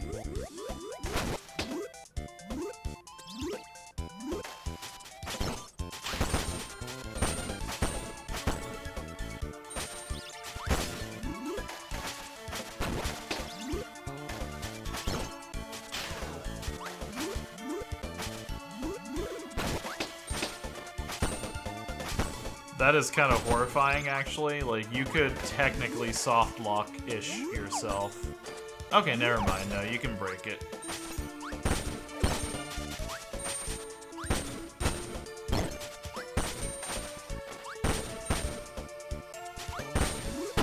Okay, that kind of sucked. Whew. Got it back. Luckily, water doesn't destroy your things here anymore.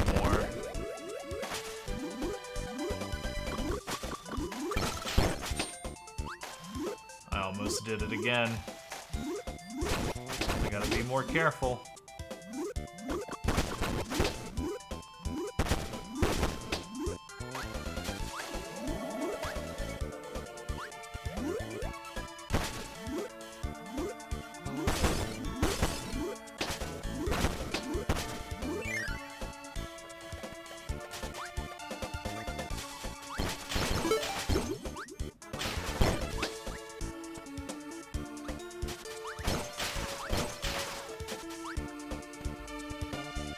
Go ahead and use that since I know I'm going to have to get a big chest.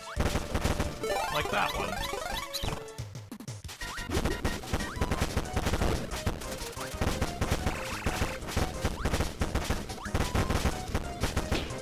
He didn't stand a chance.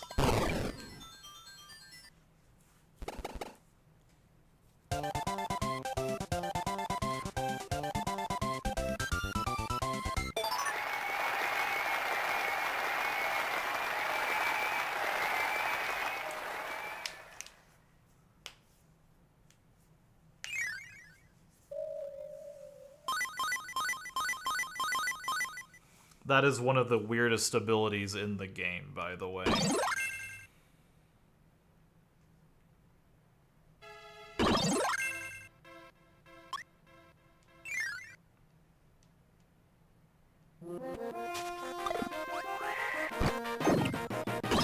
Let's see what I got for throw.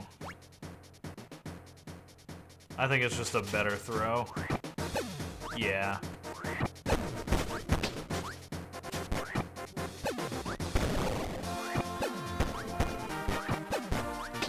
More of a fling than a throw now.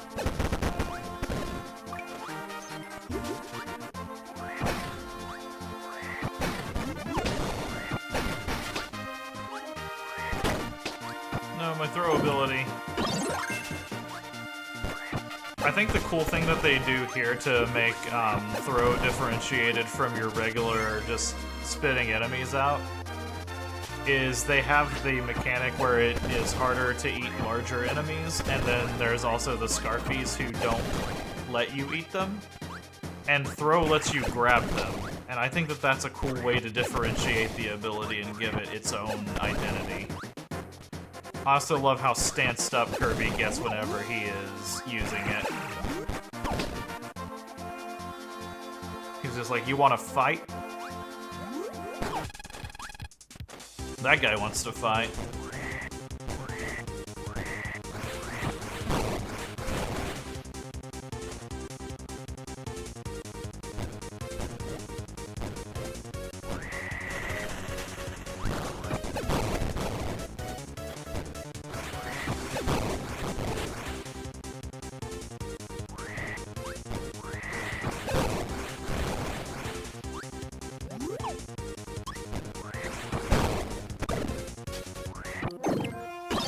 They wouldn't give me this unless I needed it.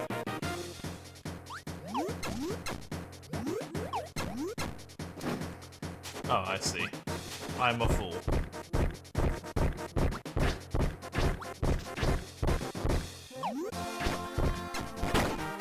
No, I need that. I would rather not repeat the level.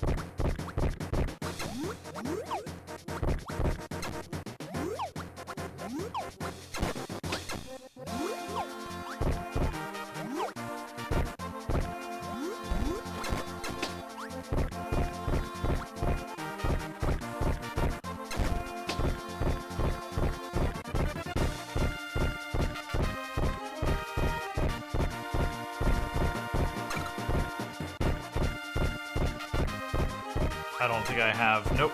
I don't have the scroll for it yet.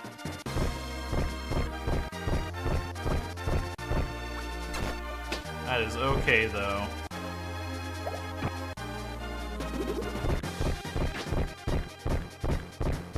We don't need it.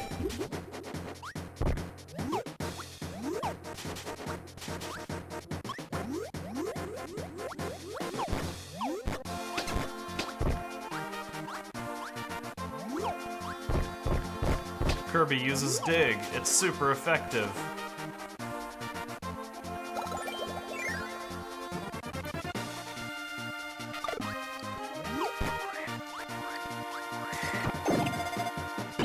That wasn't what I wanted at all.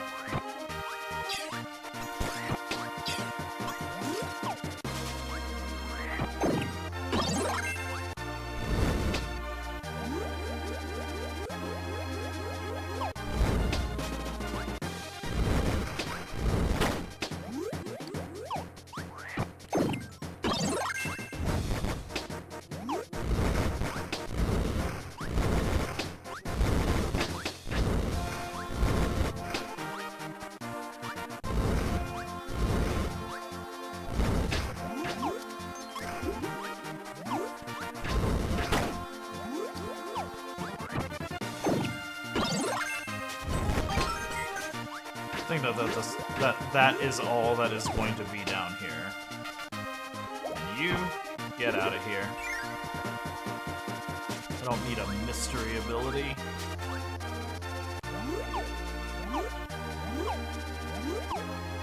I got secrets to find. I bet it's the star. Nope. What could it be? There is something over here. They don't just let me go all the way over here for nothing, right?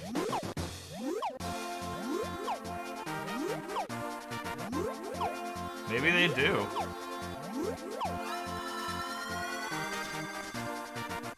I guess they just let me go over there for nothing.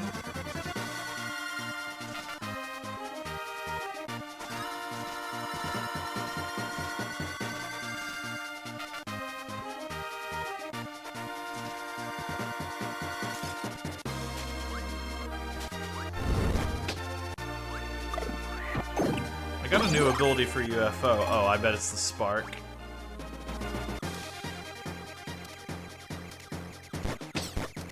Yep.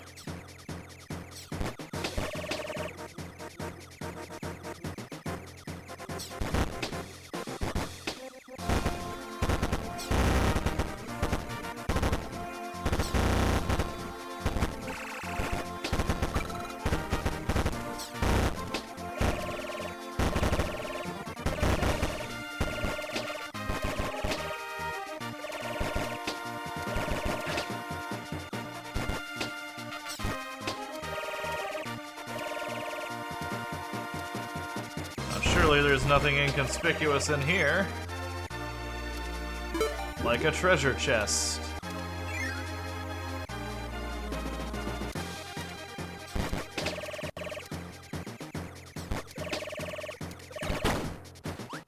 Gosh, laser has turned out to be quite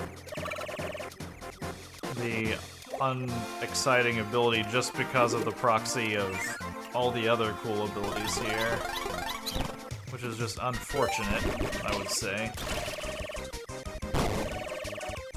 Oh, is this where I actually do show down with him?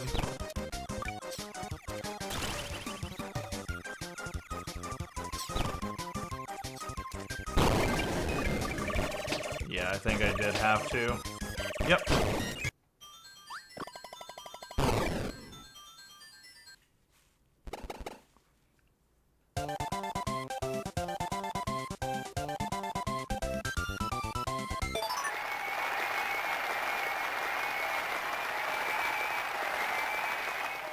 There we go, we've got all of our extra lives now.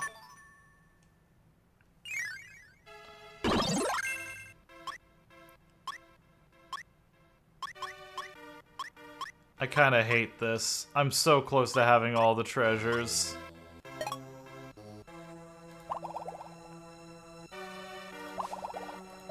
Where's Carbon? There we go. Carbon fiber Kirby.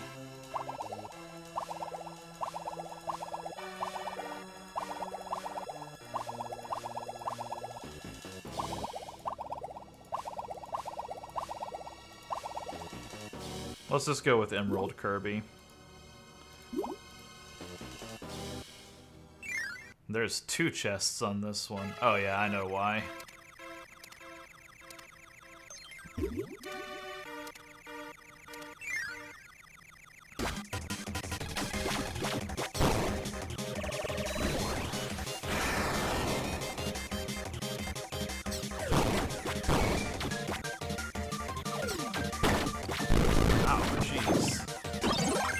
UFO may not be the right choice for this one.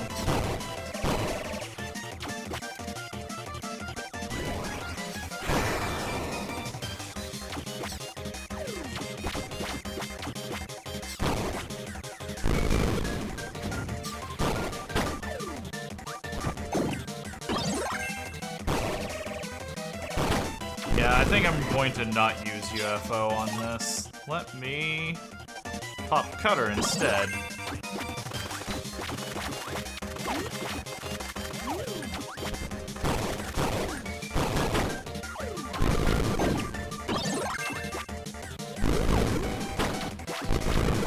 It is not very cash money whenever you drop like 3 of those at once, my dude.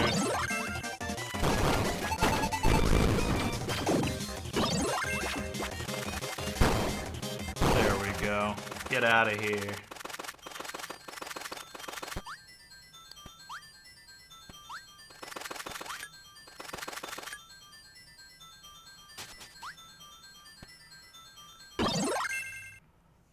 Okay, this is the annoying part about this.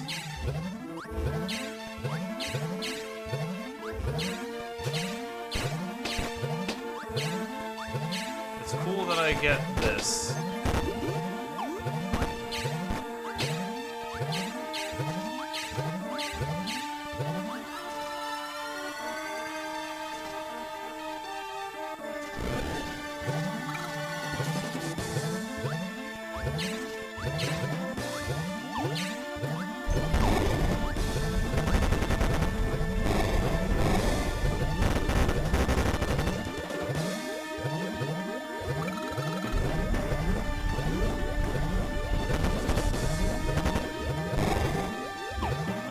So far, so good.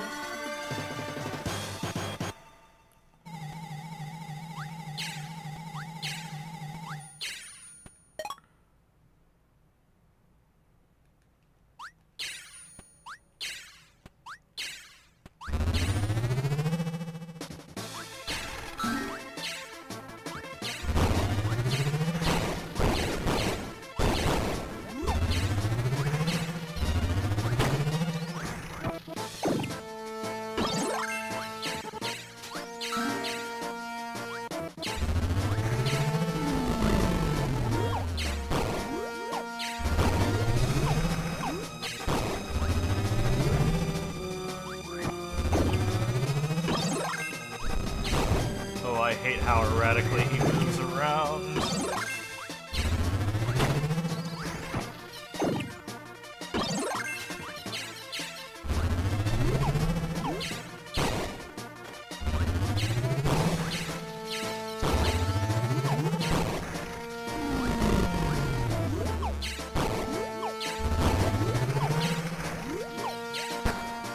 I think we got him.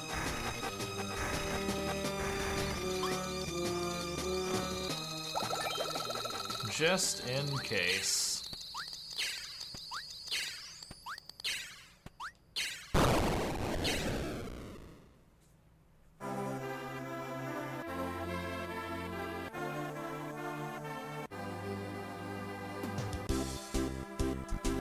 That wasn't strawberry shortcake at all.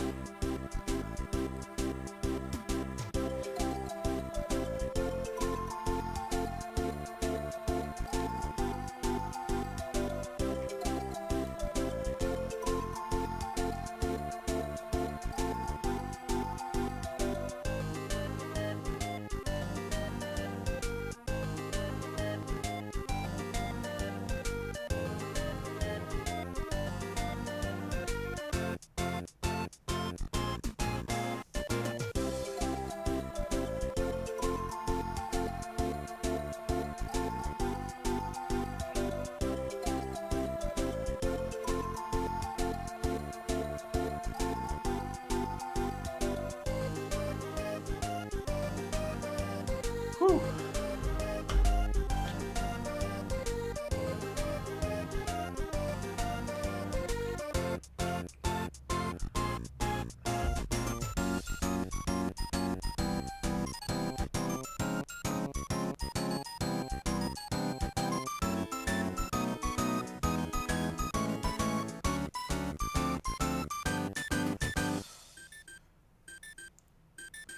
All right.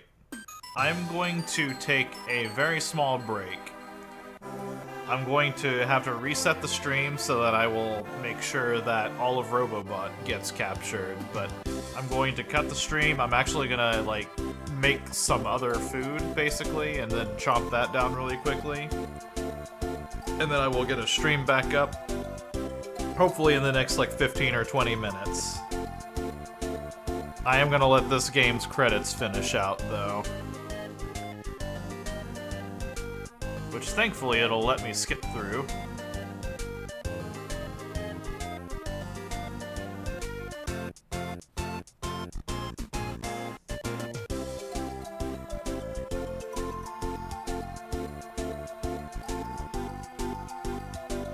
there was the shortcake the whole time.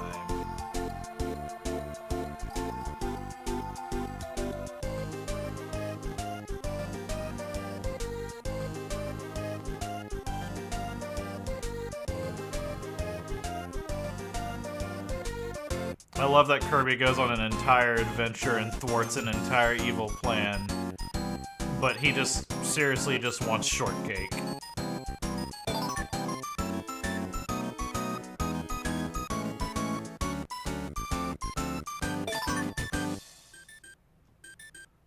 There it is. There's the prize. Alright. I'm going to cut the stream. I will be back in about 15 or 20 minutes, probably with a new stream up. If you've tuned in for this long and you're done for the day, thanks for tuning in. Otherwise, stay tuned. I'll be back shortly.